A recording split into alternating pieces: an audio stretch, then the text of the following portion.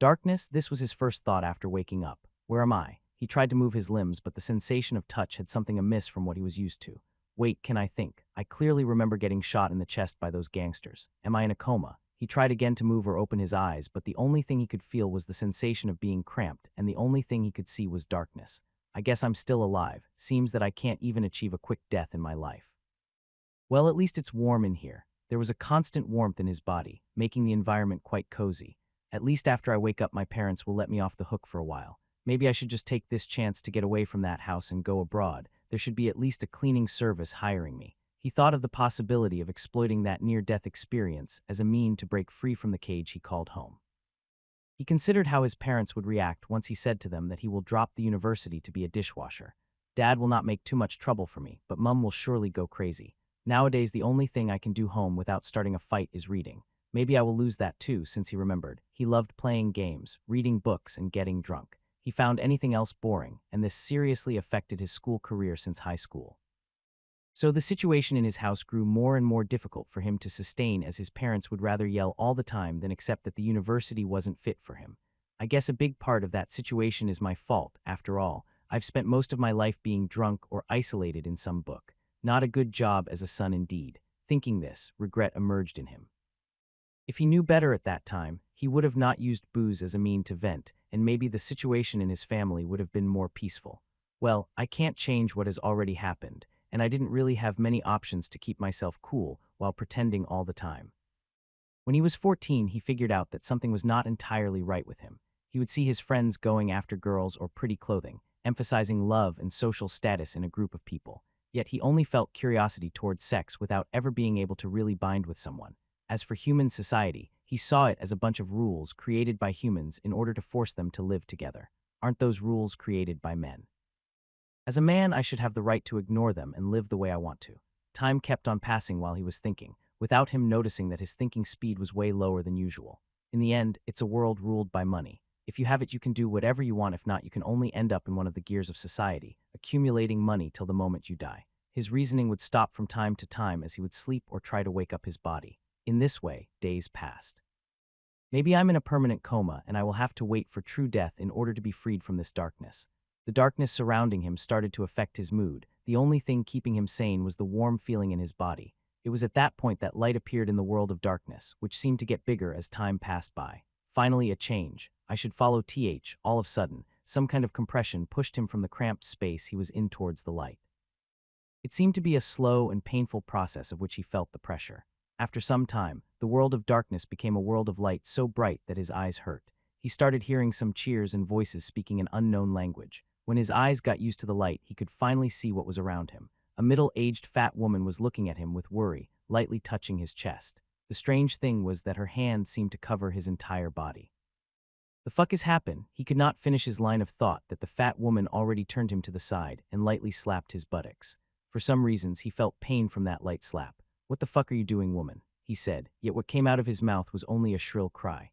After hearing that cry, the faces of the people in the room relaxed, and the fat lady brought the baby to the arms of a pale but beautiful woman lying on an old-fashioned bed. It's a boy, my lady, and a pretty curious one, according to the way he looks at everything. Even though he understood nothing of what the fat woman said, the young man in the body of a baby could easily figure out the situation he was in. Am I reborn? Wasn't it a coma? The woman holding the baby uncovered her chest and attempted to feed him. Why, before he could say, or rather yell anything, a liquid poured down inside of his mouth, and he lost himself in the dizziness of his first meal. "I will name you Noah. Yes, Noah Balvin, it's a good name." Noah looked at the woman feeding him with half-closed eyes. The woman had long black hair untied on his back and ice-blue eyes below her thin eyebrows. "Sure, my mother is beautiful. Noah should be the name she gave me. At least it's a good name." The door of the room opened, and a man in his 40s with short black hair and a stern face walked directly toward the woman on the bed. "Lily, let me see the child." Saying so, the man directly took Noah in his arms and raised him in the air to have a better view of the baby. The fat woman and the other two maidservants on the side of the bed lowered their heads at the sight of the man. Even Lily held her angry voice back at the sight of Noah being suddenly taken away from her chest.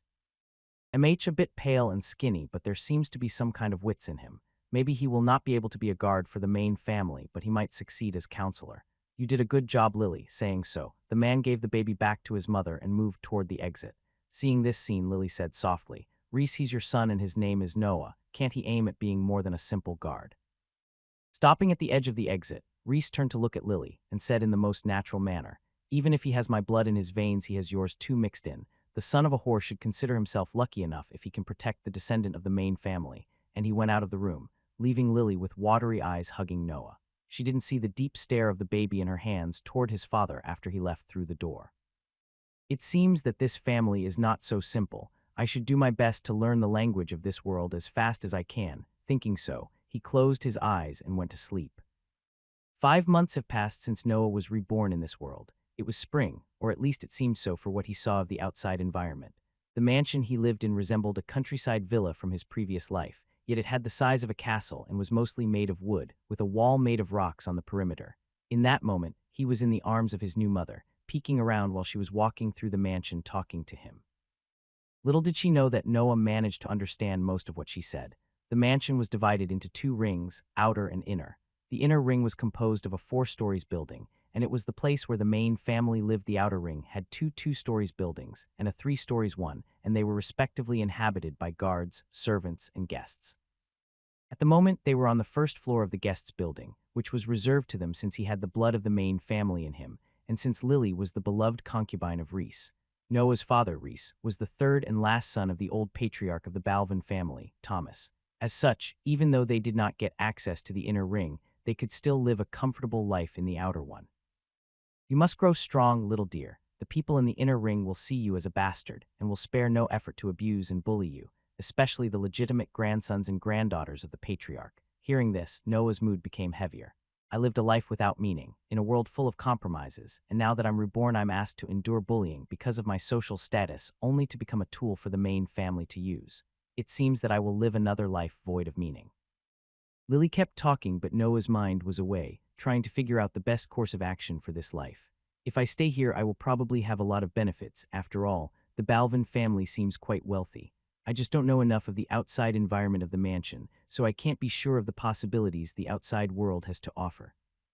Noah was already considering running away from the family. He appreciated the affection and the efforts of this new mother, but these feelings were far from the love he should have had for a parent.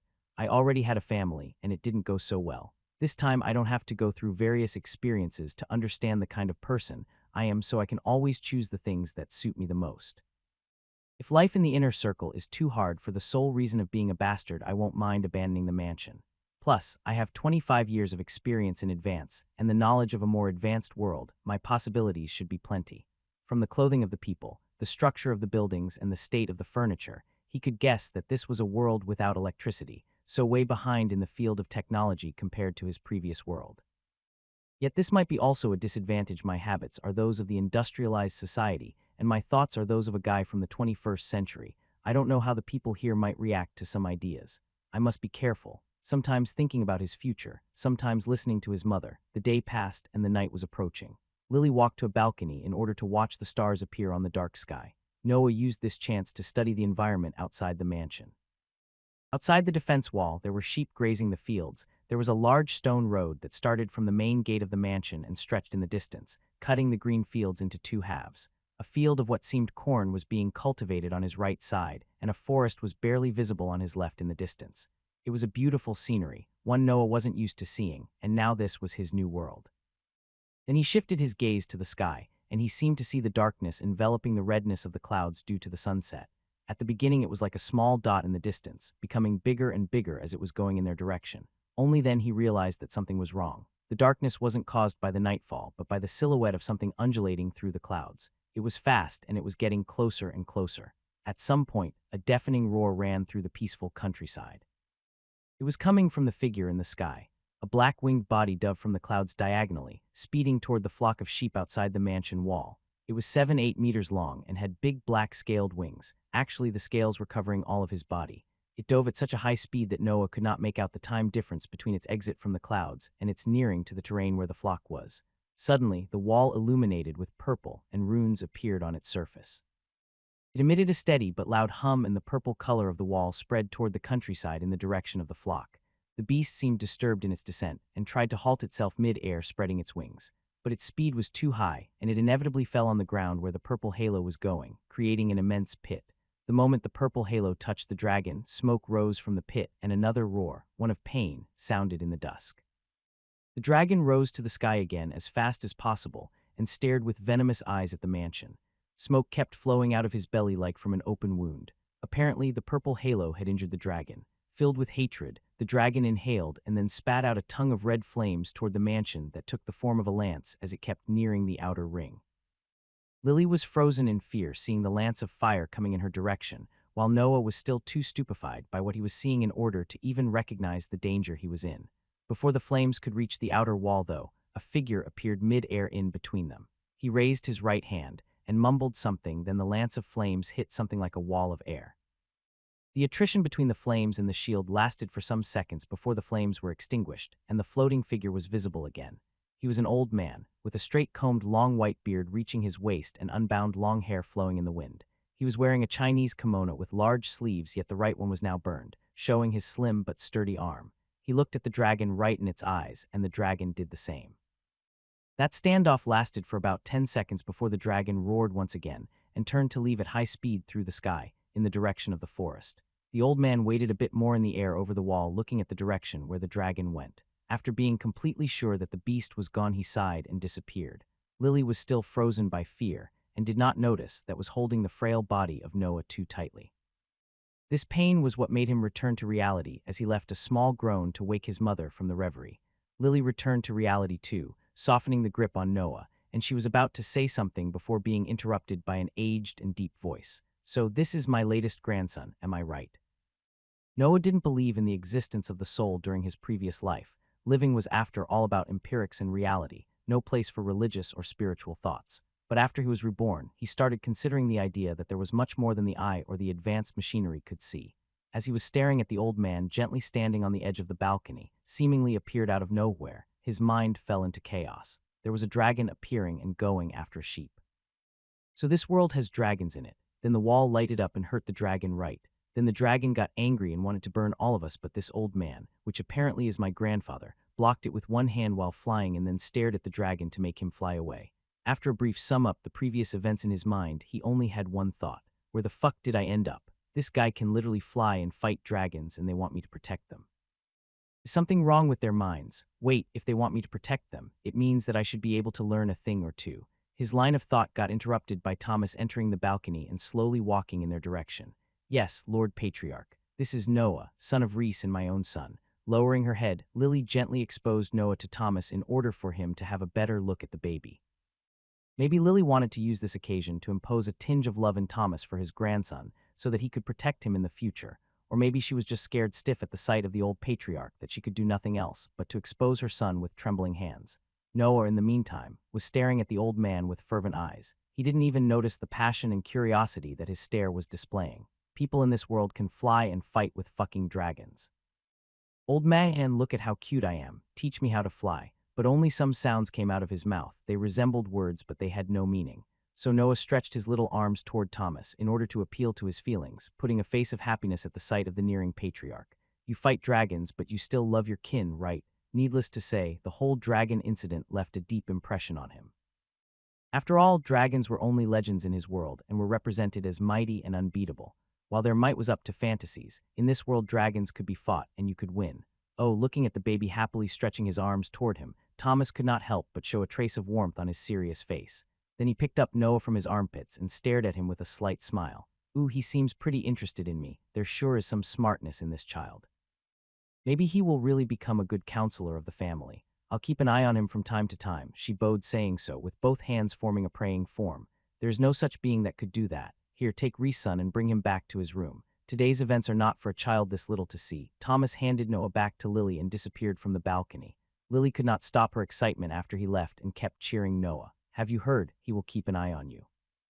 The patriarch of the Balvin family will keep an eye on my son. Ha ha ha, this is wonderful. And he said that you could become a counselor. This is wonderful too. Not only my son will be protected by a mighty cultivator, he might also be away from the battlefield for life." As a mother of a bastard son, Lily knew that the possibilities of Noah were not the brightest compared to the other descendants of the main family, so she was suddenly relieved when she heard some assurance from the patriarch. Carrying Noah back to their sleeping quarters in the center of the first floor, she did not notice that the baby in her arms was silent, and that his eyes were growing more and more determined. A counselor, my ass. What's the point in giving advice to people with such powers? Any problem can just be blasted out like the old man did with the lance of flame. To think that a power like this actually existed, I must get my hands on it. I might have to risk a bit, though. It seems that the purity of the bloodline is kept in high regard inside the Balvin family, so showing some talent might attract unwanted attention from the main family descendants. Yet, I need some information to really understand what's going on. From all the books he read, he could imagine that the fight for succession, or even the envy of someone with a higher status than him, might end up in blood. I already died once, and it was by accident. I don't want to be put in a political scheme and end up dead again, being powerless about it. A never-felt determination ran through his little body, while Lily was preparing to put him in his cradle. A world where power is not given to men from the society they created. A power that seems to come from the inside of each individual, a power that belongs only to themselves. Lily called him a cultivator. I must find something about it. I must learn to walk and read as fast as I can so that I can have some form of independence, and at the same time show some early talent in the literature field. It might bring me to books that describe what a cultivator actually is and how to become one. From that day on, he started eating more and more in order to grow stronger and get rid of the skinny physique he was born with. He started to actively try to walk, first in the cradle and then on the ground, worrying the maidservants or his mother every time he fell from his attempts to stand on his feet. Yet this kind of pain was nothing. A bullet in the chest hurts way more, and so only 8 months after his birth, Noah was standing upright on the ground, taking his first steps. This is so fucking slow. I need to train for this. I should start running from time to time in order to be more healthy and be more comfortable with my body. Even though he was disappointed with how slow he was growing up, Lily and the maidservants were stupefied. This baby has been trying to stand up for 3 months, and now he did it. Most importantly, every time he fell, he would not cry but try to stand up again. If we didn't stop him every time, he could have gotten a big injury by now. The chatting maidservants were totally ignored by Lily as a sense of pride enveloped her seeing her baby walking at the age of 8 months. This must be the patriarch blessing. I knew something good was bound to happen since that day. Luckily or not, no achievement was pinned to the supernatural character that was Thomas Balvin. Surprises in the first floor of the guests' building were far from over, though. After being sure of having a good balance, Noah took slow and careful steps in the direction of his mother. Slowly but surely, and with a bit of sustain given by the wall at his side, he arrived in front of his smiling mother. "Come to Mummy, little one. You did a wonderful job today. Mum is happy." Saying this, she half-kneeled on the ground with spread arms waiting for Noah to reach her embrace. Noah looked at her and smiled, then moved with spread arms toward her and yelled at the last moment before the embrace, "Mommy," and then he fell in his mother embrace, while Lily and the maidservant stared at him with wide eyes. This should be enough to get me an early education. Time kept passing, and rumors about an intellectual prodigy spread through the Balvin family. I heard he was able to talk fluently only 1.5 years after he was born. I heard that kid started running around every morning before breakfast only 3 months after he learned to stand up. You won't believe me, but I personally saw that kid going alone in the library of the guests building trying to pull books out of the shelves. Believe me, I was doing the cleaning service there at that time, and I found him looking at the symbols on the book as if he could read. And he was only 2 at that time. That's impossible. His mother requests to get him a teacher got approved 2.5 years ago. Are you saying that he knew how to read before he even got a teacher? I'm only stating what I saw. I'm not sure he was reading, but he sure looked like he was trying to. Rumors like these were everywhere in the guests' building, spreading from servant to servant. Everyone was waiting for the next record the bastard son would break in his growth speed. 5 years had passed since his birth in this world, with him working hard to improve himself and gain a stable foothold in the family. He kept running every day, adding some light workout in order to make his still frail body less weak. This gave him a slim but rosy figure, and he felt his body growing stronger every day. Yet even if he was stronger than the average kid, he was still just a kid. He would only do half an hour per day of training since that was the limit of his young body. The rest of the day was spent eating large meals made of rice and meat, sleeping or reading. 2.5 years ago, he finally got his teacher, so he could stop sneaking out at night trying to decipher the strange symbols they called writing. His teacher name was illegitimate. He was one of the scholars hired by the main family to instruct their descendant, and his position in the family was quite high for a guest.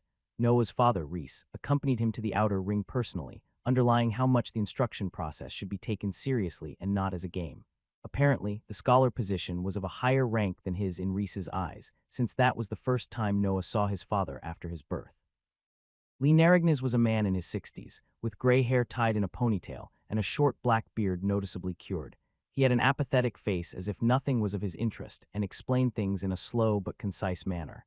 Yet, even this lofty character had to change his disposition toward Noah when he found out that he learnt how to read in less than 6 months of teaching. After that, he would finish every book the scholar imparted him in less and less time, and he even had time to rent books of his interest from the library on the ground floor. The servants were so used to him picking books that they would not even remind him to bring them back. At the age of 5, Noah had a general understanding of the topography near the mansion, of the social status of the Balvin family, and finally, he found something regarding cultivators.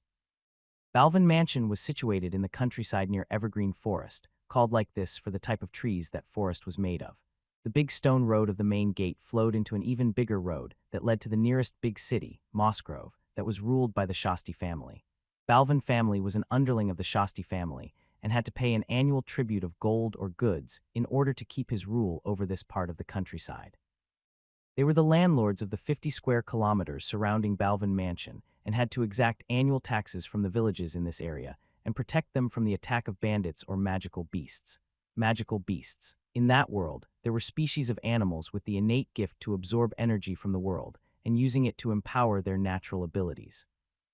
The lance of flames used by the dragon years ago was a type of usage of the energy of the world that empowered its already powerful flames, giving them more range of attack and destructiveness.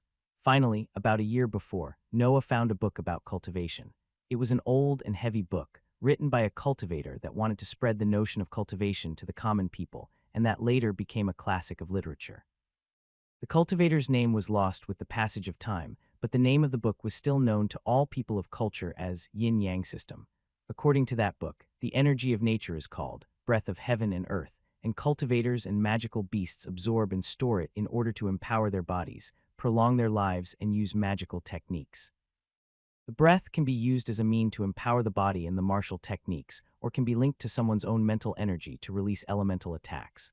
The 7 elemental types are light, darkness, fire, water, earth, wind, and thunder, and someone's aptitude to one of these is decided at birth. Generally, everyone has the aptitude toward one element, yet the difference in mental energy decrees his ability to manipulate that element. Noah was currently having a lesson with Lee Narignes about philosophy in a room on the first floor of the guest's building, but his mind was constantly wandering on the topics described in the yin-yang system. Magical beasts have an innate ability to manipulate and absorb the breath, and they will learn to use it naturally in the course of their life. It can be said that their bloodline is quite advantageous according to this aspect. Yet heaven and earth are fair, so most of them lack the intellect to better use their gifts.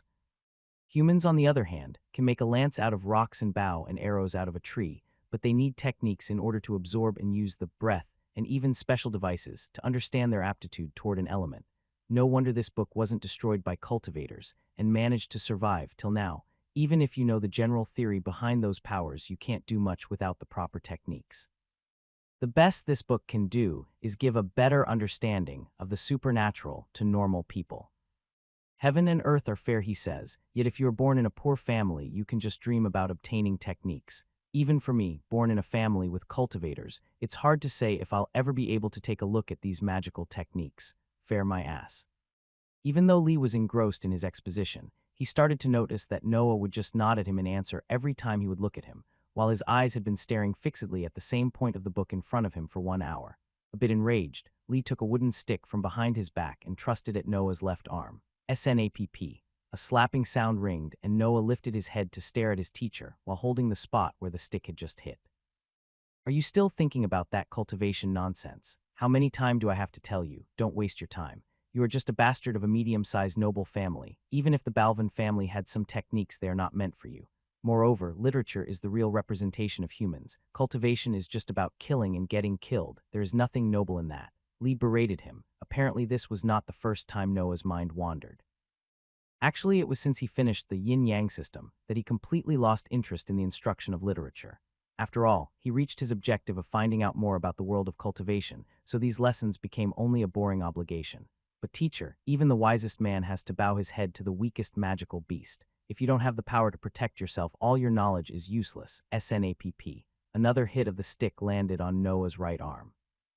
To teacher Lee's helplessness, Noah would just hug his arm and let out a little grunt while no trace of fear ever appearing in his eyes. What's wrong with this kid? I instructed the son of the patriarch's firstborn, and even now that he turned 25, he still fears my stick. This kid, though. These were the thoughts of Lee Nerignes, incapable of taming a 5-year-old kid. Never mind, just go to rest and don't wander in the library all night like your usual. I'll see you again in 2 days, and you will better have forgotten about all that cultivation garbage. Massaging his temples, he said that while pointing the exit door to Noah. At his words, Noah got up, picked his books, bowed, and then left the room. Noah's life kept going. His black long hair kept growing, so his mother would often comb them for him. Lily kept managing the first floor of the guests' building, occasionally meeting Reese deep in the night. She would often beg him to do more for his son, explaining Noah's interests in cultivation and martial arts, but Reese would always refuse, hiding behind the rules of the main family. I can't do anything about him, Lily. The rules are fixed. His position allows him only to get access to the low-level techniques, and that is only permitted if he shows some merits in the family guard and completes some mission. You can send him there and see how it goes. Lily's face darkened hearing these words. Truth was that Noah wasn't spending his time in the library anymore since he had turned 8. He would rather go to the guards building doing chores in exchange for some combat tips. With the most pleading voice Lily could muster, she asked Reese, "Our son is smart. He has already figured out that he cannot find anything relevant about cultivation in the library and shifted his attention to the guards, hoping to obtain something valuable. He is only 10 now. He must be 13 to officially join the guards, but he has been doing chores for them for 2 years now only to get a better starting point. Can't you give him anything? You did that with your other 2 sons, smack." A slap hit Lily's left cheek. She yelled lightly, and then she recomposed herself in a half-kneeling position with her head lowered and a metallic taste enveloping her mouth. "Remember your position. Remember that it was me who allowed you to give birth to that bastard, and that's only because you can ease the grief I feel for my dead wife. Don't you dare compare the son and daughter Rebecca gave me with the son of a lowly whore anymore. You should never forget that I'm the one allowing the 2 of you to live." Trembling a bit, Lily answered, "I'm sorry, my lord," and then she completely kneeled with her head touching the ground. "Tusk, you better stand up and make up for making me angry." At the same time, in the guards' building, a kid about 10-11 years old was carrying 2 large buckets of water to a group of guards sweating under the sun. This kid was, of course, Noah doing chores for the guards. Since he understood that he could not achieve anything reading books, he started searching for other ways to come and possess of cultivation techniques. Apart from breaking in the inner building and steal the books, which was impossible, the only option he had was to enter the family guards and obtain enough merits to be granted access to the inner circle. His teacher scolded him for half a day before giving up on him and going back to the inner circle, while his mother only hugged him and said, "Be careful." Even though Noah could see a trace of disappointment in Lily's eyes, he could not help but follow his decision. He didn't want to give up and live another worthless and unappealing life now that he saw hope to be more than a normal man. Yet she really loves me. After all this time, she still keeps seeing that father of mine. It's probably for my sake that she endures his character. Lately, whenever he would go back to his quarters, he would find some new bruises on his mother body, and yet he never saw Lily without a smile when she looked at him. I guess I should try a little harder in this life. I don't think I can live happily if I don't do my best to take care of her. A slight smile appeared on his face after this line of thought. Sadly, it was interrupted by a guard yelling to him, "Hey, Horson, the fuck are you doing smiling like an idiot while still carrying our water?" He snapped back to reality and hurried himself to the group of guards to deliver the buckets. "I'm sorry, honorable sirs. I hope your training went well. Maybe you want to ease your mind ranting about how hard your workout is, which are the harder positions to maintain, how to shut your mouth. The last guy you scammed was sent by the captain to clear the latrines for 3 months. No one will tell you anything. Yet if you like helping us in the usual way, I bet that there will be more than one candidate." The guard interrupted Noah's facade before it even started. He was right, though. In the previous 2 years, Noah managed to obtain some techniques by faking innocence in front of some lonely and tired guard. He would usually choose the ones that seemed excluded or bullied so that he could start some kind of connection with his status as a bastard, and then he would ask them to show their forms and techniques in order to be impressed and boost their morale. In the last year, though, the higher-ups of the guards' building started to notice his true intentions and chose to punish the guards revealing important information.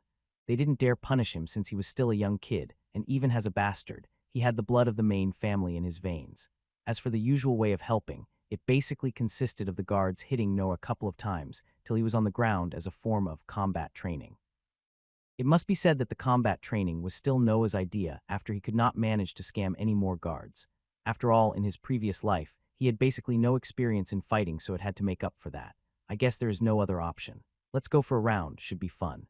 The group of guards cheered when they heard Noah's answer and started playing some hand games in order to decide who would have been the lucky one to teach that shameless kid a lesson.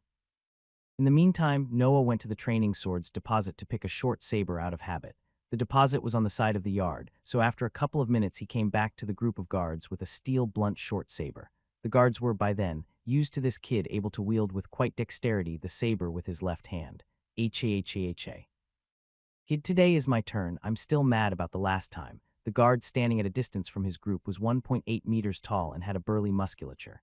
He was bald and had a long curly beard and hairy chest and bulging muscles. From his shirtless status, you could describe him as the archetype of the perfect soldier. Oh, come on, Mickey, it was just a sword form and not even that well done. Hearing this, a tinge of anger rose in Mickey as he started to get closer to Noah. Using weapon won't be fair since you are still a kid, so I will limit myself to these arm guard. I know you are training the ice fire revolving technique, so don't expect me to go easy on you. Mickey sprinted toward Noah while using his arms in a crossed guard to cover his head and chest. Noah went in a position he learnt from a sword style and waited for the right opportunity, shifting his weight on his front leg, ready to sprint at any time. When the guard was 1.5 meters far from him, Noah sprinted, lowering himself to dodge the guard's charge and hide from his line of sight. He was basically half the guard height after all. While he was sprinting, he slashed his saber diagonally to the right leg of the guard. Clang! The sound of metal against metal sounded as an arm guard appeared in the saber's trajectory. The guard anticipated his move. Without waiting any further, the guard pushed himself toward Noah, aiming to hit him with his already lowered shoulder. Contrary to the expectations, Noah did not dodge, but twisted his left wrist, holding the saber in a strange manner. The saber disappeared for a second, only to reappear on Mickey's neck without him noticing anything. I finally did it in real combat. I guess it's time to lose. Thinking this, Noah let go of the saber and let the burly man hit him in the chest. He flew for 2 meters before landing on the ground. Then he kneeled and coughed a bit of blood. You are lucky I went easy on you. If I used my whole strength, you would have been bedridden for at least 6 months. After that, Mickey cheered, happy to have triumphed on a 10-year-old kid. You are super strong, Mickey. Now I should go home and rest. Your mighty strength is hard to digest. Noah said, getting up and hurrying towards his building. When he was on the exit, he heard the group of guards laughing with an angry yell in the middle of the laughter that resembled his name. In a room in the guards' building, 2 figures were staring at the courtyard across a window where the group of guards was mocking a bald one. So, what do you think of him? One of the figures asked the other one. He clearly won the round but still faked his loss. He is conscious of his position in the family, so he tries to lay low as much as possible, yet he can't give up to his search for power. He's surely a genius. The rumors were not fake. I didn't think that he would learn the snake wrist technique in less than 2 years. What is your opinion of him instead, Captain? The other man on the window thought for a while and then said, if Mickey had used a weapon and his full strength, that kid would not have had any chances. Yet he used his age and appearance to his advantage, using our men as training for the few things he learned in these years. He is calculative, manipulative, fearless of pain, and of great determination. That incident with the dragon 10 years ago must have twisted his mind to no small degree. To think that a kid can be so relentless in his greed for power scares me a bit. Silence ran through the room as the 2 men kept on staring at the guards in the yard. That group, in the end, got bored of mocking Mickey and agreed on a round of wine to end the day. So, what should we do with him, Captain? If that guy is left free like this, it's just a matter of time before some major trouble will happen. It's pretty obvious that he will not stop his research for techniques. I just don't know how far he is willing to go. So, what should we do, Captain? The other man repeated. After working together for so many years, they had a tacit understanding of how their conversations went. Seeing the captain thinking with his eyes closed, he kept silent, waiting for his orders. The captain opened his eyes, and with a light sigh he said, "We train him." In the meantime, Noah returned to his quarters and found out that his mother was still closed in her room. Light moans could be heard if you listened closely. He chose to take a bath to wash over the dust from the chores of the day. Then he ate an abundant meal and went to sleep. Around midnight, a servant came to his room to wake him up with a bowl of water. After sending the servant away, he washed his face and put himself in a cross-legged position on the floor, breathing in a strange but rhythmic way. Seeing how smoothly the process went, you could see how Noah was used to this process. His body muscles would bulge from time to time, only to return to the normal size with a slight increase of volume. After about an hour, he woke up from his meditation with traces of sweat on his body. The ice-fire revolving technique is only a way to strengthen the body through forcibly absorbing yang energy during midday and yin energy during midnight, far from the standard of a cultivator. Plus, my body is now saturated with energy, so my limit is the strength of a 14-15-year-old boy until my body grows up and allows me to absorb more energy. Then he got up and picked a short metal saber from under his bed. Flicking his wrist, the saber disappeared and appeared in another position from a different angle. After he did this exercise with both his hands for a while, he put the saber back under his bed, then he lied on it and fell into deep thought. The snake wrist technique is just a trick to surprise your enemies and finish them in one hit. It's not really worth being called a combat technique. Its usage is even limited by the quantity of breath I can hold in my wrists. The other forms that I learned from the guards are either part of a set or are about weapons that I still cannot wield. What should I do now? The guards are wary of me by now, and they won't reveal any kind of information. Do I really have to wait 3 years before officially applying for the family guards? This is way too slow, especially since I can't make valuable progress in these years. His stream of thoughts kept going for a while as he started to consider more illicit ways.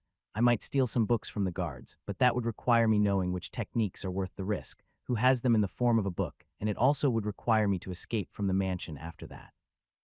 There is the death penalty for crimes about cultivation and similar.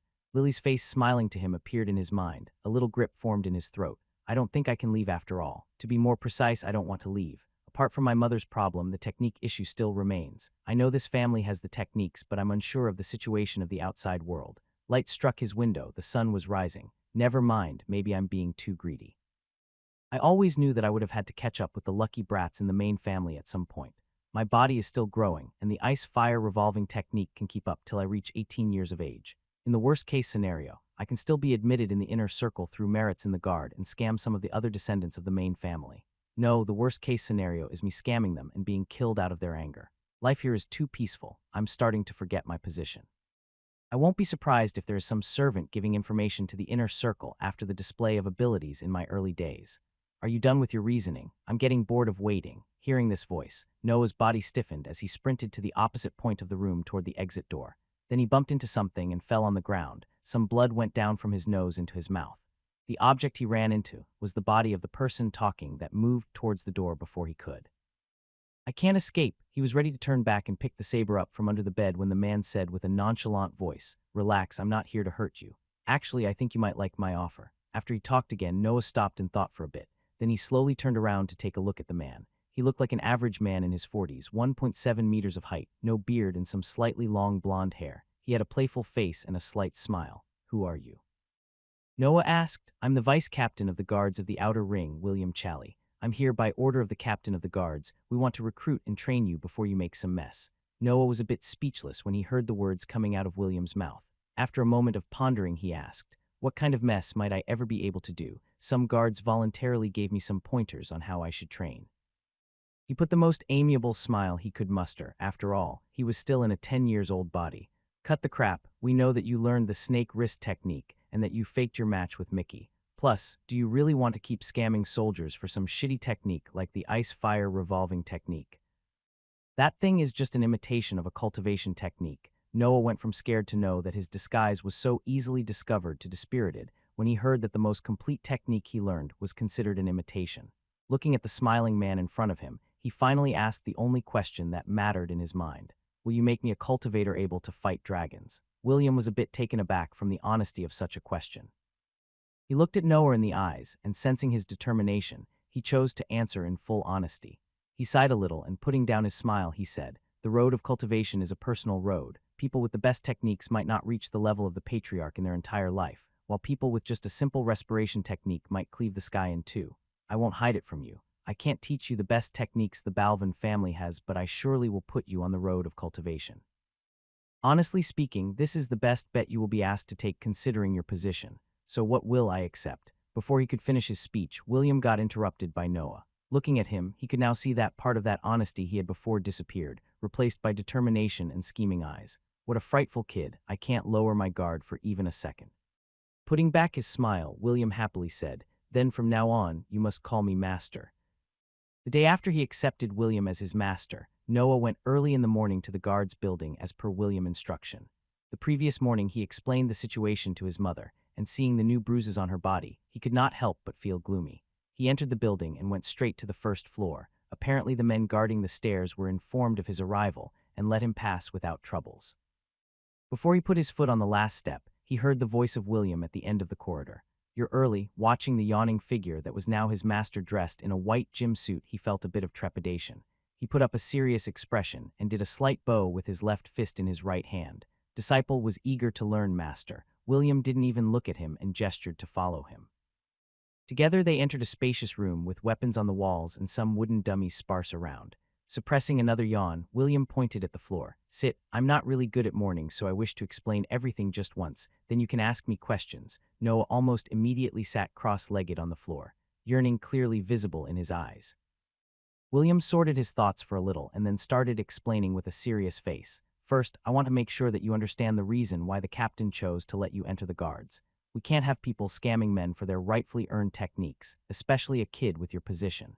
Weighing the pros and cons of the situation, we decided that it was better to use that greed of yours for our needs rather than punish you. So remember to thank the captain for allowing you to keep your hands when you see him." A drop of cold sweat ran through Noah's back. He finally realized how reckless he was. The facade of the kid can't work against powerful people. Maybe it's more right to say that they don't care that I'm a kid. Second, we won't gift you anything. A guard has to gather merits to obtain rewards, and you will be no different. But since you are now my disciple, I will give you something to start with. Consider it as a loan that you will repay through serving in the guards. Do you understand me? You will have to spill blood for your family to obtain what you want. William looked at Noah's eyes with probing intention. His situation wasn't exactly a secret, so it was reasonable to question his will to protect the Balvin family. "I know what he wants to say. He is afraid that since I'm a bastard, I might have accumulated hatred towards the Balvin and used the guards as a mean to strengthen myself only to get revenge. He is not wrong, but he totally missed my reasons." Looking conflicted and in thought, Noah lowered his head only to rise it with an even more determined face. "Disciple understands." William stared at him, trying to decipher his face. If he is lying, he sure is good at it. Then he gave up on understanding the kid in front of him and resumed his explanation. "Then it's settled. You are now the youngest member the guards of the Balvin family ever had. Our duties consist mostly in solving issues with bandits and magical beasts in Balvin's territory, since it's the duty of the troops in the inner circle to personally protect the family members. I will explain more about missions later. Now pay attention. I'm starting with the part you almost lost your hands for." Needless to say, Noah's attention skyrocketed. "You read the yin-yang system, so I can skip the part about the breath and elements. Human cultivation can be divided into 3 centers of power: Danshan, body, and sea of consciousness that are deeply connected to each other. The Danshan is in your lower abdomen, and it's usually formed by the age of 15. It is the place where cultivators accumulate the breath, and once accumulated, it will nourish the body and the mind as a result. The body is the shell of a cultivator. It can be nourished by flooding it with breath, and the stronger it is, the more stable your Danshan and mind will be. You have already started nurturing it with the ice-fire revolving technique. The sea of consciousness is at the center of your brain, and it's the place where your mental energy is generated and accumulated. Enlarging your sea of consciousness will not only give you more space to store mental energy in and raise its production, but it will also sharpen your senses and fasten your thoughts. It is said that at some level you can even start predicting imminent dangers. Now, you can start with your first round of questions. Noah closed his eyes and repeated what his master said in his mind in order to memorize it. After scanning through the pieces of information a couple of times, he found 2 things he was unsure of. "Master, I have 2 questions. Haven't you said that the ice-fire revolving technique is just an imitation of a cultivation technique? If the Danshan is formed at the age of 15, does this mean that I cannot cultivate for the next 5 years? William's answer was immediate, as he had probably foreseen the doubts coming to his disciple's mind a moment earlier. Real body-nourishing methods use the breath in the Danshan to flood the body and nourish it. In comparison, the ice-fire revolving technique is just a process to forcibly store breath in the body that will be naturally used as nourishment. The difference lays in the quantity of breath used, besides the fact that the technique you practice can only accumulate a tenth of what methods using the Danshan can accomplish. Moreover, you can clearly feel that that technique is bound to the physical limits of the body, while real body-nourishing methods can allow you to break those limits. As for the other question, yes, the usual age at which a human has completely formed his Danshan is 15. Yet, as I told you, the 3 centers of power are deeply connected. Probably you have already sped the process of creation of the Danshan up by practicing the ice-fire revolving technique. Who knows, you might have gained some months of growth already." Hearing this, Noah's eyes lit up. "This means that I can speed the process up by training the other 2 centers of power." "Wait, something is strange. Doesn't that mean that when someone trains all 3 of them at the same time, his growth will be exponential?" A confused expression appeared on his face. Eyebrows knitted together, he looked at his master and was about to ask more questions when he got interrupted. "You will understand more once you start practicing. Cultivation is innately an act of defiance against heaven and earth since we take its power and make it ours, so the process is extremely long and painful. Therefore, since the 3 centers of power are connected, If it's true that empowering one will affect the other two, it's also true that leaving behind one will slow the growth of the other two. But as I said, you will understand it once you step on the road.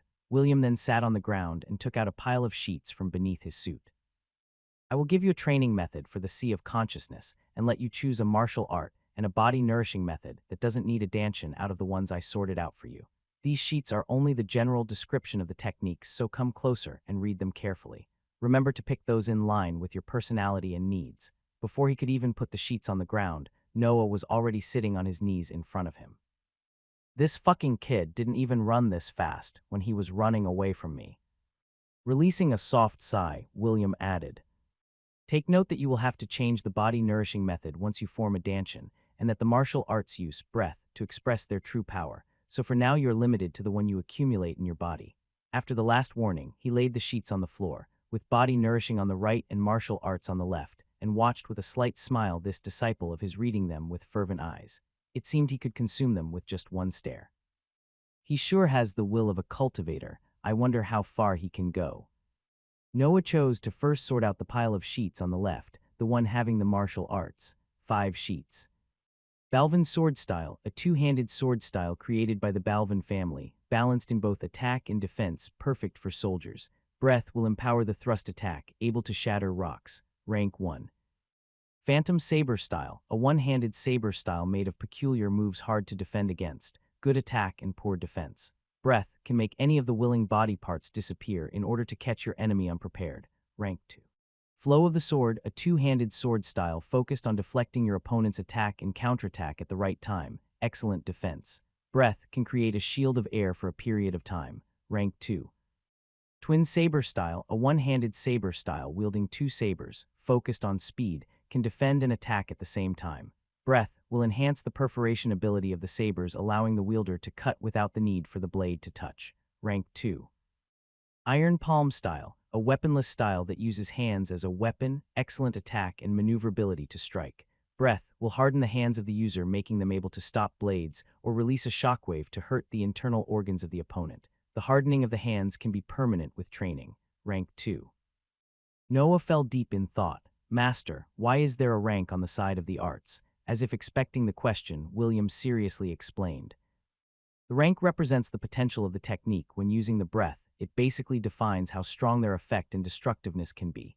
There's a rank for every technique in magic, and there is a rank even for cultivators, but I will explain the cultivators part once your danchin is formed. Noah started to think again, looking at the sheets in his hands. I guess I can already reject the Balvan sword style since it's rank 1. The iron palm style seems cool, especially for the permanent hardening part, but I got quite familiar with the saber in these years, so I should stick with it. Saying so, only 2 sheets were left in his hands. The phantom saber style should be where the snake wrist form came from, so I'm actually advantaged in learning this one, but it feels like it's a killing method against men. Will a dragon fell for the invisibility trick? Like this, only 1 sheet remained in Noah's hands. I choose the twin saber style as a martial art. William happily smiled and kept on nodding. Good choice. Since you need to wield 2 sabers, it will be a bit harder at the beginning, but you will soon understand that it is a style which fits every situation. Noah shifted his attention to the group of the body-nourishing methods. He didn't notice that the smile on William's face had disappeared, being replaced by a worried expression. Maybe I expected too much from a group of methods without the need for a danchin. Every technique seems similar to the ice-fire revolving one. They just add some peculiarity like more strength or more speed. At least they are all ranked 2, so they should be better than my current one. He was almost ready to choose a nourishing method that would enhance his speed when he reached the last sheet. Rank 3. The worry on William's face grew as he stared with pleading eyes at the kid in front of him. Please don't choose that one. That is not a technique but pure torture. He didn't want to put that method in the block from which Noah had to choose, but his captain thought differently, so he had no choice. William, we have to respect his desires. If he gets in the guards and then finds out that we kept that method hidden from him, he might lose trust on us and revolt. Such were the words his captain said to him the day before. Still, I don't think that a kid can understand the kind of pain we are talking about here. While William was lost in worry and thoughts, Noah was reading incredulous the rank 3 method in his hands. Forging of the 7 hells, the peak body nourishment of the ones that do not require a danchin. It equals the methods that require a danchin in terms of power. So if the user survives the treatment, he will obtain a rank 3 body capable of blocking rank 1 martial arts and rank 0 magic spells almost without harm. In addition, since it's a body shaped by the breath, it will have a better attunement with it, speeding its recovery and its manipulation. The treatment consists of breaking a fixed number of acupoints in a specific place in order to create an absorption vortex that will force the breath of heaven and earth to enter the body and reconstruct the acupoints. Then the man must rest and let the newly acupoints shape and nourish the body for a period of time. Then he must repeat the treatment 6 times. Warning: extremely dangerous. The user must not lose consciousness during the process in order to manipulate the breath, or else there might be an error in the reconstruction process, causing permanent paralysis or death. Warning: extremely painful. Raising his head, Noah finally noticed the worried expression of his master. Master, I think that in order to choose properly, I have to understand in a better way the difference in ranks between the different arts. William tried to hide his worry with a slight smile and said, Sure, try to look at it in this way. The more variables you add into one attack, the more powerful it is.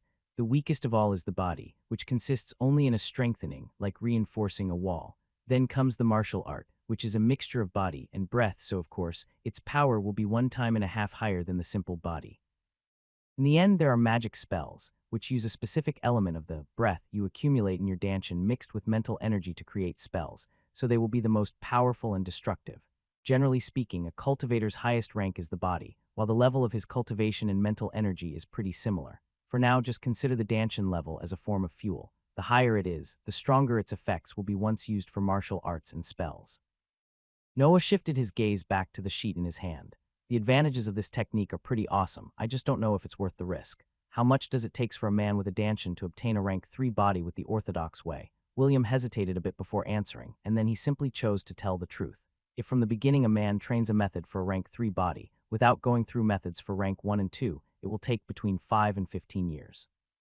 What body level am I right now? How much will it take with the orthodox methods once I get a danchin, and while training a rank 2 method in the meantime? How much with this technique? A tempest of questions came out of Noah's mouth. If he had to risk his life, he wanted to make sure that the benefits were way higher than the dangers. Right now, your body is below half rank 1. Since your body is still growing, and you trained in a method without the need of a danchin, the results will be lesser if compared with the benefits provided by the techniques of the same rank which instead need a danchin. The same will go for the rank 2 methods below you. If you start training in one now, by the time you get your danchin you will have a body of rank 1.5, so to say, and you will probably reach rank 3 in 9 years. If you use that torture instead, it might take you between 3 and 5 years to complete the process. Noah was a bit stupefied. The orthodox method didn't seem too slow at all. He was confident that with his rigid schedule, he would have achieved the rank 3 body in the shortest possible time, wasting about 4 to 5 additional years, but also avoiding such an extreme risk of his life. He was about to reject the idea of going through the 7 hells technique when he looked at his master's eyes that seemed filled with shame. Then he thought of something and asked with a bitter smile, how hard is to get a proper rank 3 body nourishing method? This time shame ran through William for being found out. He lowered his head a bit to recover his composure and then said with a soft voice, You must enter the inner circle in order to request it. Still smiling bitterly, Noah handed the sheet to his master. Then I choose the forging of 7 hells method. William's fear came true, and he could not help but feel sad. After a moment of reflection, he straightened himself up and walked around the room. Then he started talking. I accept your decision and I will help you train in that method, but I have some conditions. First, I want you to train your mental energy for 6 months, and if after that time I won't consider you ready, I will not allow you to begin the treatment. The second condition is that you will have to train the twin saber style with me personally. Will you accept? Noah looked at him a bit confused and rebuked quietly. May I know the reason behind these conditions? William stopped in place and answered. To withstand that kind of pain and still be able to manipulate the breath, you'll need a way stronger mind than the average man. If you train your sea of consciousness for some time, you will increase your chances to survive the treatment. As for the second condition, I will be practicing torture on a kid, and I don't really feel good about it.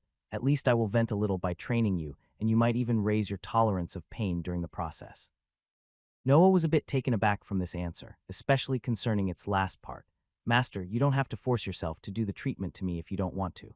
No one from the inner circle will help you do that, and the only ones in the outer circle that can use the breath skillfully enough are me and the captain. Yet my precision in its usage is far better, so I'm the best candidate to perform it. Noah fell into thought. Even though he tried to con me earlier, he's not a bad character. Well, it's either trusting him or going back to scam guards, so I don't have much of a choice. I agree, said Noah in the end. Wonderful, answered William, and then he took another piece of paper that was folded from a pocket in his pants. He handed that folded sheet to Noah and then started explaining again. Inside that sheet, there is written a rune called Kessir rune after the species of magical beasts they were obtained from. It is said that these beasts had such a powerful mental energy, they could squeeze an adult man into a little ball of flesh with a single thought. They were similar to big monkeys, and each of their kind had a different number of these runes embodied on their back. The more runes they had, the more powerful their mental energy was. When humans found out that they could use these runes to empower their mental energy, a big extermination begun, and of the Kessir species, only the runes remain now. The method to train the mental energy is the result of years of experimentation on these runes.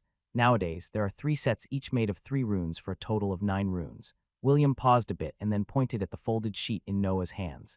That one that I gave you is the first rune of the first set. When you will read it, you will feel a terrible pain in the center of your brain, which is caused by your first interaction with the sea of consciousness. Actually, there is a painless method to interact for the first time with the sea of consciousness, but it will take you a week, and knowing the kind of masochist you are, I figured out that this method will suit you better. Go ahead and try reading the rune. After the pain comes, focus on it to enter your sea of consciousness. Noah smiled a little at being called a masochist. He was just eager to get stronger. Wasn't that the same for everyone? He slowly unfolded the sheet in his hands till a strand of ink was visible. Immediately, he felt like his head was going to split open. He groaned, enduring the pain and hiding again the rune, and then he focused on the origin of the pain. He felt that he was in another world. The feeling of being on the ground disappeared, and there was no smell. Only the constant noise of sea waves was present. He opened his eyes and looked around him. He was sitting cross-legged in the air, his figure half transparent. Above him there was darkness, separated from him by a spherical barrier. Beneath him there was an azure sea, with slight waves on its surface. After some seconds of pure amazement, he found himself back in the room with William staring at him. It seemed just one instant had passed. "Master, can you explain?" asked Noah, completely stupefied by this out-of-body experience. "You have just seen your sea of consciousness. Consider it a personal dimension, where your thoughts, emotions, and mental energy are stored. The bigger that dimension is, the more influence it will have on the material world. The water inside it represents your ability to think, so be careful when you train mental energy or cast spells because it will deplete that water, and once you are out of it, your ability to think will be greatly affected until the sea of consciousness is replenished. You might even faint in that situation, and if it happens too often, you can even damage your sphere. Once the sphere is broken, your mind will shatter and you will just be a living body with no will or thought." William was talking with a really serious face in that moment. It was hard to imagine how many men had shattered their own sphere trying to push their limits or overexerting themselves. The training method of mental energy is pretty simple. Just memorize the rune. You will know that you have memorized it once the rune appears inside your sea of consciousness like it did on the skin of the Kessir species, and looking at it will cause no more depletion of mental energy. Once you've done it, you can be considered a rank 1 mage, and you can learn your first spells after confirming your elemental aptitude. The ranks of mages go from 1 to 9 based on the number of Kessir runes in their sea of consciousness, and they have an auxiliary title based on their rank.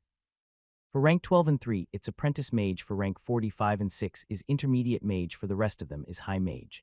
Basically, every wealthy family has a set of the first 3 runes. Balvan family should have the first 5 ones, while for the higher ones, only the Shasti family or similar high noble families might have them. Now, enough with the explanations. Go back to your home and start practicing the first rune. I will send the twin saber style forms and descriptions to your lodging, including another saber. I will see you again in 1 week from now to check your progress with both of them. Remember not to exhaust your mental energy. Inside his room, Noah was staring fixedly at a piece of paper in his hands. The process seemed hard, as beads of sweat ran down his forehead and his eyes kept trying to close. "This is fucking hard. Keep going, keep going. Fucking eyes stay open." Noah was completely focused on his task and ignored everything around him. As time went on, his hands started to tremble and his eyes became redder and bloodshot, inside his sea of consciousness. Waves kept surging from the center of the sphere, where Noah's half-transparent figure was standing with eyes closed. A deep frown was present on his face. The waves would crash on the borders of the sphere, enlarging its circumference by few millimeters every time. As this process kept going, the sea level would lower, and by then it was already covering less than a quarter of the sphere. Noah abruptly folded the sheet containing the rune and let a long breath out while lying on the floor with arms spread open. "I feel that my head is about to explode. My sight seems confused and even thinking makes the pain increase. Terrifying, this kind of training is terrifying, and I feel so sleepy too." Some knocks sounded from the door of his room. Noah cursed a bit in his mind, only to feel again an increase of pain that made him curse again. He stood up by first leaning against the floor and then against the walls and eventually went open the door.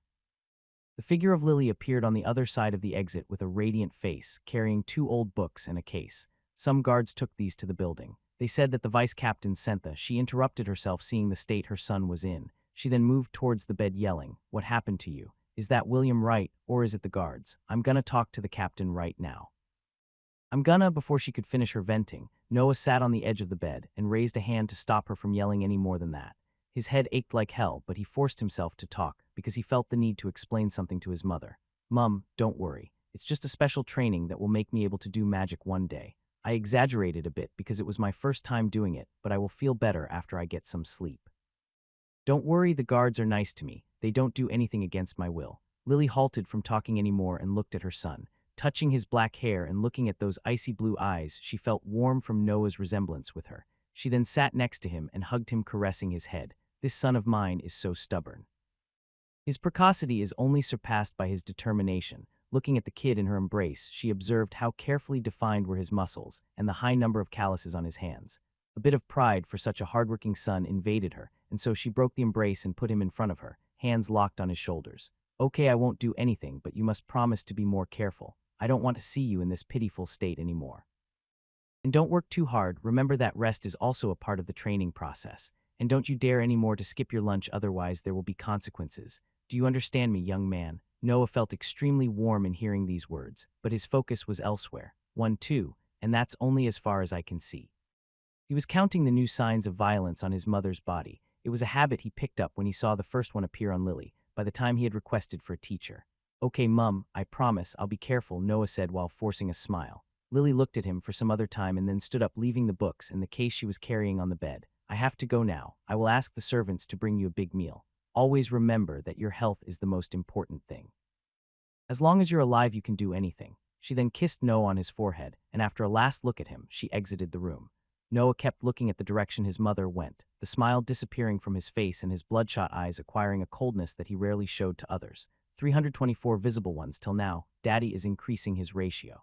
He would only see Reese entering and exiting Lily's room randomly. Never once his eyes went to the son of his.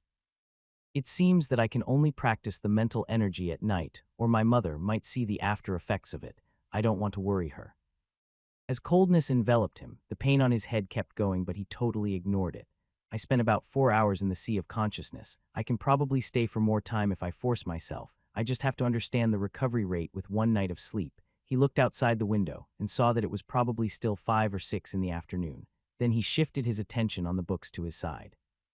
"Twin Saber Style and Forging of 7 Hells. Apparently my master wants me to get accustomed to the treatment, even if he hates it so much." He first picked the book describing the saber style and started reading it, ignoring the pain it caused to his head. It is indeed a complete martial art, and the usage of the breath seems a bit easier than with the snake wrist technique. In order to activate the true power of the martial art, one had to move the breath according to a specific rhythm and pattern, and then he had to synchronize this manipulation with the correct body movement. "I can't really train it now since it might do more harm than good, but tomorrow in the morning I will definitely start practicing it." He closed the book and opened the case. A short saber was inside of it. Its quality seemed to surpass the one he stole from the training yard. "What a nice saber. William is really taking this master stuff seriously." Then he took a look at the book containing the Forging of 7 Hells method. In the meantime, an abundant meal composed of rice and chicken meat arrived. Noah ran through the information contained in the book while eating. A bit of nausea due to the strong headache arose from his stomach, but he forced himself to eat anyway. The mad doctor joined and founded at least 12 cults to do his experiments on body-nourishing methods. The cults were responsible for providing for children of age inferior to 13 in order for him to experiment on them. At the end of the process, the 7 Hells method was created, but the mortality rate only got lowered from 99 to 85, without considering the after effects that the treatment caused on the specimens. Noah stopped his reading, seeing that the night had come, and he felt completely drained. "I'd better go to sleep. Tomorrow I'll start training with the twin sabers, and I'll probably begin with mental energy late in the afternoon. I wonder if tomorrow I will see some changes from today's training." Thinking that, he put the books to the side of his bed and the saber back in the case and went to sleep. The following morning, Noah woke up at dawn. The first lights of the day disturbed him. He got out of bed and was ready to go wash his face when he stopped in place. I had never been disturbed by the first daylight before. He entered his sea of consciousness, focusing on the center of his brain. When his half-transparent figure opened his eyes, he could see that the level of the sea resumed the original level of half of the sphere. So one night of sleep is enough to replenish half of the sea. I will test again late in the afternoon for how long I can endure the training. What he didn't know was that since he was a transmigrator, his mind was far stronger than the one of an average kid of his age. Overall, his mental age was about 35 years, and the events of both his lives contributed to strengthening his mind even more, so it could endure looking at the rune for far more time than any young man. If a 10-year-old child was to look at the Kessir rune for 4 hours straight, his mind would shatter. When he neared a bowl of water and washed his face, he shivered a little. The water seemed colder than usual. "Why is the water so cold?" he asked a passing servant pointing at the bowl. The servant put her hand on the bowl and looked at Noah with a confused expression. "The water feels of the same temperature as always, young master. Is it possible that you caught a cold?" "Do you want me to call the madam?" Noah was a bit surprised by her answer, but then he thought of something. "Is it possible that my senses got more sensitive with only one session of training? That shouldn't be so fast, right?" "No, it's fine, keep going with your work." He dismissed the maidservant and went to eat breakfast. "I will ask master when I see him. Now I should focus on the twin saber style." He went back to his room, opened the martial art book, and picked the 2 sabers. He did the same thing he used to do whenever a guard would give him a martial form or a technique, closing himself in his room and practice till those movements became a habit. This time, though, he found difficulties in managing 2 sabers at the same time. "I guess it's really harder to get used to it," as master said. "I can only practice more until I can use these moves in an actual fight." Like this, his day passed by. Noah went out of his room only to get his lunch and spent the dinner reading The Forging of 7 Hells closed in his room. When he felt that he had digested, it was already night. He closed his book and took out the Kessir rune from his clothing. As his most important asset, he would always keep it with him.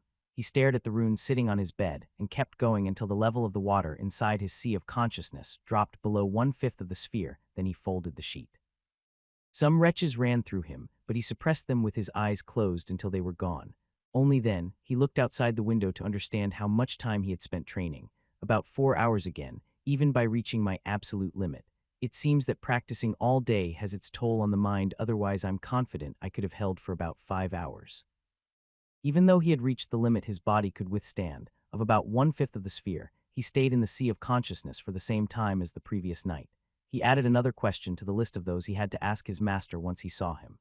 "If tomorrow morning I wake up completely fine too, I will keep going like I have done today. Training all day is tiring, and this terrible headache is discouraging, but I can hold on. What is a bit of sweat and pain if compared with power?" Reaffirming his determination, he lied in bed completely exhausted both in body and mind and slept soundly. In the morning, Noah woke up at dawn again, as soon as he noticed the light on his window. Checking that everything went smoothly in his sea of consciousness, and that apart from some soreness from his limbs he had completely recovered, he chose to repeat the same actions of the previous day. He trained from morning till mid-afternoon in the twin saber style, read The Forging of 7 Hells while eating dinner and digesting it, and practiced with the Kessir rune during the night till his body was on the verge of throwing up. Like this, the day of his meeting with William arrived. In the same spacious room from the week before, Noah was sitting on his knees looking at his master standing in front of him. He was waiting for William to finish his yawn before asking him to clarify some of his doubts. "Master, ever since I have begun training my mental energy, I can notice the light of the morning through the window during my sleep. Moreover, everything seems colder or warmer than it used to be, and I'm pretty sure I can hear some servants whispering in other rooms if I concentrate enough." Noah never slacked off in those days, and the changes in his perception grew every day more evident. William was a bit surprised when he first heard that, but then remembered how stubborn his disciple was when it came to training. He thought that he should impose more limits on his training habits before Noah hurt himself due to exhaustion. "It seems that you practiced really hard on the Kessir rune. I remember that when I first started practicing my mental energy at the age of 15, I could not keep going on for more than 2 hours before collapsing. I remember the captain called me a rare genius. Haha, don't worry, as you grow up your mind barrier will solidify and become sturdier, allowing you to train for more time." Noah was speechless, staring at his master with wide eyes. William put a proud expression and thought, "Yes, that's right, your master is a genius. Are you comparing yourself with me right now, right?" A slight smirk was on his face as he thought that he had finally obtained some respect from the kid. Wait. Is he saying that he collapsed only after 2 hours? A rare genius him. What is the double of a rare genius? Maybe because my mind has already undergone another life, it can be considered as a fully formed mind, so I can train for the same period of time of grown-up men while being still 10 years old. Isn't the same as saying that as long as I don't slack off, No one of my very age will ever reach me. Noah's mouth became a little dry, and then he gulped. Trying to shift the focus of the conversation away from the hours of training, he questioned William about another one of his doubts.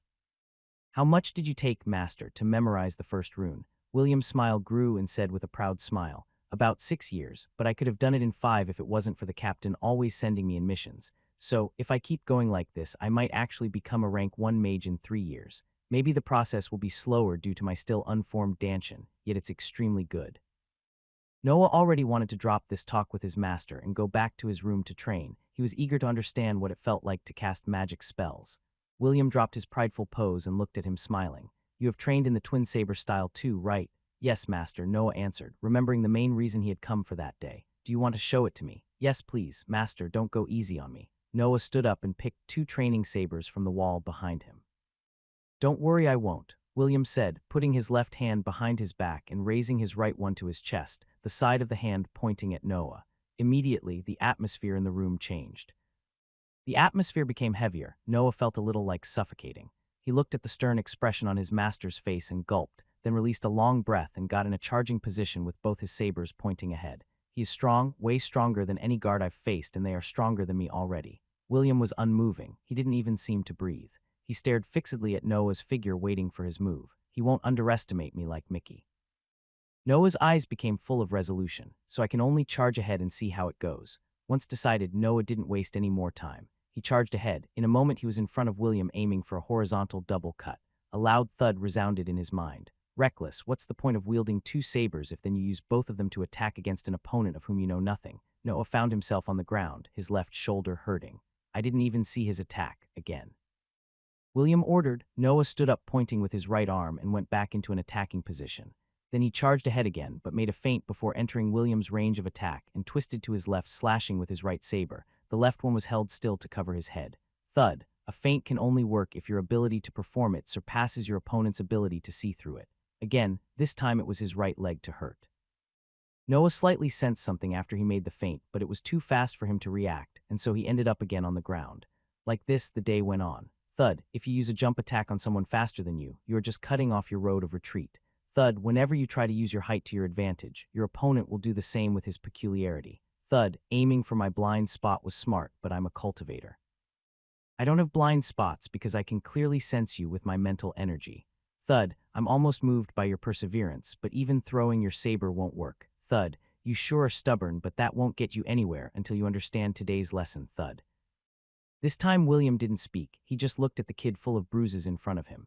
He was pointing with trembling hands and legs at the floor with his sabers. His breath ragged and his whole body full of sweat, yet his eyes were still staring at William with fervor. And, cough, what would be today's lesson about? Asked Noah confused. Tell me, my disciple, what can you do against a faster, stronger opponent that you cannot outsmart?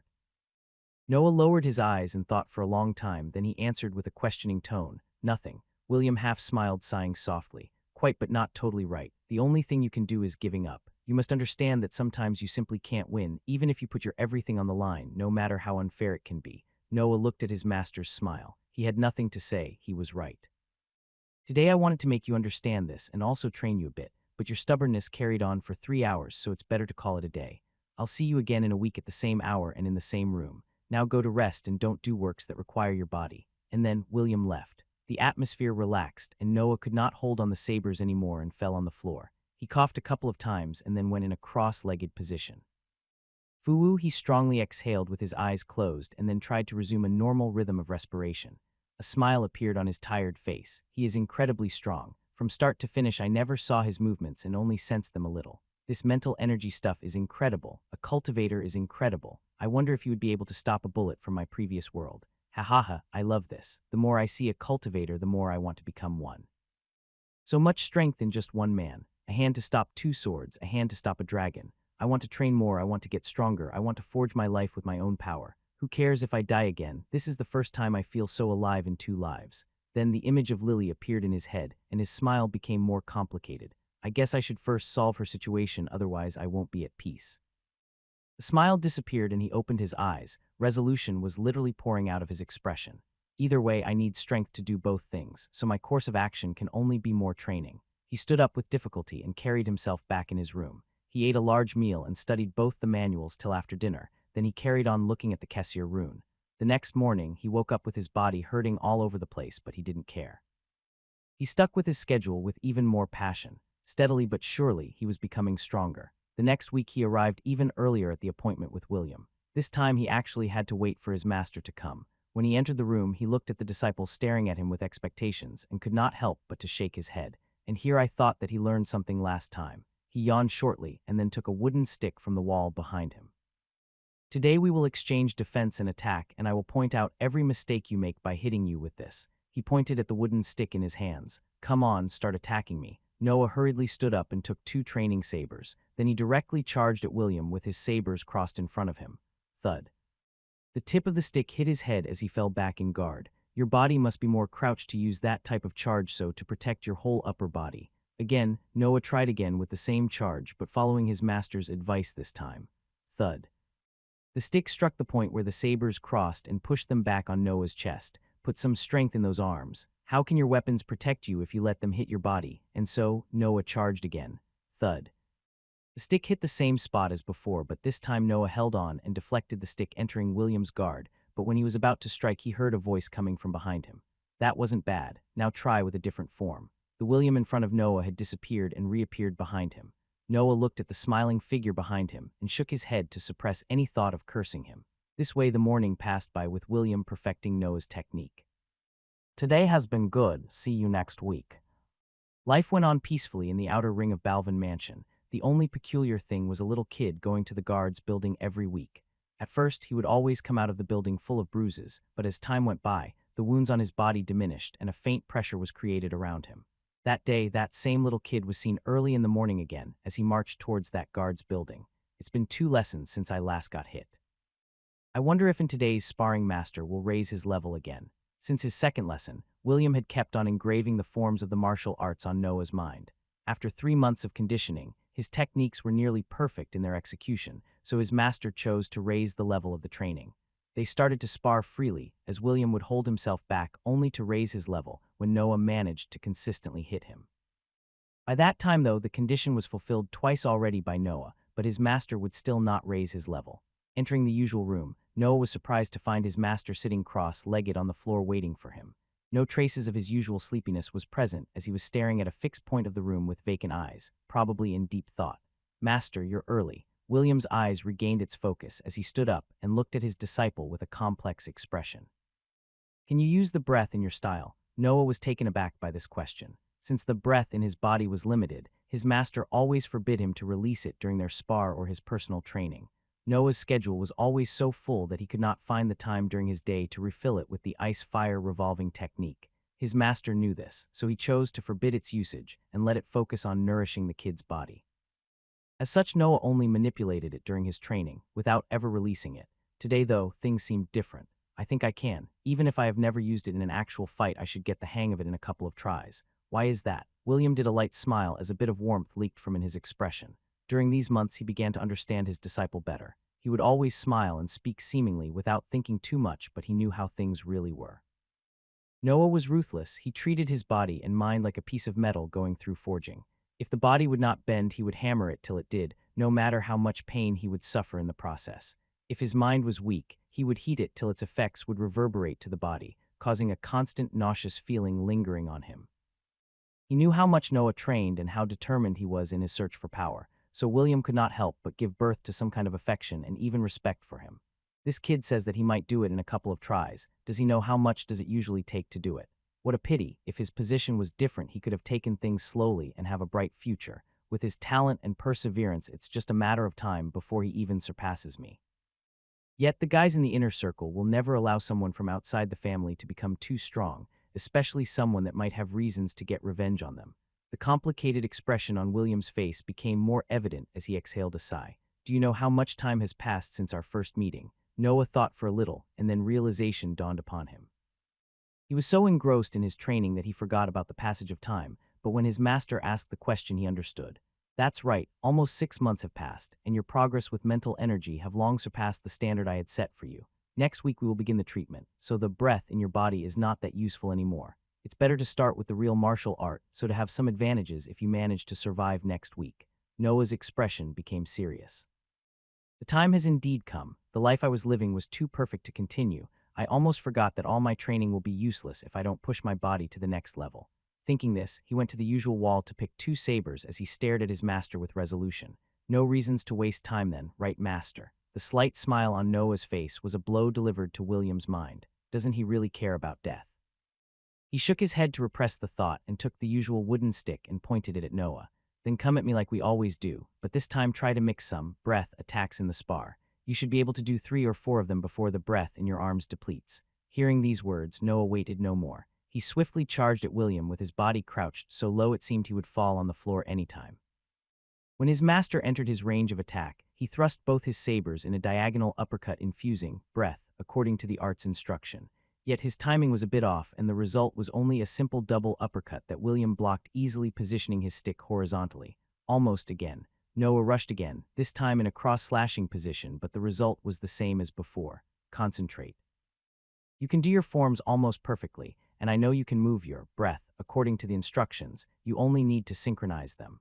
William knew that the process of synchronization wasn't so easy as he said, but wanted to increase the pressure on his disciple. The only thought in his mind was how to increase the chances of the survivability of his disciple. He wanted to increase his handling of the breath, even if just a little before the treatment. This time, Noah didn't immediately rush to attack him, but closed his eyes to sharpen his mind. His only thought became the rhythm of the twin saber style. When he opened his eyes, he was ready for the last attack. He slowly exhaled and then charged at William with a horizontal slash. William mentally nodded and received his attack. A piece of wood fell on the ground. It was half of the stick in William's hands. William stared astonished at the saber laid on his throat. That's a perfect execution. I aimed for him to slightly dent the stick. Never would I imagine that he could cut right through it with some blunt weapons. Noah realized the situation he was in and hastily retracted his sabers. Some sweat was on his face and back. Apparently using a martial art synchronized with breath was way more tiring than what appeared. I'm sorry, master. I didn't realize I could actually cut through it. Luckily, I stopped myself at the last moment. William cleared his throat and touched the spot where the saber was lying just the moment before. Don't worry, it's fine. Do you think that your master is so weak that a mere disciple could hurt him? HMPH, I have a rank 3 body. Do you think that a martial art of rank 2 powered with your poor breath can actually? He had to interrupt himself, seeing Noah pointing at his throat. A drop of blood was slowly falling from there. You wretched disciple, don't be so smug about it. Noah could not help but laugh a little when he saw his master lose his cool, but then William calmed himself and looked seriously at Noah. Noah understood that it was the time for his last instructions before next week, so he listened attentively. Next week, don't climb the stairs for this floor, but wait at the bottom of them. I will meet you there. I will perform the treatment in another place. After all, the screams of a kid are not the happiest sounds to hear. Noah gulped when he heard the word screams, but then focused again. He had already decided to put his life on the line. If you survive, you will probably spend a week bedridden in order for your body to get used to its new acupoints, so remember to inform your mother about it. The day before the treatment, don't practice anything, and I'm talking seriously here. The only thing you are allowed to do is rest and read the tome about the forging of 7 hells. Your condition must be at the peak when you undergo the process. William looked again at Noah, smiling this time. Now go, sharpen your mind even more if you can. Next week it's life or death. When he went back to his room, Noah felt tired. Even if the meeting was short and only half of the morning had passed, the depletion of breath from his body caused tiredness to envelop him. To think that with just that little breath that I can make a blunt weapon cut, I wonder how much more powerful the twin saber style can be with an actual dantian. It's understandable why cultivators give so much importance to the dantian. If it can accumulate a higher quantity and quality of breath, every technique will be exponentially more powerful. The difference will be really too big. Sitting on his bed, he engraved the sensation of the execution of his last attack. That sharpness of mind must be my normal state from now on. No, it must be my starting point. I can't only rely on the sheer quantity of my mental energy. I must also refine it in an orderly way in order to speed up my thoughts and my learning process.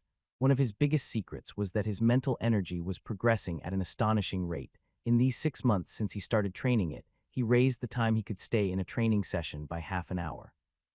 The effects of this increase were evident, as he would learn faster every lesson his master imparted him, and his ability in manipulating the breath became more precise and smooth. Inside his sea of consciousness at the center of the sphere, there was a slight disturbance in the space above the sea. It seemed that something was about to appear but could still not consolidate itself. During this week, I must completely focus on the forging of 7 hells and on increasing my mental energy. Training in the twin saber style will be used as a form of rest when I need to take a break. I can't lose any more time. Deciding himself on the new schedule for this week, he immediately got to work and used all his attention to read and memorize the body-nourishing method. At night, he practiced hard on the Kessir rune.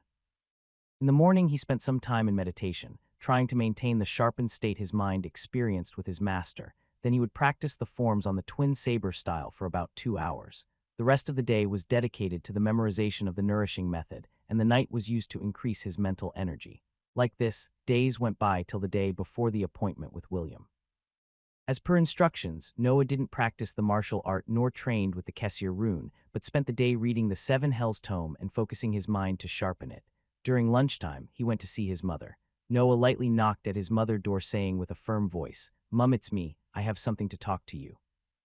After some moments, the door opened and Lily's figure appeared with a radiant smile and said, "It's so rare of you to look for me. I believe that if it wasn't for your need to eat, you would spend all your time training."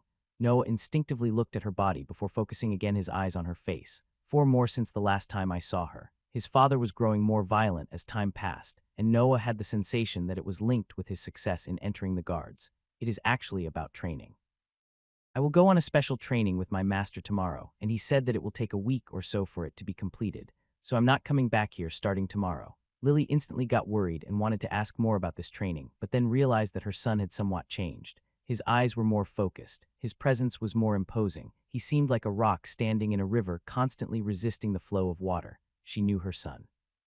She knew that he had decided to take part in this training and that nothing would make him change his mind, so she limited herself to touch his cheek and ruffle his hair a bit.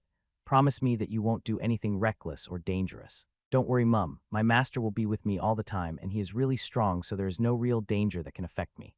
"I don't care. Promise it to me anyway." His mother's plea was resolute and unmovable.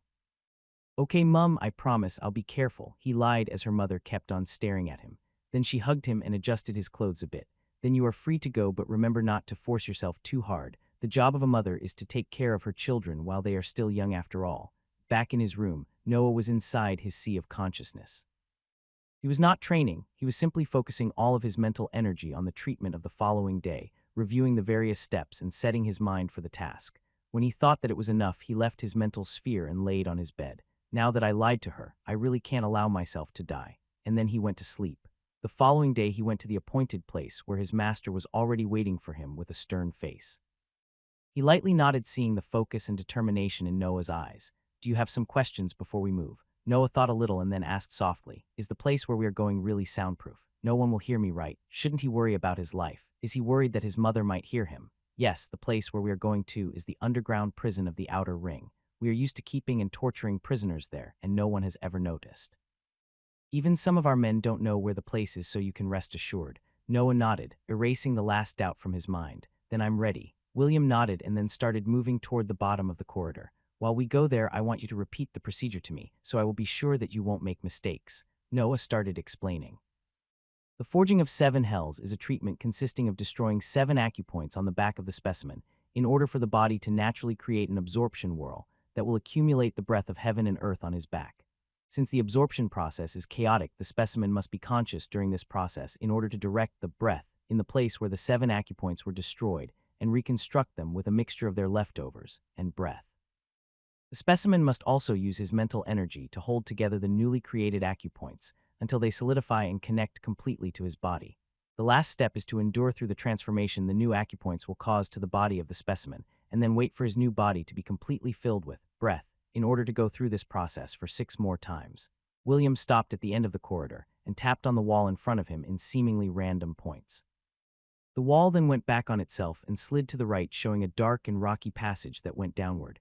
"We are almost there. Now explain to me the dangers and advantages of this method." Saying so, he started walking through the passage and Noah followed. The biggest disadvantage is the high mortality rate of the treatment, since one mistake in the process might cause the specimen to die. Then there is the difficulty of the process, since the specimen must actively control the breath, while his body is being destroyed and reconstructed. There is also the problem that the destruction process can't be made by the specimen itself, since the acupoints are on his back, and there is the need for a skillful helper. The specimen can't also practice any different body-nourishing method before finishing the 7 cycles of the treatment, since the acupoints on his body are still fragile and can't withstand any different process of nourishment. Last is the worthiness of using such a process, since the specimen can just wait for his danshin to be formed, and then use an orthodox nourishing method instead of risking his life. It is said that the mad doctor, the creator of the method, had his dantian severely damaged but didn't give up on cultivating, and that's why he came up with this method.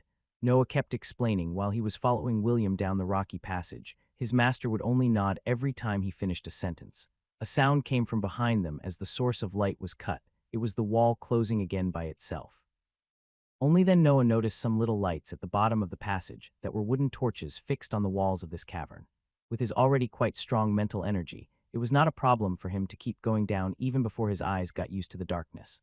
The greater advantage once completing all the 7 cycles is that you will obtain a rank 3 body extremely sensitive to the breath, so it will enhance your usage of martial arts and vastly strengthen your senses.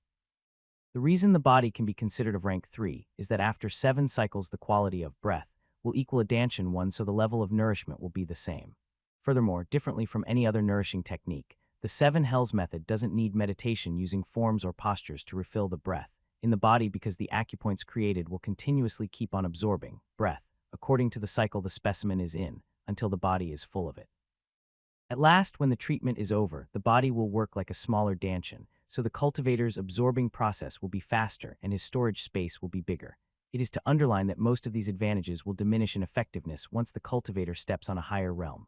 While Noah was speaking, they passed a number of metal cells, mostly empty. Only some of them had chained people inside. They were no more than skin and bones.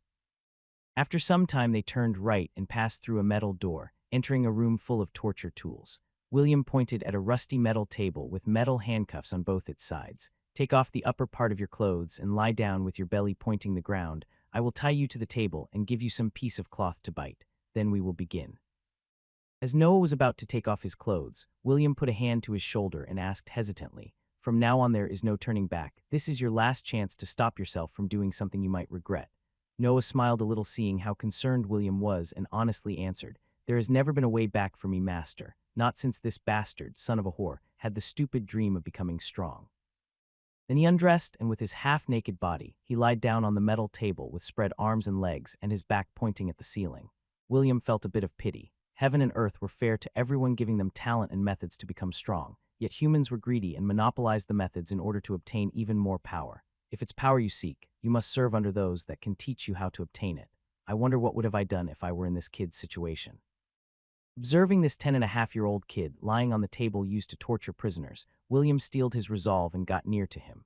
First, he chained both his arms and legs to the handcuffs, and then he took a piece of cloth from inside his sleeve and put it in Noah's mouth. "I'm going to begin. I will destroy the 7 acupoints in the order described by the mad doctor, then you will be on your own. Good luck." William put his hand on Noah's back and concentrated. He scanned the body, searching for the precise position of the acupoints, and once he found them, he gathered 7 slivers of breath from his dantian and inserted them on the boy's back. "I'm gonna start." Noah tightened his grip on the chains, ready for the wave of pain. Crack. The first sliver of breath detonated, destroying 1 acupoint with it. An indescribable pain ran through Noah as he let out a scream through the piece of cloth in his mouth. He felt his back shattering as he convulsed as to try to run away from the pain inside him. William remained impassible, since he knew that he could not lose his focus on the other 6 slivers of his breath. "Now 2 more," he yelled. Crack, crack. 2 more slivers detonated, destroying the corresponding acupoints. This time Noah felt as someone was using a hammer to keep on smashing his already broken back. Even while he was screaming and convulsing, Noah repeated the same simple sentence in his mind. "Endure it, endure it, endure it." His entire focus was on staying conscious. During this process, his extraordinary progress with mental energy showed its fruits, but William could not wait for him to get accustomed to the pain. 3 more. Crag, crag, crag. Noah stopped trying to control his body, or to say it better, he could not control his body anymore. If it wasn't for William holding him down on the table, he would have probably torn his own hands and feet out from the shackles. Traces of blood appeared on the cloth inside Noah's mouth as he kept on screaming without an end. He entered a frenzied state where he could not understand if he was thinking of something or yelling it. Yet the sentence in his mind was still the same. "Endure it, last one." Greg. This time the pain didn't increase, but a familiar feeling dawned on him. Is this death? So it's a race between the death of the body and the reconstruction of it. Bring it on. The world was being created, and William kept on holding down Noah's body in order to let him focus on the reconstruction. Through all the pain and the feeling of his body dying, Noah finally felt the presence of the breath on his back. It was being accumulated at high speed and was lingering over him. Now. Ignoring all other sensations, he solely focused on the breath, drawing it towards the 7 places where his acupoints once were. The breath entered the now empty spaces and accumulated until they were full. After the spaces were full, Noah used the remaining breath over him to close off the space around the new acupoints, waiting for them to form. Little by little, the breath, mixed with some bone shards, started to solidify and to link themselves to his skeletal and circulatory systems. Another wave of pain assaulted Noah as the newly acupoints forcefully fixed themselves on the already existing parts of his body, but he was ready for it.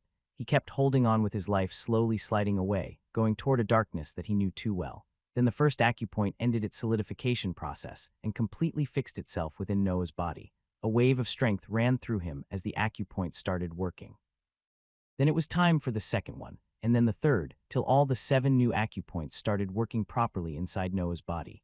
He held on the barriers he created to isolate the process for fear of something going wrong, but feeling the darkness getting further and further away, he started to relax and slowly released his concentration.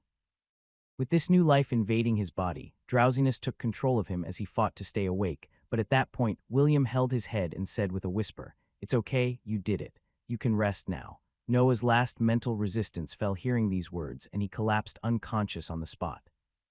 When Noah woke up, he found himself in an unknown room lying on a bed. His mind was foggy, and he tried to turn his head to have a better look at the surroundings. Immediately, a wave of pain came from both his back and head, resulting in a grunt from the young man. "You'd better not move. Only 2 days have passed, and your body still needs to recover. Your mind was exhausted too, so you'd better not think of using this time forced in bed to train." William's voice sounded from the side of the bed. He was holding a book as he casually browsed through its pages. "Did the treatment succeed?" Noah asked with a low voice. "You really don't have anything else in your mind, do you?" "Yes, everything went well, and as the nourishment of the first cycle goes on, you will break through the barriers of the rank 1 body and stabilize in its early stage." William closed the book and took a basin full of a green liquid from a nearby table. "Drink this, it will work as a meal and speed up your recovery process." He held the basin on Noah's mouth and slowly poured the liquid inside, paying attention not to make him suffocate. A cold sensation invaded Noah as he forced himself to drink the soup, ignoring the pain he felt from gulping. When he was done, he felt sleepy again. "I think I will sleep some more time, master." Then he closed his eyes and immediately fell asleep. William shook his head, but a smile was ever present on his face. "The treatment was actually worse than I thought, but he handled it well. Such determination and mental energy. I feel blessed having such a disciple." William sat down on the chair on the side of the bed and picked again the book he was reading. He wasn't going to leave his disciple's side until he was fully recovered. It was only 3 days later that Noah was finally able to stand up from the bed on his own, though with a bit of effort. William was still on his side and could not help but feel amazed.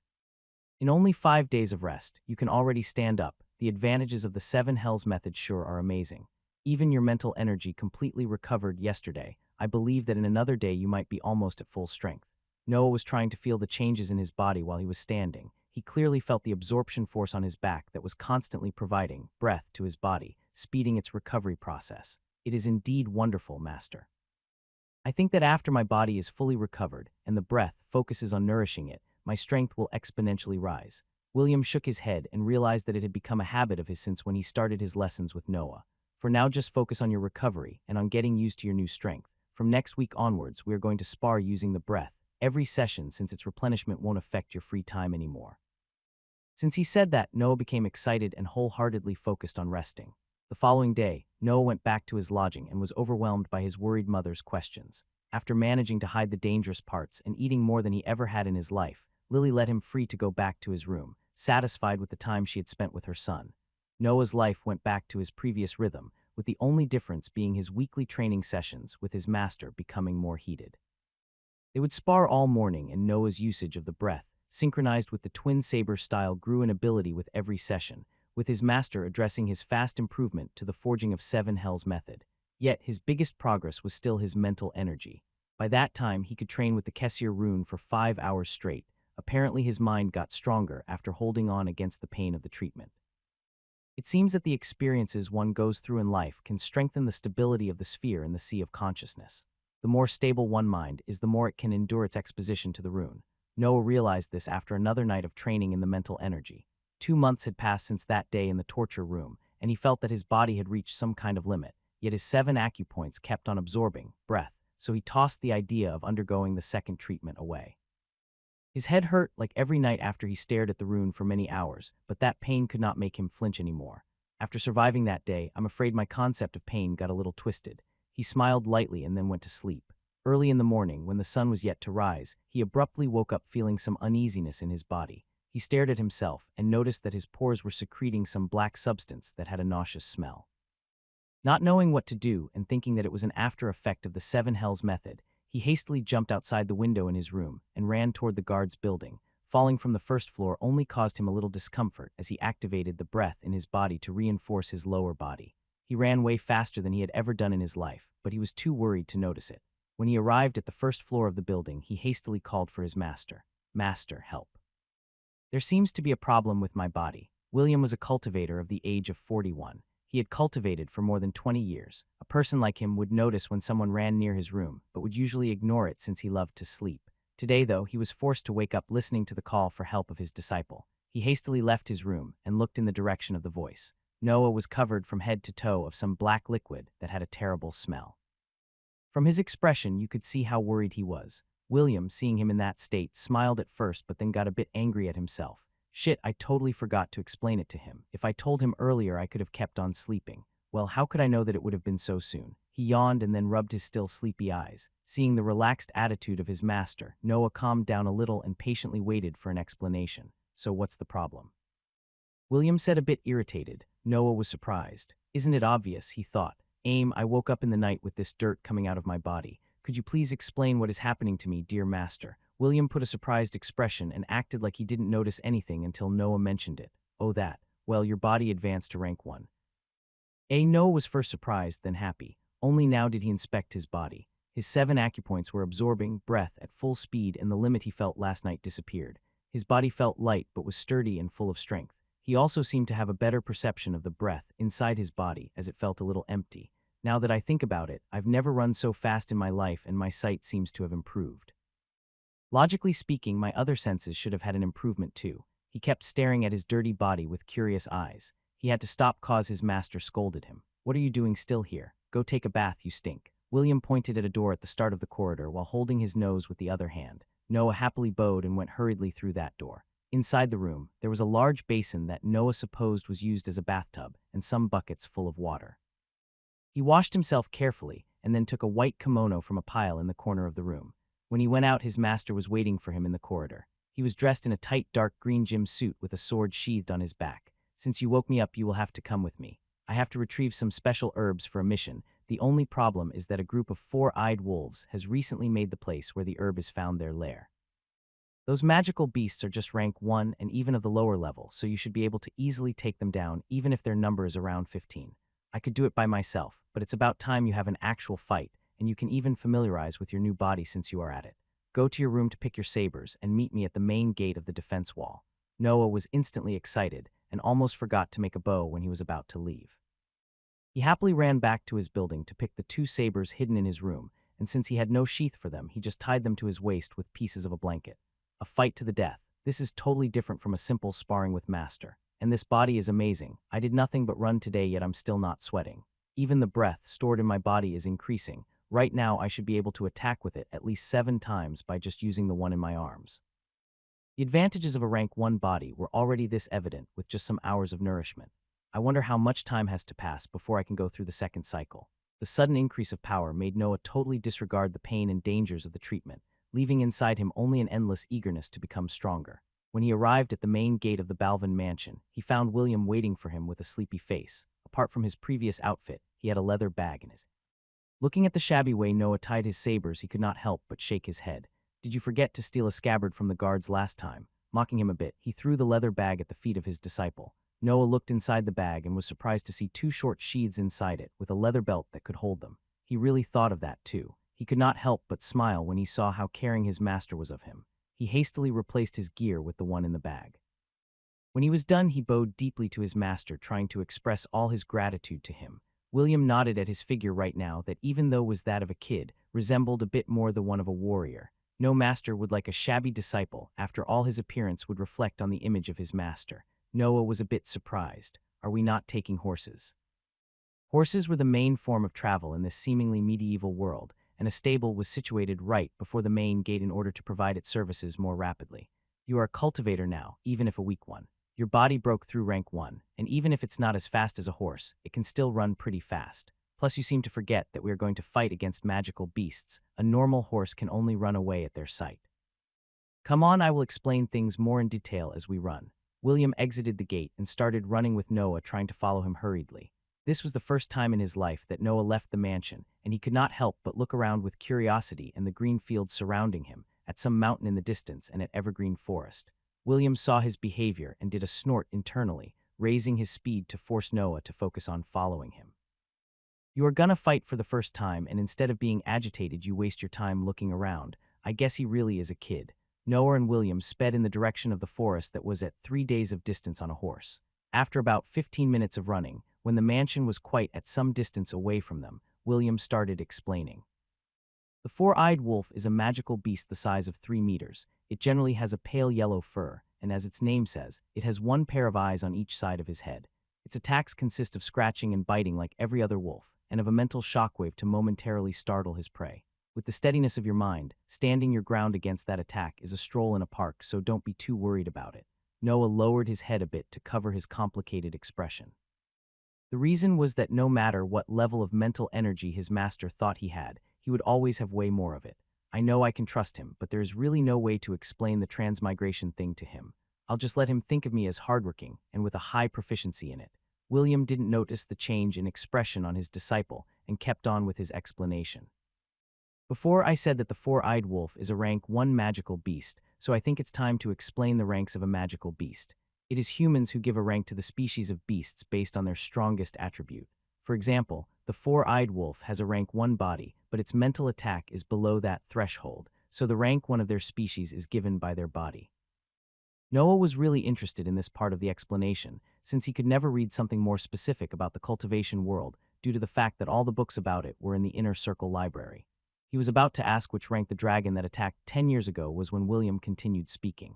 Yet heaven and earth are fair, and since humans have a higher intellect and can create techniques to better express their strength, magical beasts have an easier growth process. Other than absorbing breath, naturally they can get stronger by eating other living beings full of breath, like magical beasts or cultivators. This causes innate aggression in their behavior and often causes cannibalism to happen inside their groups. And what happens if they get strong enough to break through the limits of a rank? Asked Noah. They were now running for 30 minutes and traces of sweat appeared on Noah's face, yet his master seemed completely fine and continued to explain. They evolve, or to put it simply, they hibernate themselves for a period of time, and when they wake up they will have a boost in all their natural abilities. Let's say, for example, that a four-eyed wolf of rank 1 was to evolve. Its rank would be 2 cause of its body, but it would also have a rank 1 mental attack, which will make it extremely more dangerous than its rank 1 version. Noah finally had a better understanding of the evolution process of magical beasts and could not help but be a bit envious. They had just to eat and sleep to get stronger, while humans had to train nonstop only to take small steps toward a higher realm. This time, William took notice of his disciple's expression and smiled a little. I know what you're thinking, but don't worry, you will see humans' advantage when you fight those beasts. Noah was surprised but did not fully understand his master words. He started to focus his mind on the imminent battle, trying to anticipate the worst possible outcome. They moved for 20 more minutes till they reached a small hill. There William stopped and took a sack of water from inside his suit. He passed the sack to Noah and said with a serious face, "Over this hill, there is the wolf's lair. Their number amounts to 15, so you should be careful not to get surrounded. You will go alone while I will be watching closely enough to intervene if something bad happens. Remember all our training and don't be stingy on using the breath until you have a complete understanding of your strength. Catch your breath a bit and then go. Don't worry, you won't be in any danger." Noah became even more serious in hearing these words. He took a small sip from the sack and sat cross-legged on the floor to steady his breath. He looked inside his sea of consciousness, where the faint shape of some lines was forming at the center of the sphere, and checked that he was at peak condition.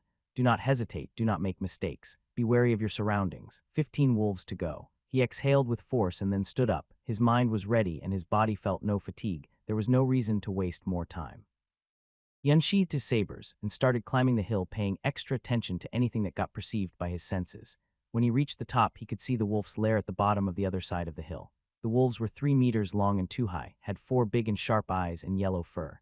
10 of them were lying on the ground, seemingly sleeping, while the other 5 were on guards on the sides of the sleeping group. A slightly bigger wolf was at the center of the pack. He was probably the alpha one. If I charge, I will be completely in the open. There is no way I can catch them by surprise, but there really seems to be no other option. Maybe if I run at full speed going down the hill and using the breath, I can land a couple of hits on one of them. Yet will it be enough to kill it? And then what about the other 14? Fucking master, why can't you explain things properly? He thought for a bit more, but he really could not find other ways to get an advantage on them. Well, if I screw up, Master will just come and save me, so I might as well go all out. Stealing his mind, Noah concentrated and then jumped downward toward the lair. He boosted his speed with the breath in his legs and crossed his sabers in front of him. He was fast, a rank 1 body using the breath, and going downhill reached an explosive speed. Yet Noah seemed not to notice, as his mind was completely focused on taking out a wolf before they could surround them. In a few breaths of time, he was at the bottom of the hill with one of the wolves staring at him. As if it recognized some form of danger, it inspired as to prepare a howl to warn the other members of its pack. Before it could, though, Noah jumped horizontally and slashed at full strength toward the head of the wolf. The saber, empowered with the breath, cut the wolf horizontally from its head till half its body like it was butter. The wolf was dead on the spot. Even Noah was stunned for a second by the perforating ability of the twin saber style, but was immediately forced out of his amazement seeing that the other 4 awake wolves were ready to give the warning signal. Hearing the howl, Noah hurriedly took out the saber from the wolf corpse and jumped to one of the howling ones. He was right in front of it before it even finished howling, and without wasting any time he slashed at his head. Even though he used less breath than the first time, he still felt almost no resistance from the wolf's skull, as his saber pierced right through his brain. The light in the wolf's eyes disappeared since it died, and this gave Noah the signal to jump on another target. Suddenly, a shockwave hit his sea of consciousness. The remaining 3 awake wolves attacked together in order to stall for the other members of the pack to get up. The attack was like a shrill sound inside Noah's mind, yet his sphere did not even tremble being hit by it. So weak, Noah thought as he jumped right through the pack, slashing at 2 wolves that were almost on their legs. 2 half circles of blood were created in the air as the 2 sabers slashed vertically the heads of the 2 wolves. This time Noah felt some resistance as he used even less breath than the last time. I can use even less of it and still manage to cut right through their skulls with my body's strength. 11 to go. Blood continued to flow as Noah moved around slashing at the heads of the wolves in the pack until a shrill sound way stronger than the one before made his mental sphere lightly tremble. The alpha wolf was staring at him with venomous eyes as it used a mental attack together with the remaining 7 wolves. Noah felt a bit of pain coming from his head, but it was so soft confronted with what he had been through that he didn't even stop for a second in his slaughter. He would use less and less breath to deal with the wolves as he estimated the strength of his body, and he moved too fast for them to encircle him. If a wolf jumped at him, he would cut it in half with a double vertical slash. If it came from his side, he would rotate on himself to deal a devastating blow. The onslaught continued till only the alpha wolf remained. It had a large wound on his neck since he managed to avoid the clear hit on his head. This one is a bit stronger than the others, after all. It was the only one that dodged one of my attacks, even if barely. Well, I must consider that I'm getting tired, so my speed is diminishing. Next time, I must aim for the stronger ones first. The wolf was still looking at him with anger, but there was fear now in its eyes. Noah slowly got closer while the wolf retreated, yet the wound on his neck was too serious to heal on its own. The wolf so tried a desperate attack, jumping with its jaw open toward Noah. He watched the fangs of the wolf getting closed and then dodged at the last time to his right, delivering an upward slash to its neck. The body of the alpha wolf fell on the ground, and its severed head rolled for some more distance. After killing all of the 15 wolves, he finally had some confidence in his ability. Noah breathed roughly. Now that the battle was over, he was overwhelmed by the tiredness of his body. Even if he decreased the quantity of breath, as he got used to killing the beasts, he still had almost none left. He constantly used the one in his legs to boost his speed and agility, and still used a bit of the one in his arms to activate the perforating ability of the twin saber style. He sat on the bloody ground to rest a bit and allow his acupoints to refill the breath in his body. You did a good job for your first time. William arrived from behind him, smiling and carrying some flowers in his hands. So now you know why I told you that you would have been fine. Noah nodded and answered shortly. I use a rank 2 martial art. With just their rank 1 bodies, they stood no chances. William nodded. Yes, martial arts and magic spells are what make humans the overlords of the world. A rank 2 martial art can damage a rank 3 body. The same goes for a rank 1 magic. Of course, if you don't have the corresponding quantity and quality of breath, you won't be able to fully use the potential of the techniques, and you will be heavily limited in their usage. Noah reviewed the battle he just had in his mind as he was waiting for his body to recover. I indeed wasted a lot of breath during the battle, and no one of the wolves could keep up with my speed, so it was a one-sided battle. But I might run out of breath if an enemy keeps dodging, and that's if I consider my opponent a magical beast. Against a cultivator with the same martial art rank as mine, how would things go? He didn't like the answer he found. The limits of having limited breath were evident. William shook his head. He could vaguely understand what his disciple was thinking. You don't seem to realize that no other kid of your age can slaughter a pack of rank 1 beasts without even getting hurt. Right, I almost forgot that I'm not even 11. He really did forget his age in this world for a moment. His morale was lifted a bit. The duo waited for 10 minutes before Noah stood up and nodded to his master, signaling that they could go back. When they could see the main gate of Balvin Mansion, William got closer to Noah and spoke with a low voice. I believe that you acupoints will stop working soon since you advanced, so you will be ready for the second treatment. After you enter the second cycle, I will let you take on guards' missions. Inside the guards' building, on a table in the courtyard, 5 men and a kid sat in a circle reading a sheet in their hands. The kid was, of course, Noah. He was wearing a black gym suit with 2 sabers tied on his back inside their respective sheaths, and his black hair was combed in a simple ponytail that fell on his back. 6 months passed since his fight with the 4-eyed wolves, and other than becoming 11, he also went through the second treatment. He was still short since his body was still growing, but his body seemed exceptionally sturdy, with distinct muscles lightly bulging from his small body. Even though by now I've been in the second cycle for the same time I did with the first one, my acupoints are still working at full speed. My body should be in the middle tier of the first rank right now, he thought before focusing again on the sheet in his hands. Written on it there was the description of a mission and the reason for this group of guards gathering together. Lilin Village, 5 days of travel by horse going south. Request for help due to continuous attacks from giant spiders. Presumably a nest of ironclad spiders is inside a cave nearby. The mission consists of finding and destroying the nest. Noah raised his eyes from the sheet and looked at the frowning faces of his companions for this mission and waited for their group captain to explain further. The group captain was called Mason and was a senior member of the guards of the outer ring. He was a tall man in his 50s, with a long black beard and short red hair. His weapon of choice was a big 2-handed axe. Mason was waiting for everyone to finish their reading before nodding when he noticed the other 5 people looking at him. First, you must know that the ironclad spider is a rank 2 beast, and apart from a really hard body, it doesn't have any notable abilities.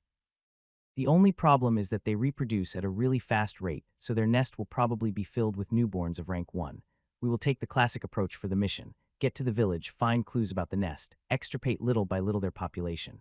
Any questions? No one seemed to have any objection until a guard of the group stood up and pointed at Noah. He had only one eye and a deep scar that cut the now hollow eye cavity. He was a little shorter than Mason and was bald with a short beard. Yet, even though he was pretty tall, he was also quite fat and sweaty. I have only one question, Mason. Why the fuck are we taking a kid with us? Some of the other guards in the group seemed interested in Mason's reply as to indicate that they had the same doubt. Noah didn't even look at the fatty as he waited for the captain answer.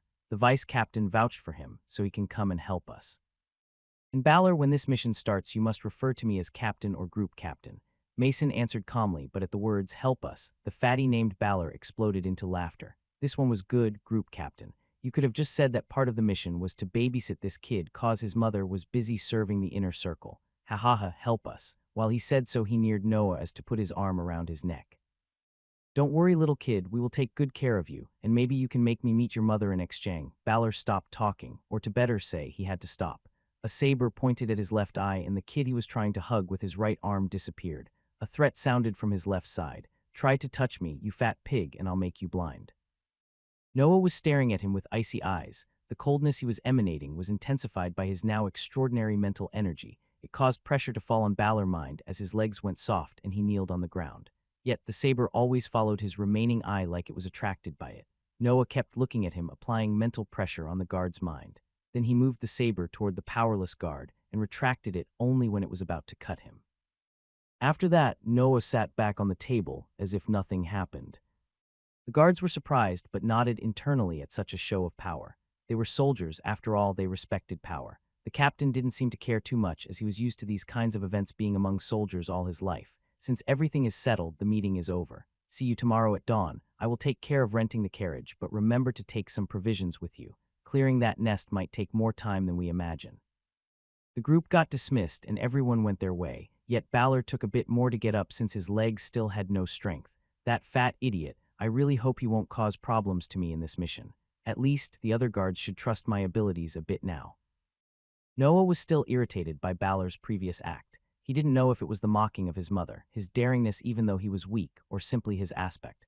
On the bright side, I'm finally going to fight rank 2 beasts. I was getting bored of only sparring with Master. He went back to his room and packed things for travel. He ordered the servant to make some portions and checked that everything was ready. He had only one doubt: should I take the Kessier rune with me?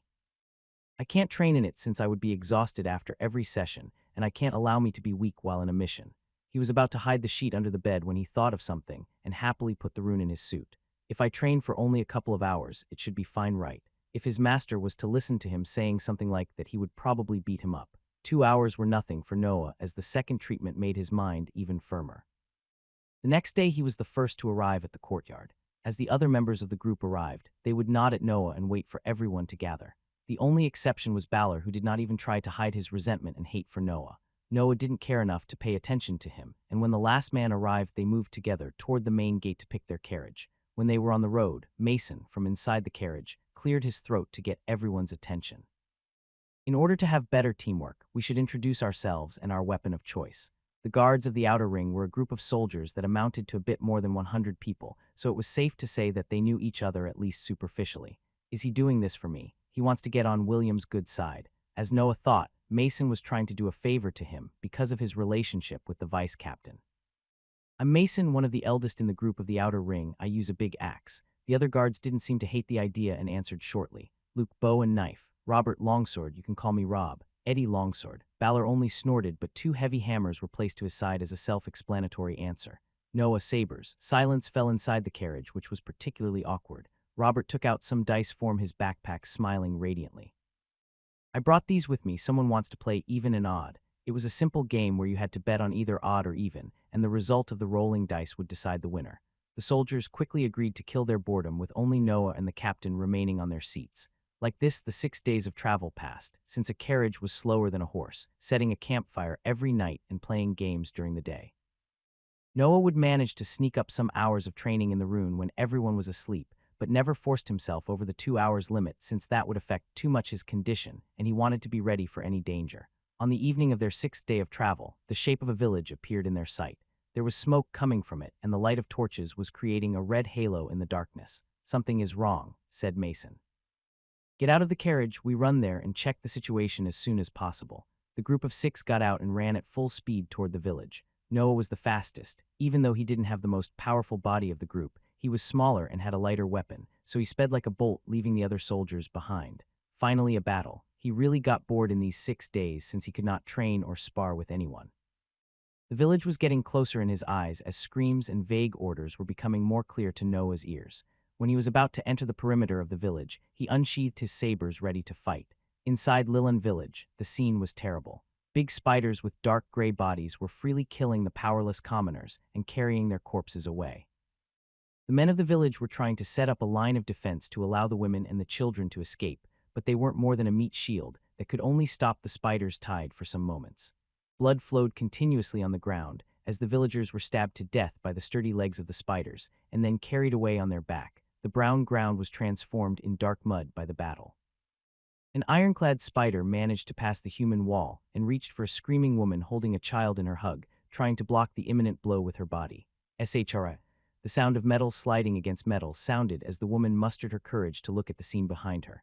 A little kid, not older than 12, was staring at the spider corpse at his feet. A deep cut ran for half its head and green blood flowed from it. The spider body was 1.5 meters long and its head made only 30 centimeters of it. She was about to ask if it was him who saved her and her son, but stopped seeing the frowning expression on the youth's face. I didn't use that much breath, but the results were way less than I anticipated. A rank 2 body sure is amazing. If I didn't go through the second treatment, I'm afraid I could be able to kill only 6 or 7 of them before having to rest.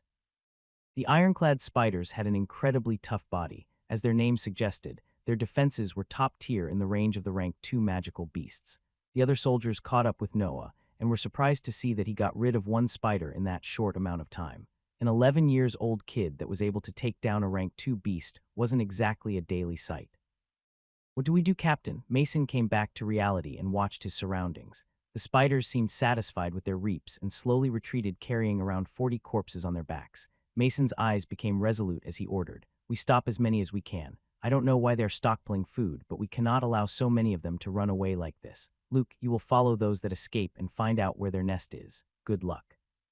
He waited no more and went in pursuit of the beasts. The others followed behind him. The group focused the spiders busy with the transport since they could not counterattack, and in their poor intelligence, they did not set any defensive formation around them. Noah used his speed to appear in front of them and deal a clean lunge to their heads, which was his best method to spare breath against their tough exoskeleton and still finish them in one blow. Meanwhile, he used his mental energy to pay attention to the guards' fighting method. Mason would use his big axe to deal devastating blows, not caring about hitting the corpses on the spiders' backs. He swung his weapon with great dexterity and momentum, creating his personal area of destruction as he advanced in the middle of the retreating group of beasts. Noah could not help but think that if he got struck by one of those swings, he would die on the spot. Eddie and Rob had more difficulties. Their martial art was the Balvan sword style, which was rank 1, so its effects were limited against a rank 2 beast specialized in defense. After they realized that they were only wasting energy, they used their swords to slow as many spiders as they could, waiting for some of their companions to finish them. From time to time, a sharp sound would run between them, and a spider would fall dead on the ground with an iron arrow struck deep in its head. Luke was helping them from some distance away as he followed the faster specimens returning to their nest. Balor was doing fine. His strikes were not precise but had great momentum. With his body weight added to his hammer's one, every downward strike would kill or heavily injure a spider. The slaughter continued for 20 minutes with only a small part of the beast's group managing to escape. More than 30 spider corpses were scattered on the ground, staining the terrain with green blood. The corpses of the villagers were either reduced to a pulp or heavily mutilated from the battle. Haha, the bodies of the ironclad spiders are really useful to the creation of magical weapons. When the inner circle comes to clean up, we will be greatly rewarded, Balor exclaimed happily, and Eddie and Rob followed suit, smiling radiantly. Only Mason and Noah were frowning deep in thought. These beasts never reacted to our presence. They were only concerned on retreating with the dead villagers. Something doesn't feel right. He looked in the direction of Mason and saw that he was probably thinking about the same thing. He raised his eyes from the ground and looked at Noah, shaking his head. Neither him, with his experience, found an answer to the strange behavior of the spiders. We will know more once Luke comes back. Let's rest at the village for now. Maybe the villagers' stories can enlighten us. Noah nodded while the other 3 men looked confused by the captain's words, but chose to follow his orders anyway. They needed food and rest after this battle, and the mission was far from finished. Back at the village, Mason asked questions around, but in the end, he found nothing useful. He exposed what he had learned to the other 4 while they were eating some soup made of the leftovers inside the village. The attack started around a week ago. At first, the spiders would kill the livestock of the village and carry it back to their nest. When the livestock ended, they targeted humans with the same pattern, kill and bring back. The situation escalated till the invasion of today. According to the elders of the village descriptions, this was the highest number they attacked with, so we can assume that they are increasing the number of their group. Noah frowned. This makes no sense. There was selflessness in their actions. They didn't even protect themselves. We killed quite a lot of them, though. I think we can assume that their number in the nest should not go over 60. Rob argued, trying to lift the group morale. The door of the house they were in opened as Luke's figure appeared. He calmly sat on the opposite side of Mason and took a drink from Eddie's soup. The entrance of the nest is at a few hours of travel going east. It is an underground cave naturally formed. I followed the spiders inside for a bit, but then opted to retreat for fear of being surrounded. Mason nodded and asked, "What do you think of the situation?" Luke took another sip from Eddie's bowl. It was strange. I could clearly tell that they were amassing food, but there were a lot of spiders' corpses inside the cave. It's like they are undergoing a forced reproduction only to eat their offspring. Rob was disgusted thinking about this and cursed loudly. A beast, even if a magical one, is still a beast in the end. Noah was even more confused now. Their behavior made no sense. If they needed food to reproduce themselves, why would they eat their offspring? What was worth dying for a magical beast? Mason reviewed all the information he had and made the attack plan. We gather some resources tonight and then set an encampment in front of the entrance of the nest. Tomorrow morning, we will go inside to explore and clear the cave. If we cut their replenishment of food and diminish their numbers little by little, we will be completely safe while still completing the mission. Get ready, we depart in 1 hour. No one objected, so they got ready, and by midnight they had set a fireplace 50 meters from the entrance of the nest. They took turns to keep a night watch. When it was Noah's turn, he could not suppress the faint sense of danger that the cave made him feel. No matter how much he reviewed the information he had, he would always feel that he was missing something. Selfless magical beasts, continuous accumulation of food, cannibalism. What is actually happening? Nothing that could link all these pieces of information came to his mind. He calmed himself and sorted his mind. He was ready for the battle coming in the morning. At dawn, a group of 5 men and a kid stared at the entrance of an underground cavern 2 meters wide and 3 meters tall. It went downward till eyes could see and was completely silent. The passage will go on for about a kilometer and then will divide itself in different directions. I only know in which direction the spiders went last night cause I stopped there. Luke explained. I will be in the head, the rest of you follow tightly. Mason ordered and went in. The rest of the group followed with Noah at the center of it. The passage was made of rocks and terrain and didn't seem too stable, and as they moved on, the light of the sun could not reach their position. The passage was growing darker, which made the group advance slowly. Mason was being very careful of where he stepped since he knew that, in the enemy's nest, even a little sound could cause a catastrophe. The passage got larger after some time and they could stand side to side. Then they arrived where the cavern split into different branches. Luke pointed at one of them and Mason went directly inside. They walked for about an hour before the passage split again. The light was scarce, and the air was stifling wet, but the group had to wait until Luke found some traces of the beasts to decide in which direction they had to explore. There are no conclusive traces. Well, there are signs of their passage in all four the directions. I advise we take the rightmost since there seems to be light coming from there. Mason thought a little and then decided on following Luke's advice. They moved again, and after another hour of march, the cause of the faint light coming from the end of the rocky corridor showed itself. A big basin occupied a space of some hundreds of meters square, and at the center of it, a lake was situated which glowed with faint blue light. Water that glows, Noah was surprised. He never heard of anything like this. He looked around to see if anyone of the group knew something. Mason's eyes were wide open like his mouth hung on his jaw. Noticing Noah's gaze, he recomposed himself and talked in a soft voice. I might have an idea of what that is, and if I'm right, we could not need to work any more for the rest of our life. Yet, to be sure, I must look at it closely. Everyone's attention was piqued by Mason's words as they started to stare at the lake with greed. Strange, the concentration of breath seems higher than the surface. Noah could feel his acupoints slowing their work as the air had a higher percentage of breath in it. Before he could investigate any further, Mason moved toward the lake. On the walls of this big space, there were countless holes of different dimensions, and on the ground, there were countless bones belonging to different species. Ironclad spiders' legs, human skulls, those should belong to a sheep. As they were getting closer to the edge of the lake, the numbers of bodies' remains grew as it grew the concentration of breath in the air. When they reached the lakeshore, Mason could not hide his excitement anymore. Yes, I'm sure. Inside the lake, there must be a breath blessing. It's a legendary mineral that can attract breath. The inner ring will pay any price to get it. Imagine our rewards if we bring it back. Everyone stared at the center of the lake, trying to find this legendary stone with their eyes. They didn't notice that the sound of crawling started to resound in the basin. Noah was the first to pay attention to the sound, as his alertness and mental energy were the highest in the group. They are coming. He unsheathed his sabers without hesitation. The men were started awake by Noah's warning and cursed loudly when they heard the sound coming from every direction. Spiders crawled out from the holes in the walls. They were of different dimensions, as some of them were still rank 1. Yet at least 50 of them were rank 2. Don't panic. We might get wounded, but we can handle their numbers. Mason yelled, looking at the 100 of magical beasts surrounding them. Suddenly, the bones on the shore of the lake rose as a figure that was hidden beneath them was revealed. It was 3 meters long and had 8 long and sharp legs. 3 pairs of eyes were on the sides of its face, and 2 big pincers protruded from its mouth. Rank 3. Luke yelled, but the mighty beast did not hesitate. It shot one of its legs at Noah that blocked it, but was sent flying for a couple of meters. Run, ordered Mason, as the group moved in the direction they came from, uncaring of the spiders in their path. Noah jumped on his feet and followed them a bit behind. Fuck, my hands are still trembling from that blow, and I think my sabers cracked a bit. Why the fuck I didn't reach this conclusion, it was obvious. The only reason a magical beast would be so selfless is that something more powerful than it gave the order. I'm so stupid, I have to run. He sped through the pack of spiders like he was a shadow, crouching and jumping to avoid their legs. The other guards had already reached the passage and were swinging their weapon to force the blockage of spiders. When Noah arrived, they had already proceeded, and new spiders came to block his escape. Without wasting any time, he executed the best forms he ever did in his life, and killed 2 rank 2 spiders on the spot, only to continue speeding toward the passage.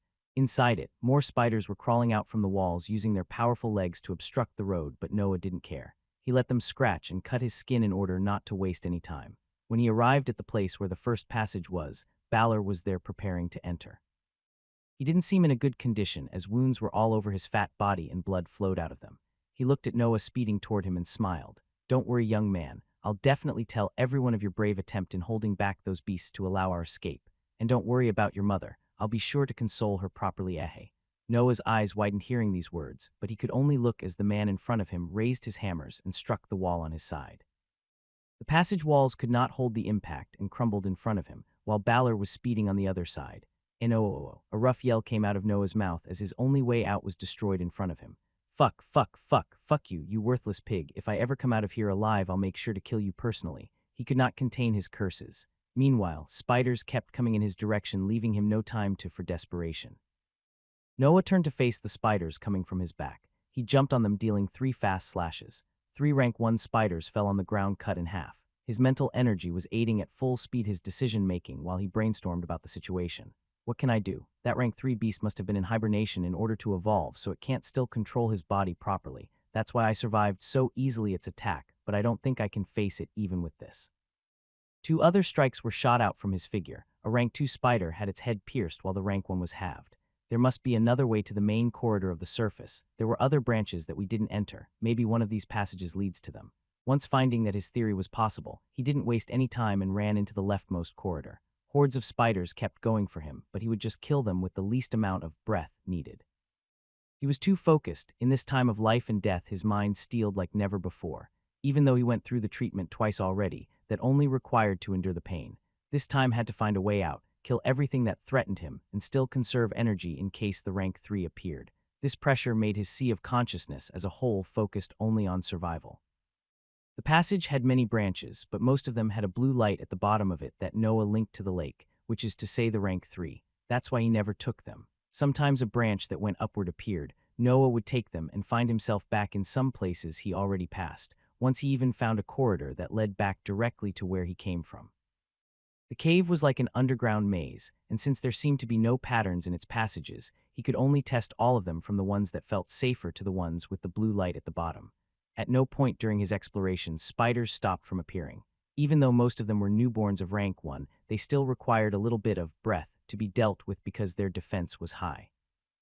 Noah was helpless about the situation, and even with his acupoints working at full speed in an environment with a higher concentration of breath, the one inside his body kept on diminishing.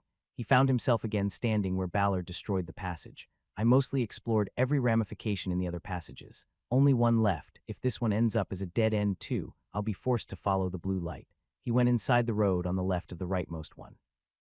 The passage was large. It could fit 3 grown-up men. Seeing the blue light getting closer, Noah was almost ready to turn back, but then he saw a cavity entrance to his left that went upward and in his opposite direction. Noah was overjoyed. That must be the one. It's the only road till now that goes straight in that direction. He sped right to the entrance, but found strange that no spiders appeared since he entered this corridor. Did I kill too many of them? Impossible. I mostly killed rank 1 spiders and only about 10 rank 2. I have a bad feeling. As if answering his premonition, the wall to his right collapsed and a huge figure came out. Noah didn't even wait for the figure to be fully visible as he hurriedly turned back to escape. Yet the passage behind him was crumbling on itself from all the ruckus the beast created by going through it. He slowly turned to face the figure that was standing still, blocking the only road left. The rank 3 ironclad spider was standing of 4 of his legs with half his body raised in the air. The other 4 legs were pointing in the direction of Noah, and its pincers kept opening and closing at an uneven rhythm. It seemed to enjoy the feeling of trapping its prey as it just waited for Noah to act. If it's fear you are waiting for, you'll be disappointed. The threat of death cannot cause it in me. He had already died once, and the treatment would force him to see its doorsteps every time. Death really had no hold on his emotions. With his back on the crumbled wall and his front facing the massive beast, only calmness could be found in his mind. If I die, it's fine, but that doesn't mean that I would just give up. He remembered his first lesson with William about impossible situations, yet even an ant had its right to defy the will of a dragon. Coldness exuded from his figure like an extension of his state of mind. But I'm not an ant and you are not a dragon. I can do this. His plan was to go through the spider and run for the upward passage. He jumped toward the beast, dealing the strongest strike possible with his technique. 2 iron legs blocked the blow, while the other 2 shot to Noah. Red blood flowed as wounds appeared on his body. He managed to avoid a critical hit, but the legs still scratched his skin. He could not pass it. If he defended, he would be bounced back on the wall. If he deflected, the other 2 legs would be there waiting for him. Tens of attacks were exchanged between the kid and the monster, but the stamina of the spider was nearly infinite, and it kept getting stronger as it got used to its new body. In contrast, Noah was being covered by wounds, and even if not serious ones, they would still add up the blood loss as time kept passing. Plus, breath was growing scarcer in his body, and his sabers were losing pieces of their body with every exchange. I can't keep up for much longer. Think of every single possibility you have. Think of every experience you had in 2 lives. There must be something that I can do. I refused to die here when I barely started my cultivation's journey. He kept on blocking and attacking until his face lit up. That might actually work. The plan was set in his mind as he got ready for his last assault. He charged straight at the spider and blocked with one saber the incoming leg. He let the other one pierce his left shoulder. Since he allowed the spider to strike, a small window of opportunity opened, and he threw his right saber straight at the beast's face. The flying saber could not hurt the spider, but was enough to catch him by surprise. In the few instants the spider used to deflect his saber, Noah freed himself from the leg in his shoulder and got closer to his face. His now free right hand scrammed through the insides of his suit. When the beast turned back to face Noah, he found him standing at 1 meter of distance holding an unfolded sheet in his hand, pointing it to the spider field of view. The blue light coming from behind it made clear the figure of a rune written on it. CRI. A painful scream shot out from the spider, as its first interaction with a Kessir rune hurt its sea of consciousness and stunned him momentarily. Now, this was the chance Noah betted his left shoulder and right saber for. He held the remaining saber with both his hands and put all his remaining breath in one last lunge aimed at the beast's head. The saber pierced with difficulty the spider head and went through it, emitting a shrill sound. After it came out on the other side of the head, the blade shattered from the cracks it received in the battle and from the amount of breath it had to withstand. Noah fell on the ground, feeling completely drained. Thud. A loud sound came right on Noah's side as the spider too fell on the ground. Its body was not moving anymore. It was dead. Noah looked at it for a bit for fear that it would stand up, but relaxed when he saw no more movements coming from it. He hugged the sheet that saved his life and closed his eyes, overwhelmed by exhaustion. Sounds of iron against rock reverberated in the passage. Noah opened his eyes and was almost scared by the corpse on his side. But when the pain from his body arrived, he remembered the situation he was in.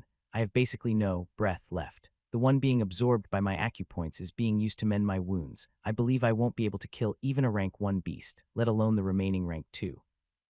He tried to stand up, pointing with his knees and elbows, but he remained in a crouching position for a while. The noise from the other spiders was getting closer. They are probably attracted from the body of the rank 3. I must get away. Come on, body, move. He managed to stand up holding the wall. He put the Kessir rune back in his clothes and moved slowly to pick his remaining saber. He limped slowly toward the passage on the left, only to find that the sound came from the bottom of it.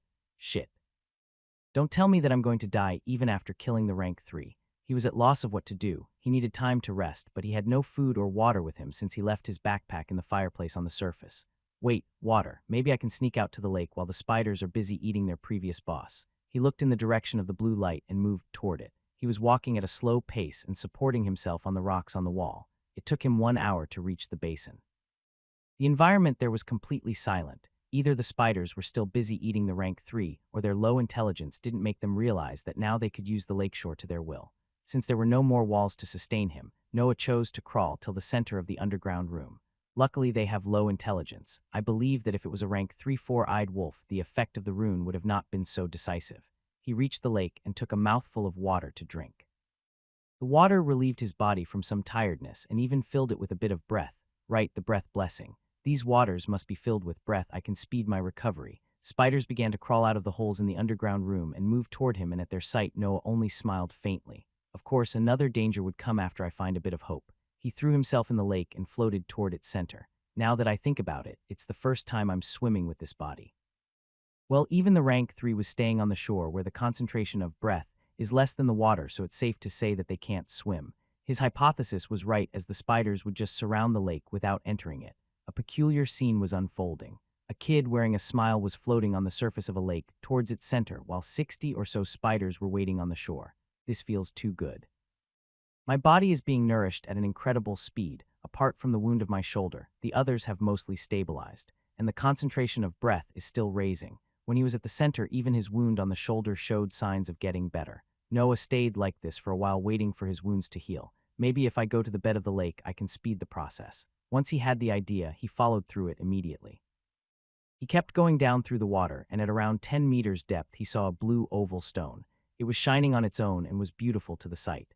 As Noah got closer to it, the thickness of breath rose exponentially, and when he was in front of it, he could even feel his body getting stronger. He didn't think much as he took the stone big as a man's face and went back to the surface to breathe. The breath blessing was extraordinary. It was constantly attracting breath of such a quality that all his wounds were closing, and the acupoints went back on completing the second cycle of the 7 hells. After half a day, Noah found himself laughing happily. A sense of completeness filled his body. This thing is amazing. Not only it healed my wounds, it even helped me complete the second cycle. I've never felt so strong. I wonder if I can manage to keep it. He thought for a bit but then shook his head. A treasure is won only if I have the strength to protect it. If I'm weak, it's just a calamity. Better to just give it to the inner circle and take some rewards. His acupoints had stopped working since the cycle was complete and his wounds were healed. There was no point in being here anymore. He tied the stone to his clothes and looked at the spiders still waiting on the shore. Well, let's see what my body can do now. Going back to the time the guards escaped, 4 men were staring at the entrance of the cave. Then a 5th figure came out, revealing itself as Balor. The group was mostly fine. They only had some light injury that needed some mending. When Balor came out, he found the other 4 men staring at him with disgust and repulsion. Mason didn't even waste time talking. He arrived next to him and punched hard his face. Balor fell on the ground confused. Captain, what are you doing? Mason could not control his anger as he kicked the fat man on the ground. What am I doing? What have you done is the question. We all heard Noah cursing you. Apart from being a disgusting man holding grudges with a kid, do you know what mess you've put all of us in? Balor took the insults but still felt wronged. Wasn't Noah just the bastard kid of a whore? But Mason didn't care of his confusion and kept kicking in anger. When I said that the vice captain vouched for him, it wasn't the whole truth. That kid was the only disciple of the smiling blade William Chally. Do you know what he will do to us when he arrives? Realization dawned on Balor as he trembled in fear. Then let's just say that the rank 3 killed him while we could do nothing. Like this he would not do anything to us. But Mason only shook his head. I already contacted him through a special talisman that he gave me explaining the situation. I will not risk my life to cover a piece of shit like you. Men, tie him up. Everyone got to work and tied Balor while they waited for the judgment of the vice captain of the guards to fall on them. A day and a half later, a figure appeared on the distance. It was speeding like a bullet on the ground, and its legs were barely visible from how fast they were moving. It abruptly stopped in the fireplace where the guards were waiting. It was sunset, and the figure got revealed by the last ray of lights of the day. William stood there catching a breath. The tiredness for his hurrying here was surpassed only by the anger of one of his men betraying his disciple. Where he is, tell me where my disciple is. William was furious. After all the pain his disciple went through only to get a bit stronger, he got betrayed on his first mission by a worthless soldier. Mason stood up and explained with his head lowered. Vice Captain, we last saw him a day and a half ago when he got hit by the rank 3 beast. The last thing we heard was him cursing Balor. He pointed at the man tied on the ground. William focused on the man on the ground. The mental pressure he was emanating made Balor incapable of breathing. Please, Vice Captain, have mercy. That kid threatened and insulted me and I was scared for my life. I only did what I had to do to survive. Lies came out of Balor's mouth as William was getting closer. He took the tied hands of the trembling soldier and held them in his hands. Then he spoke with a cold voice. If my disciple threatens you, you lower your head and ask for mercy. The grip became tighter as the flow of blood in Balor's hands stopped. If my disciple insults you, you smile and thank him for his pointers. Cracking sounds came from his hands as bones were compressed on each other. His anger was so overwhelming that he didn't hear the faint sound of steps coming from the cavern entrance. If my disciple is risking his life, you exchange your place for his and risk yours, and if you die in the process, you do that happily. The bones in Balor's hands shattered, but he could not make any sound. He was too terrified by William's anger that he had no air left in him to talk. The guards watching the process trembled when they heard the sound of his hands breaking and prayed that they could survive the vice captain venting. Master, what are you doing here? A young voice came from the cave as a figure was visible on its entrance. He was a kid with his upper body naked. Pieces of his suit were pending on his sides. He was bathed in a green substance from head to toe, making him look like he had some kind of skin disease. A broken saber was in his left hand with only half of the blade remaining. He was looking half smiling at William with tranquil eyes. Noah. William immediately got up and jumped on him as he checked for injuries on his body, but apart from some scars and his suit reduced into pieces, everything was fine in him. Yes, master. Noah looked at him in confusion. He still could not link his presence with this place. The other guards were looking at him with wide eyes, and even Balor had his mouth hung open as if he didn't believe in what he was watching. William was happy beyond measure in seeing his disciple safe, but could not help to release a storm of questions. How did you survive? What about the rank 3? Why didn't you come back earlier? And why are you green? He was holding Noah by his shoulders, shaking him every time a question came out. Noah was forced to answer in order to calm his master down. Well, the cave is pretty big, so I just kept running around killing spiders. The wall was destroyed by the fatty, so I had to find another way out. The rank 3 is dead, and the green is the blood from the other spiders. This time, everyone had their mouth open as they digested the information. William was the first to recover and kept on questioning him. What you mean the rank 3 is dead? Well, dead is dead, I killed him. Another wave of shock went through the men hearing this. This time it was Balor the one who talked. Bullshit. How could you kill a rank 3 magical beast and come out uninjured? He regretted saying that when he saw the master disciple duo staring at him with killing intent, and he lowered his head for fear of another round of torture. That scum is right, though. How did you do it? Noah took out a folded sheet from his waist and showed it to his master. I showed it the Kessir rune and took the chance when he was confused to strike a fatal attack. I believe it still was in its process to adapt to the evolved body. That's why I could hurt it. William felt a bit of irritation going through him. He smiled at Noah and said with a calm voice, "And why would you have the rune with you in the mission?" Noah answered with honesty like it was the most normal thing in the world. Well, it was a travel of 6 days and I wanted to train in the breaks. A light punch arrived at the top of his head. "You are impossible. Do you really think of nothing but training?" I guess it's fine since it saved your life. Still, how are you uninjured?" Noah seemed to remember something. He took out an oval form tied with a cloth and gave it to his master. When William unfolded it, a blue light shot out from it. Breath blessing. No wonder that specimen managed to reach rank 3. "Haha, my disciple, this time you really did an exemplary job. Don't you worry, I will intercede with the inner ring for you and take the best reward I can bargain for." Hearing the word reward, Noah's eyes lit up and he licked his lips. "I will need better sabers, master. These ones cracked only after some hits from a rank 3 beast." William was about to reprimand, but then shook his head smiling and ruffled his untied hair. "Most importantly, what do you want to do with him?" He pointed a Balor on the ground that was looking at him with pleading eyes. Noah got closer and looked at his pitiful figure. "Please, young master, have mercy. I swear I will serve you with all my expertise from now on, I will." A torrent of pleads came out of his mouth, but Noah only kept on looking at him with cold eyes. When Balor stopped talking, Noah gave only a short answer. "No." The saber did a horizontal arc, and Balor's head detached from his body and rolled on the ground. Blood flowed, tainting the terrain. His master got close to him and asked in a soft voice, "Are you okay? It is the first time you kill a human after all." Noah looked at him smiling and said in a shameless voice, "You know, my second cycle is complete, so I thought we could do the third treatment as soon." Another punch hit the top of his head and forced him to shut up. Noah woke up in a room of the guards building. 2 weeks have passed since he came back from the mission, and 4 days ago he went through his third treatment. His back still hurt a bit, but his mental energy had recovered. He would train if his master didn't take the rune from him, worried that he would not focus on healing. His worries were right on point. My body should reach the limits of rank 1 at the end of this cycle. I wonder how much will it take. What a pity. If I had that stone, I could go straight for rank 2 this month. The breath blessing was delivered by William to the inner circle, so it was probably gone forever from his grasp. He focused his mental energy on aiding the healing process, since he had nothing to do while eating the food left on the table nearby. The door of the room opened as William went inside the room with a bigger smile than usual. He was carrying a leather bag and a big wooden box. "Haha, my dear disciple, good morning. I bring good news." He placed the box and the bag on the bed and pointed at them.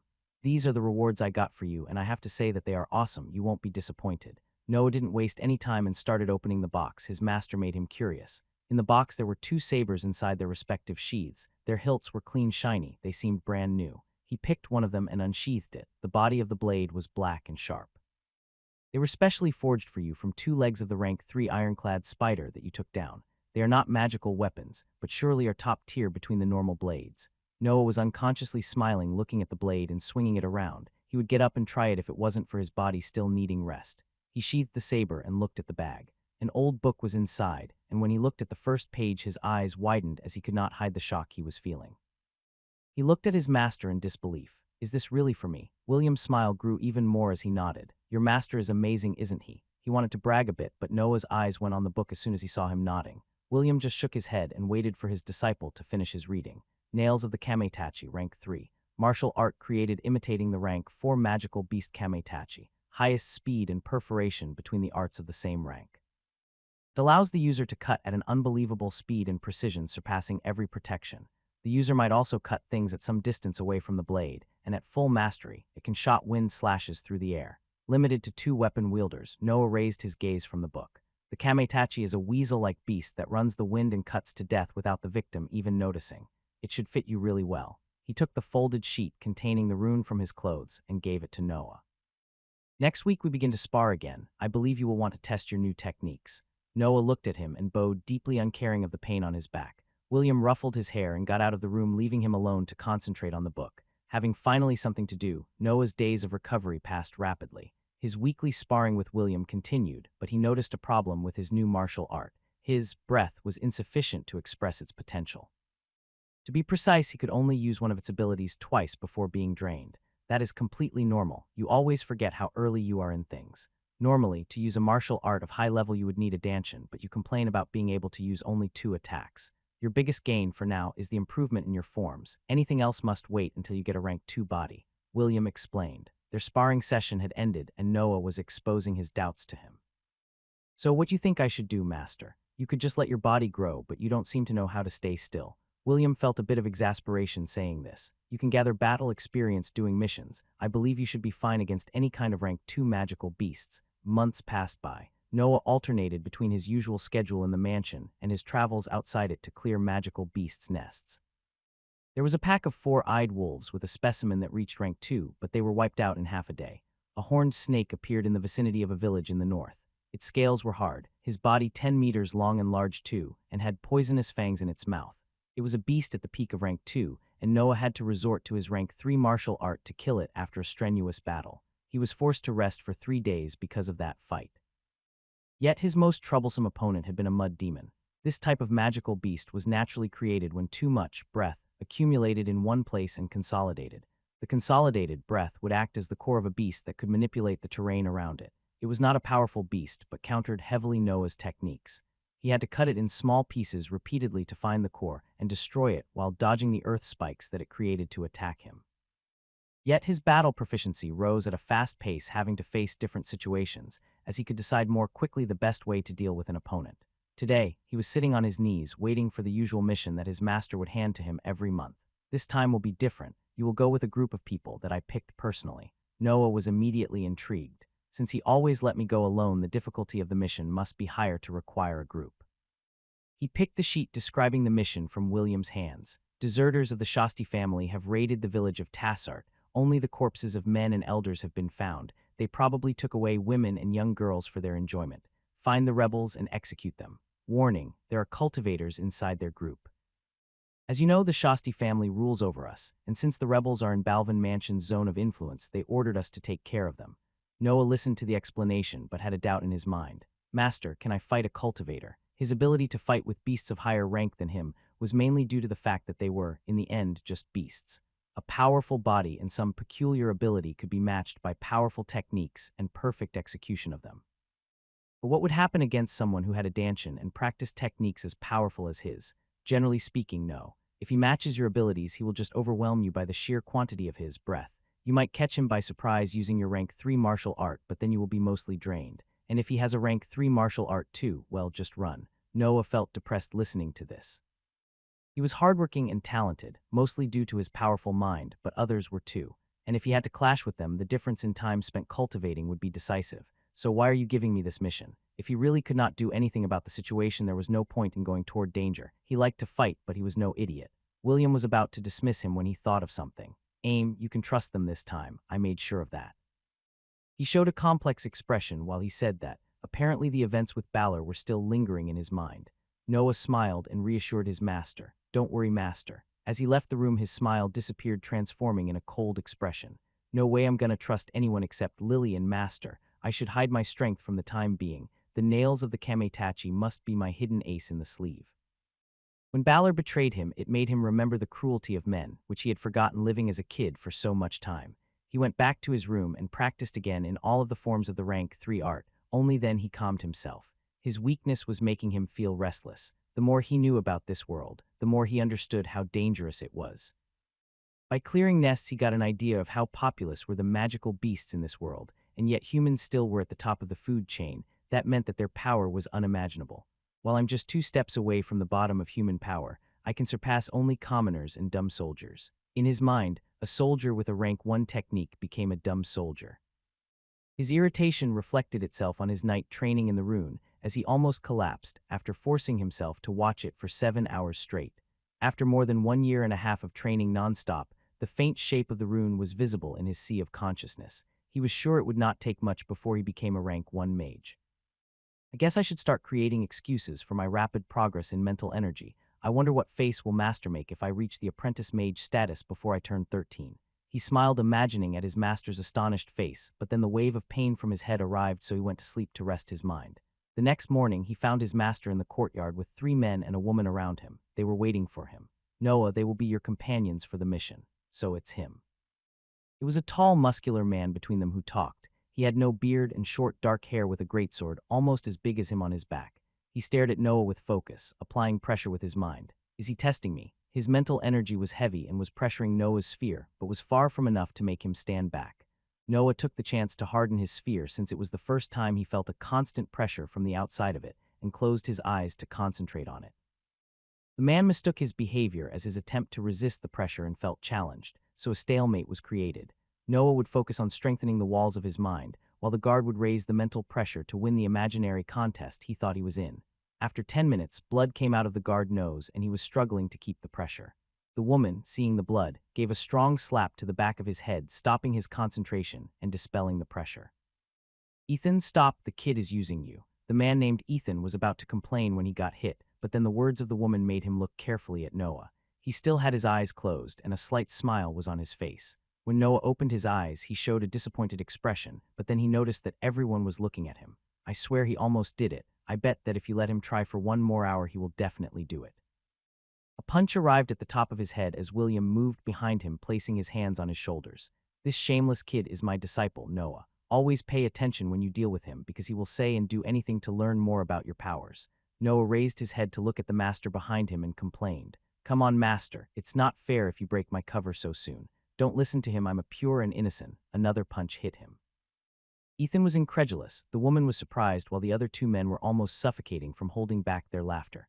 They never saw someone treat the vice captain like this, and from the look of it, William actually gave up on fixing his disciple behavior. Haha, kid, you're the best. I am Sanford, but you can call me Sandy. We won't get bored in this mission, right, Sandy? Haha, my name is Mark. Young man, we will get along. The two laughing men could not hold themselves anymore as they greeted.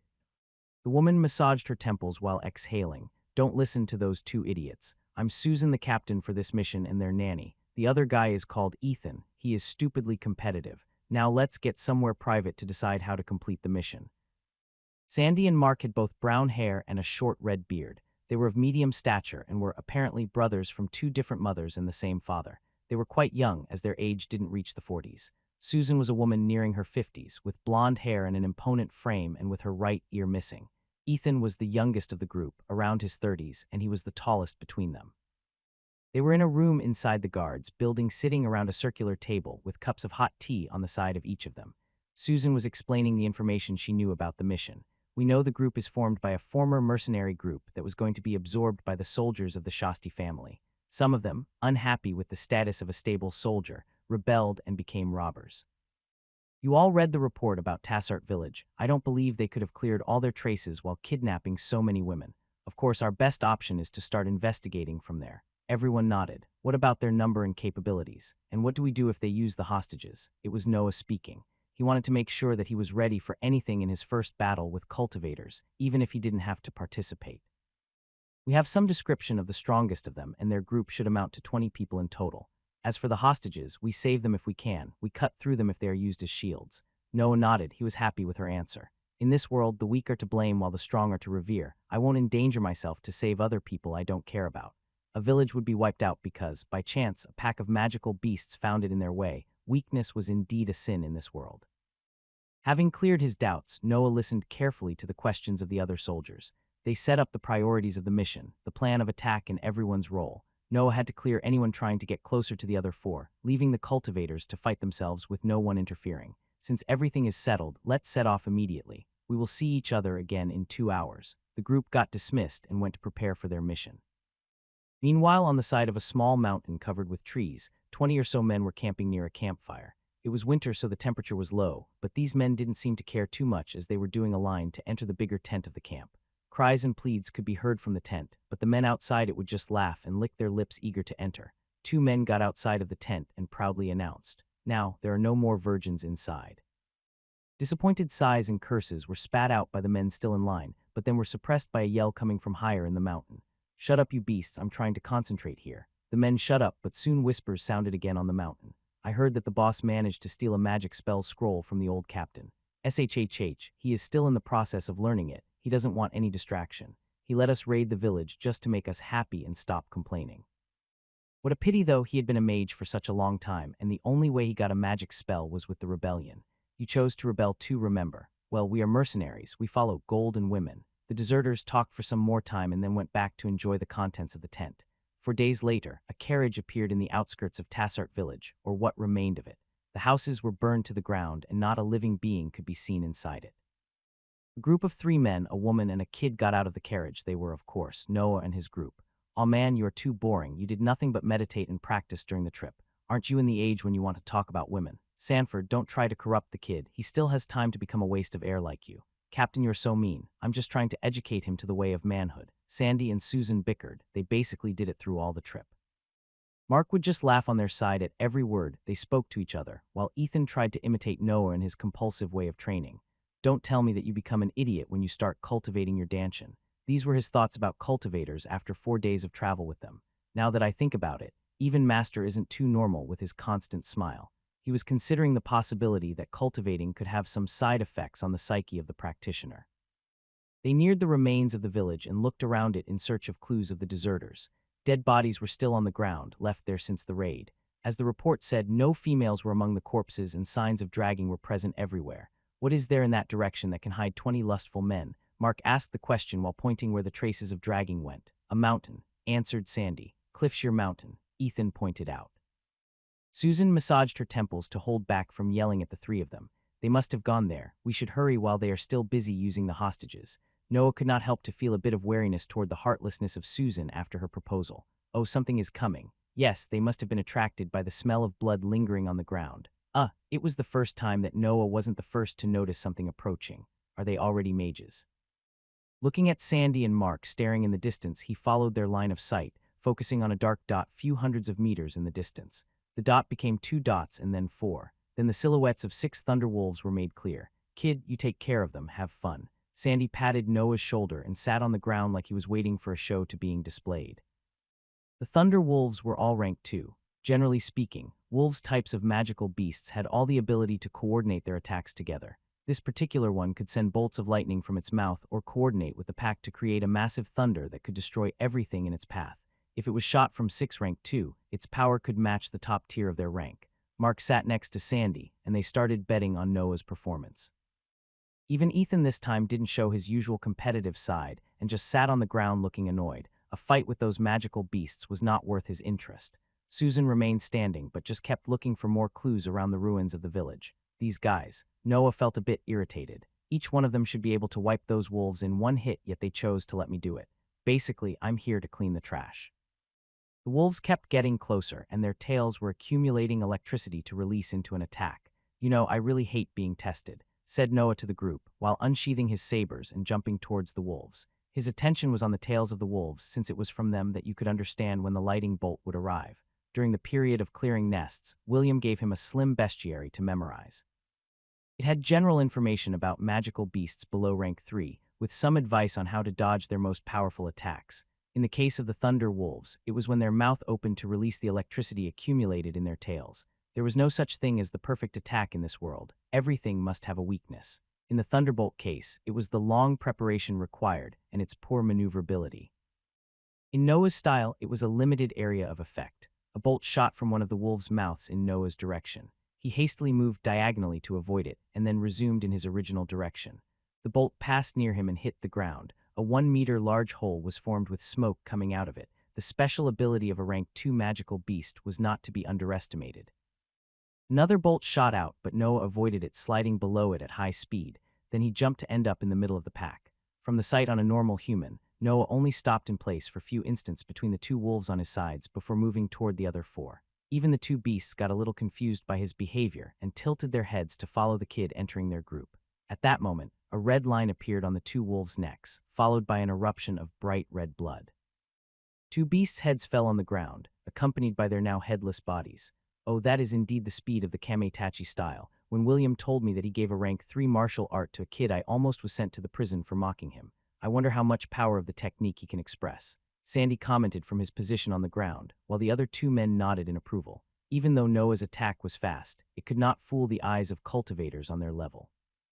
Only Ethan seemed to frown a bit. He clearly saw one of the attacks, but completely missed the other one. Meanwhile, Noah was still in the wolves' pack. This time the beasts were preparing a coordinated attack since the death of 2 of their companions made them realize the danger they were in. But it was too late. If they used immediately their most powerful attack while Noah was getting closer, they could have had a chance. But now that he was among them, their fate was written. Noah seemed to casually stroll between the magical beasts, but every time he passed one of them, their head would be severed and fall on the ground. In less than a minute, the pack was no more, only headless corpses were around him. My forms are on a completely different level. If previously they were on the level of a middle tier ranked 2 magical beast or even lower, now they are definitely on the upper tier. It's just a pity that I still can't cross the boundaries of the rank 3 because my body is still weak. Like usual, he would analyze the battle and his techniques to fix any mistake he found in it and to evaluate his power level. The events with the ironclad spider were really too fortunate. I don't think I could have killed him if he hadn't just evolved. Noah was still standing in thought when Susan came back to the group sitting on the ground.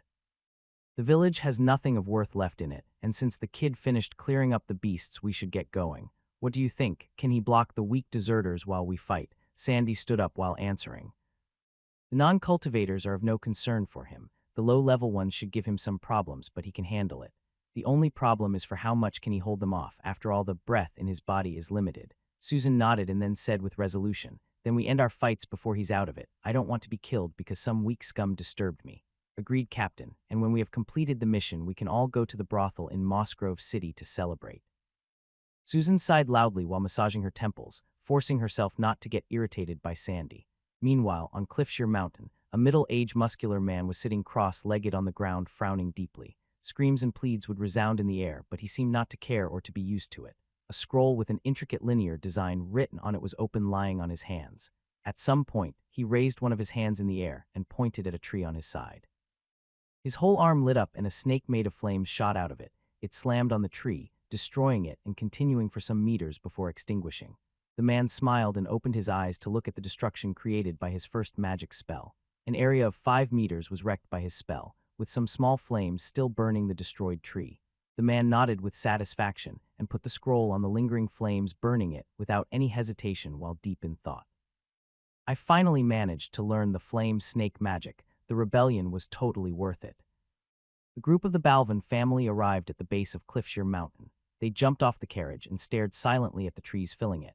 Everyone was in a serious mood since the battle was imminent. The usual exchange of jokes and scoldings was absent. Only concentration could be seen in their eyes.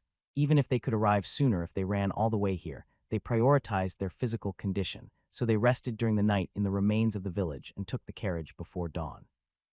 It was still some hours before midday, but even though the sun was high in the sky, the field of view in the mountain's path was limited by the numerous trees on it.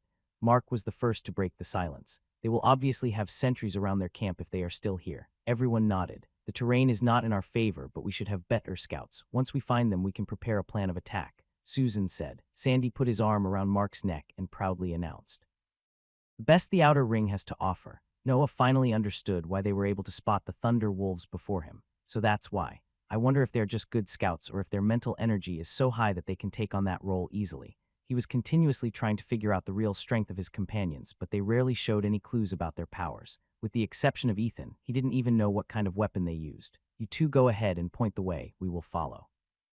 After Susan's order, they entered the mountain forest following Mark and Sandy. They would often go in 2 different ways before regrouping and point a direction on the ones following them. Few hours passed by, with no one in the group speaking a word during their exploration. Then, Sandy and Mark went toward them, signaling to be silent. They crouched on the ground and spoke with a soft voice. "We found the encampment a few minutes in that direction. It should be them since there were screams of women coming from there. The common soldiers are tired and sleepy. I believe that they did nothing but those women these days. You are lucky, Noah. Since it was his job to take care of the non-cultivators, this was good news for him." Apparently, no one cared about the fates of the hostages at this point. "What about cultivators?" asked Susan. "There is the one in the highest place of the encampment that must be the stronger of them. We could not find more about him for fear of being discovered. There are 5 of them worthy of our concern after him. The others are just weaklings for the kid." Sandy and Mark would explain things by dividing the explanation between the 2 of them. Noah was almost certain that cultivating would cause some brain damage by now. He thought that he had to ask his master about this matter once he came back. "How do we proceed?" he asked, and everyone's gaze went on Susan since she was the captain of the mission. "I will jump straight in the middle of them and face the strongest guy. While they're busy following me, Mark, Sandy, and Ethan will ambush the cultivators trying to lower their number while Noah will storm between the weaklings. Once the situation stabilizes, we go hunt for the remaining ones. Remember your roles. She is actually planning to be the bait." Noah was doubtful but still decided to follow with the plan. After all, if Susan wanted to take the danger on her, so be it.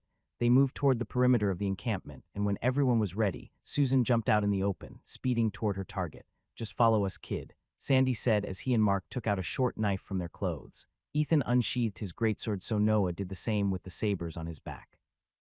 The normal soldiers didn't notice Susan's figure as she was too fast. It was only when she was halfway through the camp that someone gave the alarm. Enemy attack. The camp fell into chaos as the soldiers went to pick their swords left on the ground. When Susan was nearing the top of the encampment, a man jumped out from a tent and directly swung his sword at her. Susan raised her hand and the sword got deflected by it. The sound of metal against metal resounded in the air. "Now!"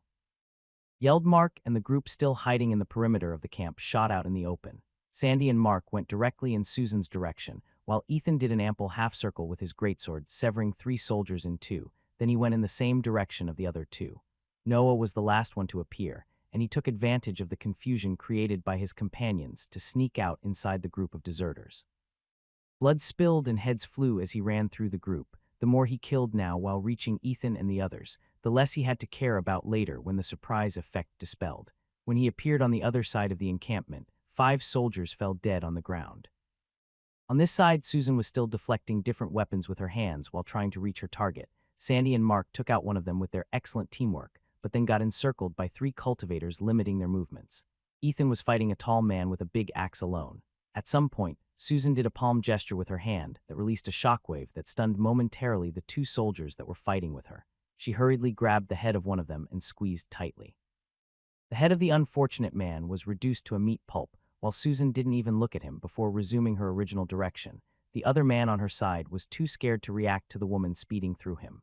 Noah turned back to face the other soldiers, unleashing another wave of seemingly invisible attacks. Ethan used a destructive move to shatter the big axe, and then thrust his greatsword into the tall man's chest. Sandy and Mark were nimbly dodging every attack the 3 men were unleashing on them, while delivering fast strikes as a counterattack. All 3 of the deserters had their wrists and arms wounded as a result. Noah killed another 3 of them, leaving standing 2 men that blocked his attacks. Only 7 deserters remained alive, with 3 of them injured. At that point, a ball of flame fell from the highest point of the encampment and stopped on the ground in the middle of the battlefield. Susan's figure was barely visible between the flames. The battlefield became silent. Susan was the strongest of the group from Balvin Mansion, and right now she was convulsing on the ground, engulfed by flames. "Fuck," Noah was the first to react. He hastily slashed the throat of one of the men in front of him while he was still stupefied by the unexpected event, and then got ready to run away. He didn't know much about magic spells, but he was sure of one thing. If that man can do that attack again, we are doomed. I must retreat.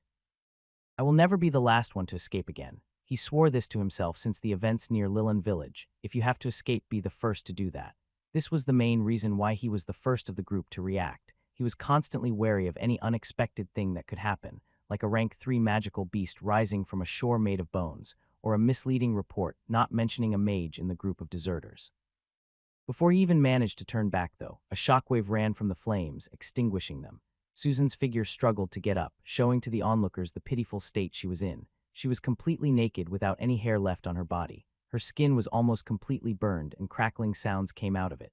She was missing her right arm, that probably took most of the destructive power of the spell, while her left hand had only 2 fingers left. A guttural voice came out of her mouth while she spoke slowly. Hold back him, complete, mission. Then she jumped back on the man now visible high in the mountain path. He was staring at her with a slight smile, apparently satisfied by the damage dealt by his spell, yet his complexion looked pale, like he was tired. Noah was stupefied. He was ready to run away, but then he saw what should have been a burned corpse getting up and speak. She should have been killed already just by the injuries created by the flames, not even considering the impact of the attack hitting her. Is this a real cultivator? He looked at the remaining man standing in front of him, about how he blocked his attack, and could not help but feel like he was an ant fighting another ant. I really am incredibly weak. He wasn't thinking only about his physical power, but also about his mental state. Seeing Susan's determination inspired him. As if sensing the change in his mental state, his acupoints started absorbing breath at a speed like never before, slowly refilling the breath he used till now. The man, seeing the kid slowly moving toward him, felt a chill down his spine and got ready to block any incoming attack. "It's useless," said Noah, walking past him. "You are already dead." The sword in his hands, held in a horizontal position in front of his chest, divided itself into 2 halves. Then a red line appeared from his head till his waist. Blood sprouted from the red line as the man was cut vertically in two. A weak cultivator could do nothing against the full power of a rank 3 martial art. Even if I can't defeat the mage, they probably can if they work together. I have to use my last full power attack wisely. The breath in his body was halved by his last strike, but now he could assist the others in their fight. Meanwhile, Sandy and the others had resumed their fights after seeing Susan's attempt to buy time for them. Ethan was fighting with the man that tried to block Susan previously, while the brothers were still dealing with the 3 injured cultivators.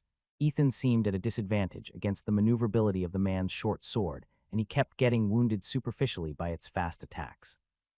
On the other side, Sandy and Mark seemed close to delivering a fatal attack to one of the men surrounding them, but they would always be obstructed at the last moment by the other two. The advantage in numbers was slowing the arrival of victory in their fight.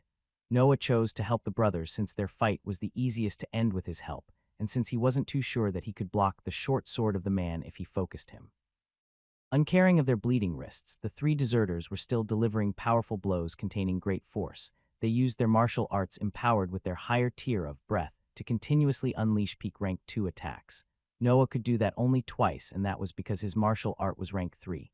Even though theirs was an art of a lower level, their attacks contained the same power, and the deserters had fewer restrictions in their usage. Yet the brothers would always dodge them while delivering swift counterattacks that would either be blocked by one of the deserters or wound them lightly. Wounds kept accumulating on the trio, but they held still, waiting for their boss to finish his fight with the almost dead woman.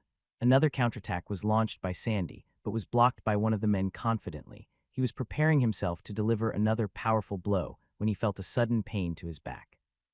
He turned around to see a kid with black hair and a ponytail getting away from him at high speed.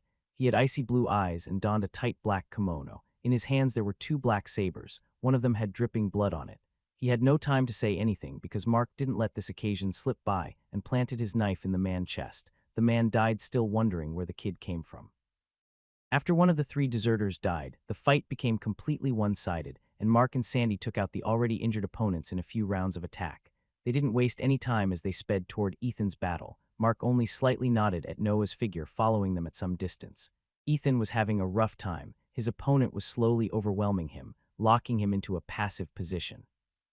There were a lot of light wounds on Ethan's arms and a deep one on his left leg that was hindering his movements. The brothers arrived at full speed, stopping the man from inflicting another heavy wound on Ethan, and then, together with him, unleashed a series of attacks on the encircled deserter.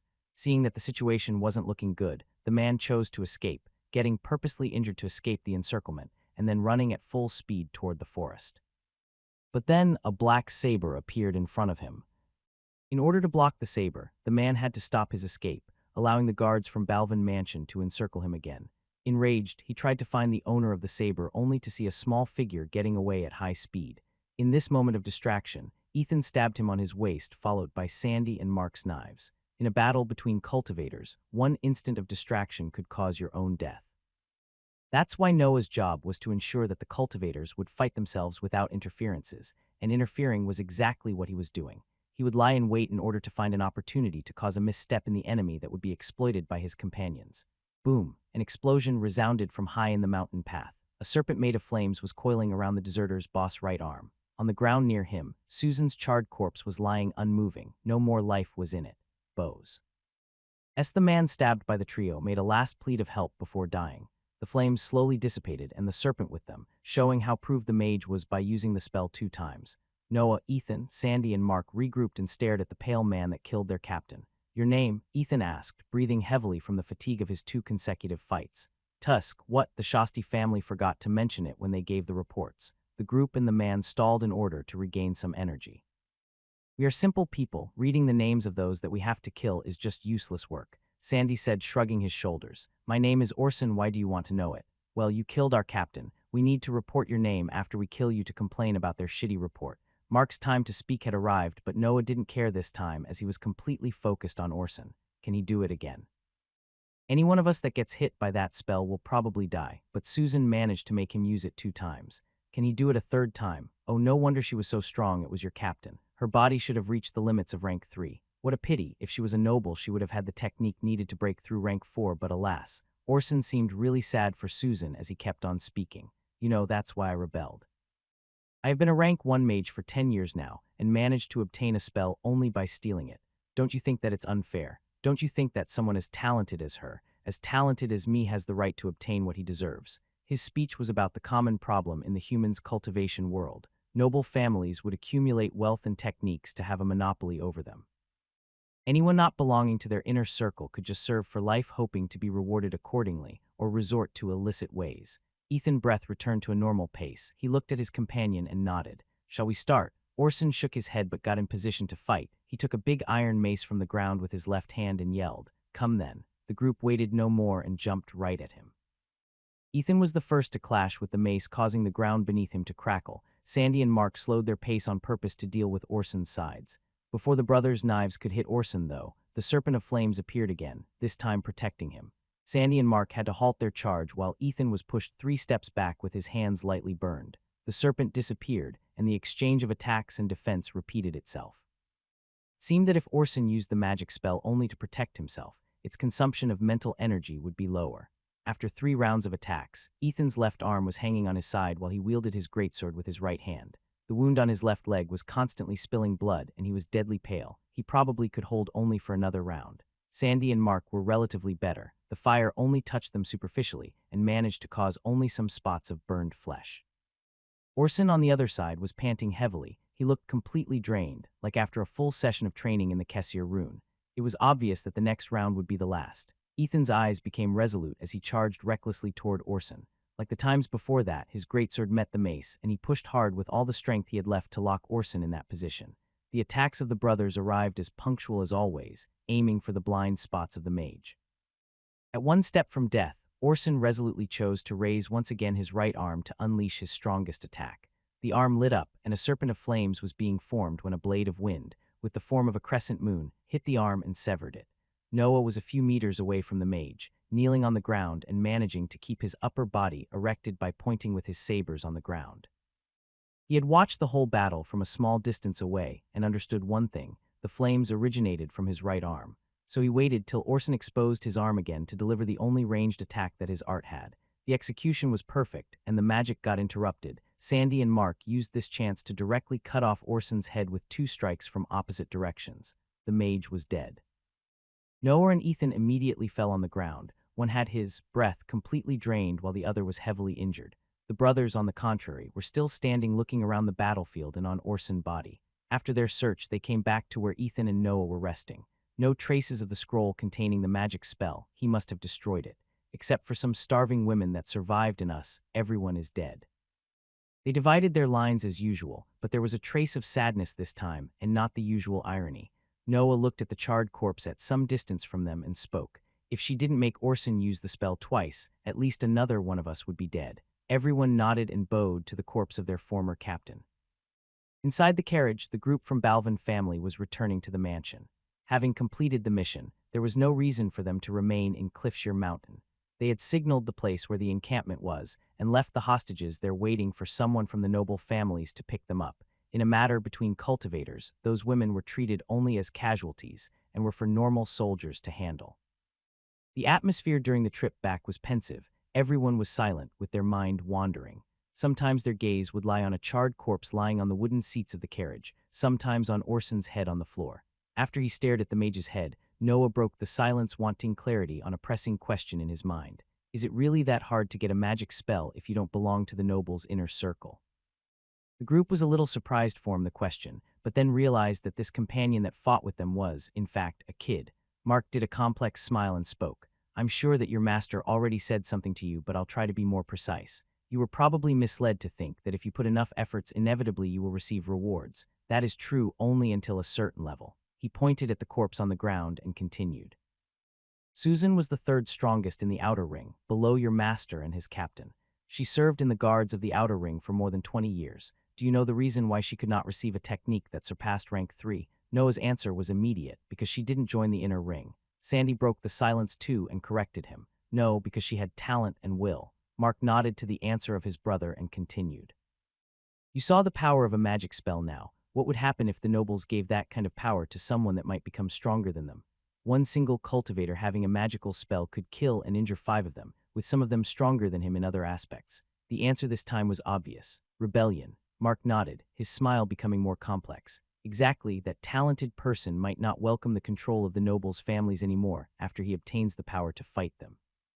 You probably thought that you could find some ways around it since you got rewarded with a rank 3 art, but let me tell you, that was the most valuable reward they could give you. Remember that you gave a breath blessing, which is one of the most precious treasures for low-level cultivators, for it, and you had your master help in the delivery.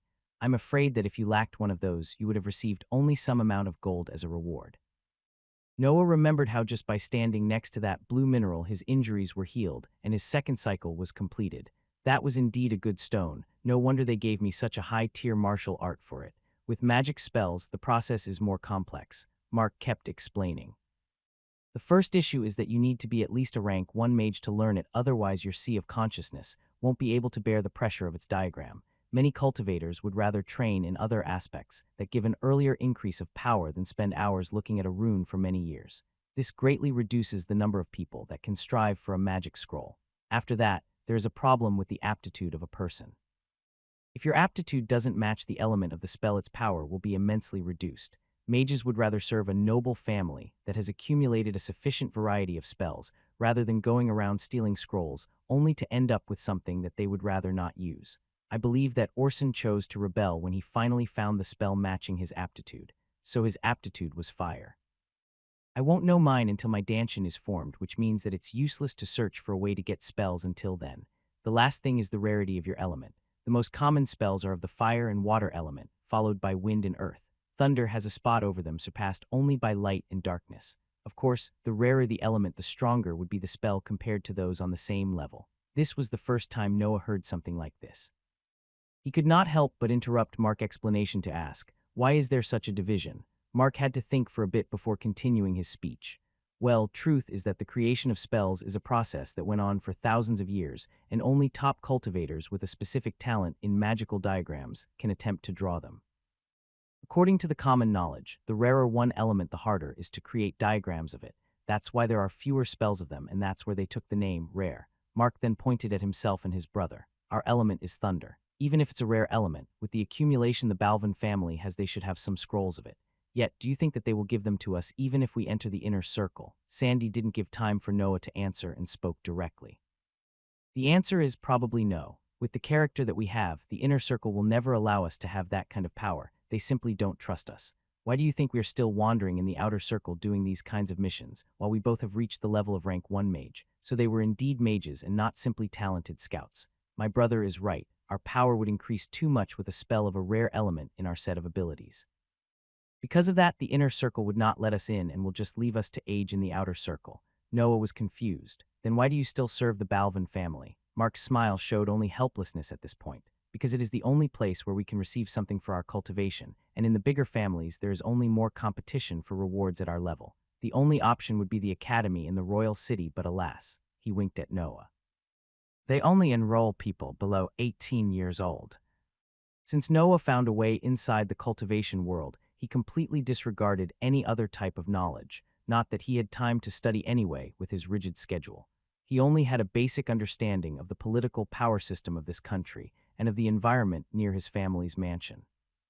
The subdivision of power was similar to the feudal system from his previous world. Small-sized noble families would pay taxes to the medium-sized ones in order to keep their territory like this, till the large-sized noble families that answered only to the royal family. Any large-sized noble family would be in control of a city, like the Shasti family with Mossgrove City, and would run it according to the orders of the royal dynasty. Yet Noah's mind was mostly oblivious to any names concerning these topics. He focused so much in cultivation that he only barely remembered that this nation was called Utra. So there is an alternative. I would have known more if the cultivation topic wasn't so hidden to the public. I need to have 1 or 2 backup plans for when I leave the family. If there was one thing Noah was sure of, it would have been his departure from the Balvin family in the future. He knew that his possibilities were limited in that environment due to his status as a bastard, so he had no plan to stay. He would rather be a fugitive like Orson than spend his whole life serving nobles, hoping one day to be rewarded. There were no immediate solutions to his problems, so he just chose that he would think about them when he had a clearer understanding of things. Life kept going as usual in the outer circle. With the exception of the ceremony for Susan's funeral, Noah did nothing but training and clearing magical beasts packs. It was a few days after he became 12 that a big event happened. His acupoints had completely stopped absorbing breath. His 3rd cycle was completed. In the next cycle, he will obtain a rank 2 body. Right now, Noah was in the torture room below the guard's building. He was screaming in pain tied to a metal table. Willem was next to him, yelling the number of the acupoints he was going to destroy. All of the 7 acupoints are destroyed. The whirl is forming, focus. Noah was, by then, used to the treatment, or at least to its procedure. The pain he would feel from having his acupoints broken was still as terrible as the other times. No matter how much he increased his mental energy, he had to put all his concentration on managing to stay conscious. The usual feeling of death approached Noah's mind, but that could not make him flicker. He was completely focused on the breath accumulating over his back. After reaching a decent amount of density, he manipulated the breath to enter and fill the space where his acupoints previously were. Yet at that point, something unexpected happened. The breath, instead of accumulating in the empty places, was absorbed by his body. The most worrying thing was that Noah didn't feel any increase of strength. The breath had completely disappeared inside his body, while the feeling of death was still getting closer at high speed.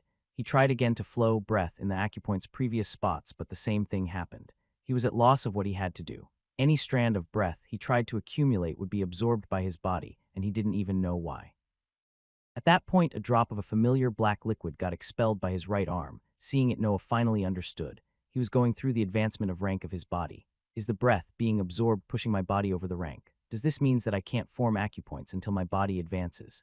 He could not think of any different explanations, and he had no time to ask William because of the darkness getting closer in his mind, so he just went all out with the absorption process. He continuously absorbed breath without even stopping to check if his acupoints were forming. The black liquid began to be ejected from his body at high speed. William was holding him down, watching this process with worry. He understood that his disciple encountered some kind of problem, but there was nothing that he could do to help, so he just let his hands getting stained by the black substance while keeping him still on the table. Meanwhile, Noah was being entirely covered by the liquid as he hurried in the absorption process to avoid being engulfed by the darkness. Then, finally, breath began to accumulate, forming his acupoints. He hastily isolated the newly formed acupoints, waiting for them to solidify and link themselves to his body. He completely disregarded the pain caused by the connection process and focused only on the barriers incubating the mixture of breath and shards of bone. Mixture in the end became solid, and he felt an immense wave of strength running through him.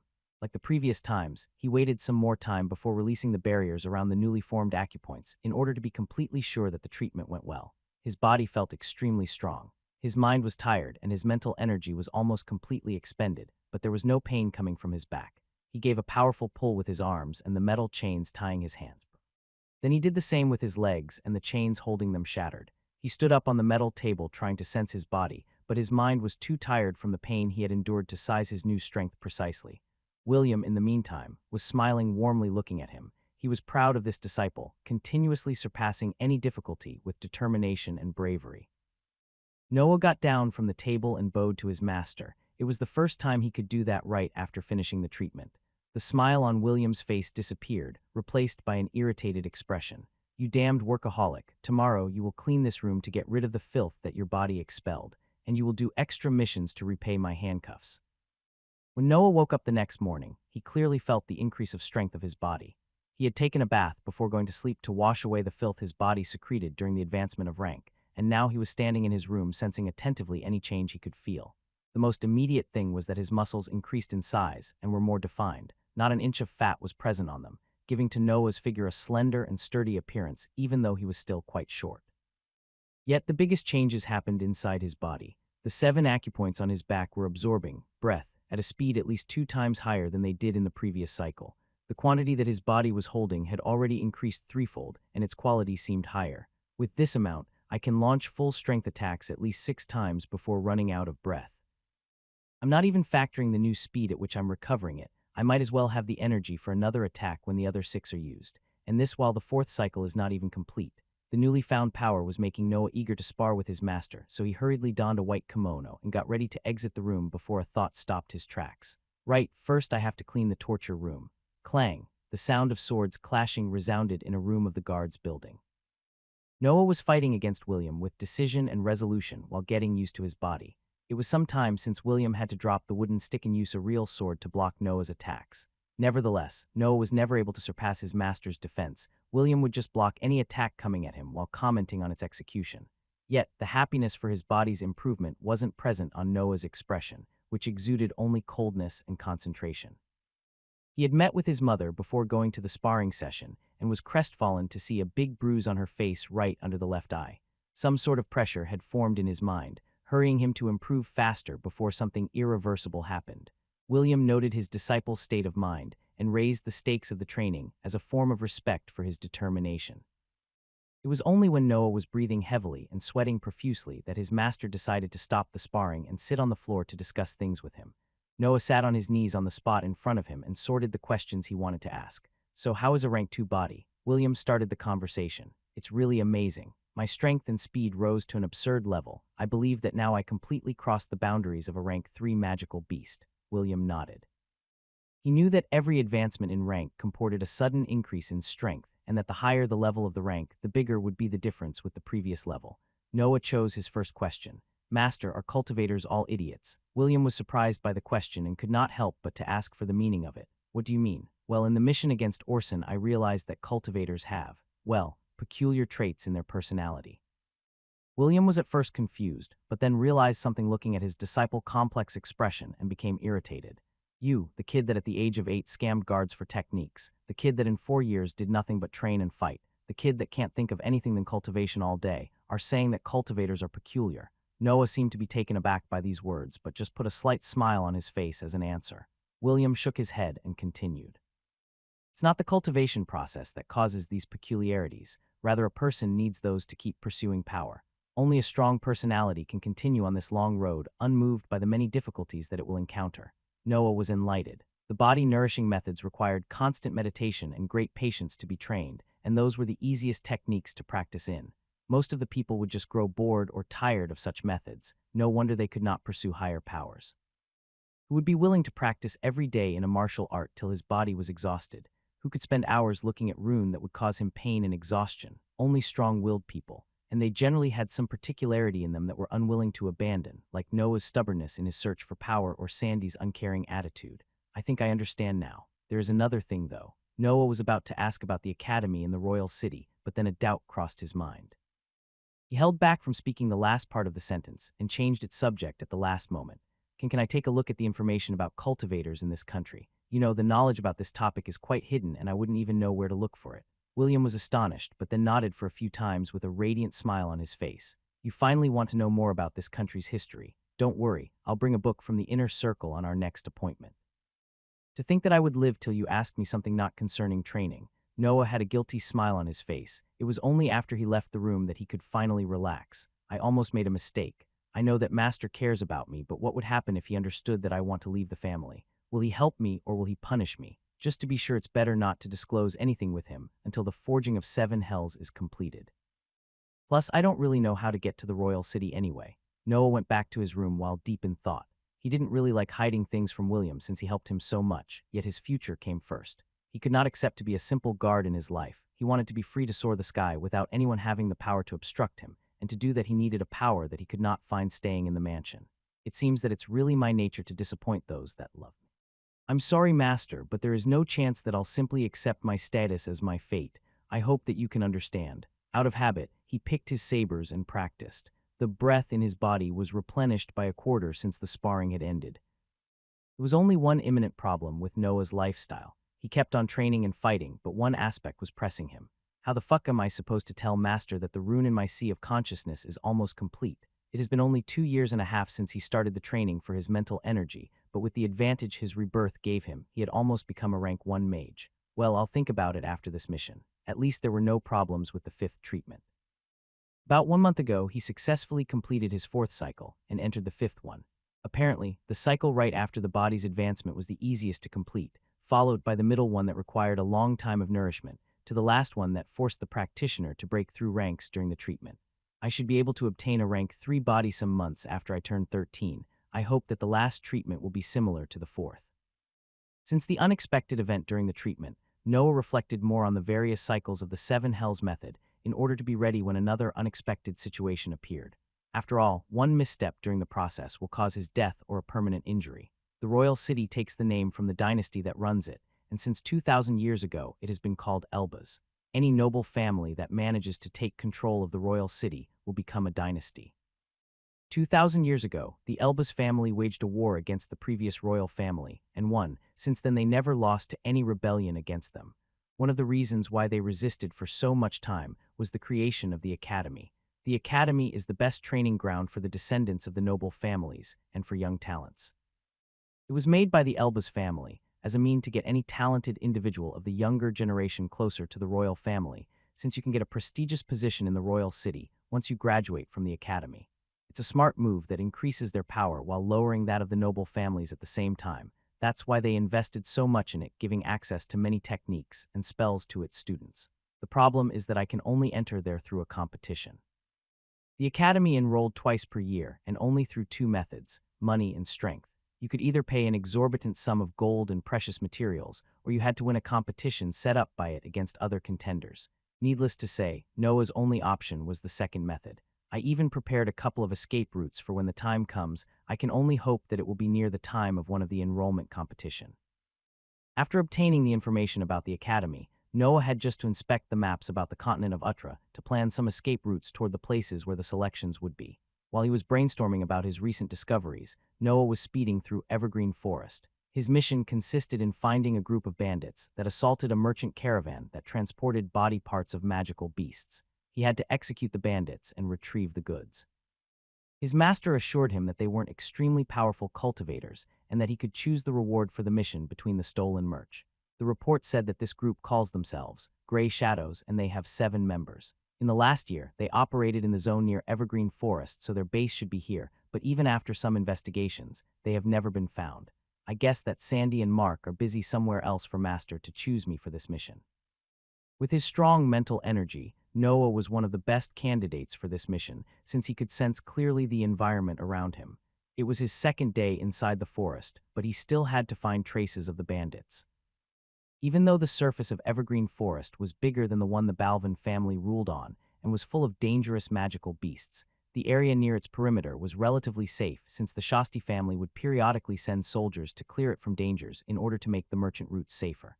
Master said that if I find nothing after 1 month of search, I can just give up and go back to the mansion. So its solitary mission had begun. Noah would travel during the day looking for traces of the Gray Shadows and train at night in the Kessir Rune. He liked this type of mission because it allowed him to learn how to survive in the wilderness. He took it as a preparation for his big escape in the future. After 1 week of exploration, he still ended up with nothing. Noah didn't really want to fail the mission, or to say it better, he didn't want to give up the free reward from the bandits' deposit. He stood on a tree deep in thought until he had an idea. What if I follow a caravan? The idea seemed worth a shot, so he moved toward the perimeter of the forest in the direction of Mossgrove City. He waited there for 3 days, letting pass the caravans that were too small or looked like they weren't carrying anything important, until he finally found the perfect target. It was a big caravan made of 2 different carriages. It had a big red emblem inscribed on its side, representing a tiger with wings on his back. Noah supposed that it belonged to one of the middle-sized noble families in the Shasti's domain.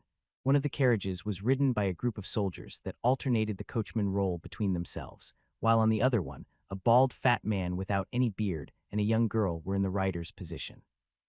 That one looks like the ideal target of the Gray Shadows. The soldiers don't look that strong, but for a noble family to send them to protect a merchant, it means that the goods they carry should have some value. Mental energy could be used to scan the surroundings, but also to evaluate someone's strength, yet before becoming a mage, its precision would still be somewhat lacking. To evaluate these soldiers, though, Noah's level was more than enough, so it's decided I'll follow them. The caravan took a path inside Evergreen Forest. Noah was jumping from tree to tree following it at quite some distance. He was waiting for the moment the Gray Shadows appeared. He was quite bored. All he could do was wait for something to happen or to enter his range of perception, a big contrast with his usual days spent on training until he had to sleep to recover. Meanwhile, on the caravan, Quinn was a merchant that took on his family's job at the age of 16.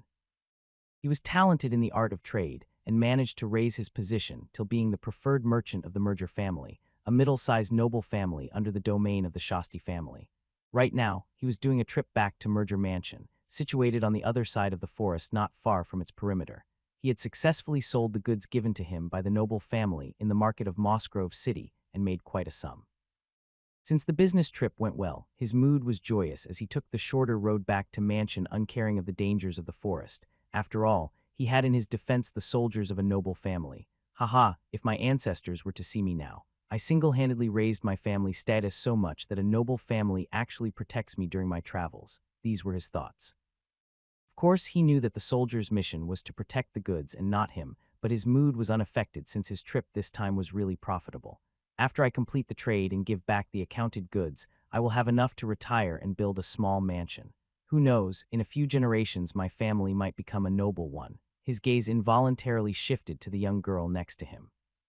She was his only remaining family since his wife passed away, yet this daughter of his inherited his talent as a dealer. Quinn taught her all his knowledge and experience, but never thought that one day he would be near setting his own mansion. I wanted her to marry someone from a small-size family, but if I wait a bit she could actually strive to be the first wife in a middle-size one. After all, her relationship with the young master of the merger family is not too bad. Quinn was lost in his thoughts while the caravan kept going. He would just plan things and sort the inventory during the uneventful travel. However, 1 week after his entrance in Evergreen Forest, something unexpected happened. An arrow, shot from behind the trees, hit the horse carrying the carriage in the front. The horse fell dead on the ground immediately as 3 figures came out from their hidings. The soldiers got enraged and jumped off the carriage, yelling at them. "How do you dare to assault the carriage of the merger family? You must be tired of living." The 3 figures had gray hooded cloaks that completely covered their faces and large sleeves that hid their hands. One of them started laughing when the soldier threatened them. "Haha, did you hear him? Second shadow, third shadow. He actually thinks that we are scared of them." Another one answered, "First shadow, don't you worry, they will soon understand." Like it was some sort of signal, the 3 hooded men directly attacked the soldiers, throwing knives and unsheathing short swords from their sleeves. The soldiers blocked their attacks and started to encircle them. There were, after all, 5 soldiers against the 3 of them. The advantage in numbers was showing itself. At that moment, though, another arrow shot from behind the trees and hit one of the soldiers' legs, and 2 more hooded men came out from their hidings. With the injured soldier, the thieves were having the advantage, yet they didn't seem too focused on killing their enemies. Quinn was hiding with his daughter inside the carriage since the assault started. He knew that the goods were the soldiers' core mission, so he smartly chose to hide between them. He was quite relaxed in the whole process, since he had complete confidence in the power of a middle-sized family. Don't you worry, simple thieves won't dare to kill anyone wearing the emblem of a noble family. Even if they resorted to a life of crimes, they still fear the power behind nobles. He was consoling his daughter when a voice interrupted him. "He's right, cutie. We are too scared of the powerful cultivators protecting them. However, that doesn't mean that we will simply run away when we see their emblem." Quinn was startled. A hooded figure was at the end of the carriage looking at the goods. He did a hand gesture and all the inventory was sucked inside his sleeve. The thief lightly bowed and then hurried outside the carriage. In a few instants he had disappeared between the trees.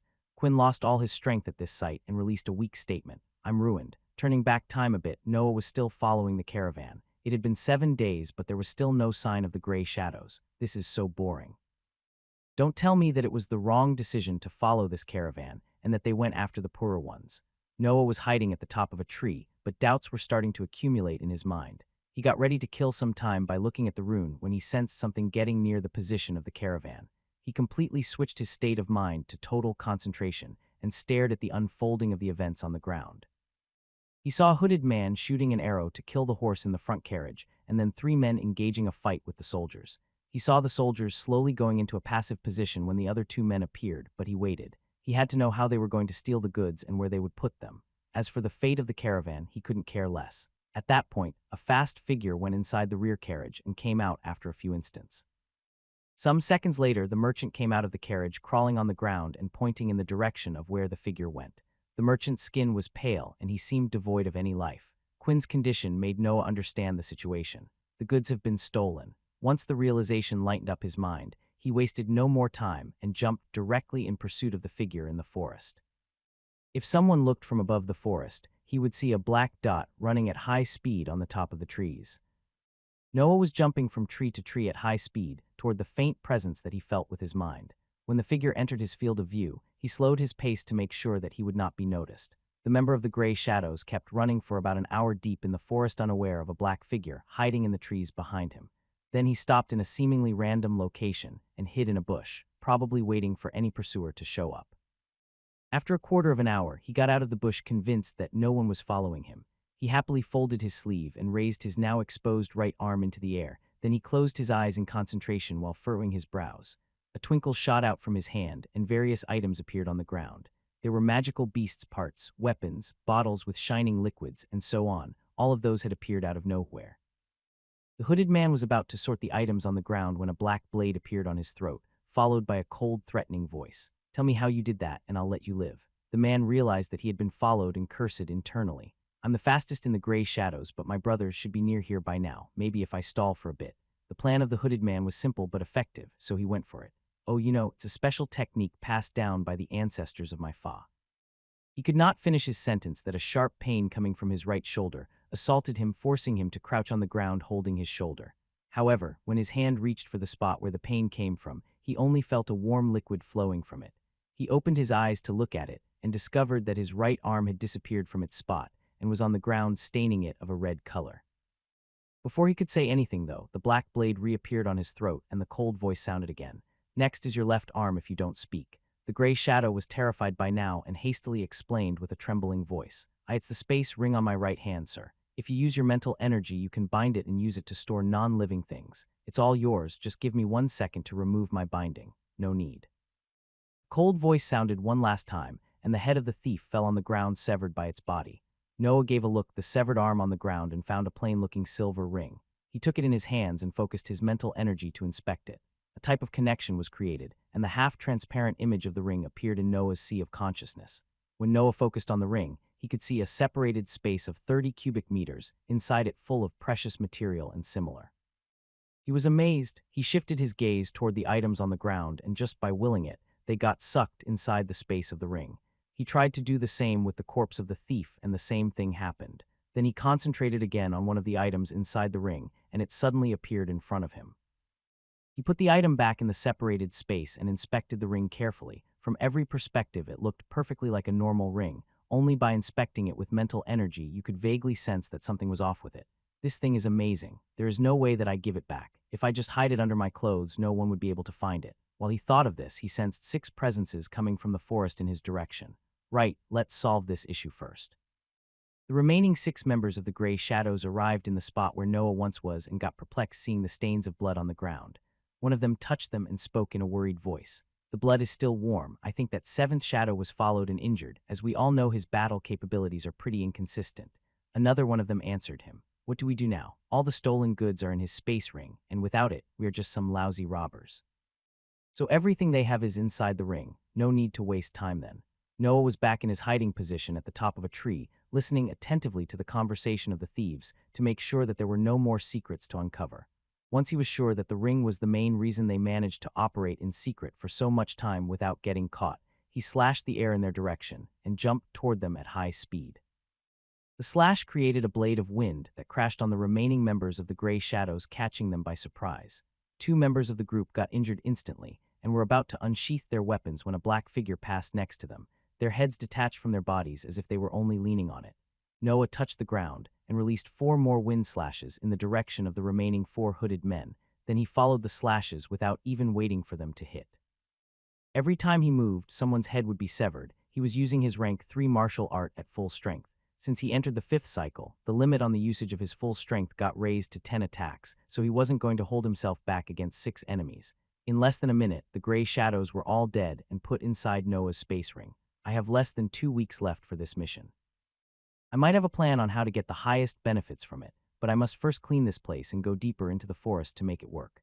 Noah hurriedly dug out the terrain that got stained by blood and put it in the space ring. Then he refilled the holes and checked again to be sure that he left no traces of his battle. "This should be enough. Now I need to find a suitable place in the forest to create a fake deposit."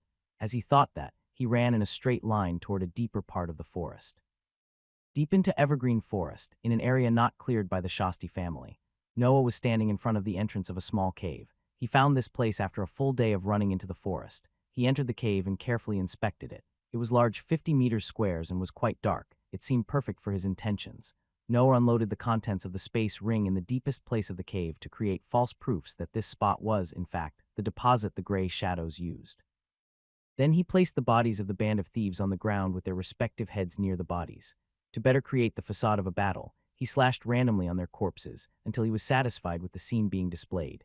He was about to nod in satisfaction when a thought crossed his mind that made him reveal a complex smile. To think that it was less than 2 years ago that I first killed a human, while now I'm falsifying a murder scene to steal some items. Since the events with Balor, he never hesitated again to kill any of his enemies. He never thought too much of it since he had no time to think about it, but now the situation was different. He was actively covering his tracks to gain benefits from it, but the thing that made him depressed was something else. I don't feel anything. He kept on looking at the torn corpses, but could not find an ounce of disgust or guilt inside him. It was my mission to kill them, so I simply did it. Now I want their items without consequences, so I simply raged on their corpses. He stared for a few more moments before he found the answer he was looking for. Life has no meaning, the one of both humans and magical beasts. Yet in a world where one being can stand at the top of all things, life's meaning might be found in power. If you are an ant, you can be swept away by a dragon that was simply passing by. If you are a dragon, you might be denied a meal by one hand gesture of a cultivator.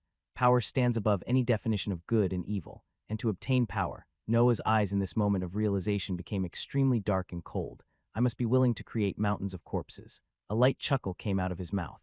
I guess I'm a bad man after all. In the end, he smiled. This process of completely accepting himself left his mind clear of doubts, and he felt freer than ever. Now let's inspect the goods. Noah neared the pile of stolen items on the ground and started sorting it. He looked through all the magical beast's body parts first. There were tails of thunder wolves, legs and pincers of ironclad spiders, and many others of which Noah didn't recognize the species, but they were all separated in a different group away from the pile. I can't keep those, even if I hide them in the space ring. Their usage is limited since I don't know anything about how to forge a weapon or vendors willing to buy them.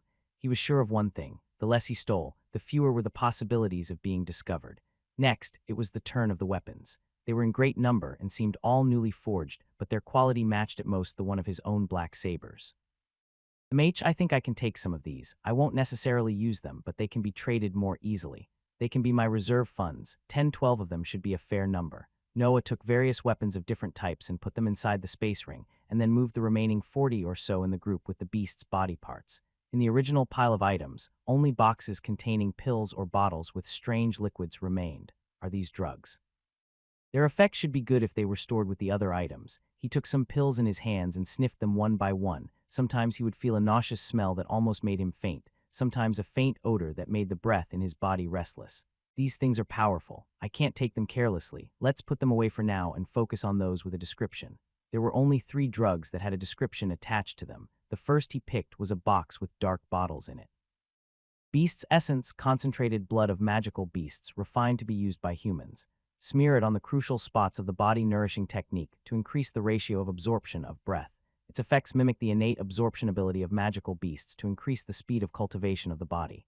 The effects will diminish if used too many times. There were 12 bottles in the box, yet they instantly disappeared inside the space ring when Noah finished reading their effects.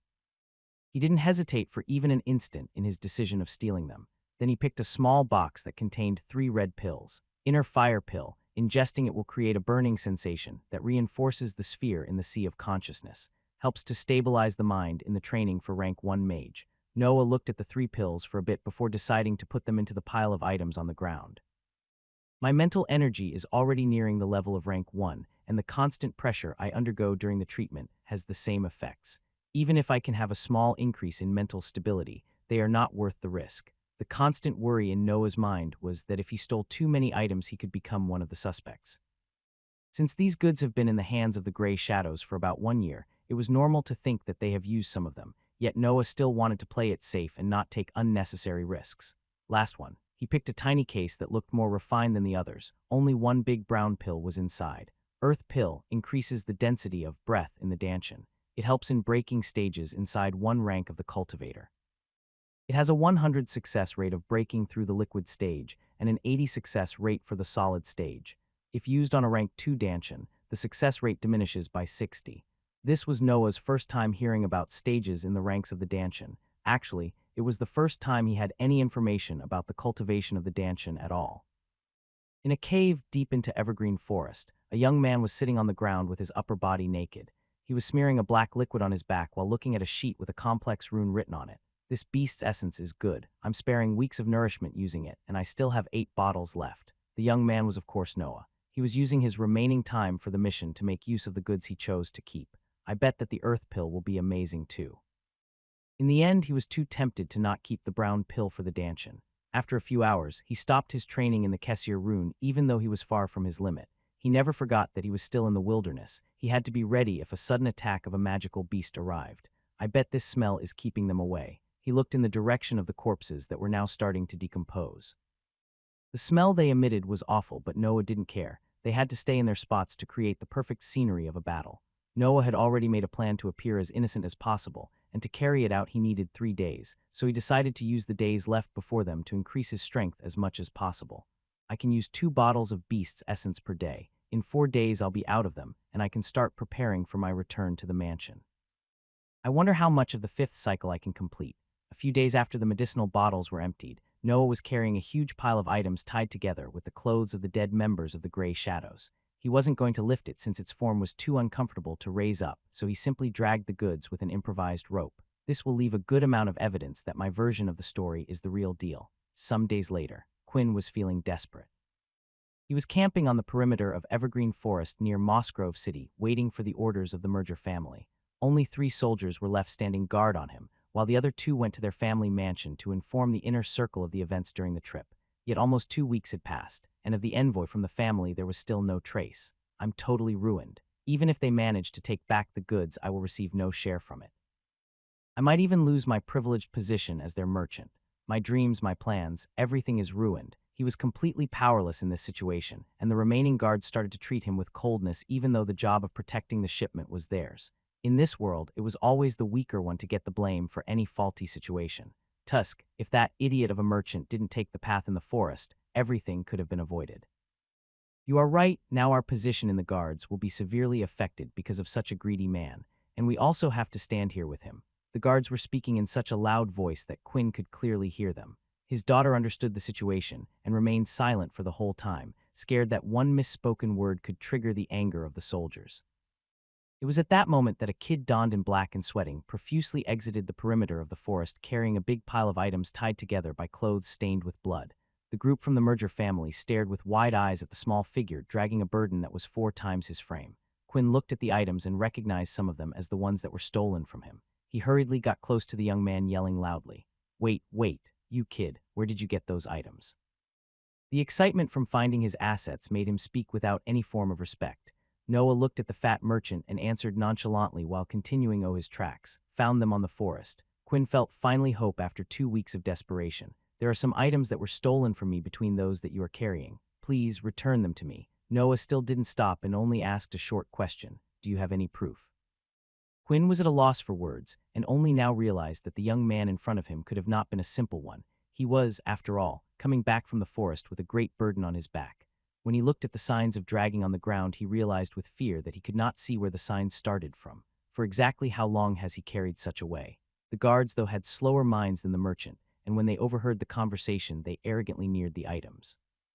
"Kid, if the merchant said that these are our items, then so it is. If you have any complaints, you can come to the Merger Mansion to apply for a refund." The soldiers only saw wealth in the pile in front of them, and were already imagining the reward the family would give them when they brought them back. Just when one of them was about to undo the packaging made of clothes to inspect the items, a kick came in his direction. The attack was too fast and too sudden. It hit the soldier chest, sending him flying away for 5 meters before he fell on the ground unconscious. In the spot where he was previously, Noah was now standing with his right leg still raised. "So you want to rob my Balvin family of the earned reward from a mission assigned by the Shasti family." Noah shamelessly used the names of the noble families to stop their claims on the items. The group was stupefied seeing a kid knocking out a soldier with just one attack. Their attitude became immediately more respectful. Noah simply snorted and went back to his dragging toward Balvin Mansion. Yet before he could move again, Quinn placed himself in front of him with a wide smile on his face. "Aim, young sir, I want to apologize for my earlier rudeness. That thing that you're carrying seems heavy. Would you like a ride back to your mansion?" "Oh, it seems that this man is not that stupid." "Well, they can be my witnesses if I go with him." "I agree, but I have a condition." Quinn lightly bowed while speaking. "Please speak, young master." Noah pointed at the pile of items behind him. "I can take one of those things as a reward, so you have to explain to me the effects of the pills in there." Noah was standing on Quinn's carriage listening to his explanation while moving toward Balvin Mansion. "Young master, this is a snake essence. It's a powerful elixir that can cure any poisoning. It is made from the livers of snake-type magical beasts, and, young master, that one is the Bear Fury pill. It will give you a temporary boost in strength and resistance, not that you would need it. You are strong as a bull and graceful." "Oh, you surely won't need that one, young master." "That's a purple mouse concentrate. They are weak magical beasts, but their reproductivity is extremely high. I bet you can guess already the effects of such a fluid, eh?" Quinn would flatter Noah every time he had the chance while explaining the properties of the many pills and elixirs in Noah's pile of items. The goods were already moved back on the carriage before they moved again, and Quinn, his daughter, and one soldier from the merger family came along. The other one was left on the rendezvous point waiting for his family's envoy and taking care of the collapsed guard. Yet, as Quinn's exposition continued, Noah began to feel irritated. What's up with this guy? Does he have a crush on me? And why is he avoiding all the drugs that seem more powerful? His brows furrowed, making the merchant panic a bit. He understood that he overdid a little, and so he moved to the next part of his scheme. Young master, I'm old and quite tired from all the previous events. Why don't you allow my daughter, Sophie, to keep up with the explanation? I can assure you that I taught her all my knowledge, so she is more than fit for the job. Realization struck Noah after hearing the merchant's words. He wants to set me up with his daughter. Does he think I'm some kind of noble heir of the family? Sophie was a young girl that was about 14 years old. She had long brown hair and green eyes. Her body was gracious, but was still developing the curves typical of an adult woman. In Noah's eyes, though, still tied to his previous world's canons of beauty, she was just a kid. Sophie blushed when her father mentioned her and peeked shortly at the young man, only to lower her head, blushing even more evidently. Noah was a bit stunned by her reaction. Am I really that good-looking? Well, I do have Lily's facial attributes, but I never thought that they could cause such reactions. Noah had taken his mother's pretty face and had her same eyes and hair, coupled with his well-toned body, his strength, and the possibility that he was a noble. No common girl could possibly reject him. Before Sophie could pick up where his father left, Noah stopped her. Quinn, I want to make clear that I'm just a bastard inside the Balvin family. He continued speaking while taking out something from the pile of goods. A fetid smell enveloped the carriage as 7 heads hidden inside layers of body parts of magical beasts were made visible. Quinn lost all colors from his face, and Sophie trembled lightly at that sight. And I really think that it's time for you to start speaking about the important drugs. A wave of coldness enveloped the carriage. The guard that was on its rear had his head lowered the whole time. The merchant and his daughter might have not understood Noah's real strength, but an initiate on the road of cultivation like him knew that one had to be on the level of a real cultivator to knock up a guard with one kick. Seeing the severed heads, Quinn understood that the kid in front of him not only did find the robbers hiding, but also killed them. And he did all of this while being alone. Quinn hastily kowtowed with his head hitting the floor of the carriage. I'm extremely sorry, please forgive this lowly merchant. Noah at that sight just shrugged his shoulders and pointed at the goods. Keep going. When the group was nearing Balvin Mansion, Noah was lying on the roof of the carriage deep in thought. The inner energy pill is my best choice for sure, but it belonged to the merger family, so I don't know if they will let me pick it. Apparently, most of the good drugs belonged to the stolen shipment of the merchant, so he was unwilling to speak about them, at least until Noah's threat. The inner energy pill was among the best pills that Quinn pointed out. It was made by concentrating breath in the form of a pill and was one of the best nourishment for the body of the cultivator. The other option is its worse version in the form of an elixir, but I believe that the effects will be much lower.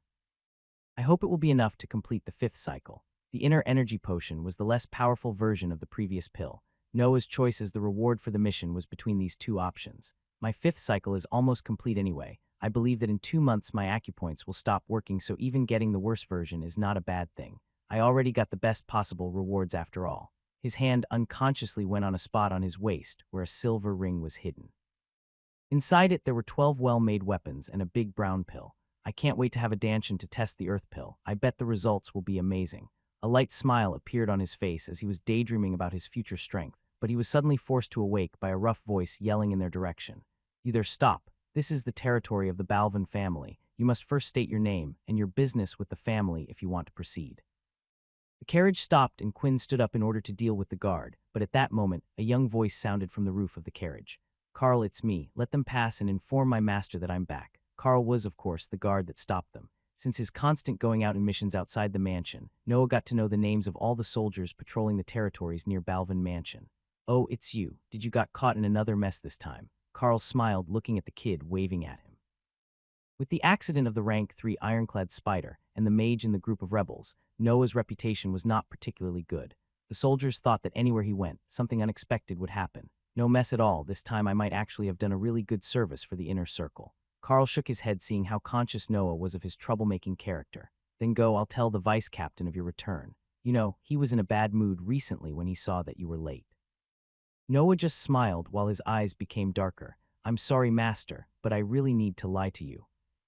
Explain it to me again. Noah was in a room in the guards building with a big map laid on a table. William was in front of him with a stern face looking carefully at his disciple. Noah pointed at the map and spoke in a calm tone. I went inside Evergreen Forest looking for the gray shadows. After searching for 2 weeks, I found no traces of them, so I chose to explore deeper in the forest.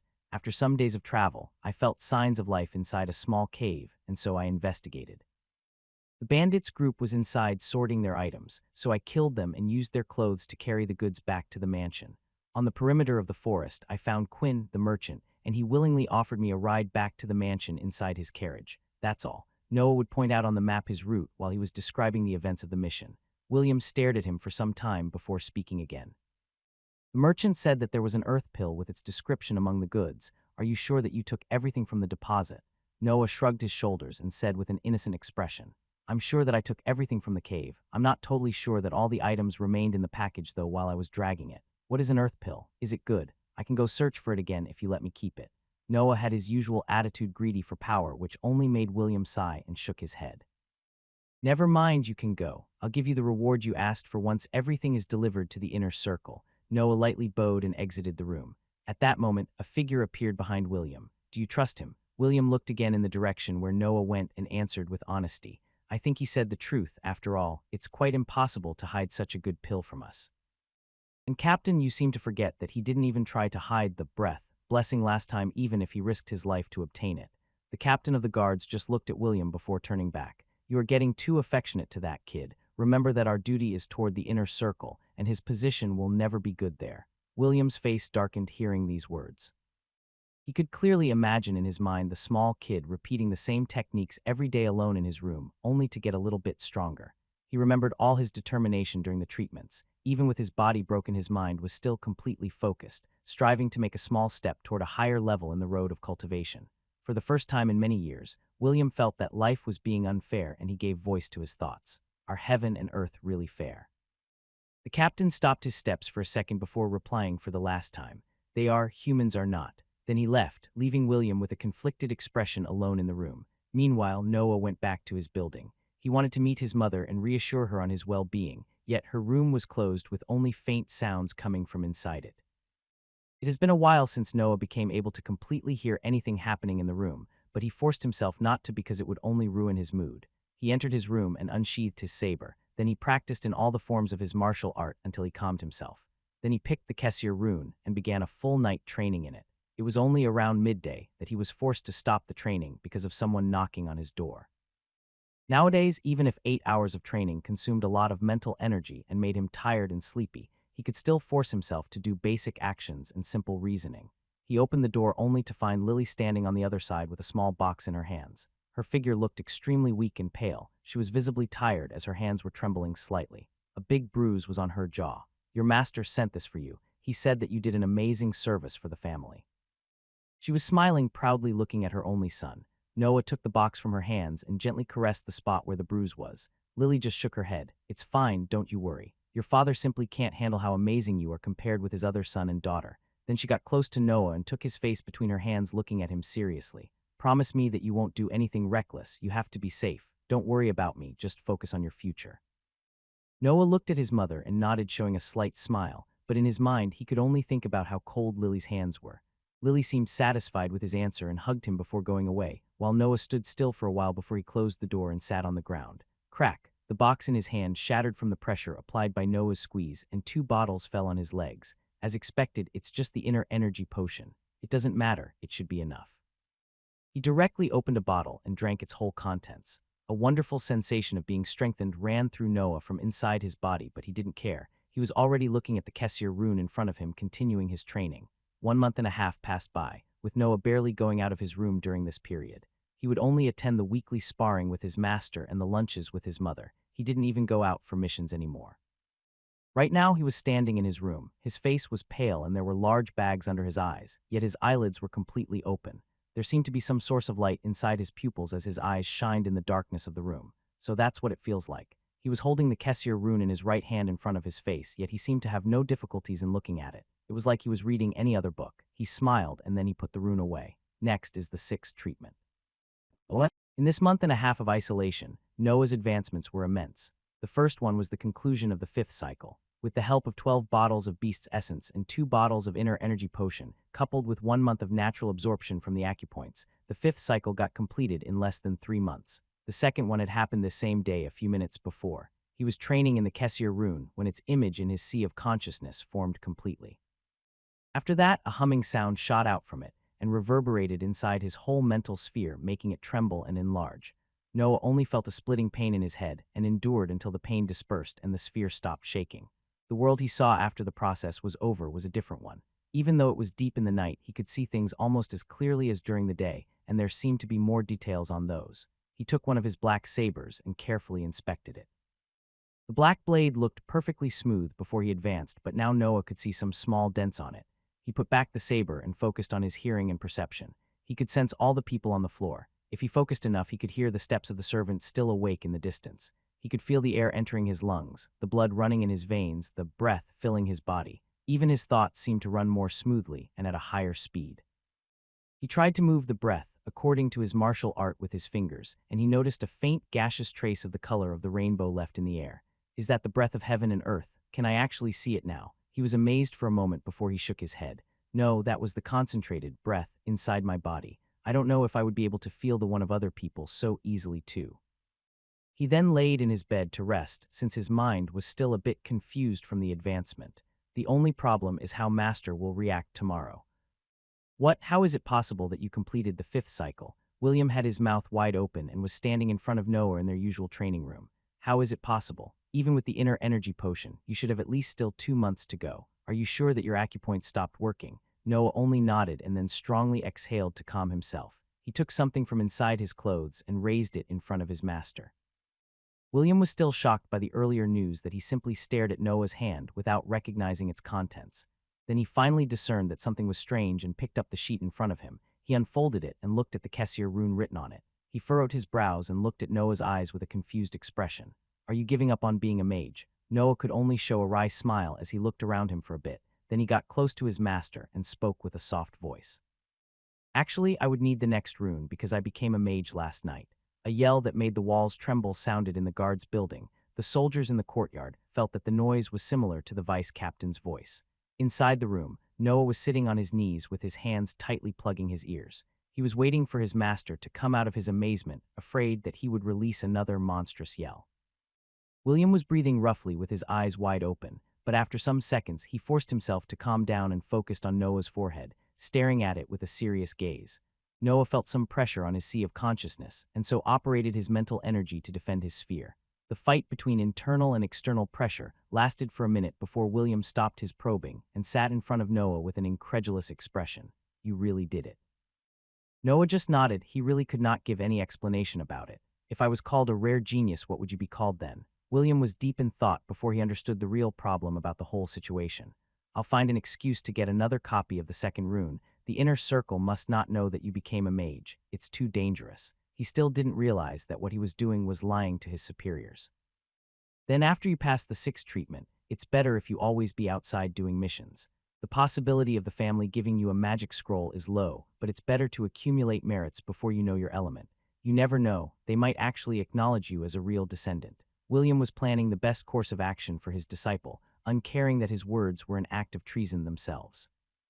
Noah, looking at the mumbling man in front of him, could not help but feel some warmth inside his chest. He is really a good master. If only his position wasn't so tied to the Balvin family. I should at least make sure not to make trouble for him when I'll run away. William stopped his planning when he noticed his disciple staring at him with a simple and honest smile on his face. What are you looking for? Noah only gave a simple answer.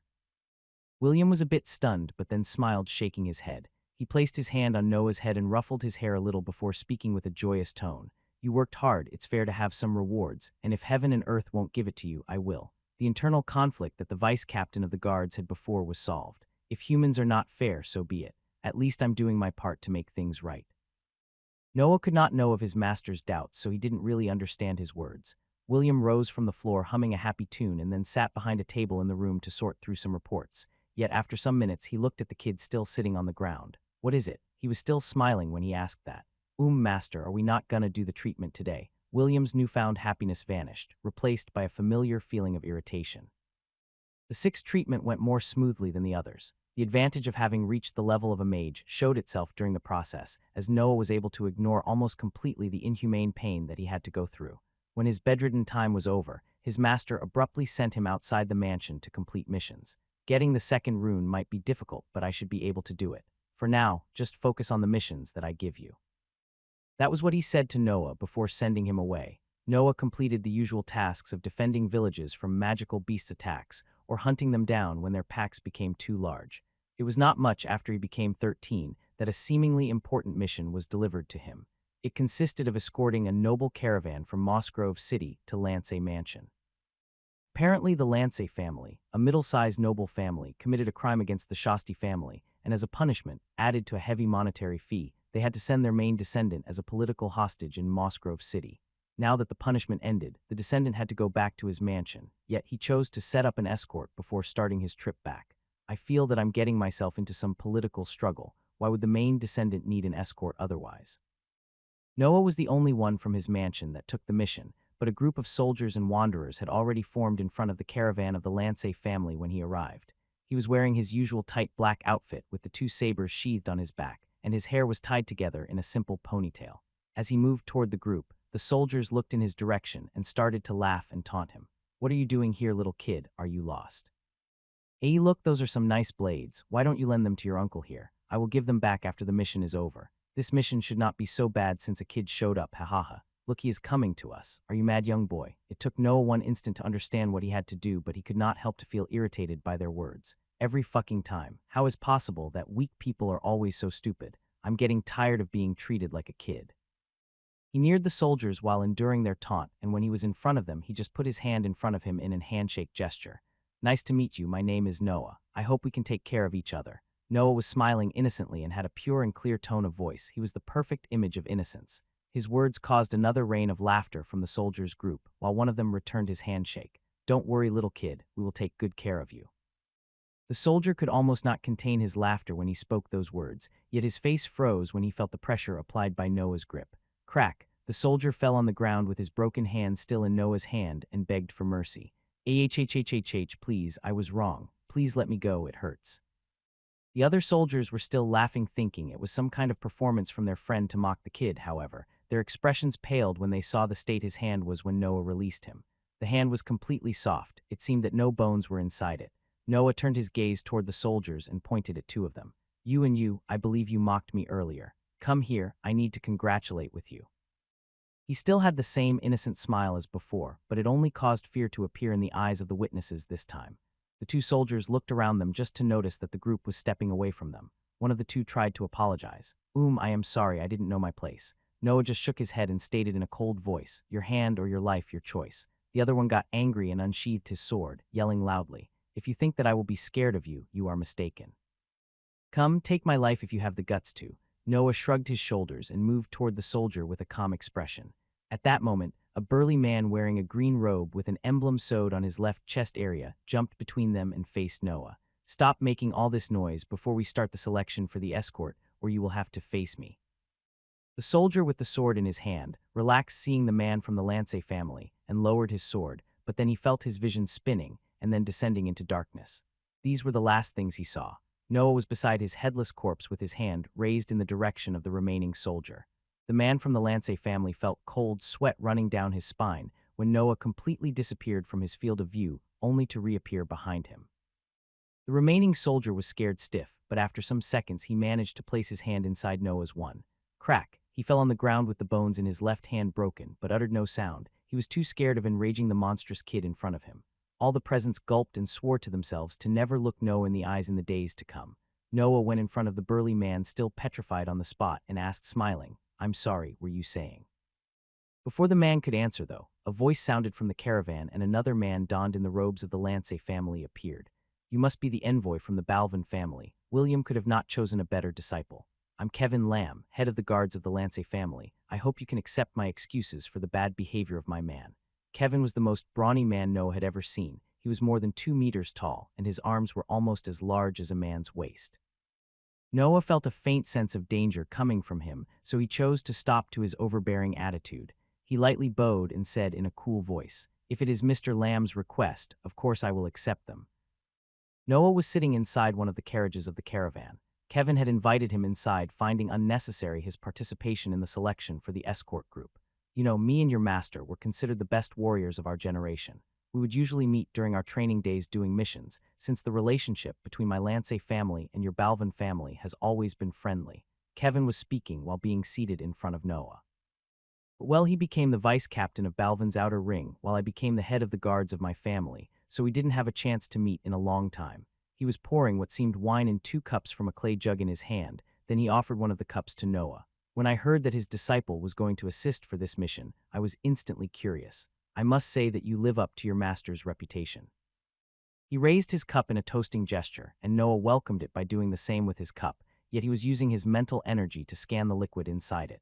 There seems to be no problem with the wine. I think he is telling the truth. His relationship with Master must be really good. Noah didn't hesitate anymore and took a sip from the cup. A familiar burning sensation ran through his throat, but was soon suppressed by the healing ability of his body.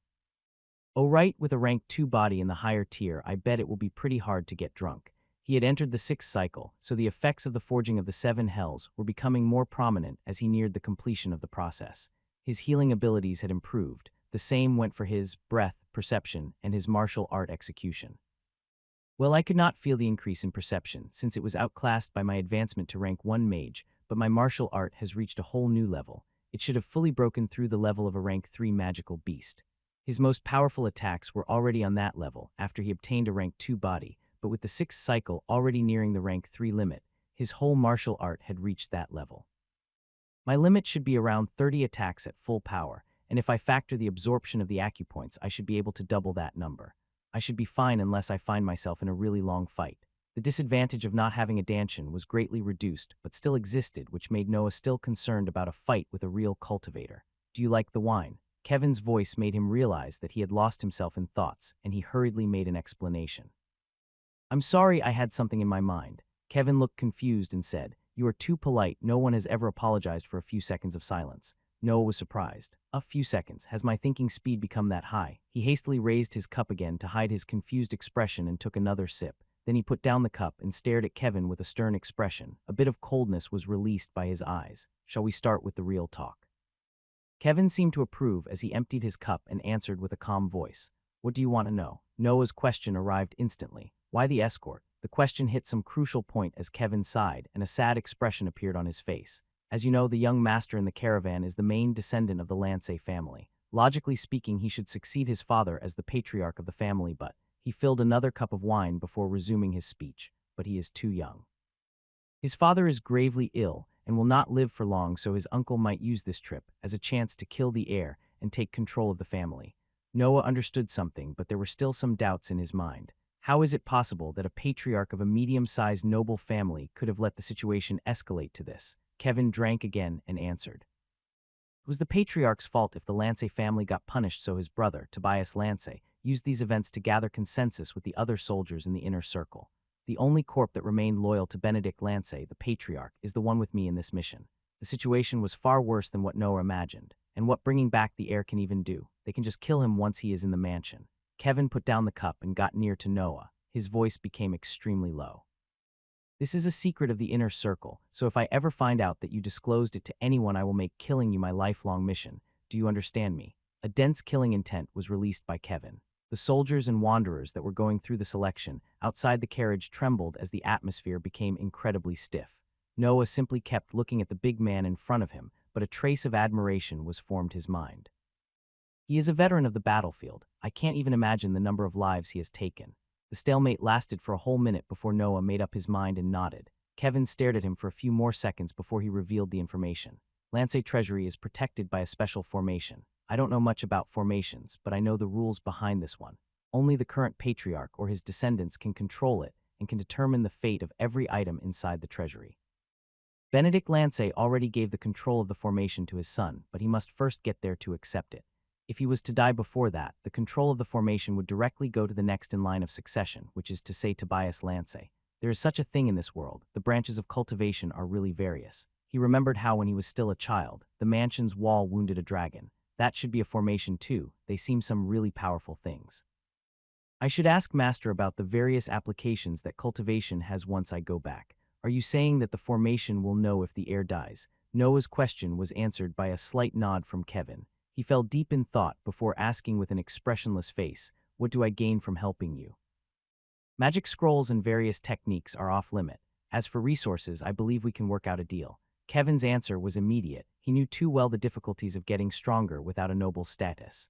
Noah had suspected such restrictions, so he demanded what he needed more at the moment. I need potions or pills for the nourishment of the body. The level must be the same as the inner energy pill. Kevin furrowed his brows. He was surprised that such a young man knew of the existence of the inner energy pill, but he was principally impressed by the fact that Noah directly requested something of that value. I don't have the authority to promise such a good reward. Noah shrugged his shoulders at the answer. Then bring me to someone who has it. Another stalemate followed by, with a giant man and a kid staring at each other in silence inside the carriage. At some point, Kevin nodded. Kevin jumped off the carriage with Noah following close behind him and went for the second last carriage of the caravan. He knocked at the door and bowed, speaking in a firm voice. "Young master, it's me." A young voice came from inside the carriage. "Come in." The door opened and Kevin went through it, indicating to Noah to follow. A young man donned in green was sitting inside the carriage with a chalice in his right hand. He had curly blonde hair and some traces of beard. He was around 14-15 years old and had a pale complexion. A bit of arrogance was exuded from his expression. Noah looked attentively at the heir of the Lancey family and could not help but feel disappointed. He is so weak. What's the point of being a noble if you don't even make use of your status to increase your strength? No wonder his uncle is so close to deposing him. There was the faint presence of breath around him, which meant that he had at least trained in some body nourishment technique, but apart from that, he had only his status to protect him. Noah was still staring at the young man when he felt an angry gaze looking at him. He turned in its direction and saw Kevin staring at him as he was waiting for something. "Oh right, a weak noble is still a noble." Noah lightly bowed. "Greetings, heir of the Lancey family." The nobleman seemed to notice Noah's presence only after he spoke and looked with an inquisitory gaze toward Kevin.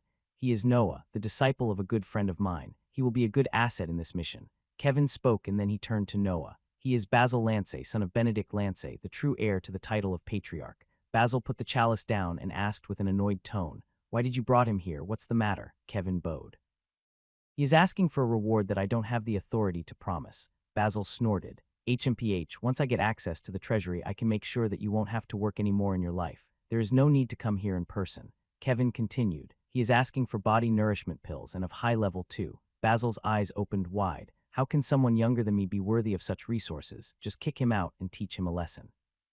Noah got immediately irritated, and a cold pressure began to be exuded from him. The pressure emitted from a mage was unsustainable by a weak person like Basil, and he started to gasp for breath. At that moment, though, Kevin's killing intent surged again, forcing Noah to retract the pressure.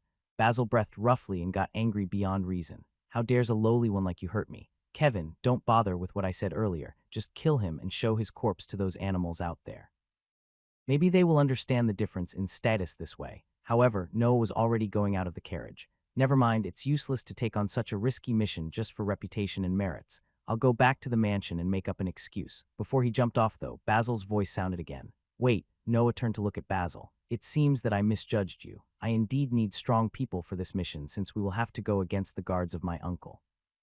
We can work out a deal, but first you have to apologize for your behavior from earlier." So he does have some intelligence between all the noble crap. He looked in Kevin's direction and saw him smiling proudly while nodding at him. He presumably managed to persuade the young noble with his words. No, Noah's answer was firm. Kevin's smile froze, and even the young heir was at loss for words. He only managed to stammer a weak question. "Why?"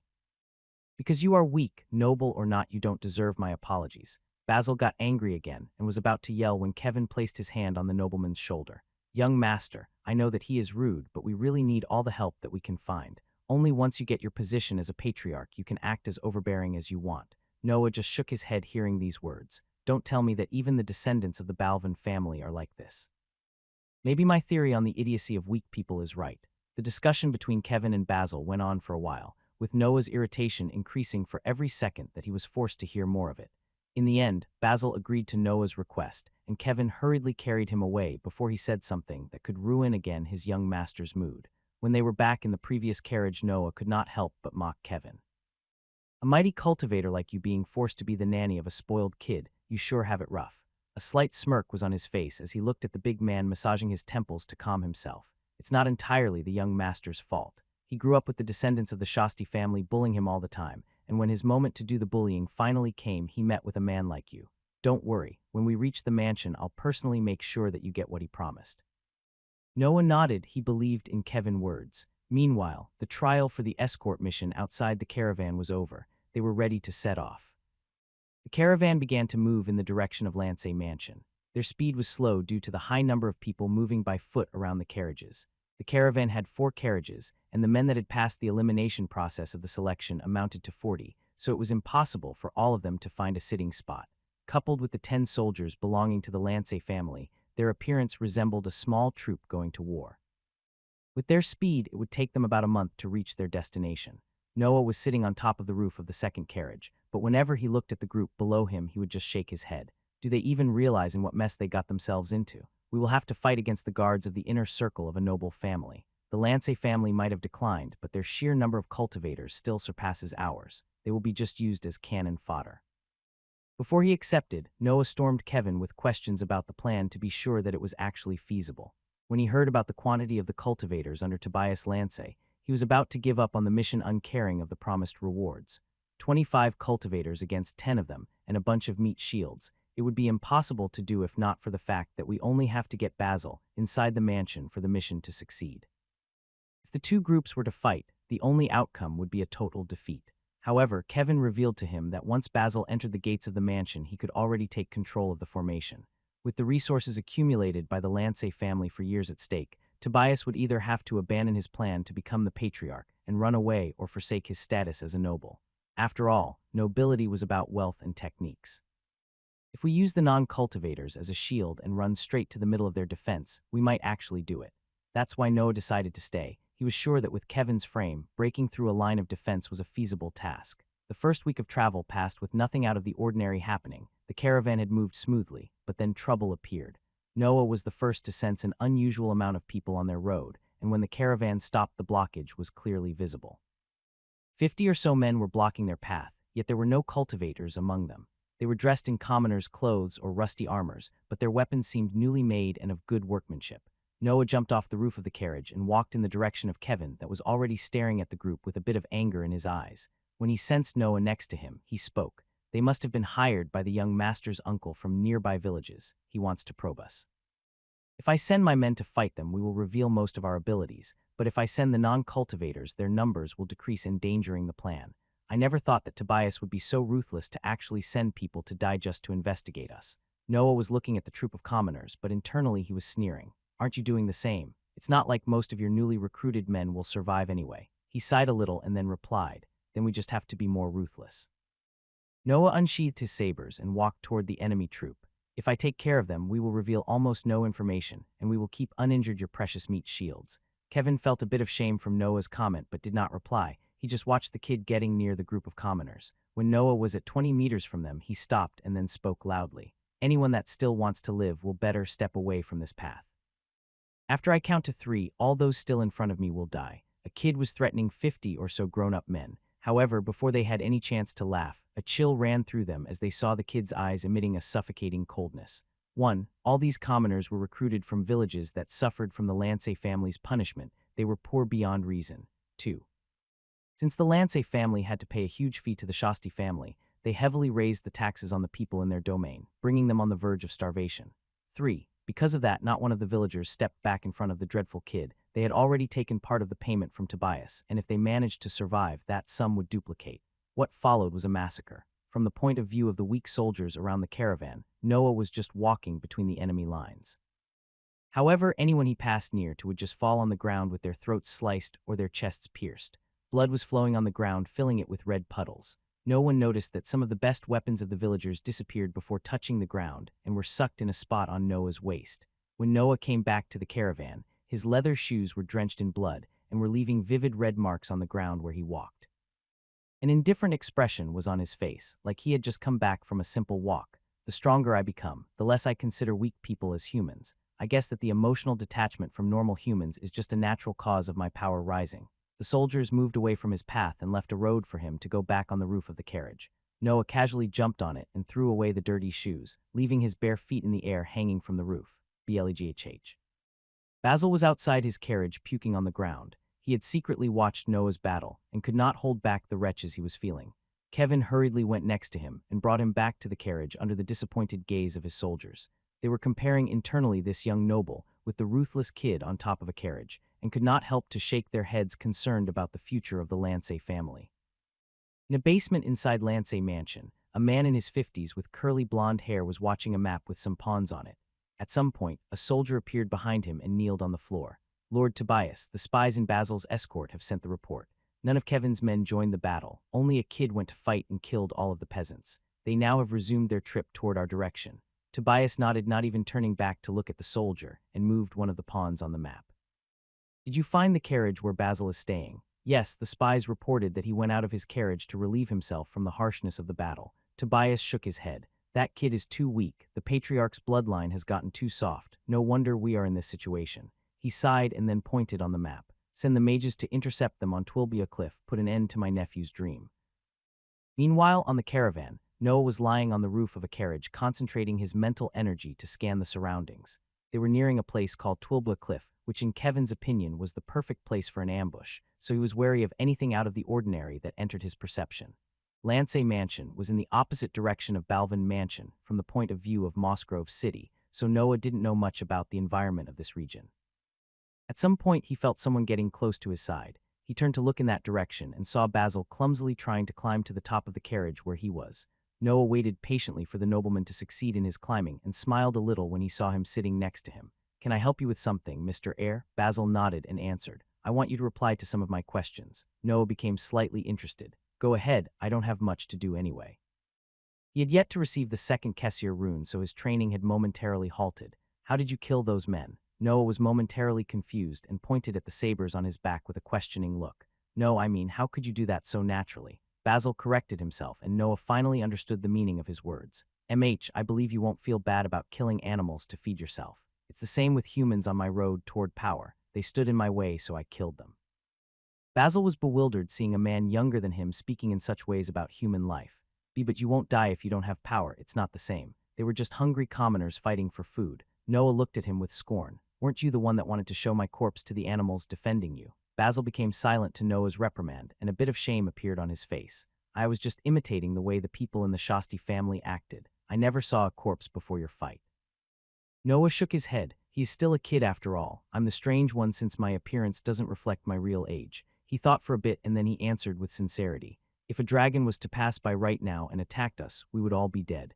Good, evil, and all the other human constructs would be reduced to ashes by a random event. You say you won't die if you don't have power, but that is false. Those villagers were weak, so they got exploited until they chose to go against a group of cultivators. Their end was decided the moment they accepted your uncle's deal. You are weak, so your family is hunting you down due to the status you were born with, and all you can do is hide in a carriage hoping that Kevin will be strong enough to protect you." Basil lowered his head hearing these words, but Noah's speech wasn't over yet.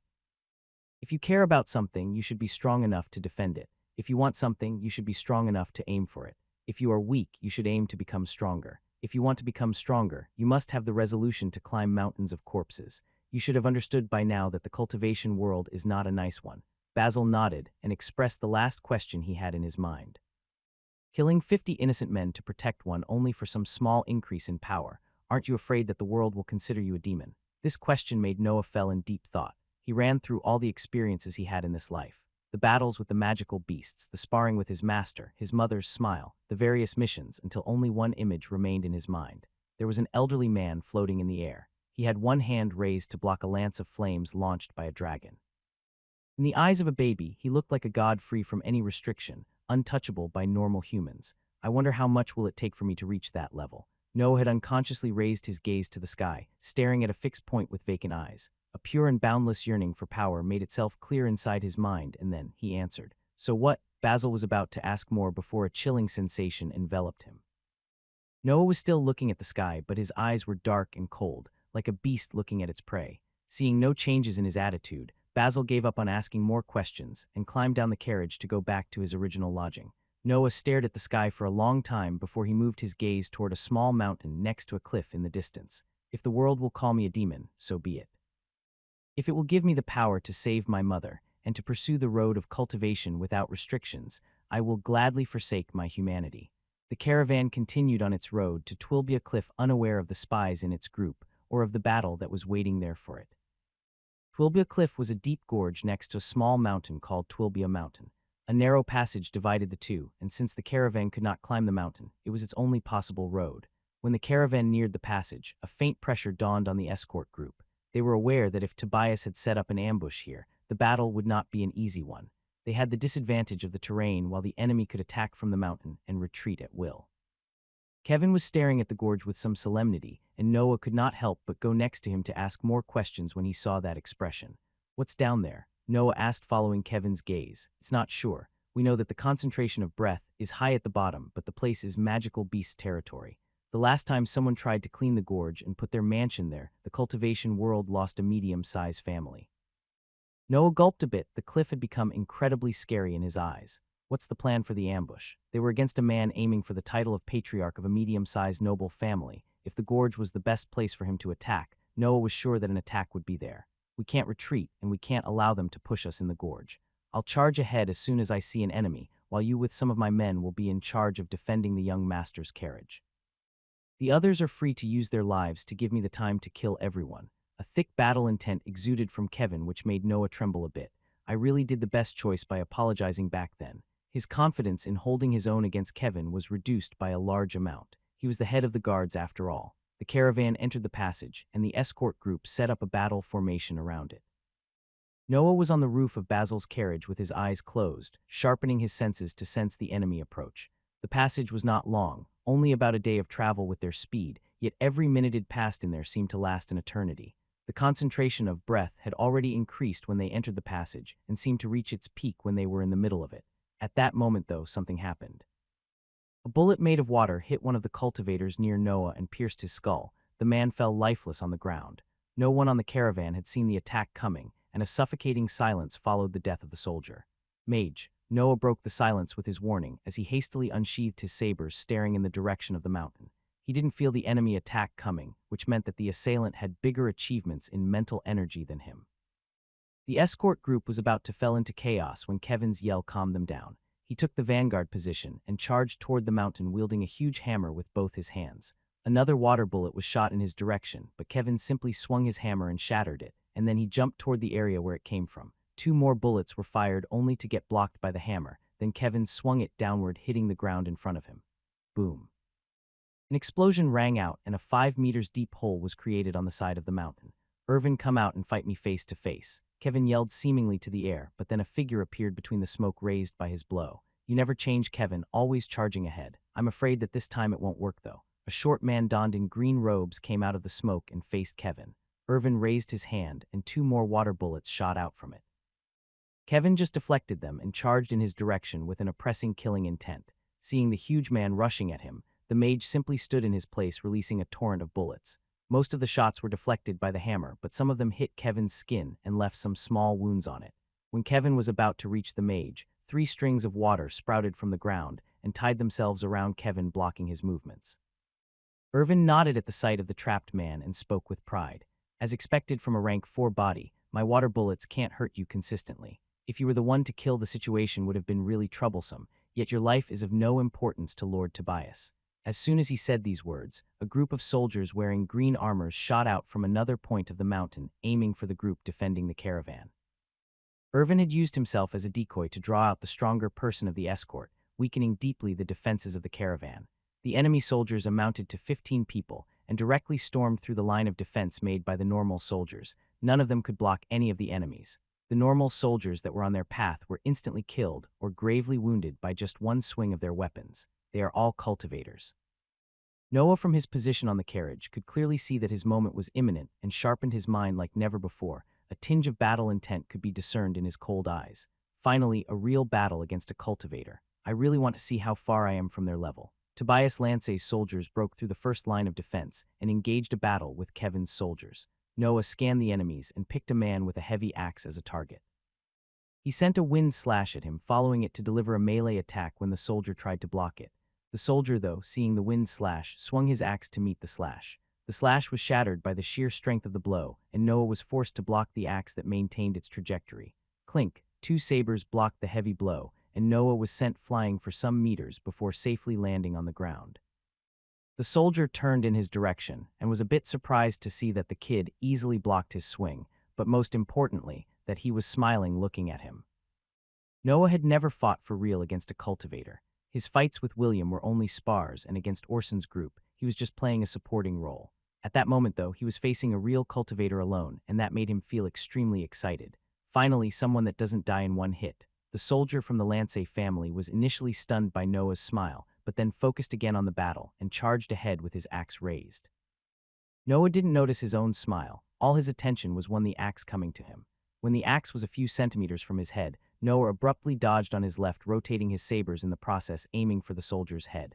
The soldier hid behind the metal handle and blocked the swing, yet a cut appeared on his cheek. The handle could not block the blow completely. He retreated by some steps and resumed his posture, wary of the smiling kid slowly moving toward him. They jumped at each other at the same time and exchanged a few blows before separating again. This time, a couple of light wounds appeared on the soldier's right leg. Noah didn't choose his target randomly, but picked the one who would suffer more from his fast attacks coming from two different directions. The big axe the cultivator was wielding wasn't suited to block Noah's two sabers, and with his ability in deflecting and a rank 2 body nearing the peak of the rank, it was almost impossible to break his defense with only sheer strength. Noah understood that he could not directly kill the soldier until he made a mistake, and the soldier had his same thoughts, so they charged at each other again, waiting for one of them to commit an error. Wounds kept on accumulating on the soldier's body, as Noah pressed on attacking him every time he tried to separate from the kid to resume a defensive posture. After more than 10 exchanges, the soldier's armor was almost entirely tarnished by its owner's blood. However, Noah wasn't in a better situation. Even though he had no wounds on him, the breath in his body had halved, and he didn't manage to deliver a fatal blow to the enemy. The battle had become an endurance competition. Noah attacked again, slashing with both his weapons, and the soldier raised his axe to block them. Clink, another clash occurred, but the soldier became confused when he heard that only one of the sabers had hit his handle. The other saber had momentarily vanished, only to reappear in his face, pointing at his left eye. He hastily ducked, but in that moment of surprise, Noah had already slashed with his other blade on his chest area. The invisible blade was dodged, but the other one cut vertically his abdomen, leaving a deep wound on it. Noah didn't waste any time and quickly retreated on the roof of the carriage to replenish the expended breath. As for the soldier, he only had the time to look at his wound before his insides came out from it, and he fell dead on the ground. As expected, the snake wrist form is too weak to consistently hit cultivators. At least it gave me the chance to end the battle sooner. What he had used was the first technique he had learnt 5 years ago by scamming guards. He had never used it because the techniques he received after it were much stronger than an incomplete form of a rank 2 martial art, yet that didn't mean that he had forgotten it. Seeing that the battle could have lasted for many other clashes, Noah chose to try a feint with the snake wrist technique, and even if it didn't fool the soldier, it was enough to create a decisive flaw in his defense. At least now I know where I stand compared with a cultivator. My techniques in their executions are above their average, but the flaws of not having a dantian are pretty severe. He understood that he could not fight prolonged battles on this level, so he chose to rest and analyze the situation to find where his help would create the biggest results. Meanwhile, on the mountain path, Kevin was still immobilized by the water magic of the mage, but was moderately safe since Irvin was assaulted by the horde of non-cultivators that came with him. Nevertheless, the situation could not last for long since Irvin took out a whip from his back and randomly slaughtered the normal soldier that charged at him. Kevin felt restless watching the fight in front of him and the cultivators attacking the caravan, so he chose to use his hidden ace. His skin became of a yellowish-brown color, and his muscles swelled. His height too seemed to increase. A roar came out of his mouth as he used all of his strength to break free from the water bindings. The ground under his feet cracked and the strings holding his body still stretched until they couldn't handle Kevin's monstrous strength anymore and shattered. Kevin was finally free. When he was out of the strings, his body continued to grow until he was 3 meters tall. The soldiers around him froze when they saw the form he had assumed, and even Irvin's expression became serious looking at the brown giant. You've mastered the ability of your body technique in the end. Kevin didn't reply to Irvin's words and slowly walked in his direction, wielding the big hammer in one hand. The mage shot 2 water bullets, but when they hit the brown skin, they only left some small white marks on it. Seeing that his magic had no effect on him, Irvin summoned again the 3 water strings, which fused together to become an azure half-transparent whip that he wielded in his left hand. Together with the other whip in his right hand, he charged straight at Kevin. Irvin launched an attack with the normal whip, but Kevin easily raised his arm to block it. The whip, though, wrapped on his arm, and the mage was about to launch an attack with the other one when Kevin grabbed it and forcefully pulled. Irvin was immediately sent flying in Kevin's direction, and was about to clash with the hammer when the water whip transformed in a shield and blocked the incoming blow. The water shield managed to stay intact against the tremendous strike, but Irvin still suffered from the impact and was flung away at over 10 meters of distance. No one noticed that a small crack had appeared on Kevin's shoulder. Irvin got up from the ground. His complexion was pale and a bit of blood was coming out of his mouth. The previous blow had injured him internally. Kevin didn't waste any time as he charged in his direction, yet his speed was lower than before, apparently. The technique had slowed his movements in exchange for great strength and defense. Irvin dodged the charge and swung relentlessly the water whip in his hands. The whip clashed multiple times with Kevin's skin, leaving deep marks and some cracks on it. Kevin didn't seem to care and continued to chase the retreating mage. Irvin's hit-and-run tactic seemed to work, since cracks kept on accumulating on Kevin's body, but then Kevin threw his hammer toward the mage. The heavy hammer flew at an insane speed and almost hit Irvin that dodged at the last moment. However, when the hammer met with the ground, a big tremor was created, unbalancing Irvin's posture and halting his escape. Kevin made use of this chance to get close to Irvin and deliver a massive strike, but the mage's whip transformed again in a shield that blocked the hit. Irvin was once again flung away. This time it took him longer to get up. The second wave of internal injuries had weakened him thoroughly. When he managed to stand up, he found himself looking at Kevin's giant figure in front of him that had already raised his hand to strike. "You lost, Irvin." His fist descended and was about to hit the mage when a thunderbolt hit Kevin straight at the center of his chest.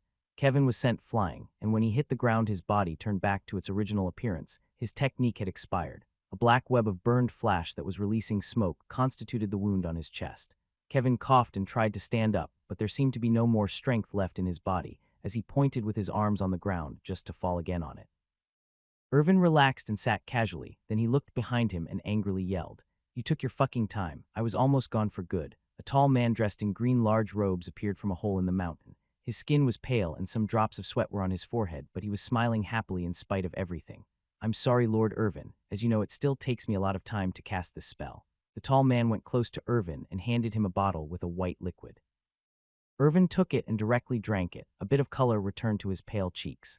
"Tusk, to think that the family values you so much because your attribute is of the thunder element. It's a pity they only gave you that slow spell." Irvin shook his head, but his attention was on Kevin still struggling to get up. "Julian, don't bother about him. The technique he used earlier left him exhausted, so he is not a threat anymore." He closed his eyes for a brief moment and then spoke again.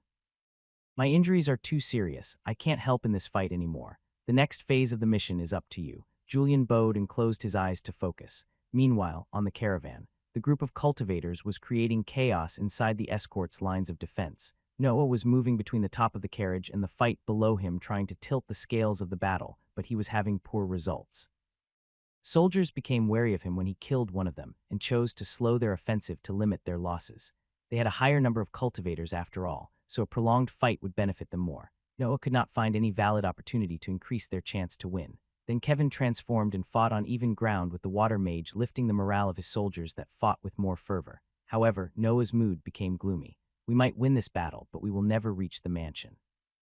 If these are the troops that they can send out in mission, how many more there will be defending the treasury?" In his mind, he understood that they had miscalculated Tobias Lance's strength.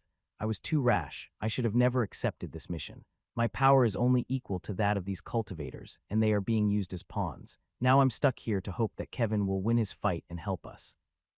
A bit of frustration was building inside Noah due to the situation he was in, and he could not help but blame himself for his recklessness. No point in holding back then. From his position on the top of the carriage, Noah slashed the air in the direction of the enemy soldiers. 14 wind slashes shot out in the direction of the cultivators, one for each of them.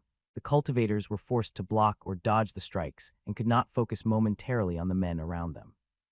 Some of Kevin's soldiers managed to take advantage of this situation and wounded the enemy's cultivators, making them retreat.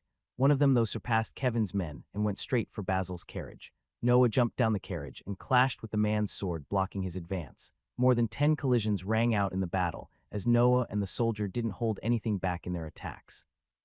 Noah's acupoints were refilling his body of breath at a way higher speed than the normal one, since in Twilba Cliff, the breath concentration was greater, so he could keep fighting at full force even after his previous display of power. The swordman and the kid proceeded on fighting, making metallic sounds reverberate in the battlefield. Then a rumble burst out from the sky, and a thunderbolt fell on the carriage where Basil was staying. The thunder was massive and directly blasted the carriage apart. A shockwave then spread from the area of impact of the spell, sending everything from its center away. Noah was too close to the carriage and was overwhelmed by the shockwave that launched him past the narrow road and over the cliff. Noah could not stop himself from falling in the gorge. Noah was falling at high speed toward the foggy bottom of the gorge.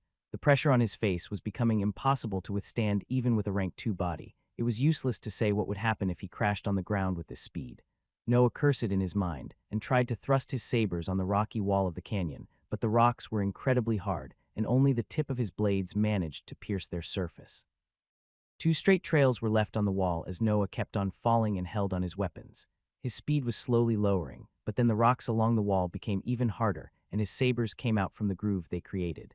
Noah's falling speed increased again, and no matter how many times he tried, his sabers couldn't pierce the rocks anymore. He looked below him and saw a small cavity a few hundred meters downward on his left side. He steeled his determination and sheathed his sabers. Then he pressed his hands and feet on the wall. The rocks, coupled with his speed, rapidly minced his skin, but Noah held on, waiting for the best moment to act. When the cavity was at the right distance, he pushed against the wall toward his left side. Noah fell diagonally and crouched mid-air to reduce his surface, putting his head between his legs to protect it. His body smashed into the inner wall of the cavity, and cracking sounds came from it, but when he touched the ground, he slipped again toward the gorge. Both his legs and his left arm were unresponsive, so he shot his right hand toward the edge of the cavity. Noah felt an extreme pressure on his right shoulder, but he never allowed his hand to lose its grip. He endured the pain he was feeling until the pressure disappeared. He opened his eyes and found himself hanging on the edge of the hole with his other limbs swinging powerlessly toward the bottom of the gorge. Noah pulled with his right arm and lifted himself in the hole. Then he forcefully bit the ground and moved his arm deeper in the cavity, dragging his body in the process. His teeth did not pierce the rocks, but could last as a handhold for the time needed to his hand to find a handle deeper in the hole. After repeating this process a few times, Noah's body was fully lying on the floor of the cavity. "I'm alive." That was his first thought when he managed to stop his fall. He used his remaining strength to check a place on his waist under his clothes and smiled a little when he took out a silver ring from it. He relaxed at the sight of the ring and collapsed after one last thought. "I can survive." Noah was woken up the next day by a wave of pain coming from his body. He looked around him and remembered the events of the battle. "I don't know if it would have been worse to stay there. Basil is probably dead, so my fate should have been the same if I remained in the battle." He slowly moved his hand toward the silver ring on his side and wore it on his index. A cold sensation hit the scraped skin on his palm. A piece of dried meat appeared in front of him, and Noah hastily ate it. Since he had obtained the space ring, he started accumulating provisions and useful items inside it as a preparation for his travel toward the academy. While he was eating, he looked around the cavity and checked the condition of his body. The cavity was barely 2 meters square large and 1 high. Noah lying in it occupied almost its entire space. Luckily, it wasn't any smaller than this, or I don't know if I could have centered it at that speed. Then he focused on his body. "My legs are broken, so is my left arm. The skin of both my hands and feet is flayed. My right shoulder is close to being dislocated, and I'm quite sure that some of my ribs are cracked." He looked outside the hole and saw only a faint fog lingering in the gorge. "Adding the fact that I'm inside a place that a medium-sized noble family could not claim, I'd say that I'm probably dead." He thought again at the thunder that destroyed Basil's carriage and smiled a little. "Well, probably dead is better than dead for sure. I wonder why Master allowed me to go in this suicide mission." He thought for a bit but then shook his head. No, if he knew all about the situation, he would have surely stopped me. Yet who could have the power to purposely keep him in the dark only to send me there? The face of his father appeared in his mind, but he tossed the thought away. "I'll think about it later. After all, even if it was him, I can't do anything about it, otherwise my mother wouldn't be still suffering." Noah slowly straightened up, supporting himself on the wall, and looked at his injuries. "I need to recover before thinking of how to get out of here. The concentration of breath down here seems even higher than on the surface, so I should heal faster, but I should still do something to speed the process." 3 weapons appeared on his side as he tore his clothes apart to make some strings. He straightened his broken limbs and used the weapons from his space ring as splints and tied them together. Then another piece of dried meat appeared and he slowly ate it. Then he closed his eyes and focused on the breath inside him to prioritize the healing process rather than the nourishment one. Days went by with Noah motionlessly lying on the ground waiting for his injuries to heal. Sometimes he would open his eyes to eat and drink or to change the position of the splints, but most of his time was spent directing the breath on his wounds. It was only 2 weeks later that he was able to move again. Noah undid his splints and put everything back in the space ring. He lied on the ground to stretch his limbs and test their recovery and was happy with the results. "I'm almost back to my peak form. In another week I should be completely healed, but like this is fine. I can't waste more time." His injuries had mostly healed, so he decided to start moving to find a way back to the Balvin mansion. Noah peeked outside the cavity and looked upward. Only fog filled his field of view, and apart from some dents in the rocks of the walls, there seemed to be no viable handholds. I fell for a few hundred meters. Climbing them back would be doable if it wasn't for these rocks being stupidly hard. From here I can't even see if the handlings would last till I reached the softer part of the wall. Noah stared for a long time at the wall above him until he gave up on the idea of climbing it. If I don't find a handhold, I have to come back here through the fog. What if I can't find my original path? What if I slip once? Climbing the wall is just a bit too risky to be taken. He turned around with unwillingness to look at the path below him. The fog was thicker toward the bottom of the gorge, and the number of handholds was the same as the other side. However, some yellow roots sprouted from small holes in the wall downward. It appears that nearing the bottom some vegetation starts to emerge. I can totally cling to them to slow my descent. Noah was deep in thought. He continued to look down, but he could not find any flaws with the roots. The path toward the bottom of the cliff was definitely easier to tread. Do I really have to go there? He was reluctant to enter such a dangerous place, but there was no other feasible option for him. It's either going up and try my luck, which for now has always been awful, or going down and have fun with the magical beasts that destroyed a medium-sized noble family. Well, I can always wait here for someone to rescue me. He smiled and shook his head at the absurd idea of being saved, but then his expression became cold and stern. No mistakes allowed from now on. He sharpened his mind, cutting off every superfluous thought as he crouched on the edge of the cavity. He slowly pushed his body over the hole, remaining hanged on the edge with his right hand. When he confirmed his target below him, he released the grip and slid on the wall using his body to slow the descent.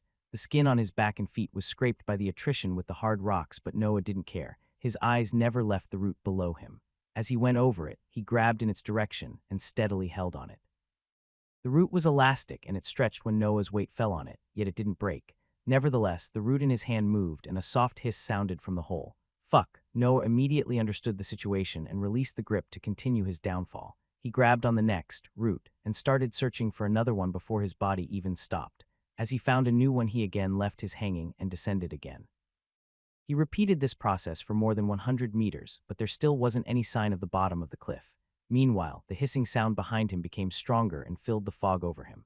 Noah wasn't thinking about anything other than the next handhold, and he continued sliding, ignoring the sound. At some point, though, the noise appeared in the fog below him. When Noah went for the next root, he found out that it had 2 eyes and a tongue pointed in his direction.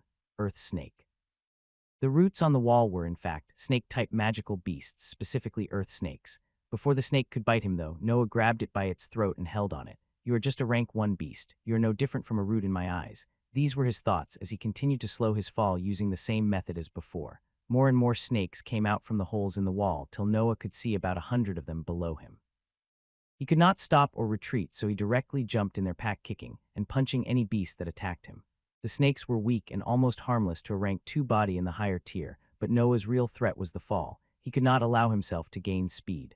Since a slow descent was no longer possible, Noah chose to directly walk on the bodies of the snakes, jumping from beast to beast like they were the steps of a stair. He was walking down the cliff on the heads of a pack of rank 1 magical beasts. After a few hundred meters treaded in this way, the fog finally began to disperse, showing the valley at the bottom of the gorge. The environment was filled with green grass, and a small river ran in the middle of it. Noah, though, had no time to enjoy the scenery, as a scary view unfolded in the valley below him. Tens of yellow snakes more than 7 meters long were coiled on each other on the ground, with one longer than 15 meters in their center. Noah stared with wide eyes at the beasts while moving toward them. He could not stop even if he wanted to. When he was at less than 50 meters from the ground, he unsheathed his sabers and let his body falling freely in the middle of the dreadful pack of snakes. About 30 rank 2 and 1 rank 3 earth snakes, bring it on. Noah landed on the pack of magical beasts. The snakes were already awakened by the noise coming from the wall and immediately attacked Noah. A 2 meters large head with the mouth open came in his direction, but was instantly cut in 2 halves by a vertical slash. The snakes grew restless when one of their pack died and madly pounced at Noah that was forced to block the incoming blows. He was sent flying on the wall where he came from and brutally crashed on it. He could not waste any time as the rank 1 snakes were jumping at him from the holes above, and the rank 2 ones were encircling him. Generally speaking, a group of rank 2 magical beasts could not hurt Noah in a normal situation. However, he had to jump straight in the middle of their pack due to the fall, and the snakes were already prepared for his arrival. There was also the problem with the type of magical beasts they were. Snake type's magical beasts were usually very resilient and had a strong body with few weak points. They were considered among the most dangerous kind of magical beasts. In the case of the earth snakes, their bodies were extremely tough and had immense strength, yet they could not secrete poison from their fangs. Killing the rank 2 is quite easy even if troublesome, but the rank 3 is problematic to handle in this mess. The rank 3 snake was in the rear of the group, keeping its eyes on Noah while the rank 2 attacked him. It seemed to study his movements, waiting for the right moment to strike. Noah pushed back the snakes in front him, launching 6 wind slashes on them. He completely ignored the rank 1 jumping from above. The slashes hit their bodies, leaving deep wounds, but they seemed not to care and begun to charge again. Noah dodged this time and ran toward the right part of the valley, madly slashing at anything that came near him. They are too many, and I'm not even at full strength. I should escape. The concentration of breath on his right side was slightly lower than on the left one, so he chose that direction. Magical beasts will prefer a higher concentration of breath, so it's safe to assume that the beasts within the areas with a lower concentration will be weaker. Snakes kept on trying to encircle him, but he would simply slash forward, creating a path through their bodies. Dark red blood fell on him continuously as he forced his way through the blockage of the beasts. When he was almost outside the borders of the pack, the rank 3 beast decided to strike. Its massive body reached Noah's position in an instant, and it shot on him with its mouth wide open. Seeing the 4 meters large head coming from behind him, Noah jumped in the air and blocked the snake's fangs with his 2 sabers. The clash flung Noah at some distance away from the pack and made him crash heavily on the ground. Peak rank 3, thought Noah while he stood up inside the hole he created. He was lightly injured from the previous attack, but he had managed to get away from his disadvantageous position. Noah didn't look back and ran at full speed, following the decreasing concentration of breath. The snakes behind him followed but could not catch up with him. Their speed was below the average of the beasts on the same rank. The chase continued for an hour. Noah had to face the continuous assaults of other snake-type beasts that appeared in front of him while escaping. Fire snakes, horned snakes, 2-headed snakes. Why don't they straight up call this place Snake Valley? Noah cursed in his mind while relentlessly slashing at any new beast that appeared in his sight. If it wasn't for all these magical beasts randomly attacking me, I would have shaken off the rank 3 from my back already. Luckily, they are all rank 2. Corpses kept on accumulating on the path he was treading on, and red blood kept on flowing on the river at the center of the valley. At some point, an imponent figure appeared in front of him. Its body was 18 meters long and 4 meters thick. It had 3 horns on its head, and from its fangs was dripping a violet, dense liquid. Rank 3 horned snake. Behind it, a handful of rank 2 horned snakes were coiled together, looking in his direction. The rank 3 horned snake wasn't looking at him, but at the rank 3 earth snake following him, there seemed to be hatred in its eyes. Realization dawned on Noah looking at the horned snake's expression. They must have fought for the spot with the higher concentration of breath, and the horned snake lost. That's why its pack is smaller. I can make use of it. Noah went in the direction of the horned snake with resolution. The beast was enraged by the small human trespassing its territory and shot out violet liquid spheres from its mouth. Noah dodged them and sensed that when they hit the ground they corroded it instantly, leaving deep holes in it. To think that at rank 3 it can use its poison as a ranged attack. He kept on running and passed the horned snake, jumping straight in its remaining pack. The rank 2 snakes attacked him, but he simply shot out more wind slashes, making sure only to wound them. They were his precious helpers after all. He continued his escape without caring for the events happening behind him. The rank 3 earth snake had met with the rank 3 horned snake and engaged in a furious battle. Meanwhile, the pack of earth snakes arrived and were about to overwhelm the one of horned snakes when Noah got too far away and could not sense their fight anymore. He ran for another hour to be sure that he was outside of their patrol area. As he ran, the quantity of rank 2 magical beasts diminished, being replaced by rank 1 beasts, and the concentration of breath began to resemble the one of the cavity he was in. The beasts there seemed to be afraid of him, as none of them tried to attack. Noah looked around him for a bit and found a small cave inhabited by a few rank 1 fire snakes. It was quite hidden and there weren't any holes on its walls, so he chose to rest there. He cleared the beasts inside it and laid on the ground to rest. Noah rested for half a day. After he woke up, he ate a light meal and stretched a map in front of him. The map was pretty simple, but it described a large area of the Utra continent. It was the best one Noah managed to find in the outer circle. I'm going in the opposite direction of Balvin Mansion, but maybe there will be a path to the surface there. He had gone where the breath's concentration was lower during the fight, which was on the contrary way of his mansion. I should first explore this area. I don't really want to face those beasts' packs unless I'm forced to. He stood up and exited the cave. He finally had the time to look carefully at the environment of the valley. The ground was filled with green grass and light shone brightly from the fog above it. Strange, it has been half a day, but the night did not come. Maybe the fog has something to do with this. The fog was constantly releasing daylight, making every detail of the valley vivid and clear. Noah continued his exploration of the area where the breath was less dense. Many rank 1 snake-type magical beasts were hiding at his sight, returning to their caves or simply crawling away. The walls around him were steep and were not suitable for climbing. Noah almost considered to give up on the exploration of this side of the valley when something unusual appeared in his sight. It was at the end of the valley and there were almost no magical beasts. The walls, too, were still steep. However, on the ground, there were remains of a man-made building. How is this possible? Noah got close to the wrecked structure to inspect it, but then a massive figure shot out in his direction. Noah hastily unsheathed his sabers to block the attack and got flung away for some meters by it. He raised his guard and waited for another attack to come, but nothing happened. He took a look at the immobile figure standing in front of the building. It was a 3 meters tall set of armor with no face appearing on the helmet's hole. Blue runes emitted a soft light through all its body, creating a blue halo around its figure. There were signs of combat on the armor as it was full of dents and holes. Seeing that the armor was unmoving, Noah relaxed and thought for a bit. Is it defending that area? How do I destroy it? He slashed in the air, and a blade of wind shot out in the direction of the golem. The golem raised its arms to block the blow, and only a slight mark appeared on them after they clashed with Noah's attack. I should be able to break it if I go all out, but that would leave me powerless. I don't know if it is the only one there. His attention shifted to the blue runes. It should be fueled by those inscriptions. Maybe it will stop working if I break them. After he set up the plan, he no longer hesitated. He jumped straight at the golem, launching 3 wind slashes and moved to its side. The golem had to block the slashes and could not focus on Noah's attack from inside his guard. The saber cut through a rune on the chest armor, turning off its blue light. 1 down, 9 remaining. Noah and the golem fought for some minutes as he would use a hit-and-run tactic, always going out of its defense perimeter to limit the dangers of the battle. 10 down. When the last rune was pierced, the golem fell lifelessly on the ground. Noah examined the armor a little before shaking his head and putting it in the space ring. I really don't understand inscriptions. I should keep it, maybe it's worth something. Then he turned his head to the broken building and concentrated. He moved toward it, wary of his surroundings. He didn't know if another golem would appear. However, everything was silent and no dangers arrived. Noah relaxed and began to make conjectures. This structure was almost as big as the Balvin mansion. It should have belonged to one of the medium-sized noble families that came to explore the valley. His eyes lit up when he realized that if the family had completely moved here, they must have moved their treasury too. Noah began to gain speed in his exploration as he could not wait to go deeper into the building. Sometimes he would find old skulls or bones, sometimes only useless remains. Meanwhile, a doubt formed in his mind. If they were at the same level as my family, how is it possible that they were destroyed in this relatively safe area? The signs of struggle indicated that a battle had occurred, but Noah did not understand who or what had the strength to defeat them. Even the pack of earth snakes could not do it, so how did they die? He arrived at the inner part of the mansion while thinking that.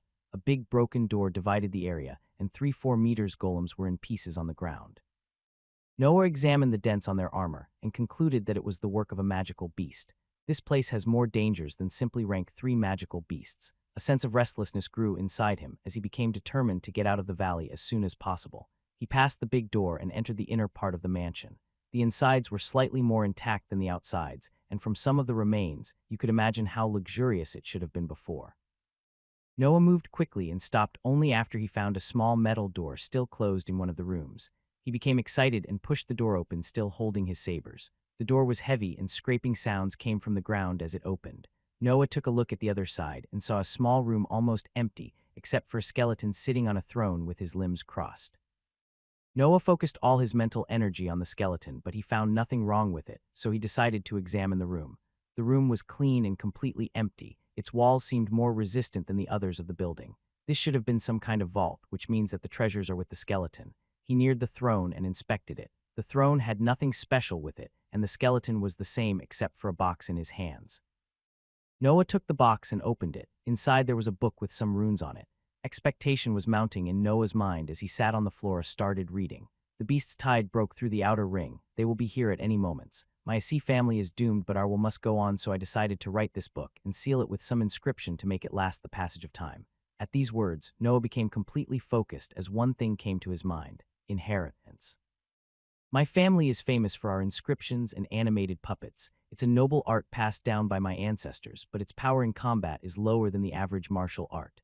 That's why we came here. We wanted to nurture our descendants in this environment and study more application of our art. Everything went well for a period. We were making progress and our descendants were growing strong, but then we have awoken the king of this place. Noah was surprised for a moment before he resumed his reading. The king was sleeping below the area with the highest density of breath and was extremely angry when it realized that there were trespassers in its territory. It sent hordes of magical beasts to attack us, and the previous patriarch, my father, died in the process of defending us. We were forced to hide in this place, but the king only wanted snake-type creatures in its domain, and so we arrived in this situation. Noah imagined something stronger than the dragon in his childhood and shivered at that thought. If a patriarch of a medium size family could not win against this king, how could he hope to survive? We can't fly like my father, and the passage to the surface is on the other side of the valley, so this will be the end of my family. I will pass to you the pinnacle of our art that we managed to create. I hope that it will help you to survive this place, and one day, to avenge us by killing that king. My name is Uriah A.C., and this is my lifelong achievement. Noah's eyes kept going on the next pages without blinking once, and a smile began to appear on his face. I can use it. I can use this spell. The spell read. Body inscription spell. Rank depending on the strength of the companion. No elemental requirements, as the spell will be stronger if paired with a magical beast of the user's same element. The spell consists of engraving the figure of the chosen magical beasts on the user body to create a blood companion. The blood companion will have the same strength of the actual beast if its element matches with the user, since it's fueled by the breath in the user's body. The process to create the blood companion is complex and must be followed strictly, otherwise the inscription will fail.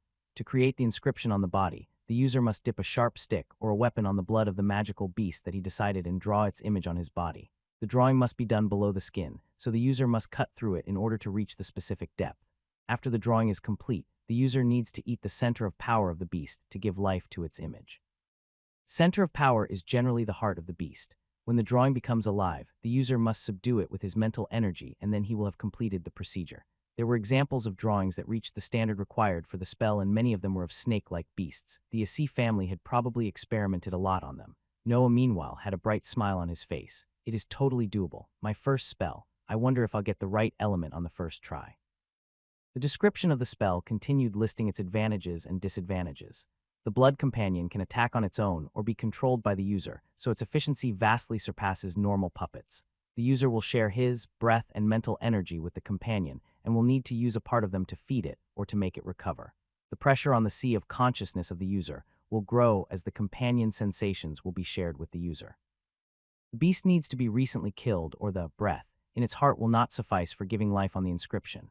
It is better if the user killed it, as it will be easier to subdue on the last part of the process. The blood of the beast must be filled with the breath of the user in order to have a better control over the body of the companion. That's why the valley, with its high density of breath, is the perfect place to create these types of inscriptions. To remove the companion, just kill it.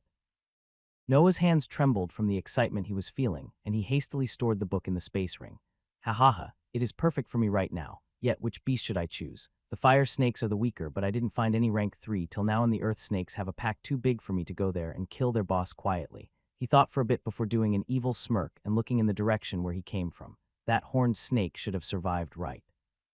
Noah walked slowly toward the other side of the valley. He would stop frequently to train in the writing showed in Uriah's diary and to review the details of the spell. Since the body of the companion is made with its blood mixed with my breath, its rank is fixed. Well, theoretically, it is possible to upgrade it, but you would need a different technique, and the risks of the companion dying will be high. It is simply safer to switch to a stronger one once you have the necessary strength to tame it. He was drawing on the ground the shape of a snake with his saber while holding the book in his other hand. I wonder if I'm being too greedy going for a rank 3 right away. If I kill it, I should have some advantages in taming it, yet can I sustain it? Well, having a rank 2 companion at my level is useless anyway.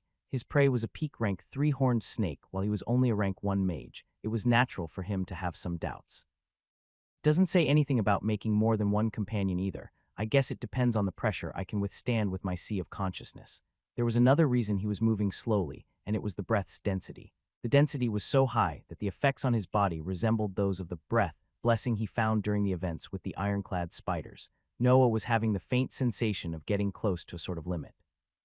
If I stay here for a couple of months, I should reach the end of the 6th cycle, and that based on the density in this area. If I go further in the valley, it will take even less. He was purposely slowing his trip back to the mansion to make use of the quality of this place. There's also that king's problem, but I'm really powerless about anything related to it. The drawing was done and Noah nodded, looking at it. He was satisfied with the result. Now where that snake can be. The rank 3 horned snake was lying on the river to let the water filled with breath enter its body. There were many wounds on its body, probably due to its battle with the pack of earth snakes, and no rank 2 snakes of its pack were present. The snake was sleeping, but it was right in the open. There was no way to take it by surprise. Noah was hiding behind a rock looking at it. The saber in his hand was drawing the snake's figure on the terrain. Mate, it looks injured. This is good, but there is no way to take it by surprise. The drawing was over. The snake's figure this time had 3 little horns on his head. Time to get the main ingredient. Noah smiled unconsciously. The prospect of having his first spell was making him elated. He charged with his 2 sabers unsheathed and crossed in front of him. The snake woke up sensing something coming in its direction and was enraged to see again the little human that caused the incident with the earth snakes. It immediately spewed a poisonous ball in his direction and then punched with its head where he was dodging to. Noah jumped and rotated horizontally, continuously sending wind slashes on the body of the snake. The slashes cut through its skin, but only light wounds appeared. It is indeed powerful, Noah admitted, and then assaulted it again. Clashes kept on happening, and the horned snake fought fiercely, but new wounds appeared on its body on every clash, and added to the old ones, they were starting to affect the massive beast. The horned snake tried a desperate attack, launching a poisonous projectile at melee range, but Noah used this chance to jump over its head and pierce it with both his sabers. The sabers stabbed deeply into the snake's skull as it started to thrash its body around the valley to remove the human from above its head. However, Noah held strongly on the sabers and pushed them deeper into the beast's brain. After a minute of struggles, the snake finally fell dead on the ground. Noah jumped off its body and could not help but feel surprised. What an incredible vitality. Even with my blades in its brain, it still resisted for so much. He could not put its body in the space ring as it was too big, so he hastily made a deep cut along its body.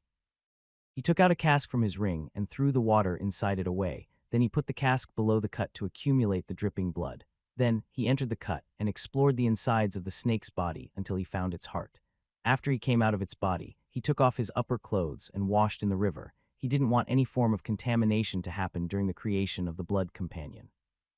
Noah waited patiently for the cask to be filled, and then he put everything back in his space ring and went to hide in a cave nearby. There were some rank 2 snakes inside, but they were immediately cleared and he had to go back to the river to wash again. When he was clean and in a safe place, he took out the cask and placed his hands on it. Breath flowed from his body into the snake's blood inside the cask, while his acupoints were absorbing madly the one around him. It took him an entire day to make the blood reach the standards described in the diary, and when the process was over, the blood had become a dark, dense liquid. Noah waited some more time for his body to be filled again with breath, and after making sure that everything was set, he unsheathed a saber and dipped its tip in the liquid. His eyes were shining in excitement as he looked at the black blade dripping the dark blood. Time to begin. Noah took the saber with 2 hands and pointed its tip to his chest. He pushed firmly and the blade stabbed his skin. The dark blood poured in the wound and mixed with Noah's body, leaving a black mark. Again, he took out the saber and dipped it in the cask, and then he stabbed his chest again. As he repeated the process, a figure began to appear on his body. Noah took 2 hours to complete the drawing, and when it was over, it covered his entire right chest area and a half of his shoulder. As for the pain he felt during the process, it didn't even make him tremble. Noah had, by then, survived 6 treatments of the forging of 7 hells. Some cuts on his skin were nothing to endure. Next, he used the remaining dark liquid in the cask to add details to the snake figure, which took him another hour. When the blood was over, the drawing on his body began to feel heavy, like some sort of burden was added there. Noah stared at his shoulder and nodded in satisfaction. The first part is complete, now the heart. The heart of the snake appeared in his hand, and Noah closed his eyes to concentrate on refilling the breath in his body and sharpening his mental energy. After half an hour, he was ready. The heart was 3 times bigger than his hand. There was no way that he could eat it in one bite. Noah decisively took the first bite and gulped immediately. An awful taste invaded his mouth, and a strong heat began to spread from the piece of foreign flesh in his body, but was suddenly absorbed by the drawing. Noah took another bite, and the same thing happened. When he took the last one and the heart had completely vanished, the temperature of the drawing began to rise until Noah thought that his shoulder was on fire. The snake figure started to move, and a tremendous pressure hit Noah's sea of consciousness. Inside his mental sphere, the half-transparent image of a horned snake appeared and went berserk. The snake directly head butted on the sphere, making it tremble. It seemed that it wanted to break out at any cost from that confinement. Noah felt an incredible pain in his head and focused on his sea of consciousness, ignoring the pain on his shoulder. His figure inside the sphere opened his eyes and flew straight at the snake. 2 balls of water from the sea below him rose in the air and transformed in sabers that were caught firmly by his half-transparent hands. Noah cut directly on the snake image, making it hiss in pain, but it didn't care about him and continued to hit the sphere with all its body. Another wave of pain came from his mind that forced Noah to slow his assault. The snake attacked again, and this time a small crack appeared on the sphere. Noah felt his consciousness fading for an instant before he focused again. If I let it continue like this, I will surely die. He focused on the Kessir rune at the center of the sea, which released a loud hum as an answer to Noah's calling. The snake this time shook in pain. It could not focus again on the wall as it trembled and fell in the sea. Noah rapidly followed and dove in its direction. The sea was a representation of its thoughts and mental energy. It could not hurt him at all. With the rune humming continuously and Noah's relentless assault, the snake figure became less and less corporeal until it completely shattered and was absorbed by the sea. The shards of the snake's previous image recomposed and appeared next to the space ring projection. Noah relaxed when he felt the connection with it. The horned snake was coiled lazily over the sea, and it was smaller than the previous one that Noah fought. Noah went close to it and inspected it carefully. The snake sensed his presence and opened its eyes, raising its head to stare at Noah's figure. After a few seconds of them exchanging stares, the snake lowered its head and Noah felt that it had surrendered. He patted its head satisfied and came out of his sea of consciousness. Meanwhile, the snake drawing had stopped burning, but was now moving freely along his body. Noah felt his companion moving and tried to control it with his mental energy. The snake followed his order and moved to the chest area, but some of the breath inside his body was expended, and the crack in his sphere released a wave of pain due to the usage of mental energy.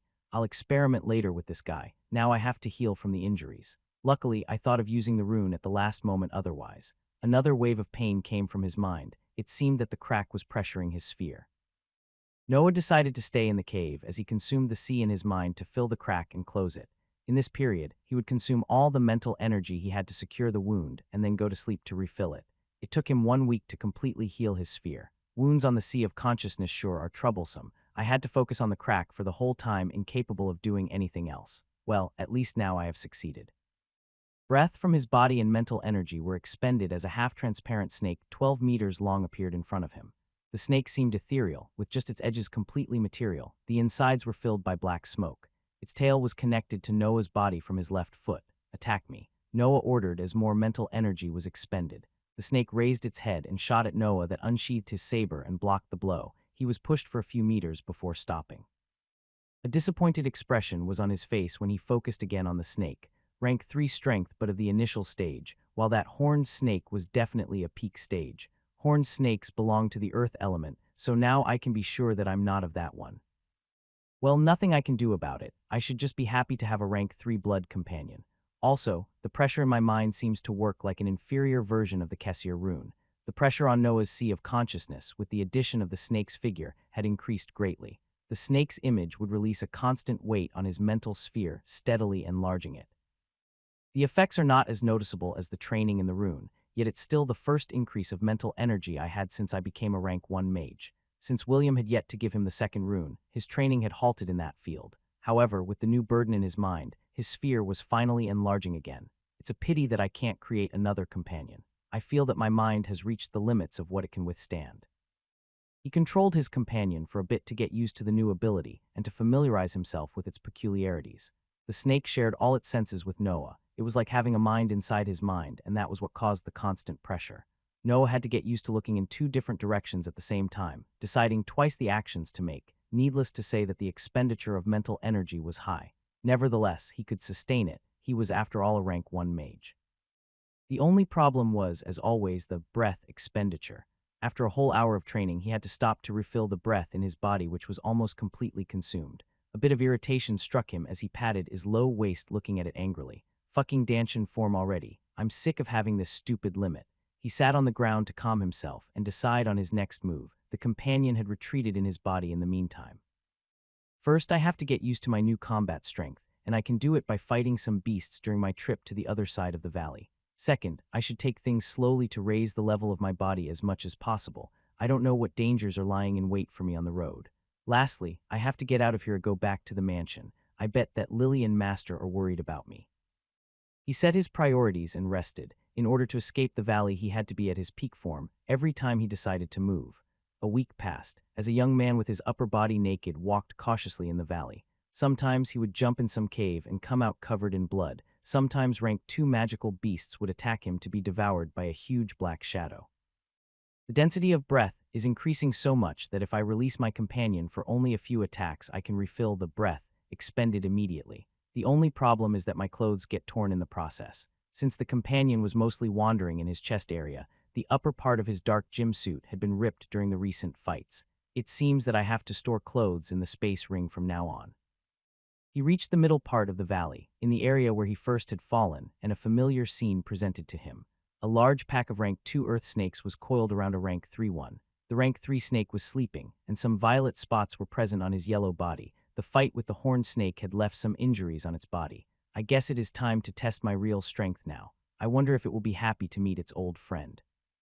The blood companion came out from his body and covered him. Noah was inside its gaseous interiors being carried by the snake. This was one of the applications of the spell that Noah managed to discover. Not only the body of the snake would act as a form of protection, but it could also hide him pretending that he was some kind of magical beast. This was also the best option he could think about in the unfortunate event that the king found him. The companion moved toward the pack, alerting its rank 2 members. The rank 3 also woke up but looked confusedly in its direction. It seemed that it found some similarities with its old enemy, but at the same time, it was different. It hissed an order to the rank 2 snakes, and they moved in the companion's direction. Before they could encircle it, though, the companion raised his huge body in the air and sibilated at them. A rank 3 beast was a leader among rank 2 beasts, and even with its initial stage strength, it was still a threat to their pack.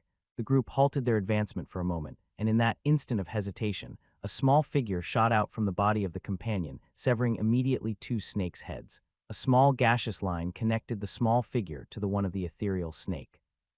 The pack moved their attention to Noah, but at that moment the blood companion attacked and bit the head on one of the snakes, crushing it one blow. In only one move, 3 rank 2 snakes had died.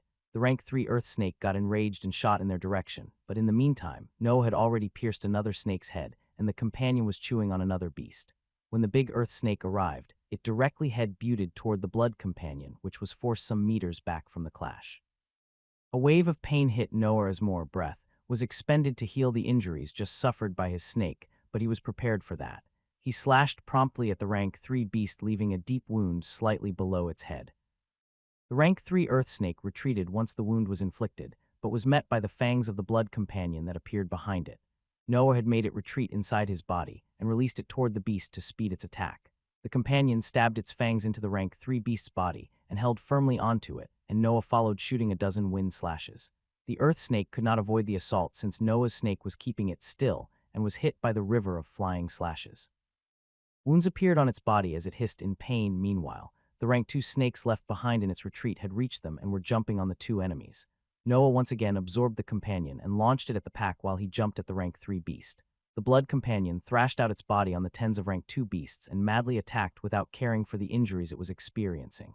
Every time its body was bitten or hit, some of Noah's breath would be expended to heal it. In the few minutes since the battle had begun, Noah's storage of breath was halved. While the blood companion was keeping the pack away, Noah engaged in a solitary fight with the rank 3 snake, assaulting it relentlessly. He managed to heavily injure the beast in the initial clashes and was pressing in his attacks to slowly drain away the strength of the snake. The earth snake was a rank 3 beast. Its intelligence was superior to the one of weaker magical beasts. It understood that with the initial advantage taken by the invaders, its situation was turning grim, so it continued to defend its head, waiting for the pack to come and rescue. Noah, though, could not waste time as his storage of breath diminished rapidly with every second that he spent fighting, and the absorption from his acupoints was barely enough to sustain the blood companion's battle. He violently stabbed in the snake's skin, accumulating wounds on its body as blood rained down from its figure. When more than 40 deep cuts were on the beast's body, it finally slowed down in its movements, and Noah managed to deliver a firm lunge in one of its eyes. The rank 3 earth snake convulsed like crazy when the saber stabbed in its head, but was stopped by a huge mouth clenching on its throat. The blood companion had appeared below it and immediately attacked. The pack of rank 2 snakes could not keep up with the speed of Noah's snake retreating in his body, and were left behind watching their leader's last moments. The earth snake collapsed on the ground, and Noah stabbed once again his saber in its head, while his companion ripped off a big part of its throat, leaving their enemy's head hanging on a small piece of skin. The rank 3 earth snake was dead. Its pack stared at the 2 figures near its body for a moment, and then dispersed in fear. Noah looked at the retreating snakes and heaved a sigh of relief. He was almost exhausted, and there were still around 20 rank 2 snakes in the pack. If they had attacked, he would probably have had to hide in the companion's body and retreat. He plucked out the fangs of every earth snake's corpse he found on the ground and hastily retreated in the first cave he managed to find after putting them inside the space ring.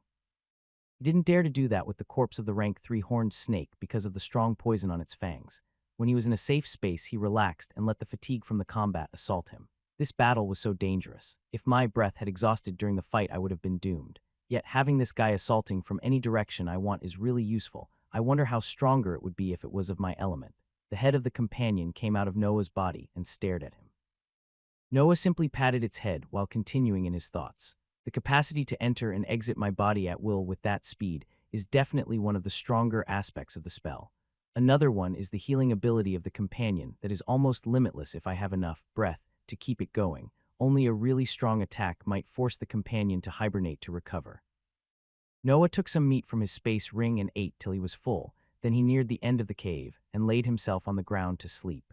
The ethereal snake had its head outside Noah's body, staring carefully at its surroundings. The expenditure is not even that much since the blood companion is mostly autonomous. Only one order will keep it working for hours. I guess that is balanced by the requirements for the activation of the spell and the constant pressure that is forced on the user due to the sharing of their senses. He remembered some of the words in Uriah's diary and nodded internally. No wonder Uriah called it the pinnacle of their art. Only by fighting as two instead of alone its power resemble the magic that Orson used, and this without considering the other aspects of the blood companion and the fact that our elements are not even the same. Noah was extremely satisfied with the power of the spell and knew that the one showed in the previous battle wasn't its full potential. When I get the Danshin and find out my element, I would have to change companion, otherwise I would be wasting the real strength of the spell. He turned to look at the snake's head that was guarding him and smiled a little. I guess I should give it a name while I keep it. Let's go with a C in honor of those that created the technique. Then Noah closed his eyes and slept, with his companion, now named a C, rigorously guarding him. When Noah woke up, a C was still on his side with just its head sticking out of his body. He felt completely rested, both mentally and physically, but he knew that the breath in his body could sustain his companion for one entire night only because of the breath's density in this place. Now it's time for the really dangerous stuff. Uriah's diary said that the passage to the surface is on the other side of the valley, but it should also be where the king sleeps since the concentration of breath keeps on rising in that direction. A stern expression was on his face as he ate and looked randomly in front of him, still deep in his thoughts. After some time, when he had finished his meal, he sighed and shook his head. If it's death that waits for me, then so be it. No reason to hesitate. He stood up and a cold determination was exuded from him.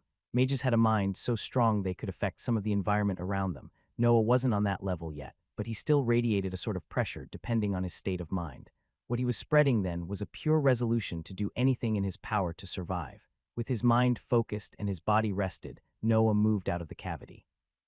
His advance was slow. He was wary of anything that moved outside of his perception, and he would stop every time to carefully inspect the area in front of him. I'm not gonna make another mistake like the one with the roots on the wall, and with this pace, I can even raise the level of my body a little before reaching the other side. Noah would take any chance to increase his strength before going into such a precarious situation. However, something unusual came to his attention during the trip. There's not even a single magical beast. No snakes were present in this area of the valley. It was completely void of any beast's life forms despite the density of breath being way higher than before. Noah continued his slow voyage full of doubts. Every time he felt slightly tired, he would find a cave and rest, only to move again when his strength was at its peak. 4 days passed without him encountering any threat. Maybe I'm lucky, and all the magical beasts are somewhere busy with something.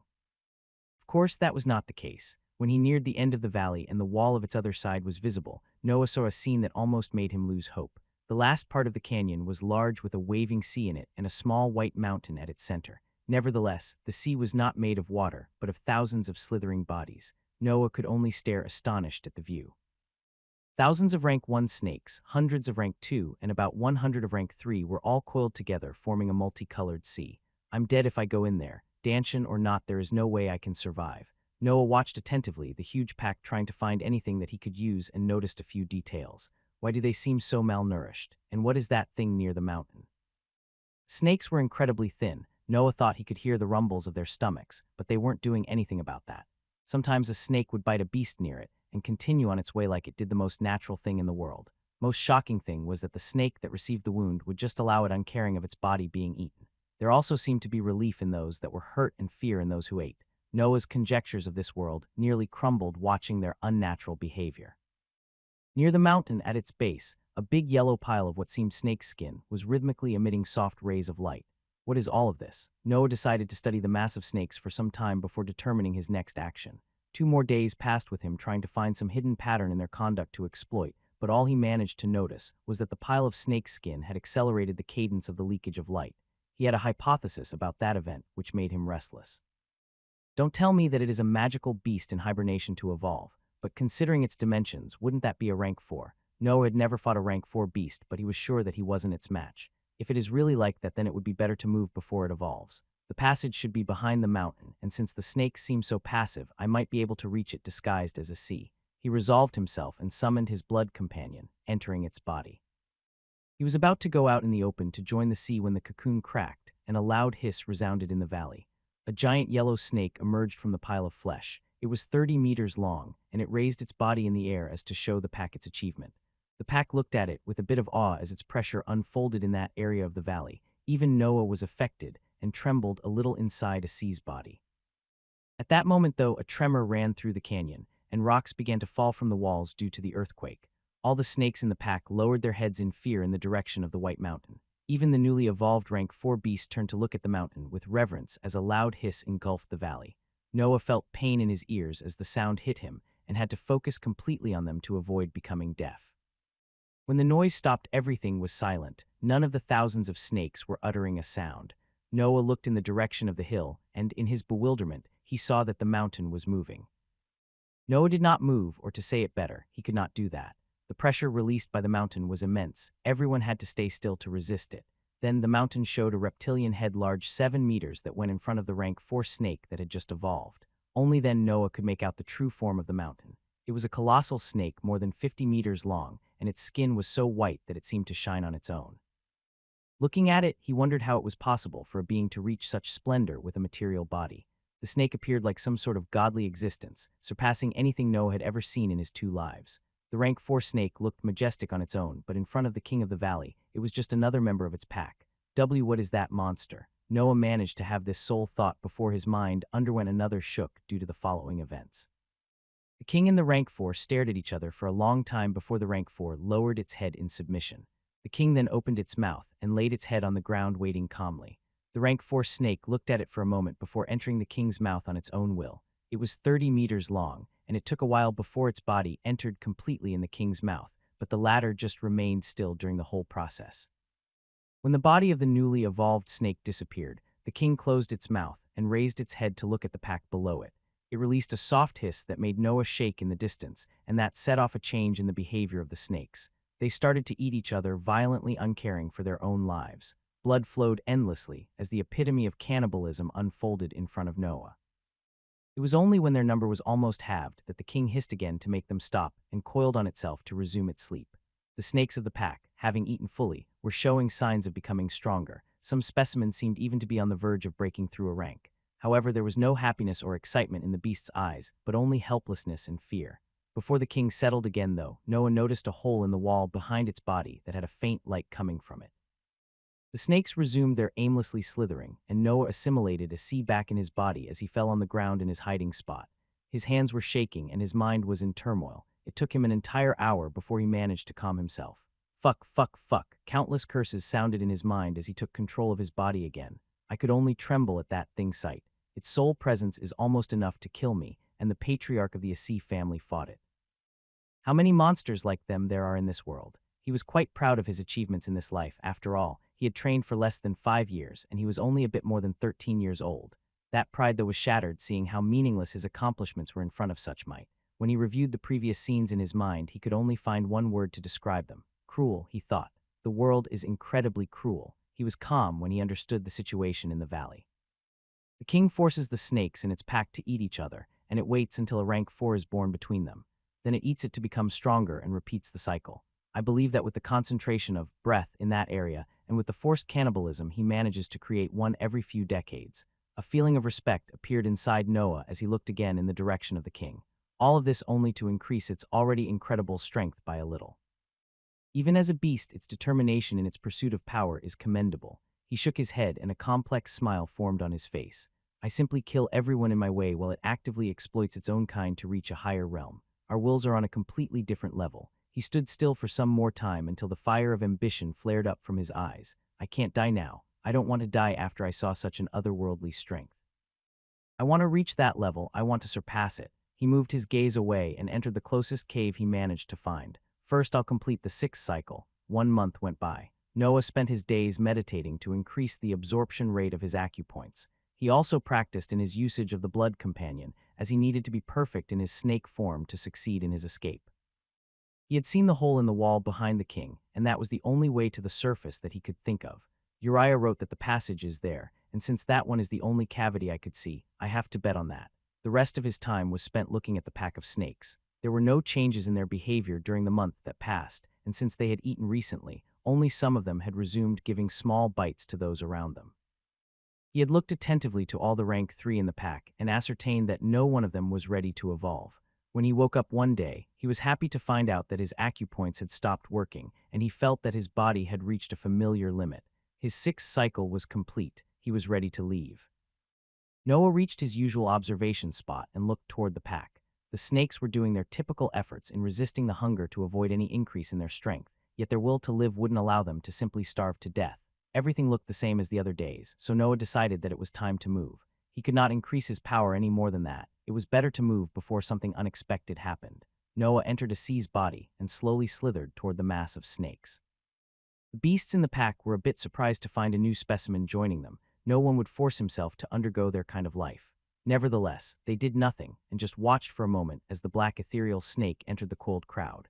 Noah sank inside the sea of bodies and began to move using his mental energy as a compass to not lose his way. He had to reach the wall at the end of the valley, and he would rather avoid bumping in the king's body in the process. His advance was slow, as he preferred to maintain the same pace of the specimens around him. Noah's trip across the sea of snakes had begun. He didn't dare to be on the surface, but the presence of the king disturbed his orientation, so he had to systematically emerge to understand his position. Sometimes he would feel a sharp pain due to a sea's sensations, as the other snakes around it took small bites of its insubstantial skin. However, he simply ignored it. He had already considered this situation while formulating his plan. Every time he was bitten, he would sink deeper into the pack to heal his companion. Repeating this cycle, he was slowly getting closer to his target. He was completely immersed in snakes' bodies, and the king radiated a constant pressure that made him nervous. Noah felt like suffocating inside the pack, but a sea's protection managed to make him keep going. It took him half a day to crawl across the thousands of beasts, and he felt extremely tired due to the constant stress he had to endure. However, the scene that he saw on the other side was disheartening. There were no snakes on the back of the king's body, or rather there could not be. The cavity radiating light was right in front of him, but he could not go for it recklessly. The king had its head pointed in the hole's direction, and every time he breathed, pieces of terrain would crumble and the ground would corrode. Even in its sleep, its breath could kill any weaklings. Noah saw a rank 2 two-headed snake slip from the pack and ending in the area in front of the king's head. Its body was shredded into pieces as soon as the king breathed out. A conical area of death started from the king's head and ended at the entrance of the passage in the wall. Now I know why no beast is escaping. They simply can't. The last dilemma that bothered him when he created the plan was solved.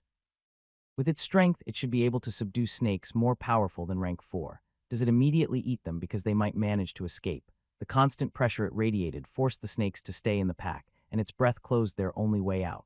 The real question is, can I survive till I reach the cavity? If Noah entered the area of death from its closest point to the passage, the distance would be around 100 meters.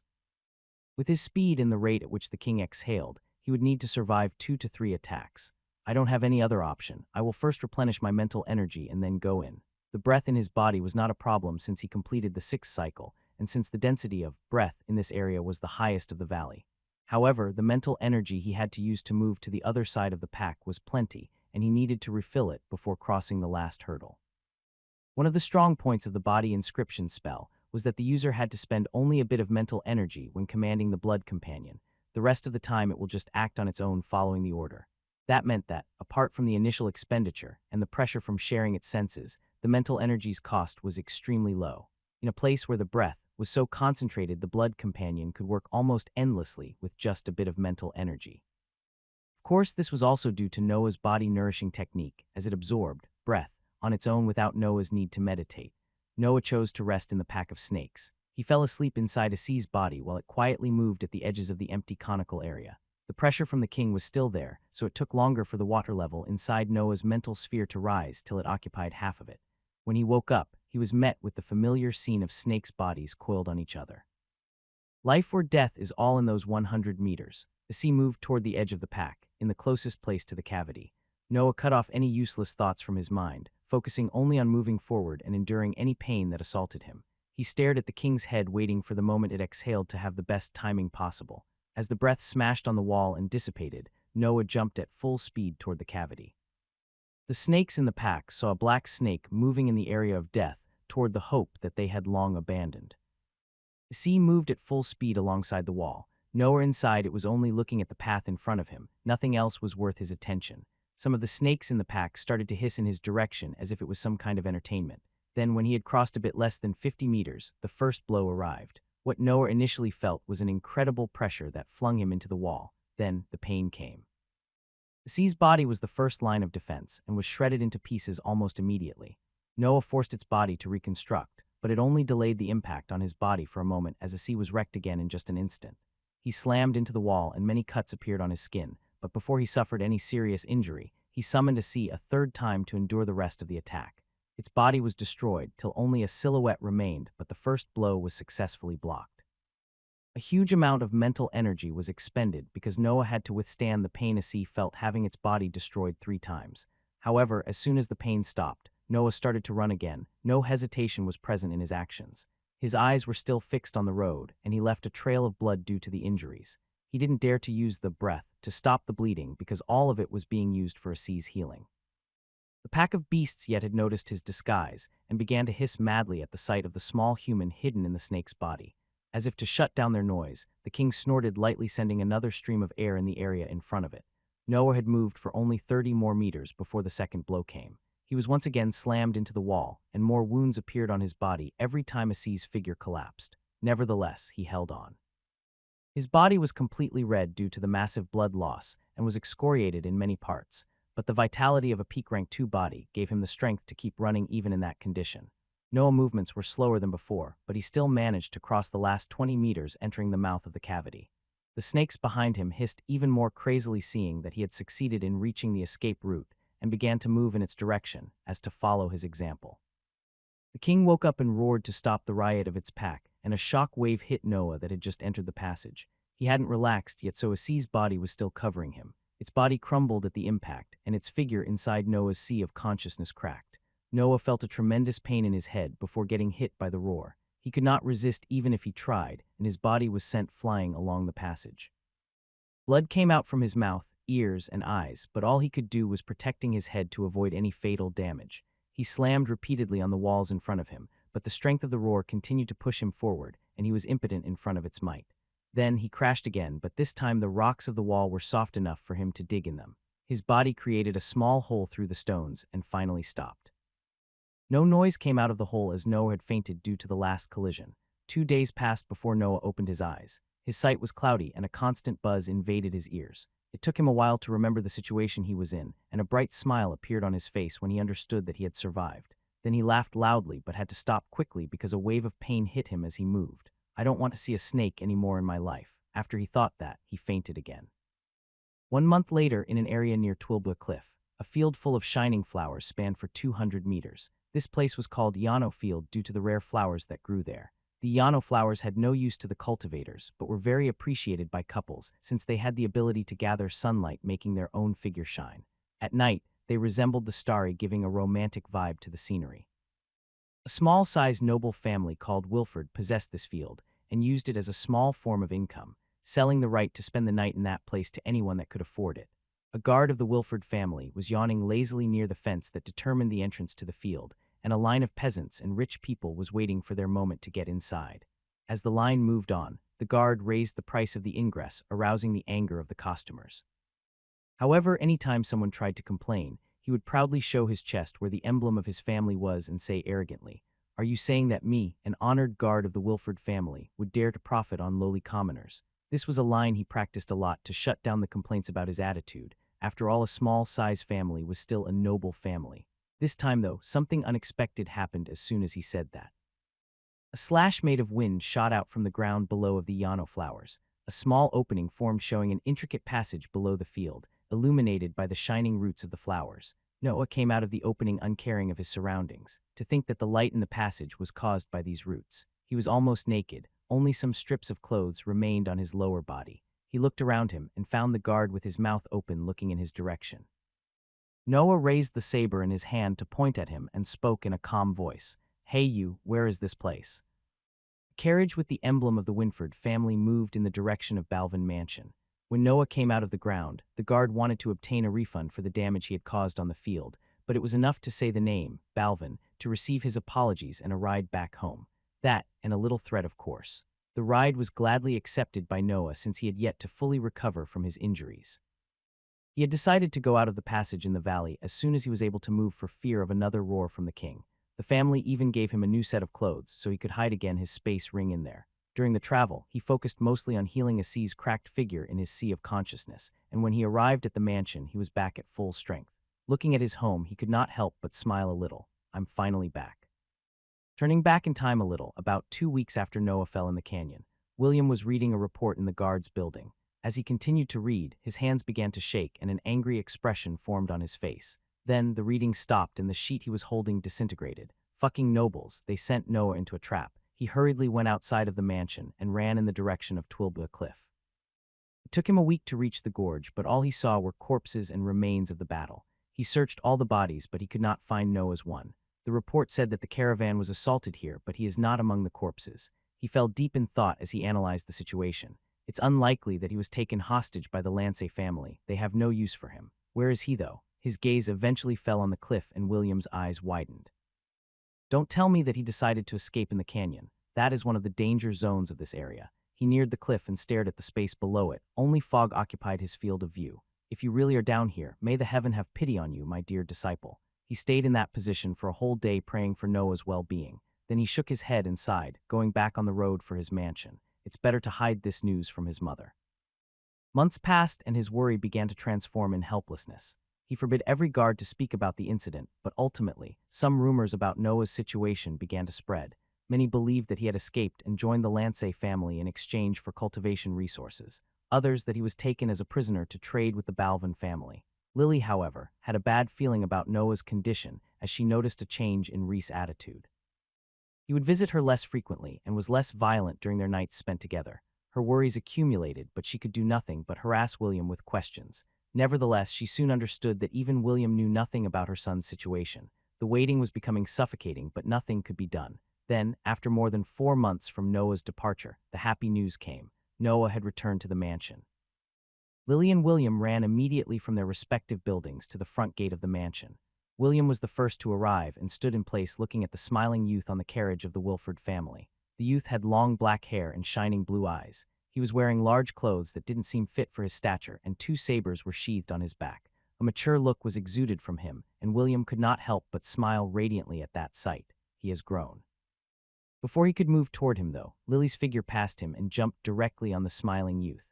I told you to be careful, and yet you disappear for so long. Don't you know how worried I was? Enough, I'm not letting you out of your room for an entire month. No, wait, let's make it 2 months. Lily was half hugging, half rebuking her son, but it was clear that she was happy from the bottom of her heart to see Noah safe. It took Noah an entire day to calm her mother and reassure her, while William could only look from some distance at the family reunion. Lily fell asleep in Noah's room that day. A smile was present on her sleeping figure. The next day, he spent all his morning with his mother before going to William's room to deliver a report. William, too, was smiling unconsciously, but his face became stern when Noah described the environment of the valley. He said nothing about the Assi family or the spell, but he had one doubt since he escaped the canyon. Master, which rank the king was. William was still digesting Noah's speech when he heard the question and fell deep in thought.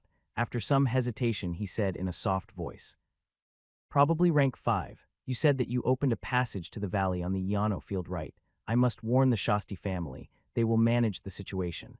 I'm afraid that this circumstance is too dangerous for a medium-sized family to handle. Noah became interested. Will they kill the king? William shook his head. A battle with an entity on that level will shake all their area of power. They can't afford that. Also, the valley would probably be destroyed in the process, and they would lose the only benefits they could get. They will just secure the passage and make it a forbidden zone. Noah felt a bit disappointed since he wanted to see a battle of that might, but what William said was reasonable. Then he remembered something and smiled shamelessly toward his master. You know, my 6th cycle is complete. We might do the last treatment immediately. Looking at the smiling kid, a part of William wanted to throw him again in the cliff. Noah was in the torture room below the guard's building, tied to the metal table. A black and smelly liquid came out from his body as he absorbed, breath, in the point where his acupoints once were. Noah had already predicted that situation, so he was calm during the process, even though some scream was still yelled from time to time. Assis's figure was hidden under the clothes on his lower body and was waiting patiently for the process to be over. A huge amount of breath was being accumulated in Noah's body, strengthening and refining it. The process lasted for about 10 minutes before he could finally form the new acupoints.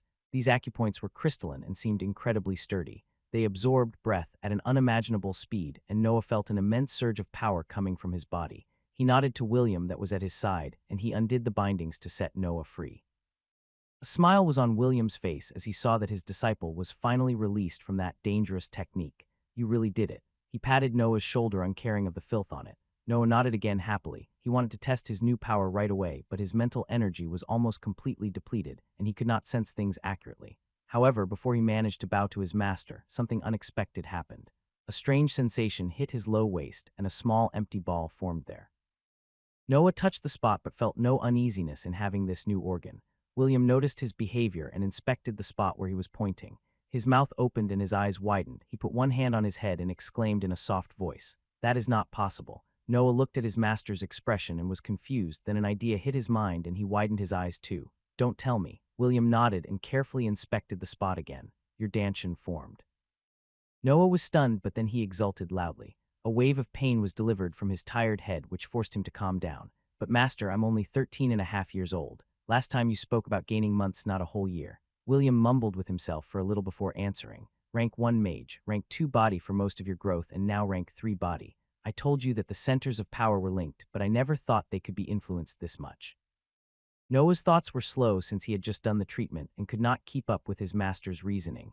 He was still inspecting the new organ when he thought of something. "Does it mean that now I can know my element?" William nodded, but then he shook his head and put a stern expression. "First, go wash and rest. I'll make the needed preparation in the meantime. Meet me here tomorrow morning." Noah was a bit unwilling to go and wanted to ask more question, but another wave of pain hit him, so he decided to follow his master's order. He bowed deeply. There was only gratitude toward the man in front of him. William looked at the young man covered in filth, and memories about him emerged. The first time he received the command to take him as a disciple, he thought that he would be some kind of nanny, but Noah surpassed every expectation that he had for him. He had to admit that his disciple made him proud beyond reason. William ruffled his dirty hair a bit and smiled. "Just go now, we will talk more tomorrow." Noah left, and the happy expression on William's face transformed in a worried one. "This time I really can't cover you." When Noah woke up the next day, he could clearly feel the changes in his body. He felt an incredible vitality coming from it, and when he checked the amount of breath he was astonished. This is enough for more than 100 attacks. Then he remembered the Danshan event, and his excitement built up. "I wonder how the training will work, and there is even the question about my element." He hurriedly went into the guards building, and then in the underground prison. William was waiting for him with a small book and a transparent stone as big as a fist. "Read this. It is a rank 1 cultivation technique for the Danshan. It has no limitation to the element of the user, so it's perfect to determine the cultivator's aptitude. Every family uses it." Noah took the book and hastily read it. It was a simple respiration method to be done in a fixed position. With his status as a rank 1 mage, he memorized it instantly. "Ready?" William asked, and Noah nodded in response. William then gave the stone to Noah and explained, "This is a pharaoh stone. It has the peculiar characteristic of changing color based on the element of the breath that passes through it. Put it on your waist and start meditating in the cultivation technique. Your body will naturally absorb the element of your aptitude, changing its color." Noah didn't waste any time and sat on the ground in the cross-legged position indicated in the technique. He put the stone on his waist and began to practice. The breath moved toward his body and entered the small empty Danshan, filling it with a gaseous substance. As the gaseous breath entered the Danshan, it pressed on its surface, enlarging it. The pace was slow but also relaxing. Noah felt a bit more refreshed every time his Danshan was charged. After about 1 hour, William's voice sounded. "You can stop." Noah looked at his master's face and saw that he had a worried expression. Then he lowered his gaze on the stone on his waist. The pharaoh stone was completely black. Noah stared at the black stone for some time before raising his gaze toward his master. "What does that mean?" William still had his worried expression when he answered. "Darkness." Noah was surprised but happy. "I have one of the rarest elements. Won't that mean that my potential is ensured?" However, when he realized this point, he became worried too. "Doesn't this imply that the inner circle will try to suppress me?" He looked at William and spoke with a pleading voice. "Can we hide this news from the inner circle?" William shook his head. "The pharaoh stone is quite rare as a mineral. It has to be given back to the family in order to clean it from the breath that tainted it to use it again in the future. Then he lowered his head and continued. Actually, I already reported that your Danshin formed. I needed to say the name of the cultivator that I had to test to borrow the stone. Noah fell deep in thought, so they will be able to discern my element as soon as they get the stone back. I have a bad feeling about this. Noah sighed and then gave the pharaoh's stone back to William. He put it away and then sat in front of his disciple. Do not linger too much on things that you can't control. For now, just focus on your Danshin. I still have to explain how it works. Noah nodded and listened attentively to his master. Generally speaking, the rank of a cultivator is determined by the stage his Danshin is in. I'm a rank 3 mage with a rank 4 body and a rank 3 Danshin, which makes me a rank 3 cultivator. Noah was amazed. He knew that his master was strong, but he didn't imagine he was this strong. The Danshin is where we store the majority of our breath, but the breath is an energy too powerful for normal bodies to handle. Tell me, what will it happen if you accumulate too much power and you can't contain it? Noah's answer was immediate. You would explode. William nodded and resumed the explanation. Exactly. I must say that if the family didn't give me a rank 4 body nourishing technique, I would still be stuck at the last stage of the rank 2 Danshin. That is about how much a rank 3 body can handle. He went silent for a moment to sort his thoughts and then continued. Every rank of the Danshin has 3 stages: gaseous, liquid, and solid. Every stage is vastly more powerful than the previous one. The training of the Danshin consists of 2 phases, accumulation and compression. First, you accumulate breath and enlarge the Danshin till its maximum potential. Then you compress it to make the breath inside it change state. The process is not so easy as it might seem, and cultivators usually have pills to help them in advancing stages. Actually, going through the compression phase is wearisome for the Danshin, and a failure might even damage it permanently. Remember to never attempt to break through if you don't have the necessary mental energy or some pills. Noah maintained a calm expression, but inside he was cheering. Now I know how to use the earth pill. Also, once you are in the next stage, your Danshin will only accumulate breath of that density, so the process will be slower. William pointed at the book near Noah. That is a rank 1 cultivation technique and doesn't even have requirements for the element, which makes it the lowest tier of cultivation techniques. A rank 1 technique can at most take you to the peak of the rank 1 Danshin, and there are specific ones for each element which speed up the absorption process. To break through ranks, you need a reagent that will heat your Danshin, purifying the breath inside it. The solid breath will be consumed, and only a strand of gas will remain that will be of a higher purity than the gaseous breath of the previous stage. Then you start again to cultivate in the stages. Noah was about to speak when William stopped him and added something. Never advance in rank even if you find the reagent if you don't have the corresponding technique for the next rank. What's the point of reaching a higher rank if then you can't accumulate the purer breath? Always remember that the technique comes first, and if you can, try to match it with your element. Some higher tier techniques can also give peculiar properties to the breath you store. Noah finally had a complete image of the powers of a cultivator and was eager to go back to his room to train all day in the rank 1 technique. He smiled innocently and pointed at himself. Master, so now I'm a rank 1 cultivator. William nodded and smiled. Yes, rank 1 cultivator in the gaseous stage. Noah was happy, but then he remembered his position. There is no chance that I'll get a better technique than this one. William shook his head. No chance at all. How do I know that my Danshin is ready for the compression? You won't be able to accumulate more breath once you've reached its limits. Noah nodded in understanding. A plan was forming in his mind. I can only wait till the peak of rank 1, then I have to go away from here. Not only my advancements will be halted if I decide to stay, but my mother is also nearing her limit of endurance. He looked again at his master. How long does it take to cultivate the Danshin? William thought for a little and then answered. It took me 25 years to reach the gaseous stage of the rank 3, but that was caused by the limits that my body had. Don't worry too much about the time spent. A cultivator's lifespan gets longer as you advance in the Danshin, or in the body. He misunderstood his disciple's intention, but still gave the answer Noah wanted. So what should I do now? William shook his head and showed a complex smile. The news of your Danshin and element will astonish many inside the inner circle. You are, after all, a cultivator younger than 14 and have one of the rarest elements. I won't be surprised if people will call you a prodigy. Noah nodded at his master's words. And this is a bad thing, right? William answered. Yes, they had already tried to send you in a trap with the escort mission, and I'm afraid that they will use more direct methods to hurt you from now on. Well, maybe the family will be divided when choosing which role you will have, but it's better to be careful anyway. As always, don't spend too much time inside the mansion and take only missions about magical beasts. I will probe the situation in the meantime. Noah stood up and bowed, and then he exited the room. William stood in the room for some time before he sighed. I'm sorry, your master is really useless sometimes. Noah went to see his mother and explained the situation to her. She didn't understand much about cultivation, but when he said that he was possibly in danger because of his talent, she didn't hesitate in sending him away. If the mansion is not safe, then just go away, don't care about me. These were the words she said, and Noah could not help but stealing his determination as he exited the mansion. He took the first mission he could find and went to the appointed place where the report said that the magical beasts were gathering. The beasts were all rank 2. It took him less than 5 minutes to annihilate their pack. Rank 2 beasts can't really do anything now that my body advanced, and the breath in it is on the same level as the one in my dantian. It seems that the hardest part in cultivating the dantian is the breath necessary to enlarge it, while only refilling it doesn't take that much time. He was experimenting with his new strength and was completely satisfied. His dantian was still small, but he could feel that its maximum capacity was way higher than the one of his body, and this without considering the stage he was in. There is really a great difference. If I didn't practice in the forging of 7 hells, I'm afraid that I couldn't have lasted for more than 5 clashes against a real cultivator. Now my weakness is gone, I only have to cultivate, and I will be able to fight for a long time. The advantages of having a dantian didn't stop at that, but Noah's body was too strong for him to feel any other positive change yet. Noah decided to spend some nights outside the mansion to focus on his new organ. The missions were the perfect excuse for his absence. Meanwhile, William was kneeling on the floor of a luxurious hall. The hall was big, as large as an entire floor of the guards' building, and many paintings and colorful items were exposed on its walls. In front of him, many spacious chairs were placed on top of short marble steps, making those that sat on them look down to whoever asked for their presence. Thomas Balvin was seated on the central chair, carefully inspecting a black stone.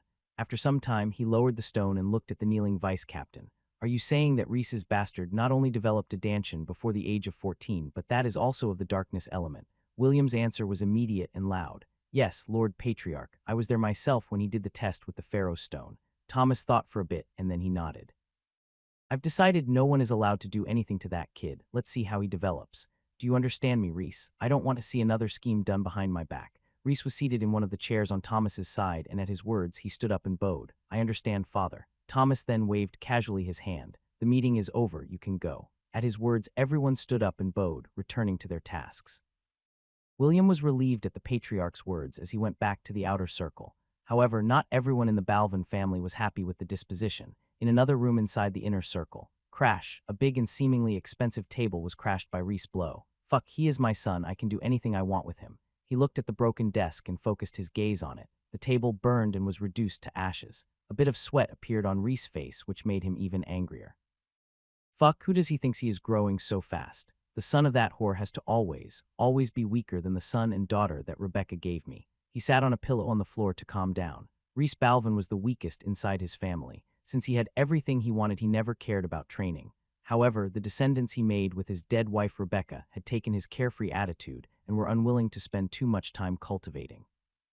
Reese had already given up on the idea of succeeding his father since his 2 older brothers were way better candidates, yet he couldn't accept that his bastard son could become someone important in the family when his other ones couldn't. He thought for a while before his eyes began to emit a cold light. I can't hurt you, but I can make sure that you'll never be loyal to the family, and then I'll just wait patiently for your mistake. I can't wait to see your sorry figure being chased by our personal guards. He stood up and yelled seemingly to no one. Wayne, I'm going to the outer circle. Take care of my children. A guard appeared from nowhere and half-kneeled on the floor. Yes, my lord. Inside the guests' building, in Lily's room, Lily was holding a small mirror checking her makeup. She would do this action every time she felt that Reese was coming. He will vent on me, he always does. Lily never had the chance to get instructed due to the fact that she came from a poor family. However, her beauty was renowned, attracting even the attention of the nobles. That was how she met Reese and managed to live in the Balvin mansion. From the commoner's perspective, she was blessed, and she felt that too before Noah was born. To think that such happiness could turn into so much pain. She knew that her son was amazing. She might not know anything about cultivation, but she was sure that Noah would become someone important in the future. I still remember when he tried so hard to learn to walk. How could a baby have that kind of determination? She smiled when she remembered the scenes from his youth. You've worked so hard, and I know that you hide a lot of things from me. You are not even a man, but you already want to protect me. She shook her head. She knew that Noah cared for her, that he always checked her body every time they met. She knew that part of his hardworking personality was because of her situation. She then remembered the first night that Noah spent training in the Kessir Rune, his pale face, his bloodshot eyes. How many nights did you end up like that? How many times did you end up worse than that? Geez, what a reckless son I have. She moved the mirror to point at her right cheek. Some bruises were still healing on that spot. I never told you that your father hits me to hurt you. Everything he does is for ruining your life. I'm just a tool for this goal, and it seems that his methods are working. She sighed. What she learnt most since she came to the mansion was Reese's personality. She could almost predict what his every action would be. Today you seemed really worried, otherwise you wouldn't have told me. That means that Reese's response will be harder. Don't worry though, I might be useless as a mother, but I finally have the courage to stop being your burden. She threw the mirror on the floor, smashing it. Then she picked 2 sharp shards and hid them in her sleeves. I hope you will understand and in time forgive me. Then her eyes became resolute as she waited on the bed for her lover to come. Reese didn't make her wait much and arrived in her room only a few hours later. As he went inside, he noticed that something was wrong with Lily's expression, but then he remembered his plan and put a smile on his face. Before he could speak though, Lily took the initiative. Have you come to kill me? They have been together for a long time. Reese knew that Lily wasn't just a stupid woman. Kill you? Not at all. You probably don't know, but it would be against the direct order of my father to do that. Our son has become quite a celebrity already. She raised her head to look right in Reese's eyes. What will you do then? Reese put a complacent smile and answered, well, everyone knows about the treatment that I reserve you. I was just thinking that I might as well leave some permanent sign this time. I might have lost the chance to kill you, but that doesn't mean that I can't increase the hate he already has for the family. Lily smiled at his words. If he hates him this much, it means that my son really is extraordinary. So, what were you thinking of doing? Reese put a pensive pose and then casually answered, I was thinking if I were to disfigure your face, wouldn't his hate for the family increase every time he looked at you? The lofty patriarch sure wouldn't intervene personally for a few cuts on a whore's face. Lily continued to smile and stood up with her hands behind her back. Then she went close to Reese with a bewitching expression and put her arms around his neck. Don't you want to enjoy my face one last time before you do that? Reese's excitement grew, and he held the woman tightly by her waist, putting her close to his groin. You sure are a whore, eh? He was about to kiss her when Lily took out one of the mirror shards from her sleeve and stabbed it in Reese's left eye. Reese instinctively flung her away at full strength, and she slammed in the wall of the room and then fell on the floor. Reese was weak but still a cultivator. His blow broke some of Lily's ribs. He began to yell madly at Lily's figure on the ground. You mad woman, now nothing can save you, not even the patriarch. I will slowly torture you and make sure that your bastard son watches as I do it. Blood flowed from his eye socket. The shard had pierced him deeply. He wasn't sure that the injury was curable. However, Lily had already held her other hidden shard and stabbed it on her throat. She showed a bright smile as life left her and was happy to know that her plan had succeeded. Now he won't have any hold on you, my dear son, and you will think that your mother was just a weak woman. I hope that like this you will grow strong in the Balvin family and you won't do anything reckless. Be safe, my dear. Then she died. Reese was still yelling and was about to near Lily's corpse when a suffocating pressure engulfed the room. You idiot son, are my orders only farts in your ears? Thomas Balvin appeared in the room and stopped Reese from taking any other step. Reese was covering the wound on his eye and turned around to look at his father. Thomas had a disappointed expression on his face as he looked at his son. Not only you disobeyed me, you even let a common woman hurt you. As a cultivator, you really are a failure. Reese began to complain. But father, that whore attacked me. He could not continue to speak as more pressure was applied by Thomas. If he didn't want his son to speak, then Reese could not speak. Tell me what makes a family a noble one. Reese had been educated for years, so he knew what his father wanted to say. He lowered his head and answered with a soft voice. Strength. Thomas nodded. Correct. Your brothers understood that and worked hard to become strong. They even forced their children to train in order to maintain the power of the family. You instead. He shook his head and continued. You spoiled your descendants too much, but that was fine. You weren't actually hurting the family. Now, however, you made us lose the only tie we had with a promising cultivator. At his words, Reese became angry again. He really could not bear seeing his bastard son being praised. He had to hold his feelings back, though, and he bowed slightly while asking a question. What do you want me to do? Thomas massaged his temples and sighed. I might be able to heal your eye, but I won't. The kid needs a proof that you were punished. As for the other arrangements, I will take care of them myself. Furthermore, no one is allowed to touch anything on this floor. Let my grandson decide how to interpret the situation. Noah didn't know anything about what happened in the mansion and continued to train and fight. A week had passed since he went out, and he finally felt accustomed to his new strength. His dantian had enlarged a little, but he felt that it was too soon for it to show its power. There was one thing that bothered him, though. I want to change my blood companion already. Now his body was on the same level as a C, but that wasn't the limit of the technique. If he could find a peak rank 3 magical beast of the darkness element, his battle capability will rise by a lot. Sadly, I don't really know where to find one. It's not like rank 3 magical beasts are easy to find. He hid the space ring in his clothes. He would always wear it whenever he went outside after the events in the valley. Time to go back. As he neared the mansion, he saw that the patrolling guards were avoiding his gaze. An ominous feeling began to form inside Noah that reached its peak when he saw William waiting for him at the main gate. Noah hurriedly went toward him and asked, "What happened?" William shook his head and answered, "You can judge it by yourself." The patriarch didn't allow anyone to modify the scene. There were guards in red armor in front of the guests' building, and they opened a way for Noah and his master. Noah sped up and reached the first floor in an instant. When he saw the scene that was displayed, he felt completely void of any strength. His mother's corpse was on the ground, her throat was sliced, and a mirror shard was in it. He was about to rage and ask something when he saw the smile on her face. He neared the corpse uncaring of the awful smell that it was exuding due to its decomposition and kneeled in front of it.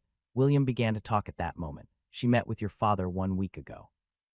According to the report, she stabbed his eye and then sliced her throat. To show his condolences, the patriarch had forbidden Lord Reese from healing the wound that she caused. Noah didn't pay much attention to his words and gently caressed his mother's face. "You did it for me, didn't you?" Noah wasn't a common 13-year-old kid. After he saw her smile, he immediately understood his mother's intentions. "Why? You just had to wait a bit more and then I would have taken you out of this place." "I was so close too." He placed his front on hers and closed his eyes to memorize every detail of her face with his mental energy. "I understand. I will not do anything reckless for now." Noah stood up, his heart grew cold, his mind released a bit of pressure as he vowed to himself. "Yet one day I'll definitely kill my father." The more he stared at his mother's corpse, the more his mind became sharp. Some cracking sound came from the furniture around him as he was losing control of his state of mind. William noted this and placed a hand on his shoulder. Then he neared his mouth to his disciple's ear and whispered softly, "You will have to control yourself from now on. Remember to never fall for any provocation. They will suppress you, but secretly you will always be ahead of them. Endure it, your time will definitely come." He slipped a piece of paper in his clothes. When Noah turned to look at his master with a confused expression, a guard in red armor arrived at their position. William bowed lightly at his sight and gestured for Noah to do the same. Noah was still confused, but trusted his master, so he followed his example. The guard nodded and put a stern expression before he spoke. William looked at Noah and smiled slightly. He ruffled his hair a bit and spoke in a warm tone. "Go and remember to be careful." Thomas Balvin had 3 sons, Adrian, Evan, and Reese. His wife was a noblewoman of a small-sized noble family who died giving birth to Reese. Adrian Balvin was his first son and the second in command of the family. He was in charge of the military power of the family and was married to Gillian Lancey, from which derived the friendly relationship with her family. He had only one son, named Keith, who he trained to be his successor as the head of the Balvin army. Evan Balvin was in charge of the economic aspect of the family. He had 2 sons and 2 daughters named respectively Maxwell, Neil, Valerie, and Lena. Neil and Lena were about the same age as Noah, while the other 2 had more than 20 years. Reese was in charge of the management of the mansion, but he rarely bothered to do that, leaving all his duties to his trusted guard Wayne. He had a son and a daughter, Fabian and Rose, with Rose being the oldest. Each of Thomas' sons had a group of personal guards always attending them. Noah had been assigned to Evan Balvin as a guard, and he ordered him to attend his younger children. His days were spent escorting Neil and Lena around and satisfying every request they had. His position as a guard of the inner circle granted him access to many manuals and body refinement methods of rank 3, but he already had those.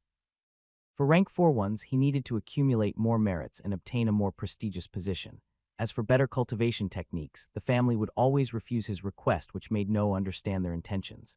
"They want to slow my growth." Even if he was granted access to the inner circle, the family still hadn't recognized him as a true descendant, so they had to suppress him. They could not allow for an outsider to be stronger than the actual family members.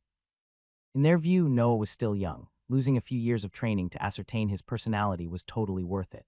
However, from Noah's perspective, it was just a way to prolong his torture. The patriarch had declared to let him outside of schemes, but he could not control the behavior of every family member, especially of the youngest ones.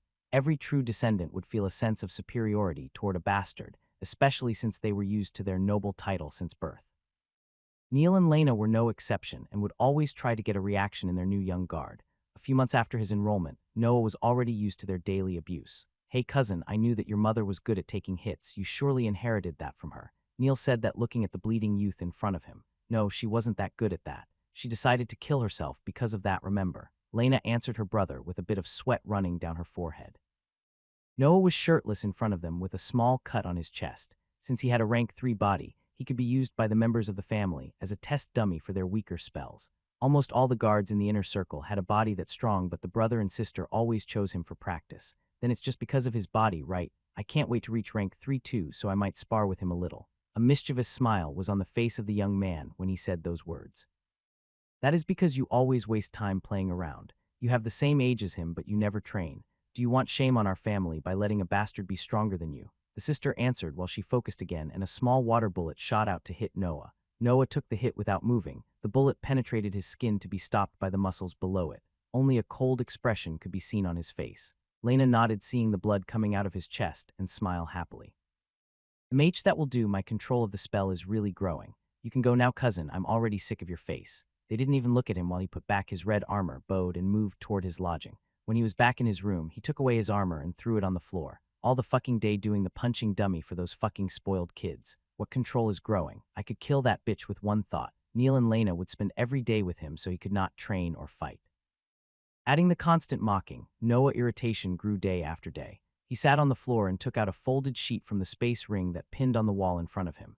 He began to meditate in the rank 1 cultivation technique with his eyes closed. The breath began to enter his dantian and slowly enlarge it. Then strands of breath from his body moved toward his low waist and joined the one gathered from the technique. Most of it was unable to mix with the one of the technique and dispersed, but a small part still blended and entered the dantian. Since the quality of the breath in his body was the same as the dantian, Noah discovered that he could use it during the absorption process. However, only the one belonging to the darkness element could enter the dantian, while the other part was dispersed. Nevertheless, it was still an increase in cultivation speed, and Noah didn't hesitate to constantly use this method since the breath in his body was refilled autonomously. Then, he opened his eyes to look at the sheet on the wall. An intricate rune was written on it. William had secretly given him the second Kessier rune right before the guard from the inner circle took him away. The piece of paper he slipped inside his clothes was precisely that. Noah continued to cultivate while he stared at the rune on the wall. Immense pressure was applied from inside his sea of consciousness, making the waves continuously crash on the mental sphere, enlarging it. Since he was cultivating and looking at the rune at the same time, his mental energy was expended at a higher speed, and he had to stop staring at the rune after just 1 hour. Then, he spent the rest of the night focusing on enlarging the dantian, and only when the first light of the day showed up he stopped and laid on the bed. Even by sleeping only every 2 days, my training is slower compared to when I was in the outer circle. He thought of Lena and her water bullets. She has no special talent, and yet she managed to become a rank 1 mage at the age of 17. The advantage given by all the potions and pills can overcome any gifted individual. He thought of his situation. I can train harder in the second rune, but that will give me no immediate increase in strength. On the other side, reaching the liquid stage can boost both my martial art and my body. That was the solution he found during his months there. He would focus more on the cultivation technique since he could not obtain anything else. However, the more time I spend here, the more I will lose my initial advantage. I must find a way to escape soon. His escape was something set in stone in his mind. Now that his mother was dead, he really had no more reasons to hesitate. I must be ready at any time. The academy surely isn't waiting for me to knock at its doors. Time passed, but there were no changes to his daily routine. Every dawn he would wake up and attend the siblings, and after a full day enduring their treatment, he would go back to his room to train all night. His complexion became paler as he began to sleep only every 3 days to increase the time spent in training. Cultivating was refreshing, but it couldn't replace sleep.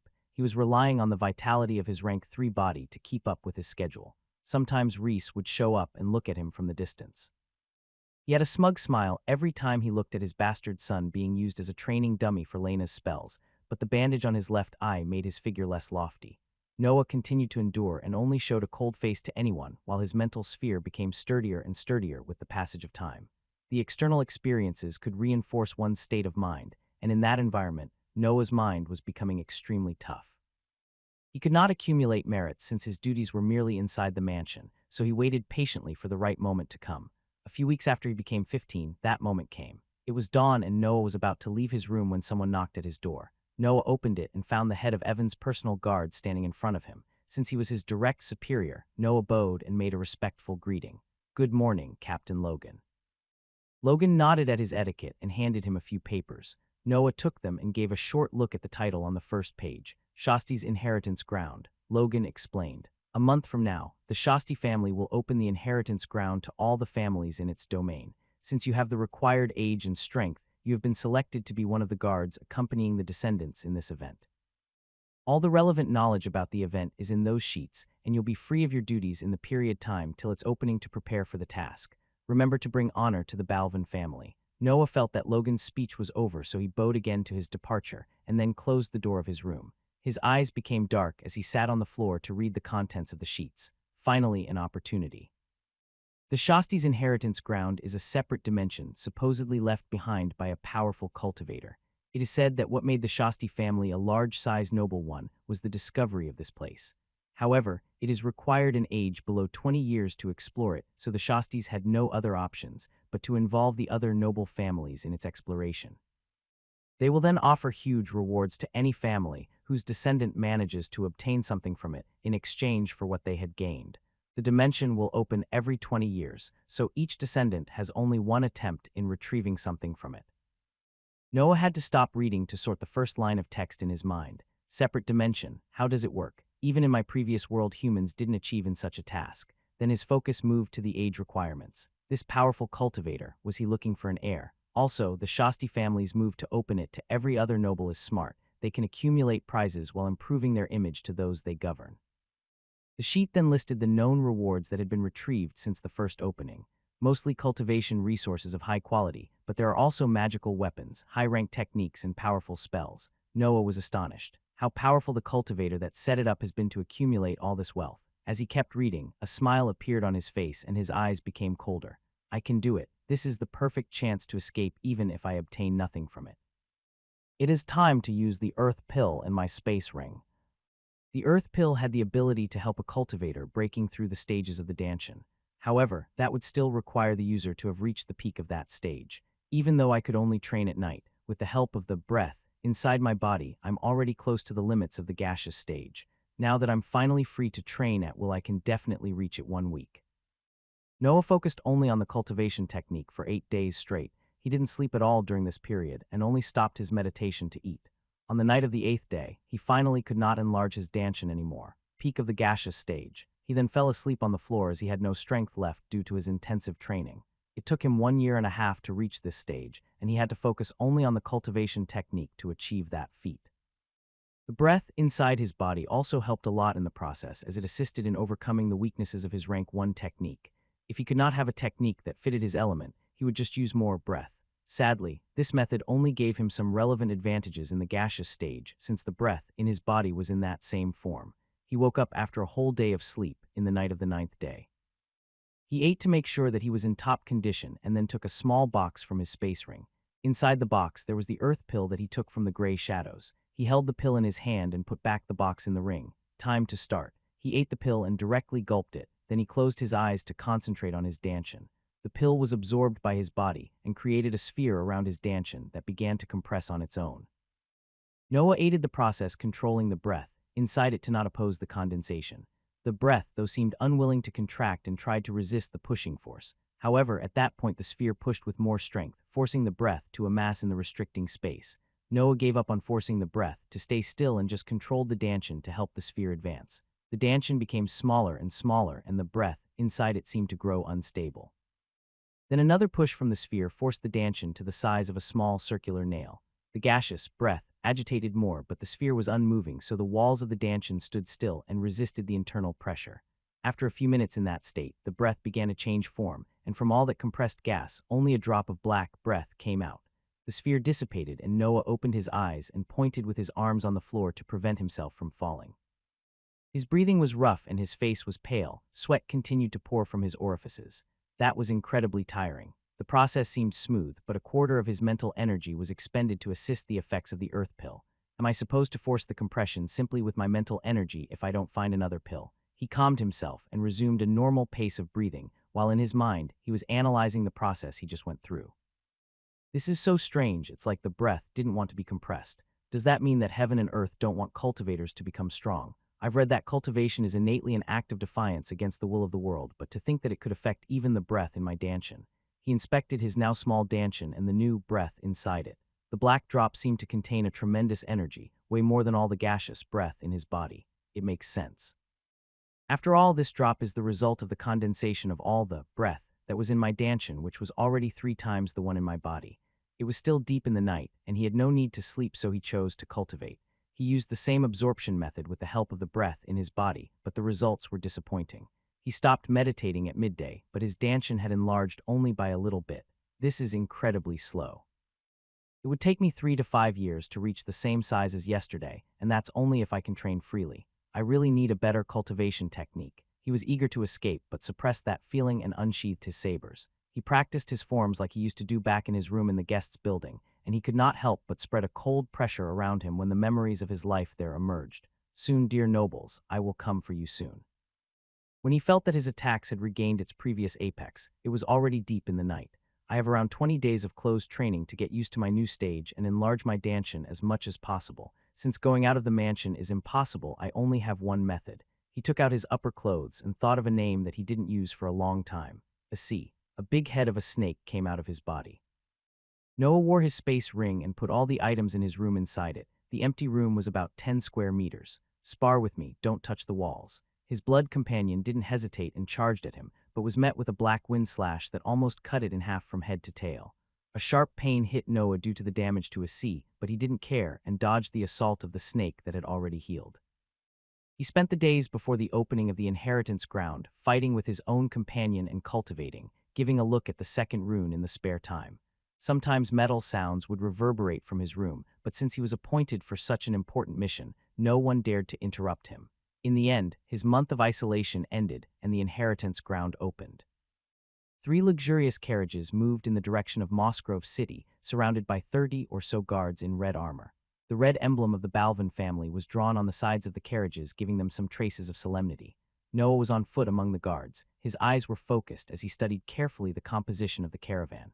20 guards are below 20 years of age, so they will enter the inheritance ground. The other 10 are all elites that will stand on the entrance. I feel the same sense of danger I felt with Kevin when I inspect them. They must be on his same level or a bit lower than that. In conclusion, I must avoid those 10. His focus shifted to the 20 young guards. They should all be rank 1 cultivators around my level. With a C on my side, I'm sure to win against each one of them, but together they are a problem. There is also the issue of the appointed captain. The appointed captain for the mission in the inheritance ground was a 19-years-old man with short black hair and a big figure. His name was Trevor, and he was the son of one of the elite guards in the inner circle. His position was quite privileged between the guards due to his father's position, and his loyalty to the family was unquestioned, so he received a better treatment than Noah. I'm sure that I can beat him if he doesn't have a spell, but if he does. Then Noah's attention went to the 3 carriages. Neil, Lena, and Fabian occupy each 1 carriage and will enter the inheritance ground. Neil and Fabian are not strong, but I have to be careful about some special items that the family could have given them. As for Lena was nearing the age of 19, and with all the nurturing from the family and her constant training on Noah, her strength had become something that Noah had to be careful of. Summarizing, the 10 elite guards are to avoid at all costs. Trevor and Lena are to fight only if necessary. The others are to fight 2 at the time at most, and I have to be careful of the precautions the family gave on their descendants. Noah sorted everything in his mind while continuing his march with the other soldiers. It would be easier to plan things if the inheritance ground wasn't so unpredictable, though. The inheritance ground was divided into 2 stages. The first one was fixed, and it was a barren land full of magical beasts. Each group had to defeat a pack of beasts and kill their leader to obtain the coordinates of the entrance for the second stage. Each ingress led to a trial different from the others. During the many attempts to explore the separate dimension, the types of trials that were recorded were countless. Retrieving of an item in a dangerous zone, escaping from a threat under a time limit, solo fights against puppets, tournament against a different family. How can a human set something so massive? Noah reviewed the information on the separate dimension and felt amazed. My knowledge of the cultivation world is only about fighting styles. For things like formations and similar, I'm really ignorant. His resolve to escape increased even more. That's why I have to reach the academy. My foundation will only stagnate in the Balvin family. The caravan continued on its road until they reached the external walls of Mossgrove City. There a banner with the emblem of the Shasti family was planted on the ground and was fluttering in the air. As per their tradition, the Shasti family would gather all the medium and small-sized noble families and then lead them to the entrance. The Balvin family was one of the first to reach the gathering point, with only a couple of other small caravans waiting there. When they arrived, one of the elite guards gestured to the group to rest in order to wait for everyone to gather. Noah saw many caravans arrive with colorful emblems on their carriages and had a better understanding of the effective power of a large-sized noble family. He saw the familiar emblems of the Merger and Lance families, but on the latter there were no signs of Kevin or Basil. I guess they really died back then. He slightly shook his head. He didn't care about Basil, but he remembered the transformation that Kevin went through when he used his full strength. He was so strong, and yet he died against a couple of mages. If I really want to kill Reese, how powerful do I have to be? He didn't know the precise answer to that question, but he knew that it would take a long time to reach that level. When 15 or so caravans gathered under the banner, a figure jumped down from the walls of the city and lightly landed on the top of the banner's staff. Many young guards opened their mouth in surprise, seeing how gracefully she managed to alight from a fall of over 20 meters. I am Virginia Shasti, and it's my duty to accompany you all on the inheritance ground of my family. As you all are aware, my family's descendants have already attempted in the task in the previous days, so they won't greet you. I hope that my presence is enough to represent my family in front of you all. Virginia Shasti was one of the most beautiful women that Noah had ever seen. She was around 20 years old, with golden hair and shining green eyes. Her figure was graceful, with small curves tightened by a luxurious white dress. She lightly bowed in sign of respect to the group below her, while all the soldiers and descendants bowed almost to 90 degrees to symbolize submission. Virginia nodded at that sight and showed a brilliant smile that mesmerized everyone that saw it. A group of caravans moved following Virginia's lead. Initially, the soldiers on foot gave each other some hateful look, but then they were mesmerized by Virginia's figure walking ahead of them. Noah had his eyes fixed on her too, but for a different reason than the others. I really can't understand how strong she is. No matter how hard he inspected her, he couldn't get a clear perception of her level. She seemed to be submerged in some invisible membrane that negated the mental energy coming at her. Is she too powerful for me to investigate her, or it is just a method of the Shasti family to protect themselves? Of course, he wasn't going all out with his mental energy for fear of being discovered from the other party. After half a day of travel, they arrived at a desolate yard surrounded by guards in white armors. The white guards bowed, seeing Virginia coming, and opened a passage for the caravans to enter the yard. The caravans arranged themselves in a casual manner, and all the descendants jumped off of them, joining their respective groups of guards. Virginia neared the end of the yard and took out a shiny gem from seemingly nowhere. The youngest guards were surprised, but Noah knew what had happened. Space ring. However, what came after that shocked even him. The report had described briefly the event of the opening of the separate dimension, but many times words could not express the true beauty of something. Virginia placed the gem on the ground, and immediately a vast amount of runes lighted up on the terrain. The yard that was more than 200 meters square became completely covered in dazzling orange runes. The runes then gathered their brilliance on the gem in the ground that shot out a vertical ray of orange light in the air that stopped at 5 meters of height. The ray stood still for a moment before it began to enlarge, forming a rectangular orange figure. A door made of light was created. Everyone was so stunned by the scene that they almost didn't hear Virginia's next words. The gate is open. I will call the name of a family, and their group will enter. The order is decided based on the contributions given to the Shasti family in the past 20 years. Being called as first not only gave the family an advantage in choosing an easier beast's pack to attack, it was also a sign of honor in the social environment of the noble families. According to the tests made in the previous years, most of the second stages gave additional rewards if the time spent in the separate dimension was lower than a certain average. Solar family, come forth, Virginia announced, and a group of men and women dressed in blue neared the door made of light. Then their appointed captain moved and touched the light, disappearing in an instant. The guards and descendants behind him followed, and they too disappeared, leaving no trace of their presence. This is basically teleportation. Noah had his mouth open since the rune appeared. To think that by using the breath, the humans of this world achieved something only theoretic in my previous one. Next, Norge family. This time it was a group donning black armors that went forth and entered the inheritance ground. Balvin family. Noah came back to reality after hearing the name of his family. Trevor took the lead of the group in red and moved toward the door, followed by the other guards and descendants. When they were in front of the door, Noah could feel the pressure of all the breath that was used to keep the entrance opened. The report said that the consumption of breath was immense, but to think that it was actually so much. No wonder in the week the inheritance ground is open, we get only one chance to enter. The cost is way too high. The gem that Virginia used was a concentrate of breath of great value. Since the trials inside the separate dimension were hard and dangerous, a group had generally to rest for more than 1 week after one attempt, but by then the gate would be closed for another 20 years. That's why the Shasti family chose to use 2 of those gems every 20 years, one for their family and one for those under their command, in order to increase the chance of obtaining something more valuable than simple wealth.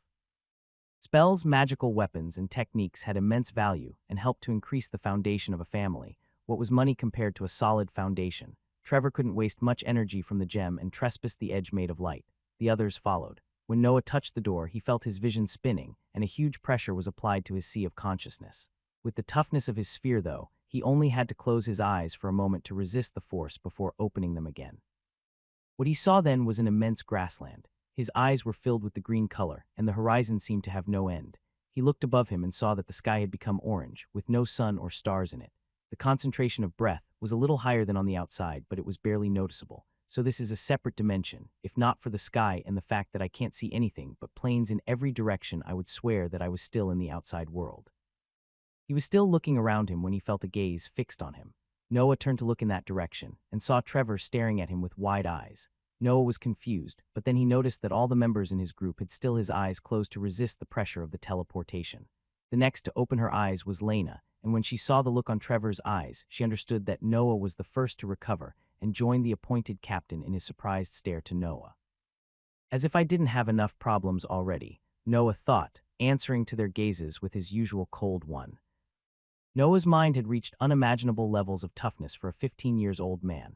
His transmigration, his mother's suffering, the bullying, the treatment of the 7 hells, the pressure of a sleeping rank 5 beast, all these experiences piled up gave him a firm and sturdy mental sphere. It wasn't surprising that he surpassed everyone there in that field. The exchange of stares continued for a few seconds before the rest of their group recovered and opened their eyes.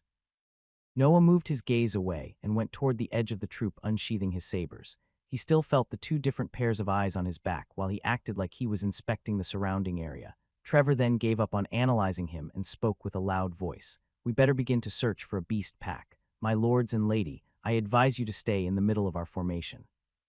Lena snorted, giving another look in Noah's direction, and then positioned right behind Trevor, while Fabian and Neil went obediently at the center of the composition. The formation was set so Trevor chose a random direction and gestured to the others to follow. Their pace was not fast, but neither slow like the one they used while marching. Trevor was directing their speed so that they did not waste too much energy in the exploration. However, even after a few hours of research, the only thing they saw was the endless grassland. Trevor gestured to stop and gathered the descendants to speak. Noah could vaguely guess the topic they were discussing. He is asking if there is some hidden information about this place. The report said clearly that this dimension was full of magical beasts, so it was strange that they hadn't met any pack in all this time. The only option was that there was some secret intelligence that the family didn't disclose with the guards. However, even the descendants seemed clueless about that situation. While they waited, small black figures became visible in the distance. The group from the Balvin family became a bit excited at their sight, but were disappointed when they discovered that the black figures were just the soldiers of the Norge family running in their direction. The man in their lead separated from his group and yelled toward Trevor. "Nothing on your side." Trevor just shook his head in response, which made the appointed captain from the Norge family curse a little. Noah continued to look at his surroundings when he felt a slight tremor in the terrain. He tried to inspect the area below him, but the dimension was made of breath, so there was a strong interference when he used his mental energy to investigate. Noah decided to kneel on the ground to place his ear on it. The 2 appointed captains noticed his behavior, and their eyes lit up as they began to stare carefully at the terrain. Noah heard some crawling sounds coming from the ground. The noise was moving, and it was nearing their position. There was a moment of silence underground when the sound arrived right below him, only to start again, nearing at a speed much higher than before. Noah was almost caught by surprise and pressed with his 4 limbs on the terrain to jump at more than 2 meters of height. Meanwhile, a sharp nail had pierced the ground and moved in his direction. Noah crossed his sabers in front of him and clashed mid-air with the gray fang. Clang! The blow pushed Noah more in the air, and he made a backflip to land inside his group. His eyes were still fixed on the blade that came from the ground, while in his mind, he judged calmly the strength of the attack. Rank 3. The young guards were about to panic when Tremor's roar made them come back in formation. Rabid moles. Set the formation, protect the nobles. The rabid moles were a type of magical beasts that lived underground.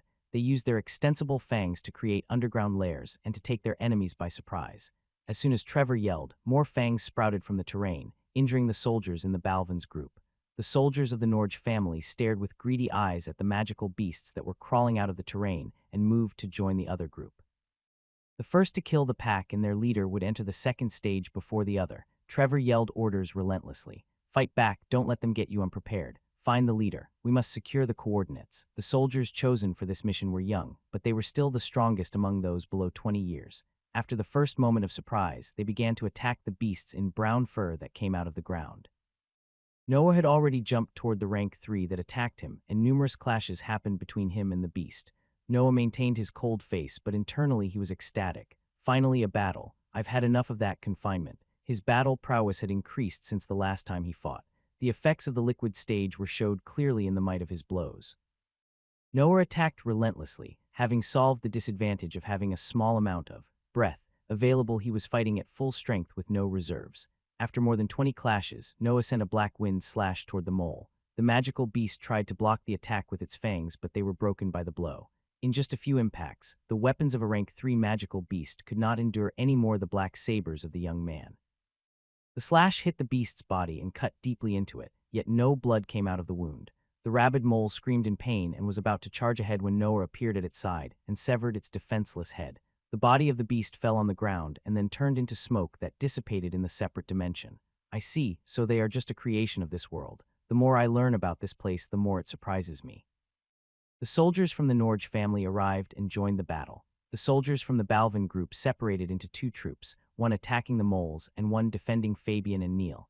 Lena was right beside Trevor, sending water bullets on the beast in front of her. The two families didn't fight each other, but chose to kill as many magical beasts they could before the leader of the pack was found. It was momentarily useless to start a battle between themselves, and there was some hesitation on both sides in attacking the soldiers of another family. After all, the people here were the most prominent figures in the younger generation of the families. Killing some of them might lead to future frictions between their noble houses.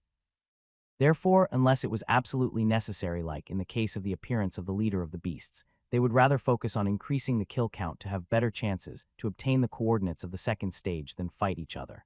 Noah didn't know the specifics of the method to receive the coordinates, but the report said that it depended on the number of beasts killed in the case. A pack was divided between two different groups, so he decided to storm the area.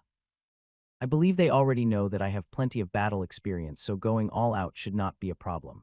The important thing is to keep a sea hidden. He surely could have held back, but the truth was that he didn't care enough to do so. In the last year and a half, he had to endure the constant mocking of the siblings while mourning his mother's death. All he wanted to do was to vent, and these fake beasts were the perfect targets for his anger. Noah ran freely in the pack of moles that kept on coming out from the ground. Their number had already surpassed the 50 specimens. However, most of them were simple rank 2 beasts, with few of them being rank 3. Noah ran from rank 3 to rank 3, killing every other weaker beast on his road with a single attack. The guards protecting the descendants stared with their mouths open at the kid, running carelessly among the pack. Every rank 2 beast that he passed would find its body divided into 2 pieces, and when he finally reached a rank 3, he would unleash a torrent of black wind slashes until its defenses were destroyed. Even Fabian and Neil stared astonishedly as he killed the third rank 3 magical beast without even sweating. Lena and Trevor were definitely doing their part, having taken down 6 rank 3 beasts, but they were working together and had the backup of the other soldiers around them. Lena gave a look to Noah and had to admit that his battle experience far surpassed hers. Why does he seem so unsatisfied, though? Noah was relentless. He never stopped for a second in his search for better opponents. I've seen a man fight a dragon. I survived the snores of a rank 5 beast. You are too weak. He was venting all his accumulated irritation to the pack, looking for a battle that could satisfy him. It had to be said that his martial art was perfect for dealing with large groups of enemies of low level. His attacks were fast and precise, and the rank 3 beasts had only the strength of the initial stage, so they weren't that much of a threat. The soldiers from the Norge family were losing their morale. They could keep up with Trevor and Lena killing speed, but with Noah's presence, they were falling behind in the number of beasts vanquished. At that point, though, a crater opened in the terrain, and 4 big moles came out of it. Their brown fur seemed more shining compared to the others, and they were bigger. The size of the other moles was lower than 1.5 meters, but the height of the newcomers surpassed 2 meters. Everyone on the battlefield understood that the leader was among those 4 beasts. The Norge group didn't hesitate and rushed toward them, followed by Lena and Trevor that signaled to the guards around them to follow. Noah too saw the new beasts, but he was still in the middle of the enemy pack. He attempted to create a path toward the stronger beasts, but was stopped by 2 rank 3 moles that blocked his path. No matter how hard he tried to avoid or pass through them, they stood still and hindered his movements. Meanwhile, the other rank 2 were surrounding him from all the sides. The strange thing was that their actions seemed intentional and aimed to prevent him to join the fight against their leader. Aren't these just creations of this world? How could they keep their instinct to protect their boss and even try to set a formation? He deflected the incoming strikes and thought of a plan to escape the encirclement. The blows were stronger than before, and for the first time he became wary of the rank 2 beasts. Did their power increase? How is it possible? Wait, don't tell me. He deflected again and pierced two rank 2 moles with his sabers while retreating. This is a test, right? So the appearance of the leader must have triggered something in their patterns. It should be a signal that the first stage reached its climax, at least for us. He pondered for a long time, still immersed in the pack. A test should have points to evaluate its participants, so let's say that each beast killed gives to a group some points since it's the only variable here. I can't reach the leader anytime soon anyway, so I should focus on dealing with the pack. Maybe we can get the coordinates through quantity rather than quality. There were around 40 empowered moles around him of both rank 2 and rank 3. Anyhow, losing the early ingress on the second stage doesn't concern me. My objective is to find a way to escape, not to fight for some random inheritance. Dealing with the pack gave him also more chances to hide a C, as he was sure that he would not need it if he was careful. As he decided in his mind his next course of action, he didn't waste time anymore. He took a deep breath and slashed with his sabers at an unimaginable speed. More than 20 black slashes appeared in the air from his position. Novelrecap. Verify you are human by completing the action below. Novelrecap needs to review the security of your connection before proceeding. Verification successful. Waiting for Novelrecap to respond. Enable JavaScript and cookies to continue. Noah's liquid breath in his dantian was below half of its maximum capacity. Even though most of the beasts around him were rank 2, he still had to fight at full strength due to the encirclement. From the start of the battle till that moment, he had released more than 200 attacks fueled with his dantian, and yet he still had some spare energy. His body was recovering at fast speed, and his condition was stabilizing while the powder entered his body. My limit right now is around 350 full power attacks, and I also have more than 100 weaker ones due to the gaseous breath in my body. Good, really good. He could have spent less liquid breath if he used a C, but he was firm in hiding it. The higher the density of the breath, the stronger my attacks will be, but they will also consume more of it. However, these are just beasts. Against another cultivator, my only real advantage is a C since it's a spell useful in any situation. Like he was in the liquid stage, so were many others. Like he had a rank 3 martial art and a rank 3 body, so had many others. His battle experience was something remarkable, as was his strong mind, but the first could be acquired easily and the other was useless without spells. I need abilities specific to my aptitude and talents, and not anything that is simply one rank higher than the other. For example, Lena had the water bullet that was a versatile spell with a low cost of breath added to her water whip that paired perfectly with her dexterity with that weapon. Her foundation was stable, and she might even have some other spells that Noah was unaware of. Of course, that knowledge came from his days spent as a training dummy. During the previous battle, he was too focused on the pack and didn't see the fight against the 4-peak rank 3 moles. I guess that if I had a darkness-type beast as a blood companion, things would be different. He knew that the spell he had was very powerful, yet he still couldn't use its full potential. Damn it, everything always points to the academy. The light faded, and the powder was completely absorbed by the Balvin group. Noah felt a series of new information in his mind that described a precise route toward a certain spot in the grassland. He looked at the others in his group, and from their whispers and gestures, he understood that they had received the same type of knowledge. Even transmitting pieces of information directly in someone's mind is possible. Why do I even bother being surprised anymore? He shook his head while he sat on the ground to meditate to recover from the battle. Trevor nodded to his behavior and gestured to everyone to do the same. As the appointed captain, failing to obtain the entrance to the second stage against the Norge family would have had a negative impact on his position, so he began to view Noah under a different light. He and Lena had done their parts going even with the Norge family, but it was still Noah who tilted the scales of the battle. Lena looked at him for a bit while she sat and took out some medicines from her space ring. There was some wariness in her eyes, and she decided in her mind to ask for advice to her parents on how to handle the situation when she went back to the mansion. After all, she had already made sure that Noah hated her, but only now she realized that he could actually become someone important in the family. The group from the Norge family looked dejected at the resting soldiers and decided to resume their march at a slow pace, searching for another pack of beasts. Apart from a few injured ones, everyone could still fight at full strength. Fabian and Neil had done almost nothing during the battle. They both had a rank 2 body, and since a big part of the pack was handled by Noah, they had barely made any effort. After half a day of rest, Trevor stood up and commanded everyone to move. Noah lazily stood up. His dantian had refilled by a quarter of his full capacity, so he was more than ready to march. There was no need for directions or gestures, as everyone knew the route they had to move to. Hours passed, and all they could see was the endless green plain, which made them feel like they hadn't moved at all. It had to pass another half a day before they reached the spot signaled in their mind. It was still in the grassland, but any time they looked at the terrain forming the entrance, the ground would light up and color itself orange. Trevor looked at the ground for a bit before facing the soldiers behind him and speaking. Here is the entrance for the second stage. We will all jump inside at the same time. Remember that this stage has no fixed pattern, so you have to be ready for anything. Bring honor to the Balvin family. For the Balvin family, the soldier echoed Trevor's battle cry and positioned themselves around the perimeter of the ingress area. Trevor had the descendants on both sides while Noah was in his opposite position. He raised his hand to make everyone concentrate, and then he lowered it with a fast gesture. The soldiers jumped while Trevor made sure that everyone went inside. Noah had no choice but to jump because Lena's gaze was fixed on him. He felt again the pressure of the teleportation, and when he opened his eyes, he found himself alone in a dark, spacious area. After a few seconds, a metallic male voice sounded in the place. Inheritance Ground Second Stage, Solo Battle Prowess Test. Solo battle. Noah carefully inspected his surroundings with his mental energy.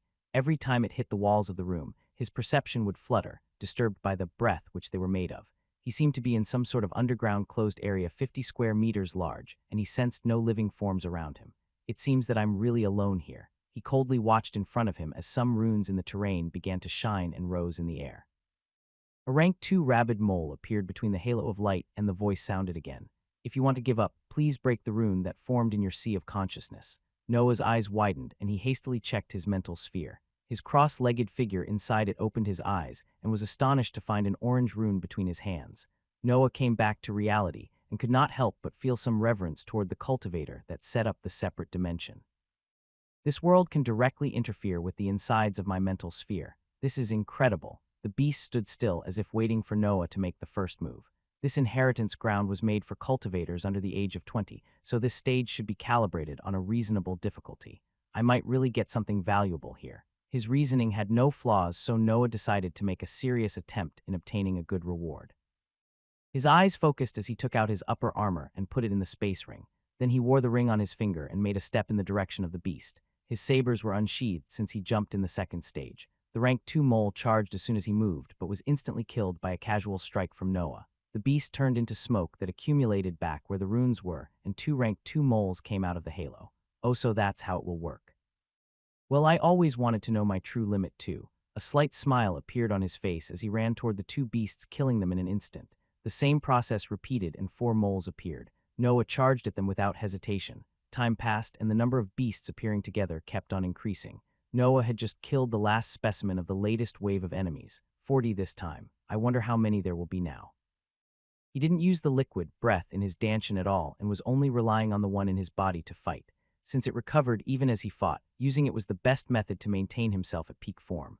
After the 40 strands of smoke rejoined the halo, the runes shined with more intensity as if they were charging themselves. Then, a rank 3 mole came out of it and stood still looking at Noah. So it's time for the advancement in rank. Luckily, I'm alone now.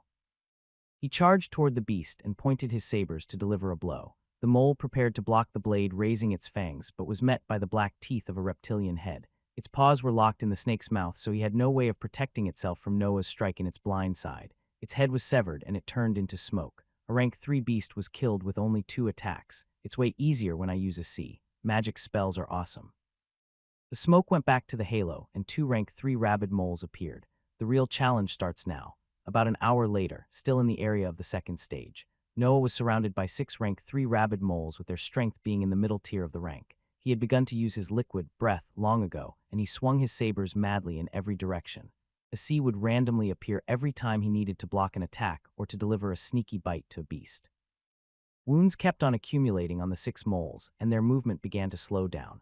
At some point, one of them appeared in Noah's blind spot and was about to raise its fangs to strike, but it was soon enveloped by a C's mouth.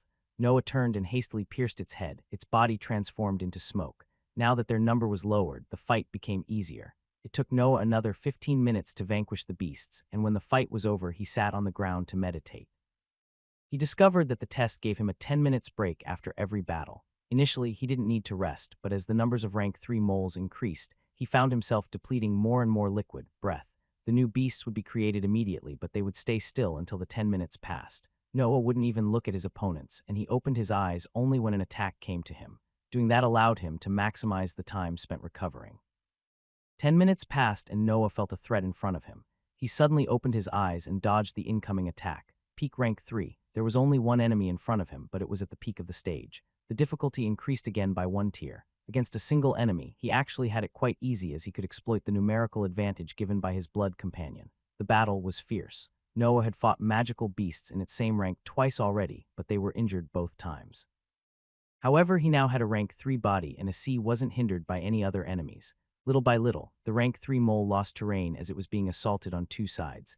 Then Noah forced it to block a powerful frontal blow, and Asi bit off a big piece of its defenseless back. The beast turned into smoke, and Noah sat to meditate. When he reopened his eyes, two peak rank 3 moles were punching at him.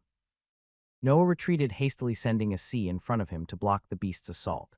By then, he was used to fighting while withstanding the pain that Asi suffered. His blood companion's body was shredded, but recomposed instantly, and locked one of the enemies in a fierce fight. Noah could defeat a peak rank 3 beast alone, so he just chose to divide the attention of the two rabid moles between him and Asi.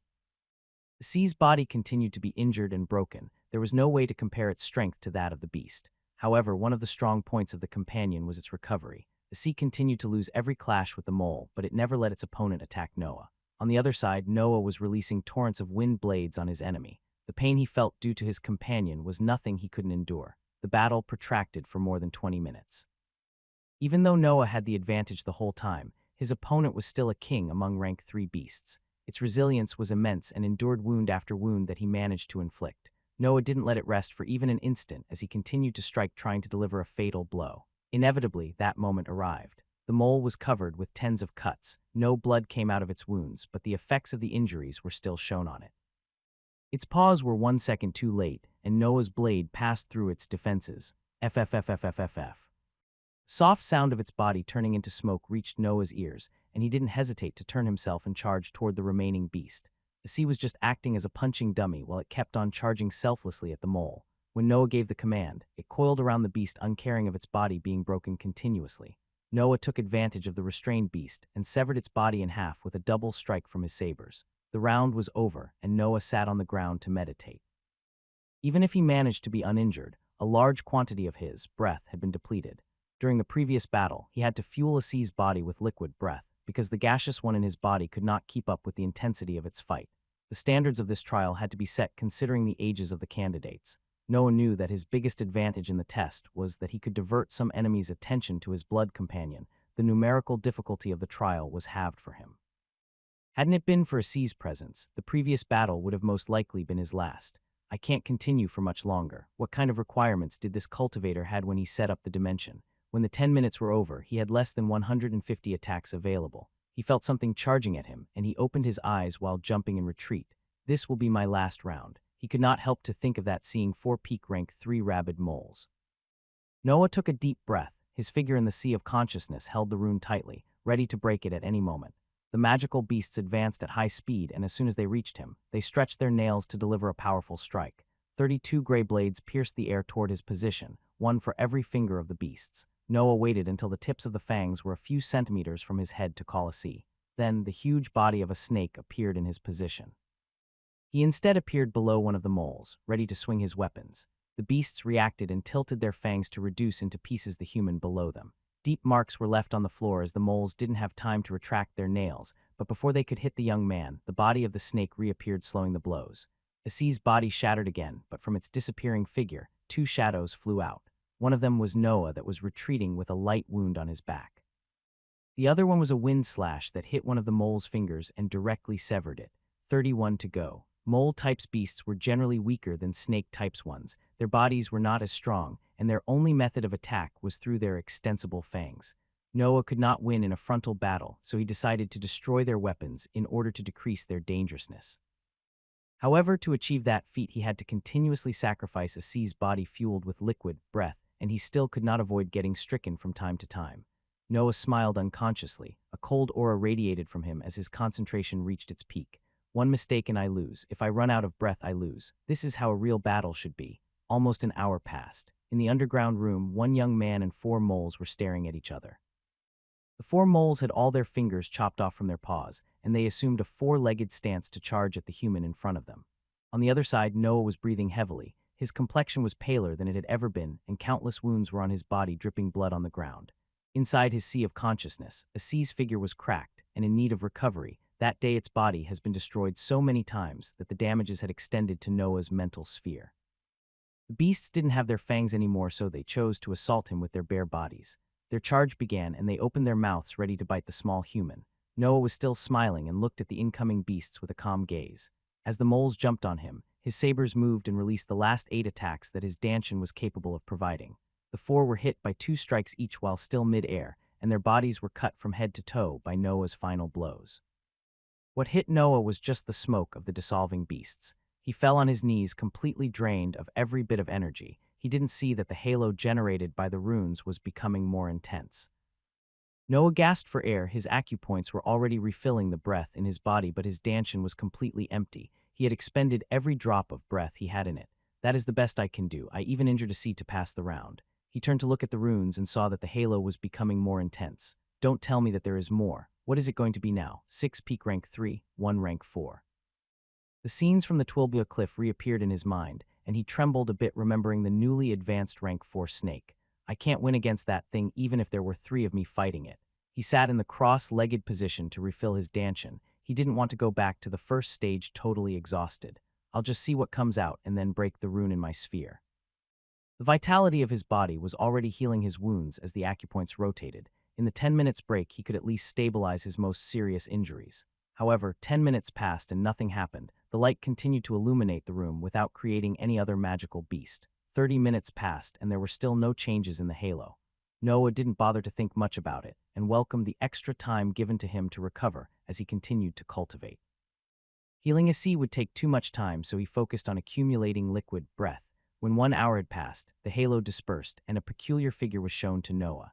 He had a loose orange robe with golden thunders sewed on it. He was levitating in a cross-legged position with his eyes closed, and he had a long combed white beard. The thing that attracted Noah's attention the most, though, was his incredibly large pointy hat. It seemed one of those hats that warlocks or witches wore in the games of his previous world, but that one was almost 3 meters of diameter and was made of some metallic material. Noah was so surprised that he stopped meditating and just stared at the elderly man in the air. Then the man opened his eyes and looked around him in a confused manner. The runes at his side exploded and released a powder that flowed into his body. As the powder was absorbed, his eyes regained clarity and he began to nod. MHMH, I understand. Only then his gaze went on Noah that was still looking at him, and after nodding a few more times he spoke. You are of the darkness element, am I right? Noah's eyes widened and he gulped sonorously while nodding. The elderly cultivator saw his answer and shook his head. What a pity, what a pity. Noah wanted to understand more and struggled to stand up to perform a respectful bow before speaking. As Senior WH, the man didn't let him finish the phrase and waved his hand, sending orange powder in Noah's direction. The powder was too fast and entered his body under Noah's incredulous gaze. He began to retreat instinctively, but an orange halo was already surrounding him. Noah started to panic, but then he noticed that his Danshin was being refilled on its own. The wounds on his body healed in an instant, and even the mental energy in his sea of consciousness was restored to its maximum capacity. Assie's cracked figure recomposed completely and was filled by so much energy that the blood companion came out from Noah's body autonomously and hissed at the ceiling.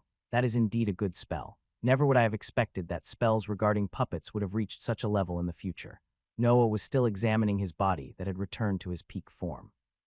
When the man spoke, Noah's gaze moved to him. Only reverence was shown by his eyes. Noah said, repeating his bow. The elderly man placed his feet to the ground and stretched one of his arms, assuming an imposing posture. The world knows me as eccentric thunder. I've accumulated wealth for hundreds of years and set this inheritance ground to find an heir worthy to be called my disciple. He stared at Noah. A bit of disappointment was exuded from his eyes.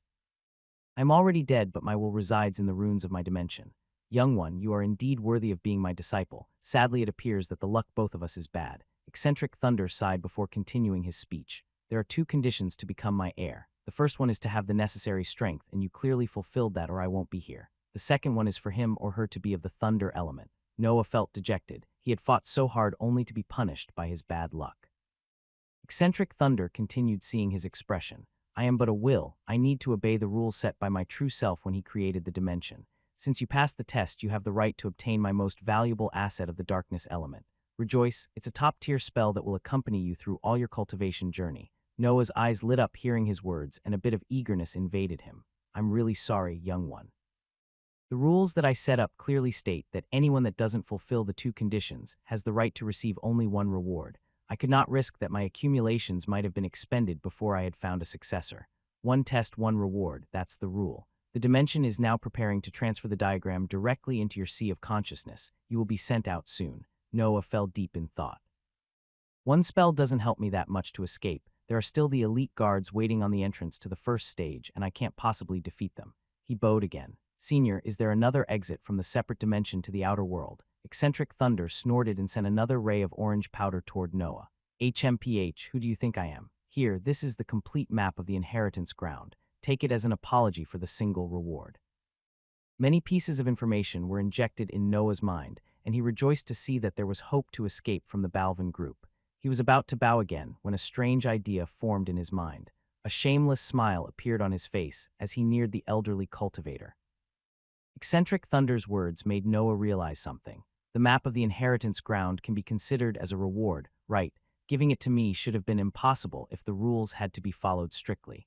Noah came from a different world, so he had 2 points of view on everything. If the separate dimension can be considered as a program, that would mean that there are ways to cheat it. He thought of the potential loopholes that there could be in the dimension's rules, and the cultivator's words gave him some ideas. He arrived in front of him and asked in the most persuasive voice that he could muster, "Grandpa Thunder, if you could, would you be willing to give me more prizes?" Eccentric Thunder was a bit shocked. The runes had shown him Noah's battle, and the expression that he was making at that time was the complete opposite of the cold smiling one he had when he was fighting. "Well, yes, but as I told you, rules are rules, I can't help you with that." He crossed his arms on his chest and looked away from Noah. Noah continued his persuasion. "What if you gave me more tests before I returned to the first stage? Passing them wouldn't mean obtaining more rewards." Eccentric Thunder thought for a moment and then slowly nodded. "Yes, that might work. But the diagram for your spell will be ready in the time it takes an incense stick to burn. You will never be able to clear one of the tests in that little time. 5 minutes so." Noah thought for a little and could only find one solution. What if you set a new test that consists of simple questions? I believe that a mighty senior like you could do that without much effort." The old man snorted. "Of course I can do that, but that would be giving you things for free. It is immoral. A cultivator has to earn his power." He raised his head to the ceiling to appear pure and virtuous, but his enormous hat made the scene look a bit ridiculous. However, Noah's next words made him turn abruptly with his eyes widened. "What if I find you a worthy descendant?" Eccentric Thunder stared at the young man and gulped. Noah could not help but remark the realism of the dimension.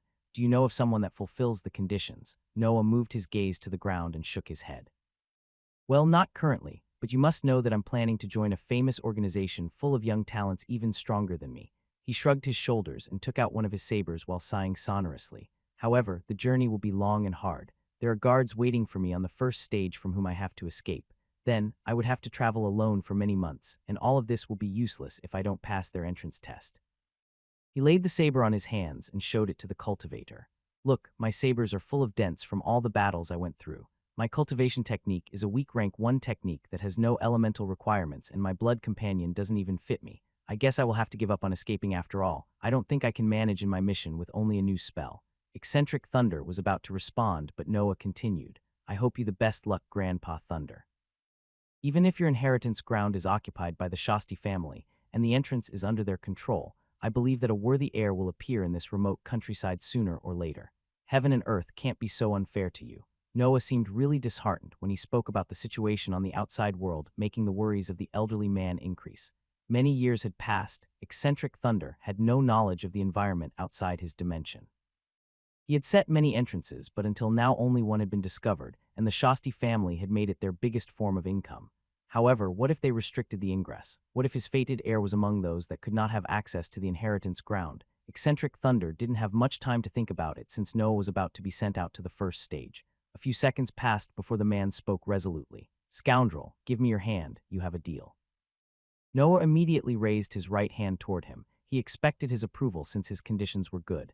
Eccentric Thunder held his arm, and orange light began to shine on their handshake. "Swear upon your Danshan that you will do anything in your power to send a worthy young cultivator of the thunder element in one of the entrances that are on the map that I gave you." Noah's smile disappeared, replaced by his usual cold expression as he set a condition. "A cultivator that I'm sure will not harm me in the future."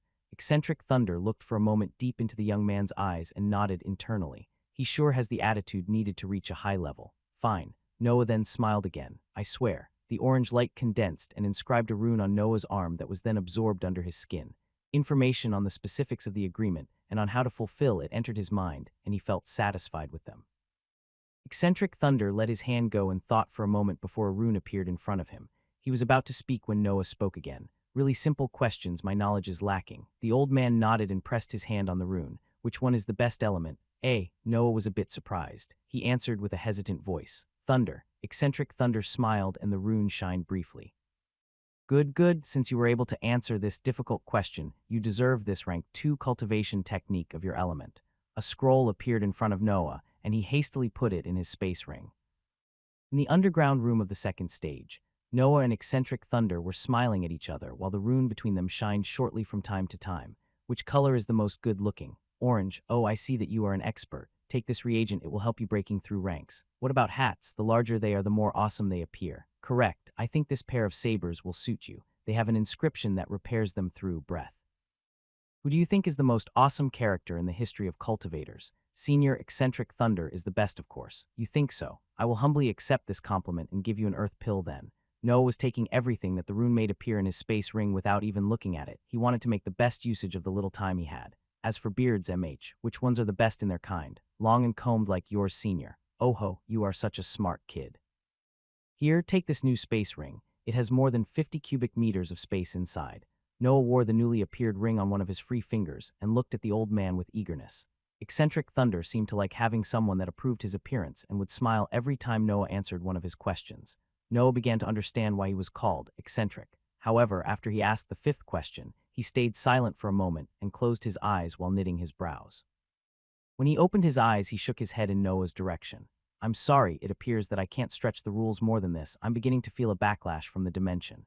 Noah's enthusiasm was crushed, but then he accepted the outcome. I have obtained a cultivation technique, new weapons, a new space ring, and the means to reach the 2nd rank of the Danshan. This is already incredibly good. And there is the top-tier spell that he spoke about earlier. Noah sorted the rewards in his mind.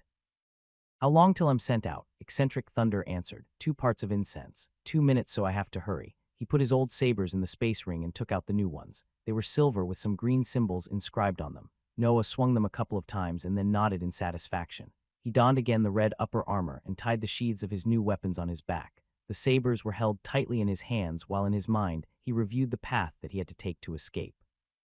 He was ready to abandon the Balvin family. Eccentric Thunder smiled a bit, seeing again the cold expression of the young man. When the diagram will be inscribed in your sea of consciousness, it will hurt a bit.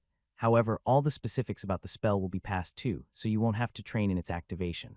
Noah looked at the elderly man and made a bow in gratitude. I promise I will bring you a good disciple. Eccentric Thunder snorted but smiled happily. Of course you will, a deal with me can't be broken that easily. They smiled, looking at each other. Noah then felt the pressure of the teleportation and disappeared from the 2nd stage. Eccentric Thunder shook his head while mumbling softly. Kids these days have become too cunning. A few hours before, on the 1st stage, soldiers from the Balvin family appeared one by one and began to discuss the contents of the trial. They were exhausted and rested on the ground, making bets on who would be able to last more in the test. Neil and Fabian arrived almost at the same time, creating silence between the guards. Their complexion was a bit pale, but they were uninjured. The soldiers understood that they had retreated before the situation became too difficult. Time passed, and in the 2nd stage remained only Trevor, Lena, and Noah. Then Trevor appeared. He had a large wound on his chest, and his armor was broken, but his arms were tightly holding a spear with some inscriptions on it. He was smiling since he managed to obtain some rewards, but his expression froze when he saw who was missing. I killed one of the 2 peak rank 3 magical beasts, but I had to suffer a severe injury to do that. I understand that Lady Lena can do better than me, but how is it possible that Noah is still not here? He sat on the ground to thread his body, but his gaze would often fall on the ingress of the stage. Another person arrived, and when the light of the teleportation disappeared, Lena's almost naked figure was shown to the group. Trevor hastily stood up and jumped toward her, tearing off some of his clothes in order to cover the descendant. She didn't care much and just sat on the ground, swallowing pills and potions to heal the harsh damages on her body. When her injuries stabilized, she smiled toward Trevor and showed him a small scroll. I did it, I obtained a spell. Sadly, I couldn't clear the successive round, but this should be enough. Once I've recovered, we can move. Trevor's expression became complex and lowered his head to speak in a soft voice. My lady, about that aim, Noah is still inside the test. Lena's eyes widened and her gaze ran through the group, but she couldn't find her bastard cousin. She looked again at Trevor. How is that possible? The next round had 4 peak rank 3 beasts while he doesn't even have a spell. I bet that he is running around against the single peak rank 3 waiting for us to think that he died down there. HMPH, if he thinks that I'll let him go that easily, he is wrong. Trevor nodded at her theory but was a bit doubtful inside his mind. He can definitely kill a peak rank 3 alone. Is he really stalling for time? To what point, though, there is only one entrance. He sat beside Lena and calmly waited for Noah to appear. A bit more than an hour passed and the light of the teleportation flashed again. Noah appeared. He was holding 2 silver sabers in his hands. His eyes were closed and some sweat ran down his forehead. He seemed in pain. Inside Noah's sea of consciousness, black roots tangled themselves on the figure of the first Kessier rune. A complex diagram appeared with the roots as its lines. The roots then tried to extend on the faint form of the second Kessier rune, but its image was too ethereal and they retreated after they failed on grasping it. The process sent waves of pain on Noah's mind. However, with it came also the knowledge about the spell. Its effects, the usage, the strong points and the weak ones, everything became known by Noah in an instant. He wasn't bragging when he said that it was a top-tier spell. This was his first thought when his mind was freed from the pain, and he opened his eyes. The group from the Balvin family was staring at him with wide eyes. They could not understand how he stayed in the second stage for so much time and came out unharmed. He had remained in the test for about 1 hour more than Lena, and she was supposed to be the stronger of their group. Noah released a cold aura, seeing that the attention was focused on him. He laid the sabers on his shoulders and gazed at Trevor and Lena. He was waiting for their move. Lena stood up and Trevor did the same. The others behind them didn't quite understand the reason for such tension. Lena spoke. "Did you obtain a reward?" Noah answered briefly. "Yes. What have you got? Why should I tell you?" Lena's eyes sharpened and the soldiers behind her stood up. Insubordination wasn't allowed in the slightest among the guards of a noble family.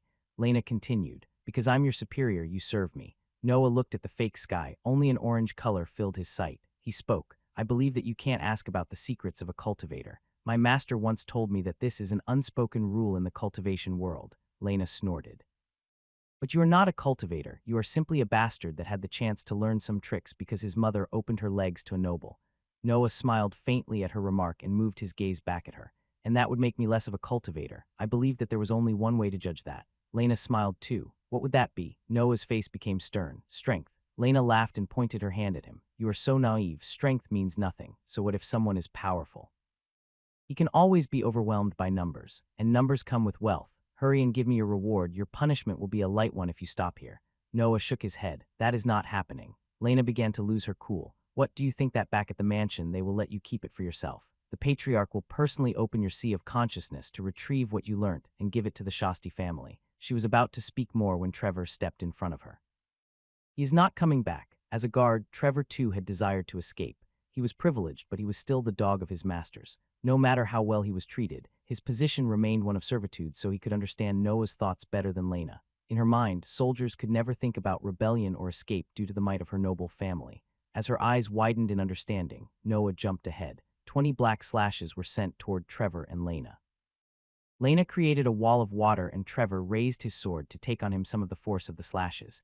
There was no need to do so as Lena's spell absorbed that attacks completely. However, Noah had disappeared from their vision. They turned when they heard a scream from one of the soldiers in their group. Noah was freely swinging his sabers on the exhausted soldiers. They had given their utmost in the test, and even if they had time to restore some of their breath and to stabilize their body, their battle prowess didn't reach half of what they were capable of. Heads flew in the air and blood poured on the ground as the guards fell lifelessly one by one. Trevor prioritized securing the descendants and ran toward Neil and Fabian, taking them where Lena was standing with her arm raised. She was trying to aim for Noah with her water bullets, but he was always behind some soldier and she never had a clear shot. In the end, they could only watch as the 20 guards were killed. Lena didn't hesitate. As the last guard fell on the ground and Noah's figure appeared in the open, she shot 5 bullets directly at him. Noah swung his blades and 10 slashes shot out to meet the spell. The bullets pierced the technique, but they were slowed enough to give Noah time to dodge. He rapidly charged toward the remaining 4 members of the Balvin group. Trevor put himself between him and the descendants, ready to take the first impact. Noah clashed with him. 2 sabers met a sword. Their physical strength was equal. Lena smiled and raised her arm to aim for Noah, but then a drop of a warm red liquid fell on her cheek. Her eyes widened when she noticed that a big black figure had appeared on her side. On one end of the black body, there was Noah's leg. The other extremity was behind her with the shape of a reptilian head. Between its fangs, Neil's body was being crushed and multiple wounds appeared on his body. An invisible membrane, though, was protecting him, stopping a seized teeth from stabbing deeper on his flesh. Lena yelled and turned to attack the snake. Trevor's attention was diverted on the beast, but when he tried to look at it, its body had already disappeared. He felt a sharp pain in his low waist and noticed that the snake's mouth had already bitten him there. How, he could not finish the phrase as Noah tilted his sabers and thrust them into his chest. Trevor was already deeply injured. He had sacrificed his body to use his spell back on the second stage.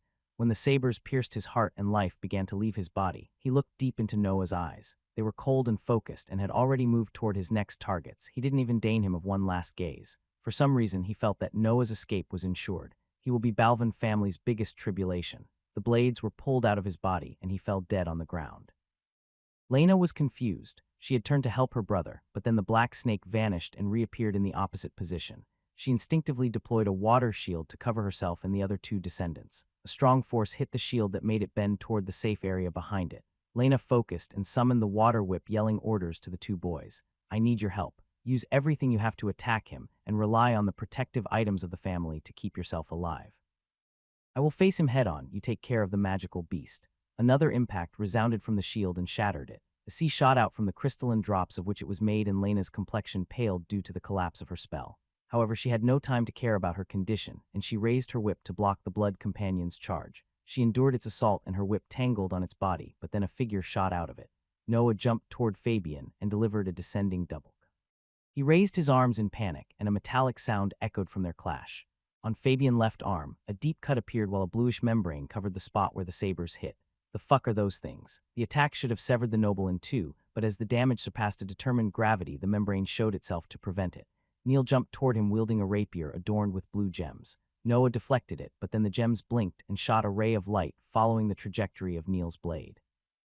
Noah was unprepared and was hit superficially on the shoulder. He retreated, sensing the unknown threat, and water bullets shot in his direction. The sea's body appeared and was pierced by the bullets. There was a moment of silence after that as no attacks were launched from both sides. Noah looked from behind a sea and saw that the three nobles were all wielding shining weapons. Lena had taken out a black whip with inscriptions on it, Neil had his rapier, and Fabian held a short white sword with both his hands. Lena began to speak. "I have to admit that your strength is remarkable, but you can clearly see the advantage given by numbers and wealth." Noah didn't mind spending time speaking. Neil and Fabian were both injured and were losing blood while his body autonomously refilled breath. "What's left of your numbers are two inexperienced brats. As for wealth," he focused his eyes on their armaments. "Why none of you use sabers? I really wanted a new set of them." He shook his head to mock them. Lena saw that he had closed his eyes and hastily took out a pill from her space ring. She was about to eat it when a few black slashes came in her direction, forcing her to throw the pill away in order to block the attacks. Noah had charged ahead again, sending a sea on Lena to keep her busy, while he tried to break the defenses of the other two nobles. Neil was easy to handle. He simply had to avoid that the rapier pointed at him. With his battle experience, dealing with such a weapon which was also poorly handled was easy. The ability of Fabian's sword, though, was a bit more annoying. It covered its wielder with a white circular shield that absorbed most of the force behind Noah's blows. Even when Noah managed to pierce the shide, the bluish protective layer would appear, negating any damage. Meanwhile, Lena was destroying Asi's body time after time. Every time her whip hit, the inscriptions would light up to amplify the power of the impact. Asi was thrashed around, sending waves of pain on Noah's sea of consciousness. It was not Lena's opponent. Seeing that Noah could not succeed in hurting them seriously in the short term, the two nobles began to lose their fear of his blades and focused only on attacking.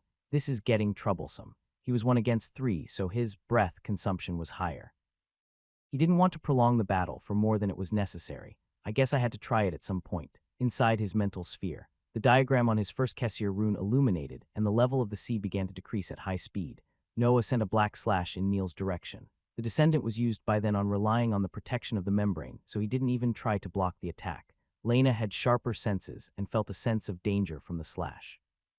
She was about to yell something when a sea jumped on her again. The blow hit Neil's abdomen and clashed with the invisible layer of defense. However, black smoke sprouted from it, which corroded the membrane, creating an opening for the strike. Noah's attack cut unobstructed Neil's body in two. A noble from a medium-sized noble family died. Neil. Lena screamed in sorrow, seeing her brother's death, and turned to look in anger in Noah's direction. What she saw, though, made her tremble in fear. Noah's body was being covered in black flickering smoke. It hovered right over his skin, forming a sort of quivering armor. The black smoke protruded on his sabers, and only his icy blue eyes remained visible of his face, while even her thoughts stopped seeing the fiendish figure. Then the man said something in a low, rugged voice. "Demonic form." Demonic form, ranked based on the mental level of the user, darkness element, creates an armor of corrosive smoke that enhances the body of the user. The black smoke can envelop the attacks of the user to destroy any defense on his path. The smoke is extremely deadly, and since it covers the user, it will also weaken any threat coming near him. That was the knowledge that came with the spell along with the specifics on its activation. The spell was extremely ductile. It could be used separately on any part of the body, or in its full form, creating the fiendish figure that Lena was so stupefied of. The information made Noah think that it could be possible to extend it even to his blood companion, but he still hadn't had time to experiment on that. The only drawback was that the consumption of mental energy was enormous, but that it's justified by its power, Noah thought, examining the data that he obtained with the spell. Lena was petrified. Every sense she had was madly sending warning messages to her mind. She was about to take a step back when a sea wrapped itself around her. "You stay there, I'll take care of my brother first." The low, rugged voice sounded again as Noah moved toward Fabian. With every step he took, smoke would be released on the ground, making the runes that composed it waver as if they were trying to resist the corrosion. When he was in front of the nobleman, he simply slashed with one of his sabers. The white shield appeared, but was destroyed by the sheer strength of the blow.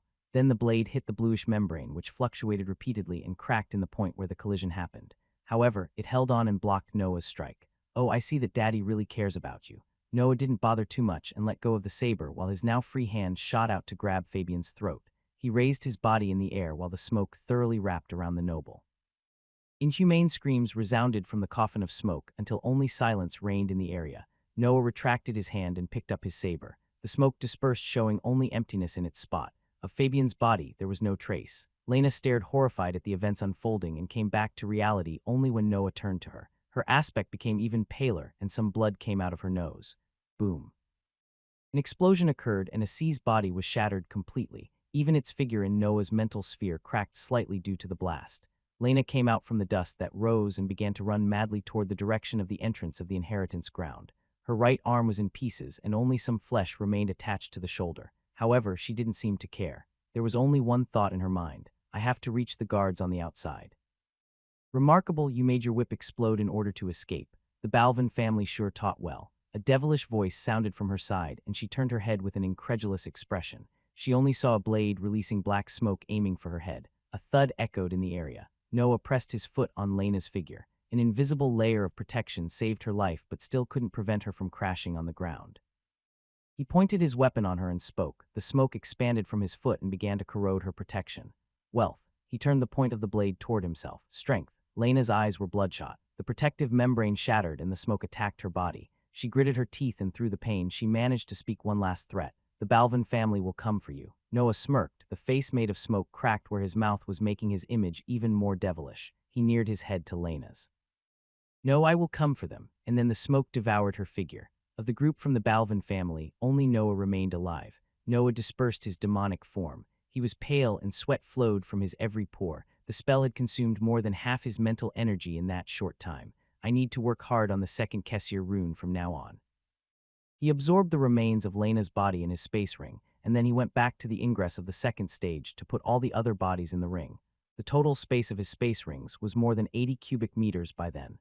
After he was sure that he retrieved everything and nothing was left on the ground, he checked the map of the separate dimension.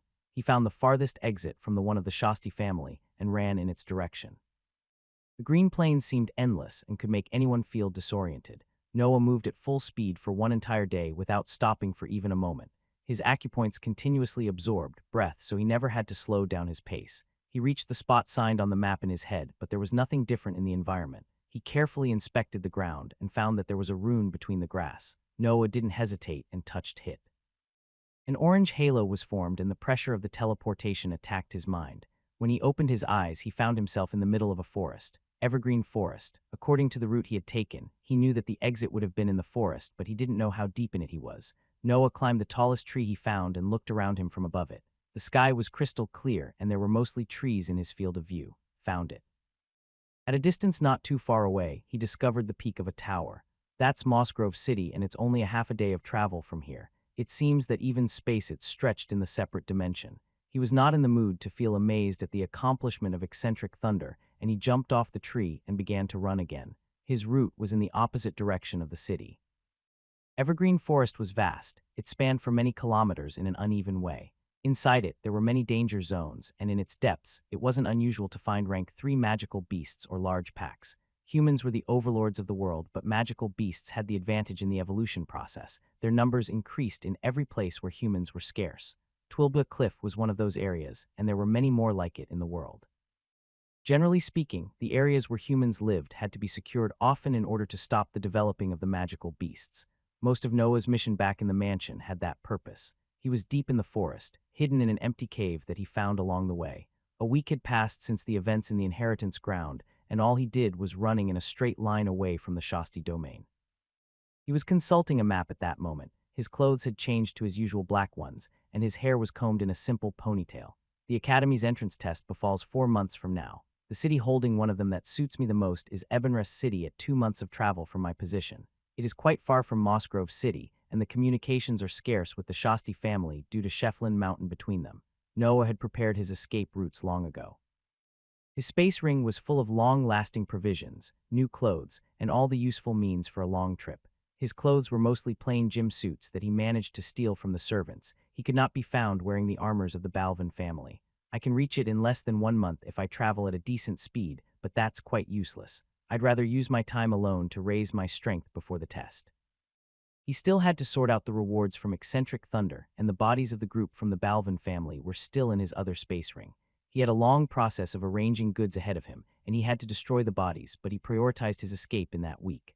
At some point, Noah nodded and put back the map in the ring. I will focus on traveling for another week, and just spare some time for the Kessir rune in the meantime.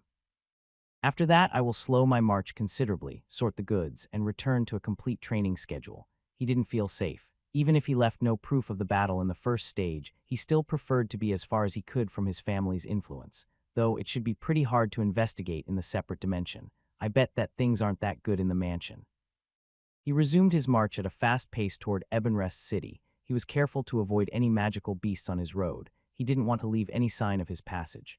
There is also the fact that even if they reach the conclusion that the group is dead, they can't possibly suspect me. In their mind, I'm just a talented kid with no spells. Never could they imagine that I have 2 of them which are incredibly strong.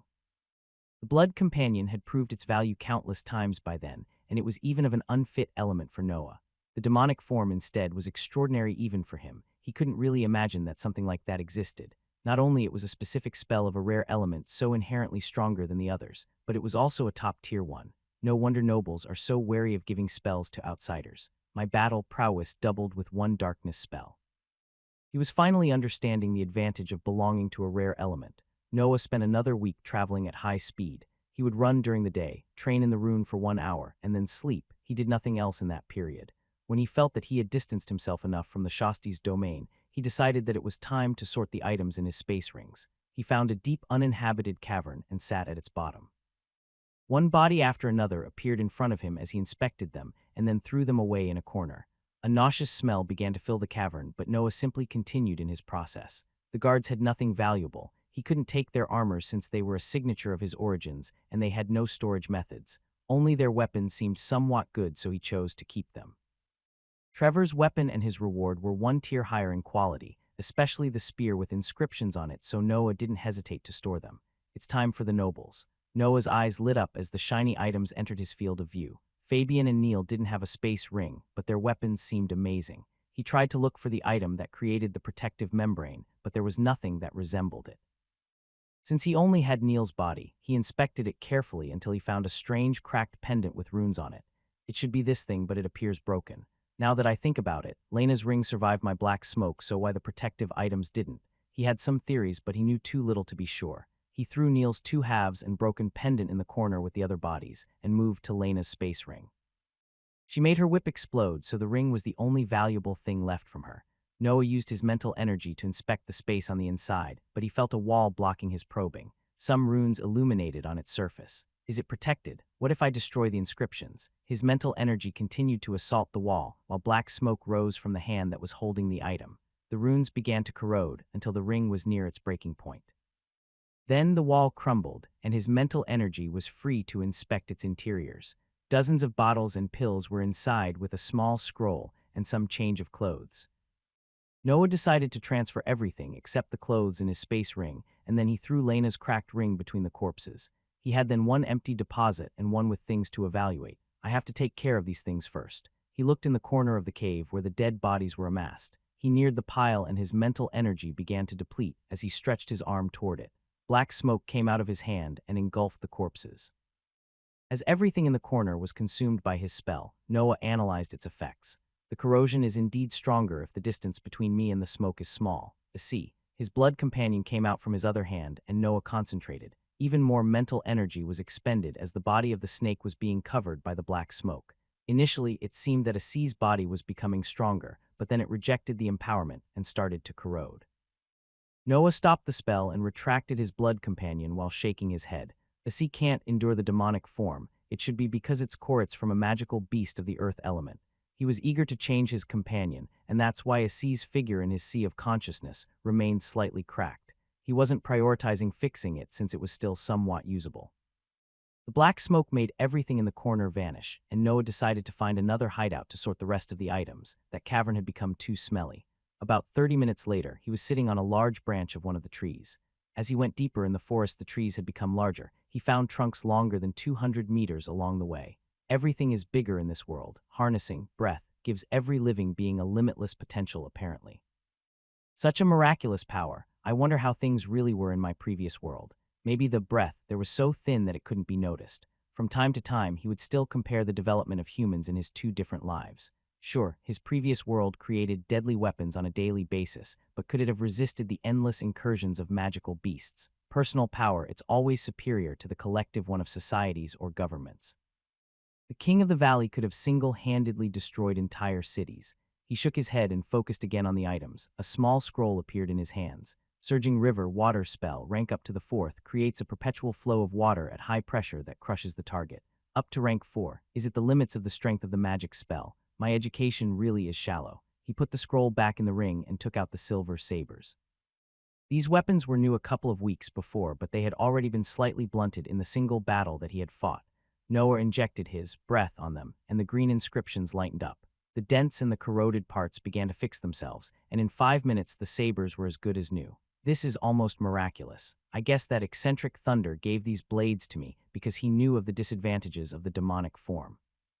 He was the only one immune to the black smoke of the spell. His weapons suffered from the same corrosion that everything else it touched experienced, even if in a weaker way. It is because I don't want to damage them that they were degraded so scarcely. I wonder if there is a way to avoid it like it should be possible with the blood companion. He sheathed the sabers and took out the last item in need of inspection.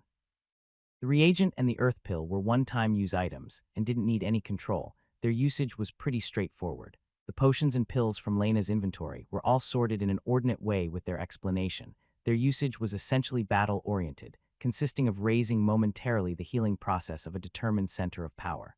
However, the scroll that he took out was of vital importance to Noah at the moment. Dark Vortex rank 2 cultivation technique, restricted to darkness element. Cultivating at night will speed the accumulation of breath. On the scroll there was only this explanation and the descriptions of the respiration forms. With this technique, the earth pill and the reagent, my road to the rank 2 Danshan will be smooth. He really thought of everything. Noah smiled a little thinking about the old man with the giant hat. I wonder why did he have that much stuff unfitting for his element, such a strange character. The sun was still up, but he decided to give a try to the technique. He crossed his legs and joined his hands to form a circle where his Danshan was. A drop of his liquid, breath, was consumed to ignite a vortex at the center of the circle. Breath began to gather inside the spinning spiral, coloring it in black. It seemed that the drop that he used attracted the breath of its same kind. Since the breath had not to be filtered before entering the Danshan, the accumulation process was faster and smoother. During the meditation, the vortex abruptly enlarged and rotated at a faster speed. Needless to say, even the quantity of breath embodied was higher.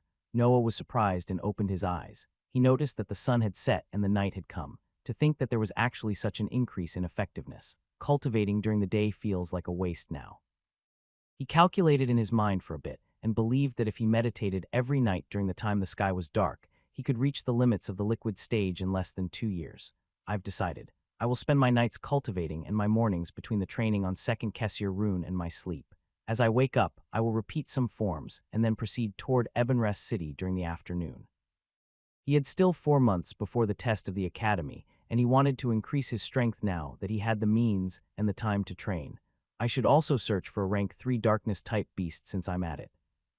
Days passed and Noah's journey became dull. He spent most of his time awake training while he marched only during the afternoons. He liked this kind of life, though. His strength was increasing steadily, and having escaped from the clutches of the family left him with a sense of freedom. The only problem remained his blood companion. Since he only traveled under the daylight, his chances to encounter a rank 3 darkness beast were low. However, that didn't mean that there was a scarcity of magical beasts.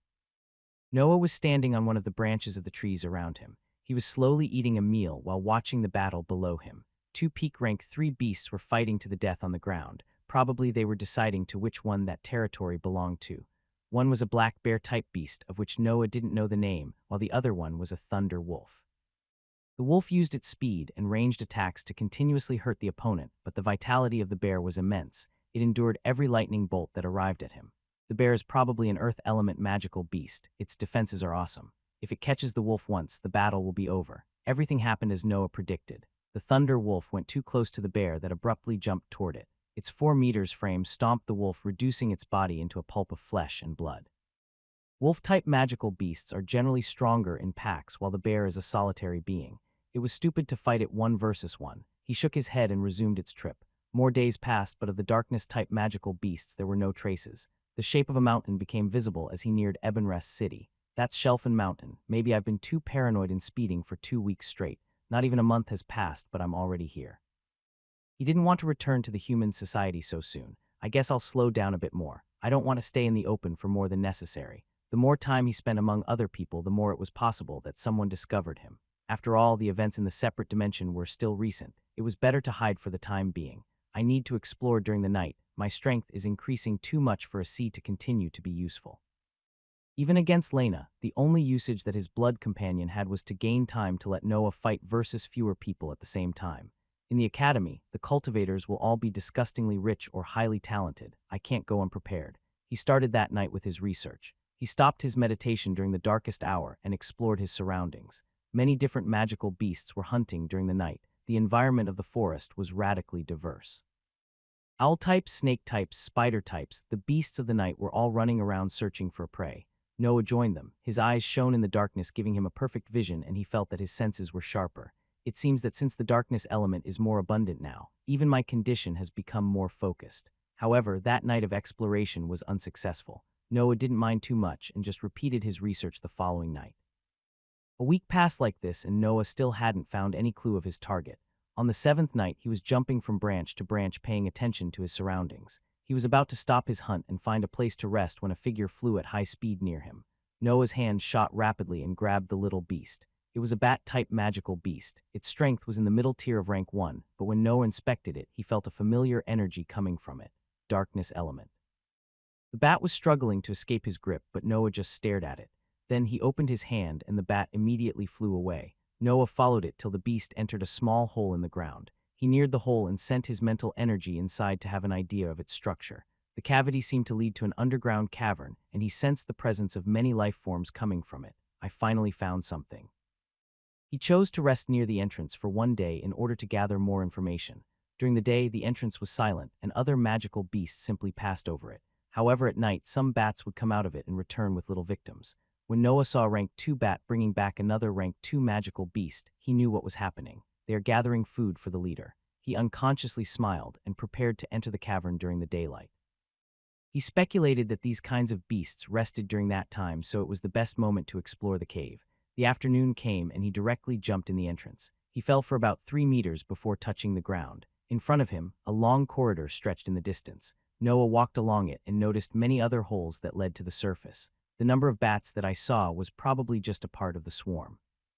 That's good. It means that there is a high chance to meet their rank 3 version. He advanced for a few hundred meters, and the first living beings began to appear. They were mostly bat-type magical beasts, but there were also few spider-type and rodent-type. The ranks of the latter were quite low. It was obvious that a bat pack ruled that underground area. He then reached what seemed the central point of the cavern as a wide room expanded in front of him.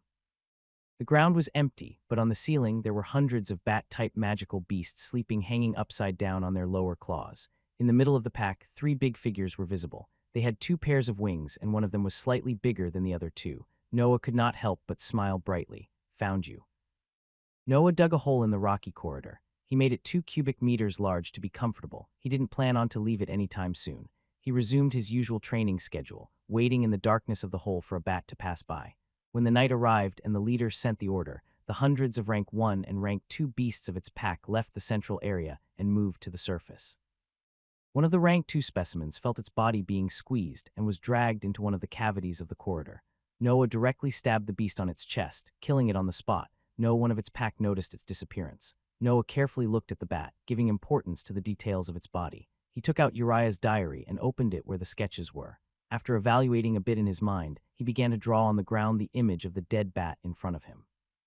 He continued to draw during the whole night, and when the pack came back and went to sleep, he came out of his cavity to have a better vision of the biggest bat at the center of the group. He drew its form on the ground and repeated the process until the night came again. He spent 1 week practicing in the figure of the bat in order to be ready to start the procedure as soon as he gathered the materials from its body. On the 8th day, he was ready. He waited for the pack to go in its hunting and exited the hole he made. The 2 silver sabers were held tightly in his hands. His torso was already uncovered, and the image of a snake moved freely on its chest. On the ceiling of the large underground room, tens of rank 2 bats were still in guard around the 3 big specimens of their pack. Noah ingress in the area alerted the group, which began to launch sound attacks to him. He immediately deployed a sea around him to weaken the vibrations of the attack. Their shockwaves couldn't pass the ethereal body of the snake and were blocked. The bats screeched, seeing that their offensive had no effect, but they were stopped by tens of black wind slashes that came toward them. Corpses and injured bodies fell from the ceiling, creating a noise that woke up the 3 bigger specimens. The 3 screeched loudly, aiming for the black snake. The sea's body cracked in many points, and some vibration hit Noah that began to bleed from his ears. However, instead of being angry about the damage that he suffered, his expression appeared incredibly happy. 2 rank 3 upper tier and 1 peak stage. He had confirmed that the bigger bat was precisely what he was in need of: demonic form. Azi's body returned inside his body, showing a fiendish figure from which black smoke was constantly released. Noah shot more slashes covered in smoke. The blows hit more beasts on the ceiling and released the corrosive smoke in the upper area of the underground room. The pack began to scream in pain, and its members were forced to descend on the ground to escape the toxic cloud. Noah didn't waste any time and jumped at the 3 rank 3 bats that flew down. One of the smaller ones was directly stabbed by him. The black smoke expanded from where the saber was and devoured its body in a few seconds. A beast in the upper tier of rank 3 was killed in few instants. The pack went crazy seeing that one of their group died so easily and began to disperse. However, their speed was inferior to Noah in the demonic form. He was already over the other rank 3 bat as he slashed at him. The head of the bat was divided in 2, and its upper body was consumed by the smoke that his sabers released. The leader understood that it could not escape and turned to send another powerful screech in his direction. The armor made of smoke trembled but absorbed the vibrations. Only some slight damage was done to his internal organs. Noah jumped and pressed his body on the bat. The beast screamed in pain as the smoke surrounding him consumed its body. However, the smoke retracted almost instantly, and the figure of a young human was visible tightly hanging on its body. The bat was about to attack, but it found out that it could not make a sound. A blade was deeply stabbed in its throat. The beast was hovering in the air and fell on the ground after a few violent struggles. As life left its body, Noah put it in the empty space ring and ran away from the underground cavern. Once on the surface, he continued to run until he found a large tree with a big hole in its trunk. The insides were 6 meters large and tall 3. Noah nodded, seeing the place, and took out the bat corpse. He put a large bowl under its throat and took out the blade from it. Blood began to flow, filling the bowl. A bottle then appeared in front of him, and Noah directly drank it. The mental energy that he expended in the battle was being refilled at high speed. As expected, Lena's potions are of top quality. When the bowl surpassed the amount of blood required for the procedure by 1-fold, Noah opened the bat's chest. He took out the heart of the beast and put it inside the space ring together with the body. He then sat on the ground to concentrate on filling the blood in the bowl with his breath. As he was in the liquid stage, the process took less than the last time, and in only half a day the blood had reached the required standards. He smiled, seeing the dense dark liquid, and put it in the space ring too. He was eager to create a new blood companion, but he had to make room for one first. Inside Noah's sea of consciousness, Noah's half-transparent figure had one hand over C's cracked image. His eyes were closed and his brows were knitted. He seemed immersed in a complex process. Shards of C's image began to detach from its figure and feel in the sea. Little by little, the snake form in Noah's mental sphere crumbled until there was nothing left in its place. Noah opened his eyes, and the snake tattoo on his chest rejected the blood of the horned snake, expelling it from the body. Of his blood companion, only a wound remained. Noah took out a bottle and a pill from his space ring. One helped to restore his mental energy, while the other increased the healing speed of his injuries. He had suffered some damage from the bat pack, and the process of killing the blood companion left him in a tired state. He meditated to help the medicines do their work and noticed that his mind was clearer than ever.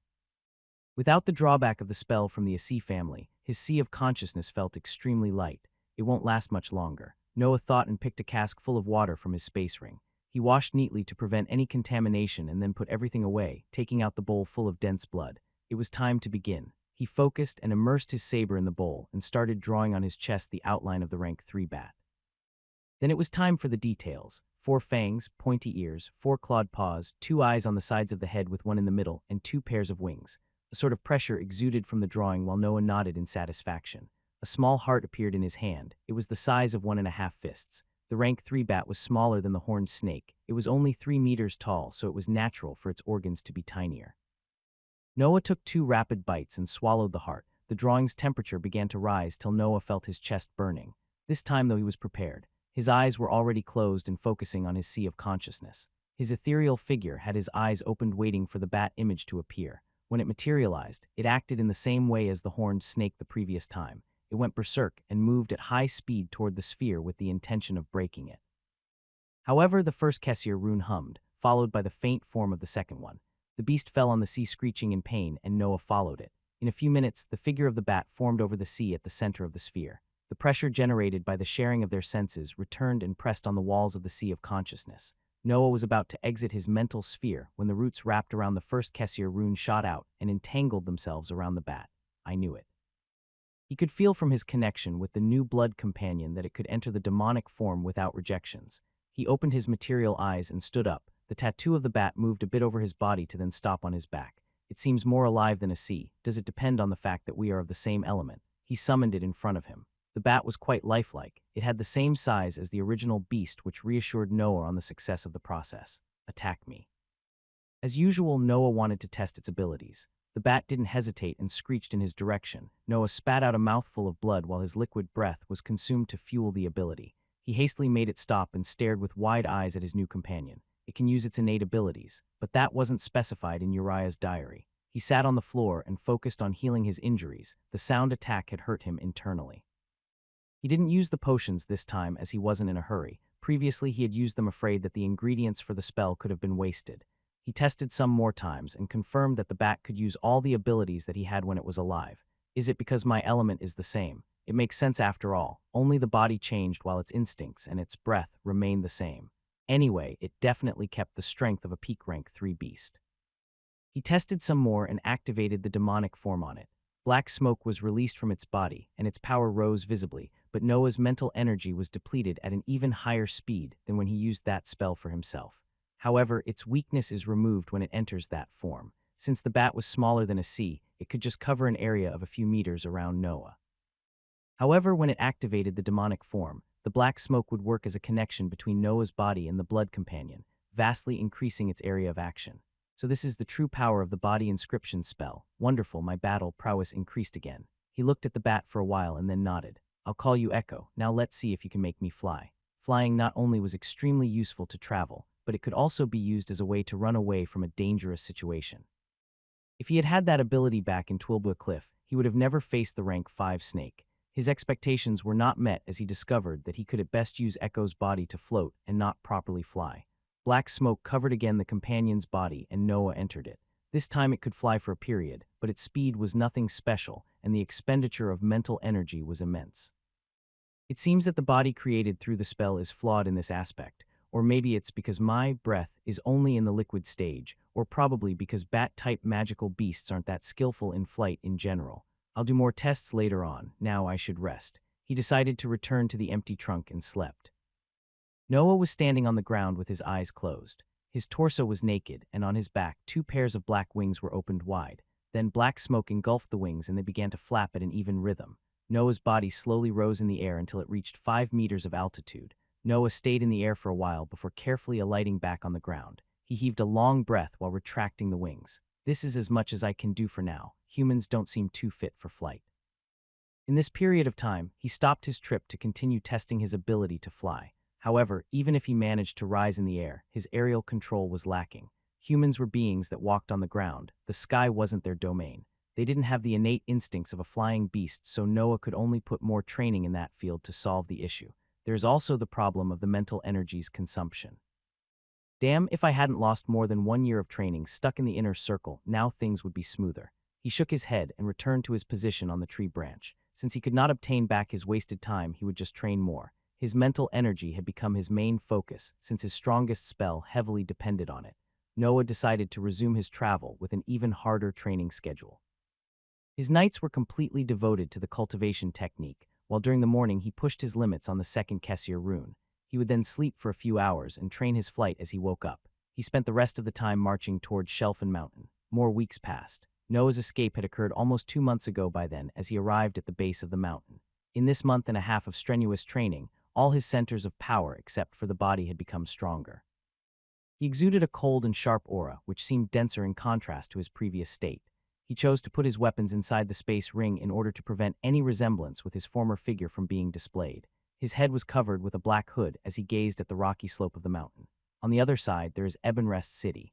The peak of the mountain is classified as a danger zone, but its path is inhabited by small villages that live of mining precious minerals.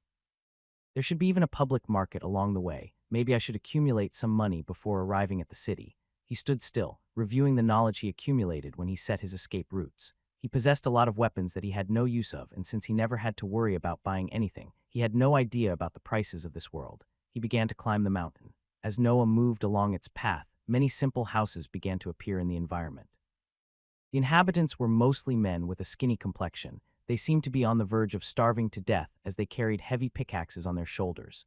Noah ignored them, and they did the same with him. There wasn't much cordiality around that place. He encountered many of these settlements as he continued to move forward, and the situation of the residents was the same every time.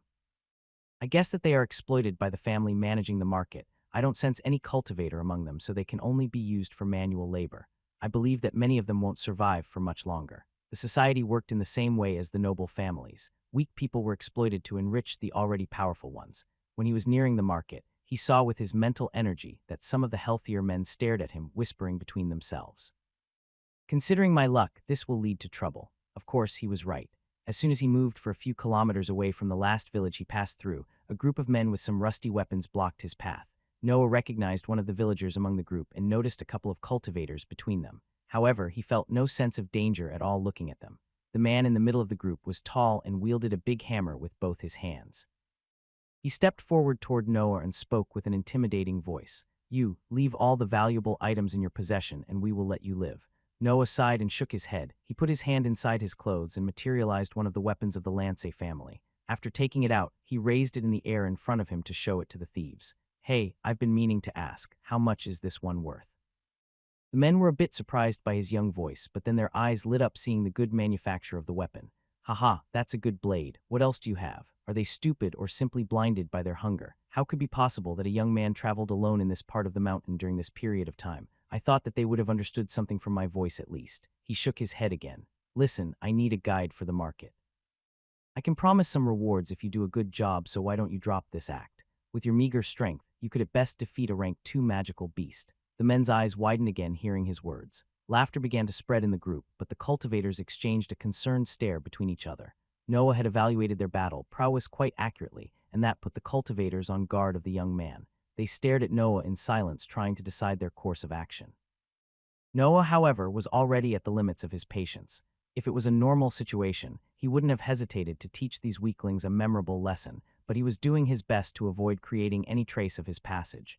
He focused, and a pressure began to radiate from his figure, which silenced the thieves who raised their weapons in fear.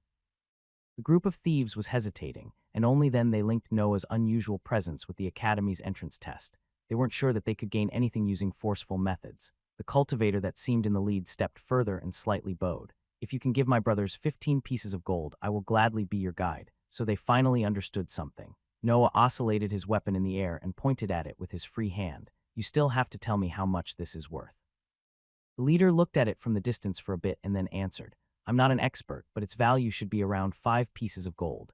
I have more than 30 of these, which makes it 150 gold. He thought for a few seconds and then nodded. The leader was about to cheer when Noah continued. "However, you will receive the payment after you help me sell my items." The leader complained, but Noah jumped at high speed and appeared in front of him.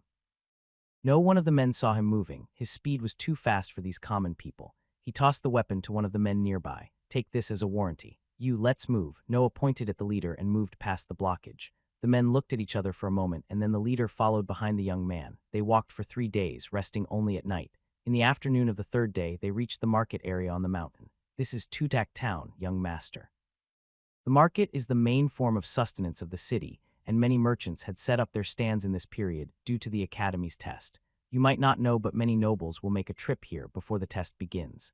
In the previous days, Noah had briefly spoken with the tall man in order to learn more information about that area and to set some rules for their interaction. The man's name was Grant, and Noah didn't reveal anything about his situation, but simply ordered to be referred to as young master. Grant also explained the general situation of the area, focusing on the large-sized noble family that ruled Ebenrest City. The family was called Voidal, and apparently, it had a really amicable relationship with the Elbaz dynasty, which was the reason why one of the test areas was there. Why didn't they put their stands directly in Ebenrest City?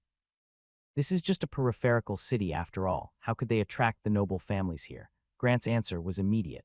Young master, Ebenrest City will be completely reserved for the preparations of the royal family. In this period of time, all the main shops in the city had moved here. It is common knowledge among the noble houses by now. Grant then realized that he might have inadvertently offended him, but it seemed that the young man didn't even listen to him. Nobles. I bet that many of them will create problems for the lonely cultivators like me. The test was a matter of personal ability, but that wouldn't stop the families behind the participants to scheme before its beginning. He was familiar with the mindset of the nobles, so he could vaguely imagine the methods that they would use to increase the advantages of their descendants. I bet that they will at least try to eliminate as many variables as they can. I don't believe that they will simply let someone with no status take the first place in the trial. They would lose too much face. Noah turned toward Grant. Am I right to assume that even the families that will buy their ingress will send their descendants into the trial? Grant nodded. Yes, not only they will spare an immense quantity of resources if the heir succeeds, but they would also want to show the strength of their new generations. It is a demonstration of the future power of their family after all. Noah returned to look at the town. Its perimeter was empty, with just some lazy guard drinking wine on tables near the path. However, Noah could sense the liveliness of the city in its insides. Let's go. He stopped thinking about things he could not control and moved along the path. Grant hastily followed behind. When they were about to enter the boundary, though, one of the guards yelled from his seat. Hey, you two. The ingress to the town is 1 piece of gold each. Don't make me sin. His words were interrupted by a metallic item that crashed on the table and directly broke it in pieces. All the guards there stood up scared and looked at the weapon. It was an axe of excellent manufacture. They knew that its value surpassed 5 pieces of gold. They turned to look at the 2 men walking down the city path.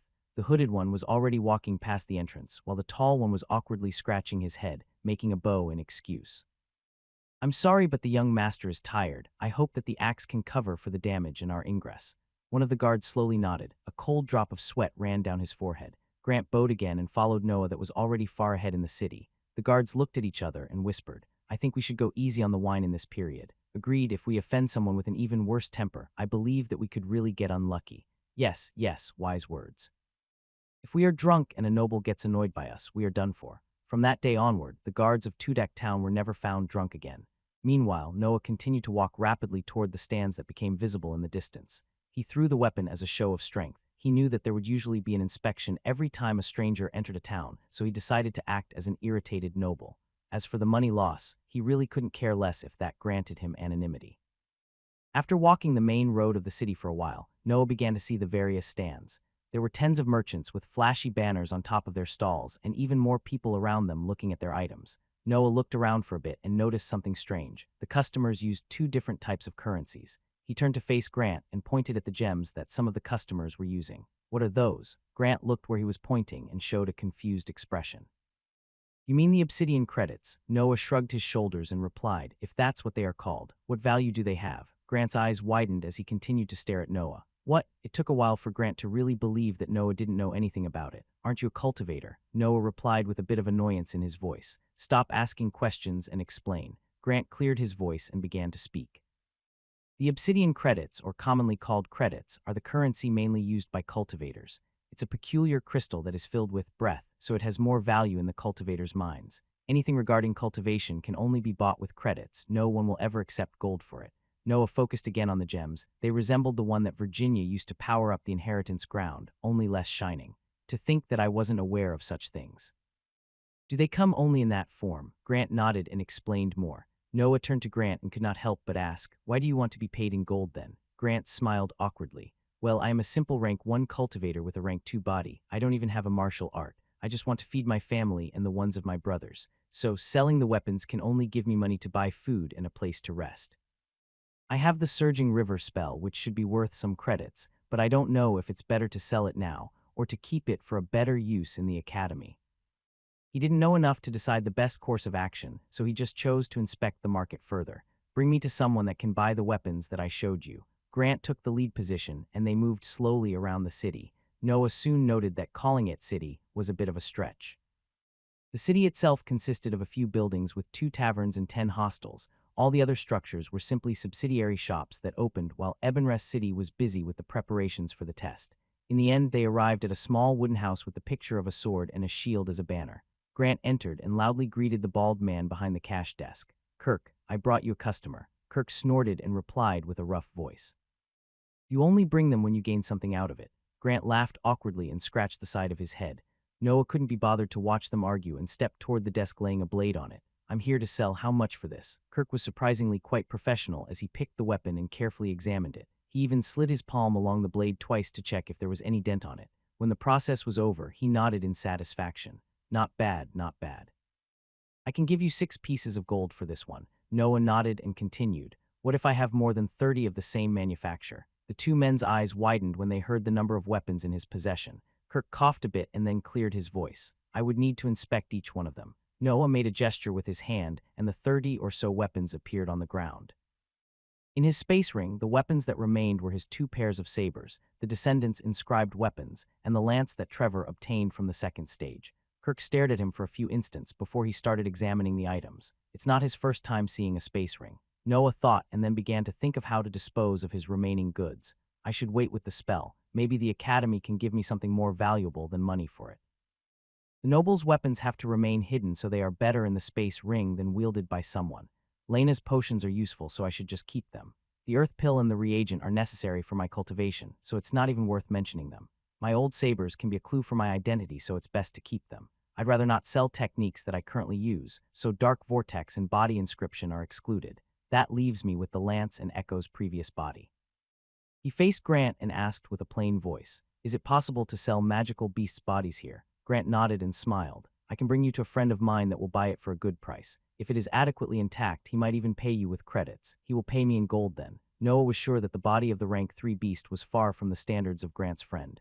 Kirk had by then finished his inspection and had put a hand under his chin. He was immersed in his thoughts. Then he spoke without changing his posture. 33 weapons of high quality. Sadly, more than 20 of them had been used previously, so their price will lower. What do you think of 160 gold for all the goods? Noah didn't hesitate. Deal. Kirk hurriedly opened a secret compartment and took out 3 bags from it. He handed them to Noah, who simply inspected them with his mental energy before storing them. Kirk was all smiles after the transaction was over and had his hands clasped together when he spoke with Noah. Tell me if I can be useful with anything else. Noah thought briefly and then replied, do you know of a place that might buy an inscribed weapon? Noah was walking on the streets of Tudak Town, playing with 2 shining crystals in his hand. To think that he would actually give me 2 credits for the 3-eyed bat's body. Hunting rank 3 magical beasts can be quite lucrative. Grant had taken him to someone that traded in magical beasts' body parts, and Noah not only learnt the species of his blood companion, but he also made some gains. He gave me 2 credits for its fangs and its 3rd eye, added to 300 gold for the rest of the body. He said that a completely intact body of a rank 3 beast can be worth between 20 to 50 credits depending on the type. I might really think about gaining money that way. Noah had no difficulty in hunting rank 3 beasts. The only problem was keeping their corpses intact. I will think about that once inside the academy. Now I should first sell the spear. He had already sent Grant away and gave him his pay. Not even a day has passed, but Noah had already disregarded the value of the pieces of gold. As a cultivator, accumulating that currency was simply too easy. Noah first bought some provisions to refill the ones that he used during his escape, and then went to the shop that Kirk mentioned. When he arrived at the pointed area, a 2-story wooden building presented itself in front of Noah. Solomon's Inscription Shop. This Solomon is, apparently, an inscription master from the Voidal family. He opened a shop to increase the status of his noble family and to gain their acceptance. He should be an outsider and not a family member. Kirk mentioned that this illustrious man had graduated from the academy where he learnt the art of inscriptions and then joined the Voidal family to have a stable foothold for his work. Noah moved toward the entrance door of the shop, but two guards blocked his entrance.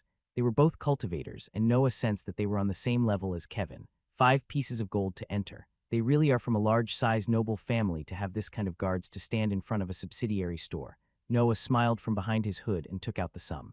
No problem at all, but may I know why is there an ingress tax? The guards became more amicable once they saw that he had a space ring and explained briefly while leaving open the passage. Non-cultivators are interested in the items useful to cultivators. If Lord Solomon didn't put a price for the entrance, there would have been a crowd of peasants admiring the goods. Noah nodded. He agreed with their explanation and then entered the shop. Inside, many different inscribed items were exposed, but no other customer was present. There weren't only weapons, but also pendants, scrolls, armors, and so on. Noah immediately understood that this was the right place, yet his eyes could not help but widen when he saw the prices of the goods. 300 credits is the lowest price that I can see, and that armor is priced 10,000 credits. Sir, may I help you? A lovely female voice rang out from behind him. Noah turned and saw a young woman wearing a tight red dress that greatly emphasized her curves. Did they put this beauty here to confuse the customers? He shook his head internally and replied shortly, I'm here to sell a weapon. The smile of the attendant diminished in brilliance, but it was still kept on her face. I would have to inspect the weapon before suggesting a price. The shop will try to make the best possible offer, but we will take 5% of the total sum as a payment for our service. Noah simply took out the spear from the space ring and handed it to the woman. As she inspected the weapon, he inspected her. Is she stronger than me? I feel that her breath is more concentrated. Maybe she reached the solid stage. I wonder if I could fight against a solid stage cultivator in my demonic form. The attendant misjudged his attentions and her smile widened a little, but then it froze as she continued to examine the spear. She stood up and cleared her throat. I need to call my master. The quality of these inscriptions quite surpasses my ability. Noah nodded and waited patiently for the woman to climb the stairs to the first floor. She came back after a few minutes accompanied by a middle-aged man with no beard and long curly hair. Her gaze was lowered, and Noah remembered that he had to show some respect to the cultivator. He politely bowed and greeted him. It's an honor to meet Master Solomon. Solomon nodded, and his expression became more friendly. He picked up the lance that had been left on the desk and began to examine it. Sometimes he would mumble with himself while he looked at the lines inscribed. When he was done, he raised his head to look at the hooded young man. Where did you get this? Noah shrugged his shoulders and replied casually. Somewhere, I don't remember specifically. Solomon didn't mind his answer too much and lowered his gaze again on the weapon. Are you sure you don't want to exchange it? I have a lot of protective items on sale. You might need them during the entrance test. Oh, what a smart man. Noah was a bit surprised. His voice was still the one of a young man, so it wasn't impossible to deduce his purpose in the city. I feel that he is even stronger than Kevin. Are there that many strong people in this world? I really need to enter the academy. However, he shook his head at Solomon's offer. I'm sorry, but I'm still not sure of what I'm in need right now. I'd rather take the credits and think about it. In the future, I will surely spend them here to buy Master Solomon's products. The woman was surprised to see such courtesy by him. After all, Noah continuously exuded a cold aura due to the imposing presence of his mental sphere. All mages had a peculiar aura around them. Solomon's one, for example, was casual and uncaring and became focused only when he inspected the item. Solomon nodded and smiled. Good answer. I can give you 1,000 credits for this weapon.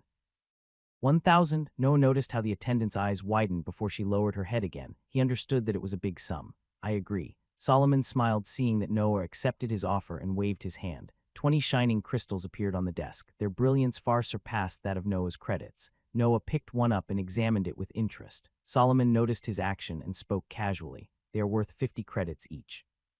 Careful on your actions, someone might exploit your inexperience. He seemed in a good mood after he obtained the spear.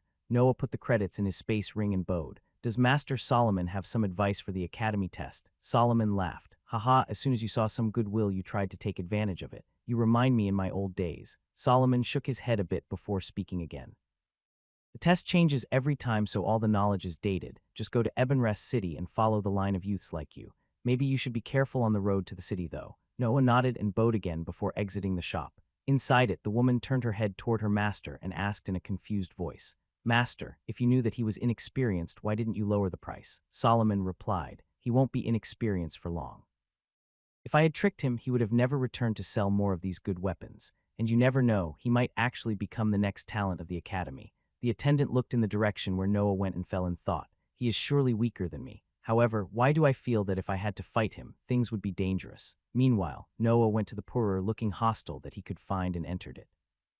Behind the reception desk, there was a woman with almost no teeth in her mouth and oily and dirty hair. The main hall of the hostel had only a couple of cracked wooden desks with drunkards sleeping on them. The smell of puke and piss filled the room. This is perfect. However, Noah chose this place exactly because of the poor state in which it was handled. Solomon's words had confirmed his worries about the noble families, so he decided to be as low-key as possible. Living in a smelly place for a while was not a problem if that helped him arrive at Ebenrest City safe. Noah faced the old woman on the desk and spoke resolutely before she could say anything. I need a single room for 1 month and a half, possibly a silent one. There will be no need to bring me any food. Just be sure to leave a bucket full of clean water twice a day in front of my door. The woman smiled, showing her ugly mouth, and spoke a single sentence: 30 pieces of gold. Noah put his hand inside his clothes, and when it came out, 30 pieces of gold were in his palm. He put the money on the desk, and the woman hurriedly picked a big rusty key and passed it to him. Last floor at the end of the corridor, the one on the left. The hostel was a 3-story building, so Noah went directly to the last floor. At the end of the corridor, he opened the designated door and entered it. The room was small, with only a simple bed and no other furniture in it. To Noah, that had spent the last 2 months in a forest, though, it was more than enough. Noah sat on the floor and thought for a little. 2 months before the test in Ebenrest City is at 3 days of travel from here. I will train hard for this month and a half and then move. It was deep in the night when he reached the hostel, so he began to meditate in the cultivation technique. His legs were crossed, and a vortex appeared between his joint hands. Days passed, and then weeks. The environment of Tutak town became even more lively as luxurious carriages entered its borders and joined the marked area. Many noble families from different domains arrived and enjoyed the services offered by the city to important people. There were large-size, medium-size, and even small-size families, all gathering for the test of the academy. Noah didn't join the commotion and simply remained in his room to cultivate. He knew that the families from the Shasti domain wouldn't come there since there was another test area at 1 month of travel from Mossgrove City. He had chosen this place carefully after all. Sometimes he would come out of his room to gather some information from the desk woman about recent events and to buy more provisions. Many of the stories that she told him were just rumors, but some of them alerted Noah, raising his caution. A group of bandits appeared in the forest between Tudak town and Ebenrest City. They are assaulting noble caravans, killing or gravely injuring their younger members. The bandits' faces are completely covered, so it's impossible to know their origins. Bandits so strong that they can target noble families. It seems that they are not even trying to hide their actions. As he had suspected, the nobles had begun to scheme against the participants of the test.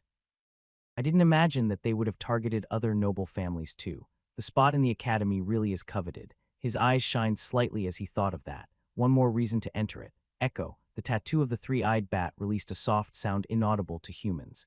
Immediately, an image of a circular area of 100 meters with Noah as its center appeared in his mind.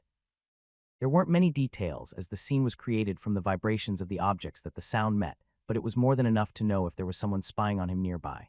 Nothing suspicious today, too. It seems that I really have no one following me. He had been careful in the city, but there were still times when he had to expose something about himself. For example, Solomon knew that he was in possession of 1,000 credits, yet no one came searching for him in this period. That's really good. Now it's time to prepare. In 1 week, I will go to Ebenrest City. Eventually, time passed until there were only 2 weeks left before the entrance test. Noah swiftly exited the hostel and went for the path that led to Ebenrest City. Tudak town was still crowded, but the atmosphere was tense, and many groups of armored people stared warily at their surroundings. So many. Noah had never exited the hostel in this period, and could not help but be surprised at the number of people inside the market area. Echo continuously sent sound waves, giving him a clearer picture of his surroundings, and he always chose to cross the less crowded streets to reach the forest. His exit from the city was uneventful, and the scenery of the forest illuminated by the daylight showed itself to Noah. He had decided to move during the morning as there were fewer chances to meet the bandits or more of spotting them and escape. He was wearing his usual black clothes, and a hood covered his face. On his back, a big hump was present. Echo's head had come out of his body to be more precise in its inspection of the environment. Noah entered the forest and ran at full speed in the direction of the city. He used the branches of the trees as footholds like he was used to when he had to move stealthily. Ebenrest City was at 3 days of travel. That meant that if he traveled without sleeping, he would reach his destination in 1 day and a half. That was precisely what he planned to do. The more he stayed in the forest, the more problems might arise. It was only half a day later that a scream entered his ears. Noah didn't stop, but he could sense that a battle was occurring in an area a few hundred meters in front of him. A faint sense of danger was radiated from that place. Noah's eyes became resolute as he hastened his pace. When he neared the battleground, a violent scene unfolded in front of his eyes. A caravan composed of 4 carriages was being sieged by more than 30 hooded men dressed in long black outfits. The guards of the caravan were strenuously resisting the assault, but to no avail as the bandits were more numerous and were gaining ground. Noah sensed that their level was way above his own and chose to take advantage of the situation to pass through them. A known danger is less scary than an unknown one. Noah could have avoided the place, but that would have meant facing the unknown. What if there were more bandit gangs? What if that new gang wasn't busy dealing with another enemy? My best bet is to pass right through them. He rushed across the trees, running right above the battlefield. Some of the bandits noticed his presence and decided to go after him since the outcome of the combat on the caravan seemed set. Noah didn't look back, but Echo was constantly sending images of his pursuers. 3 of them, and they are all faster than me. Fuck, demonic form. Smoke enveloped his legs, and his speed rose drastically, surprising the hooded men behind him. However, that only made them more resolved on catching him. After all, they were only pretending to be bandits. Their real purpose was to reduce the competition in the incoming test, and his increase of pace made him a dangerous contender. Noah ran, releasing more smoke on the path he was crossing. Every branch he passed would break after being corroded by his spell, and some lingering smoke remained in their spots. The men were surprised by the deadliness of the spell and were slowed to counter its effects. Noah seemed to finally gain some ground when one of the 3 nodded to the other 2 and made a hand gesture. Wind began to blow, which carried at high speed the man in Noah's direction. Wind mage. Noah saw through Echo that the bandit was flying in the air and that he would reach his position in a few minutes. His flight didn't seem that stable though, which made Noah think of a plan. Echo's senses expanded and Noah's liquid breath depleted rapidly as a large area around him was pictured in his mind. The area had a diameter of 400 meters and was the limit of Echo's scanning ability. However, that was enough for Noah. He abruptly cut diagonally and moved toward a certain region in the forest. The mage changed his direction too, even if with a bit of difficulty, losing some ground. His speed though was still higher than Noah and resumed his process of shortening the distance with him. When he was at less than 50 meters from him, he heard a sharp sound that slightly disrupted his balance, slowing him again. He resumed his chase immediately, but more and more sound attacks came in his direction. There was no surprise effect those times, and even if he had to defend from Echo's screeches, he still had a faster pace than Noah. Almost there. After less than 100 meters, the trees became scarcer, and a big empty area unfolded in front of them. There were more than 100 meters from the last tree to the next one, and Noah forcefully jumped once he reached that point. The mage smirked internally, thinking that Noah had lost his mind trying to perform a leap of that length, and changed his direction toward the ground, ready to intercept him while he was falling. Noah was mid-air with his senses focused on his pursuer. Not yet. Only when the mage was about to touch the ground did Noah act. 2 pairs of black wings pierced the clothes on his back and began to flap with great might. Smoke was released from the wings that, paired with his fuming legs and his black outfit, gave Noah the appearance of a wicked magical beast rather than a human. The mage had no time to be surprised as tens of fuming wind slashes crashed in his position. Boom. Noah didn't even look at the results of his attack and stored his just wielded sabers back in the space ring. He continued to fly toward the distant tree until he landed on one of its branches and resumed his march toward Ebenrest City. No one was after him from that moment onward. In the treeless area of the forest, a big cloud made of black smoke created a death zone 20 meters large. At some point, the wind blew and forcefully carried the dark cloud along with it. On the ground, an almost naked middle-aged man looked in the direction of Ebenrest City. There was only one wound on his body, a small cut on his shoulder, but it was already healing at high speed. 2 hooded men arrived in the place and looked at the messy scene. The ground was leveled and no trace of life remained in that area. One of them spoke toward the naked man. Lord Abel W.H., however, before he could finish his sentence, a wind slash passed right on the side of his cheek, creating a small cut on it. Abel turned and scolded the other bandit. Never use our real names in this mission. I'm number 3. Both the bandits bowed, asking for forgiveness, while Abel simply waved his hand in irritation. Number 3, did you catch him? Abel looked at the still bowing man under him and shook his head. The bandits were surprised, but he was clearly only a rank 1 cultivator, while you have a rank 2 Danshan and a rank 4 body. Abel became more irritated and replied loudly, I know, okay. I have misjudged his strength and made a mistake. I will personally report this matter to the boss. Just notify the young master that there is a dangerous individual that uses sound attacks and black corrosive smoke to fight at the same time. Noah was still speeding in the forest. The chase had lasted for less than 1 hour, but he didn't dare to lower his pace until he reached the borders of the woods. His legs were still releasing smoke that destroyed everything it touched, and his mental energy was depleting rapidly. However, after spending almost 4 months completely focused on training, some signs of progress were finally showing themselves. Since he had always had a blood companion, his mental sphere had never stopped enlarging even if by just a small amount. Now that he could couple it with the second Kessier rune though, his training speed vastly surpassed the pace of normal cultivators. A strong mind, the pressure from the body inscription spell, the Kessier rune. I might become a rank 2 mage before I turn 18. If William knew that his disciple was aiming to reach the level of a rank 2 mage in only 3 years of training, he would be coughing blood from the irritation. The time it took to break through ranks grew exponentially as it grew the level of the cultivator. The average for a talented person was 6 years for rank 1 mage and 8 for rank 2. Noah though spent 2 years and a half to reach the first rank, and had stayed for almost 2 years locked in the mansion, with the blood companion exerting pressure on his mental sphere. With his accumulated time in there, the advantage of his rebirth, the stability of his mental sphere, his new blood companion, and his workaholic personality, becoming a rank 2 mage in less than 3 years was totally doable. It must be remembered that Noah was not even 13 when he became a mage. If I don't use the full transformation, the consumption of mental energy is bearable for longer times. If only those fucking nobles had let me train freely. He continued to run for some more hours until he finally was out of the forest. A vast green plain extended in front of him, and an enormous defensive wall made of massive rocky bricks was in its center. Ebenrest City. There was still time before the beginning of the test, but Noah felt that it was safer to arrive earlier.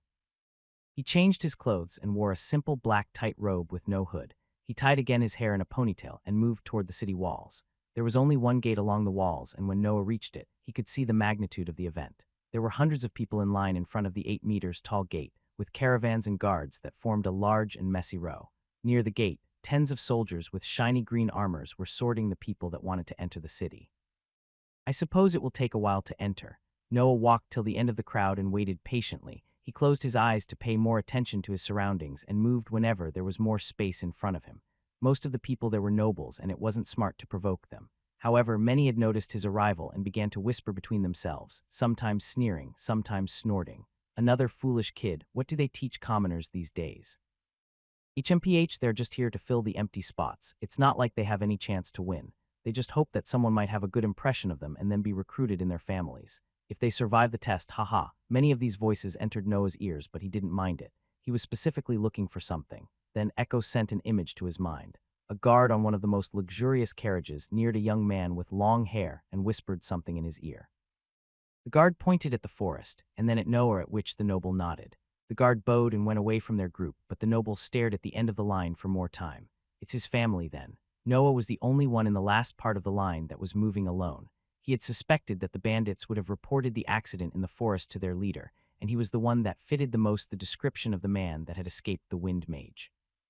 If no one else arrives alone after me, they will pretty much be certain of some of my abilities. There were merchants along the row of people waiting, trying to make some business before the entrance test. Noah opened his eyes and signaled to one of them to get close. As the merchant arrived, Noah showed him 10 pieces of gold and spoke. If you tell me to which family that youth with long blonde hair belongs to, these are yours. The merchant gave a quick look to the carriage in the distance and replied with no hesitation. Large-sized noble family, Molo's family.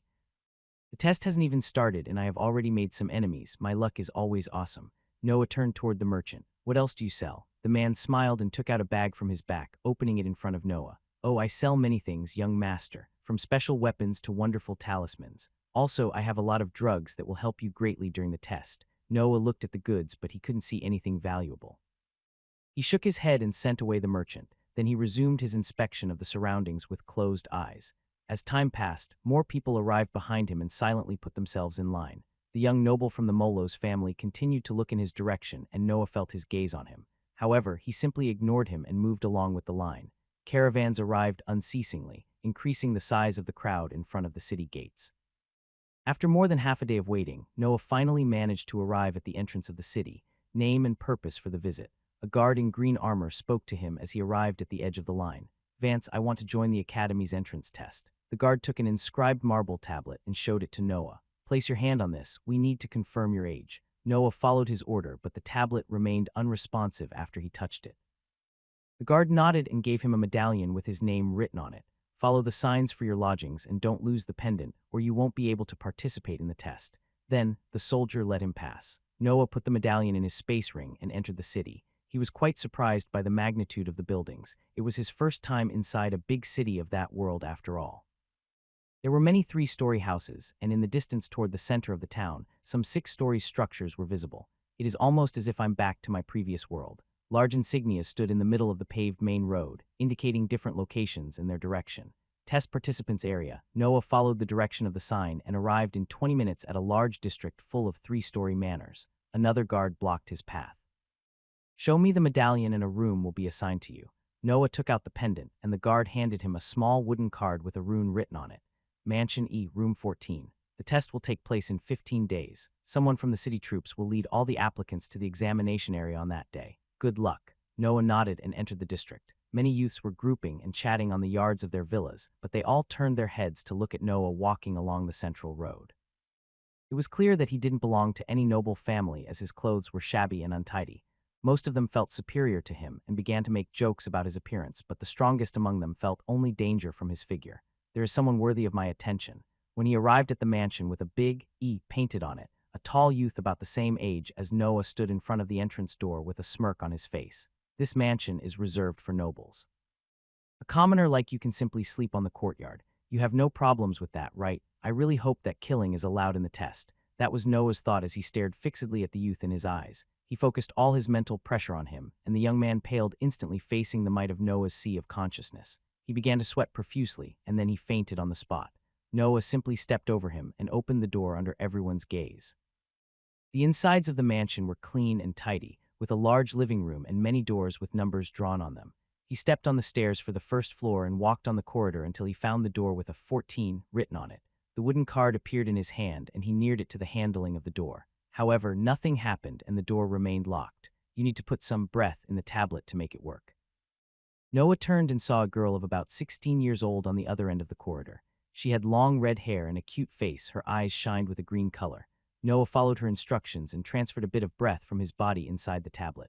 Clack! A metallic sound rang from the room, and when Noah grabbed the handle, the door opened smoothly. He did a slight nod toward her and directly entered the room, closing the door behind him. Why did you help him, sis?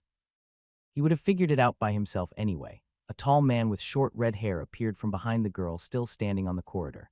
I have the faint sensation that we should be friendly with him. She put a pensive expression as she stared at the room 14. Usually your instincts are right. The patriarch had said that you are a natural talent in understanding the flow of the breath, after all. The girl nodded and replied with a bit of sarcasm. Yes, I will become the inscription master of the family, elevating our status to a medium-sized noble family.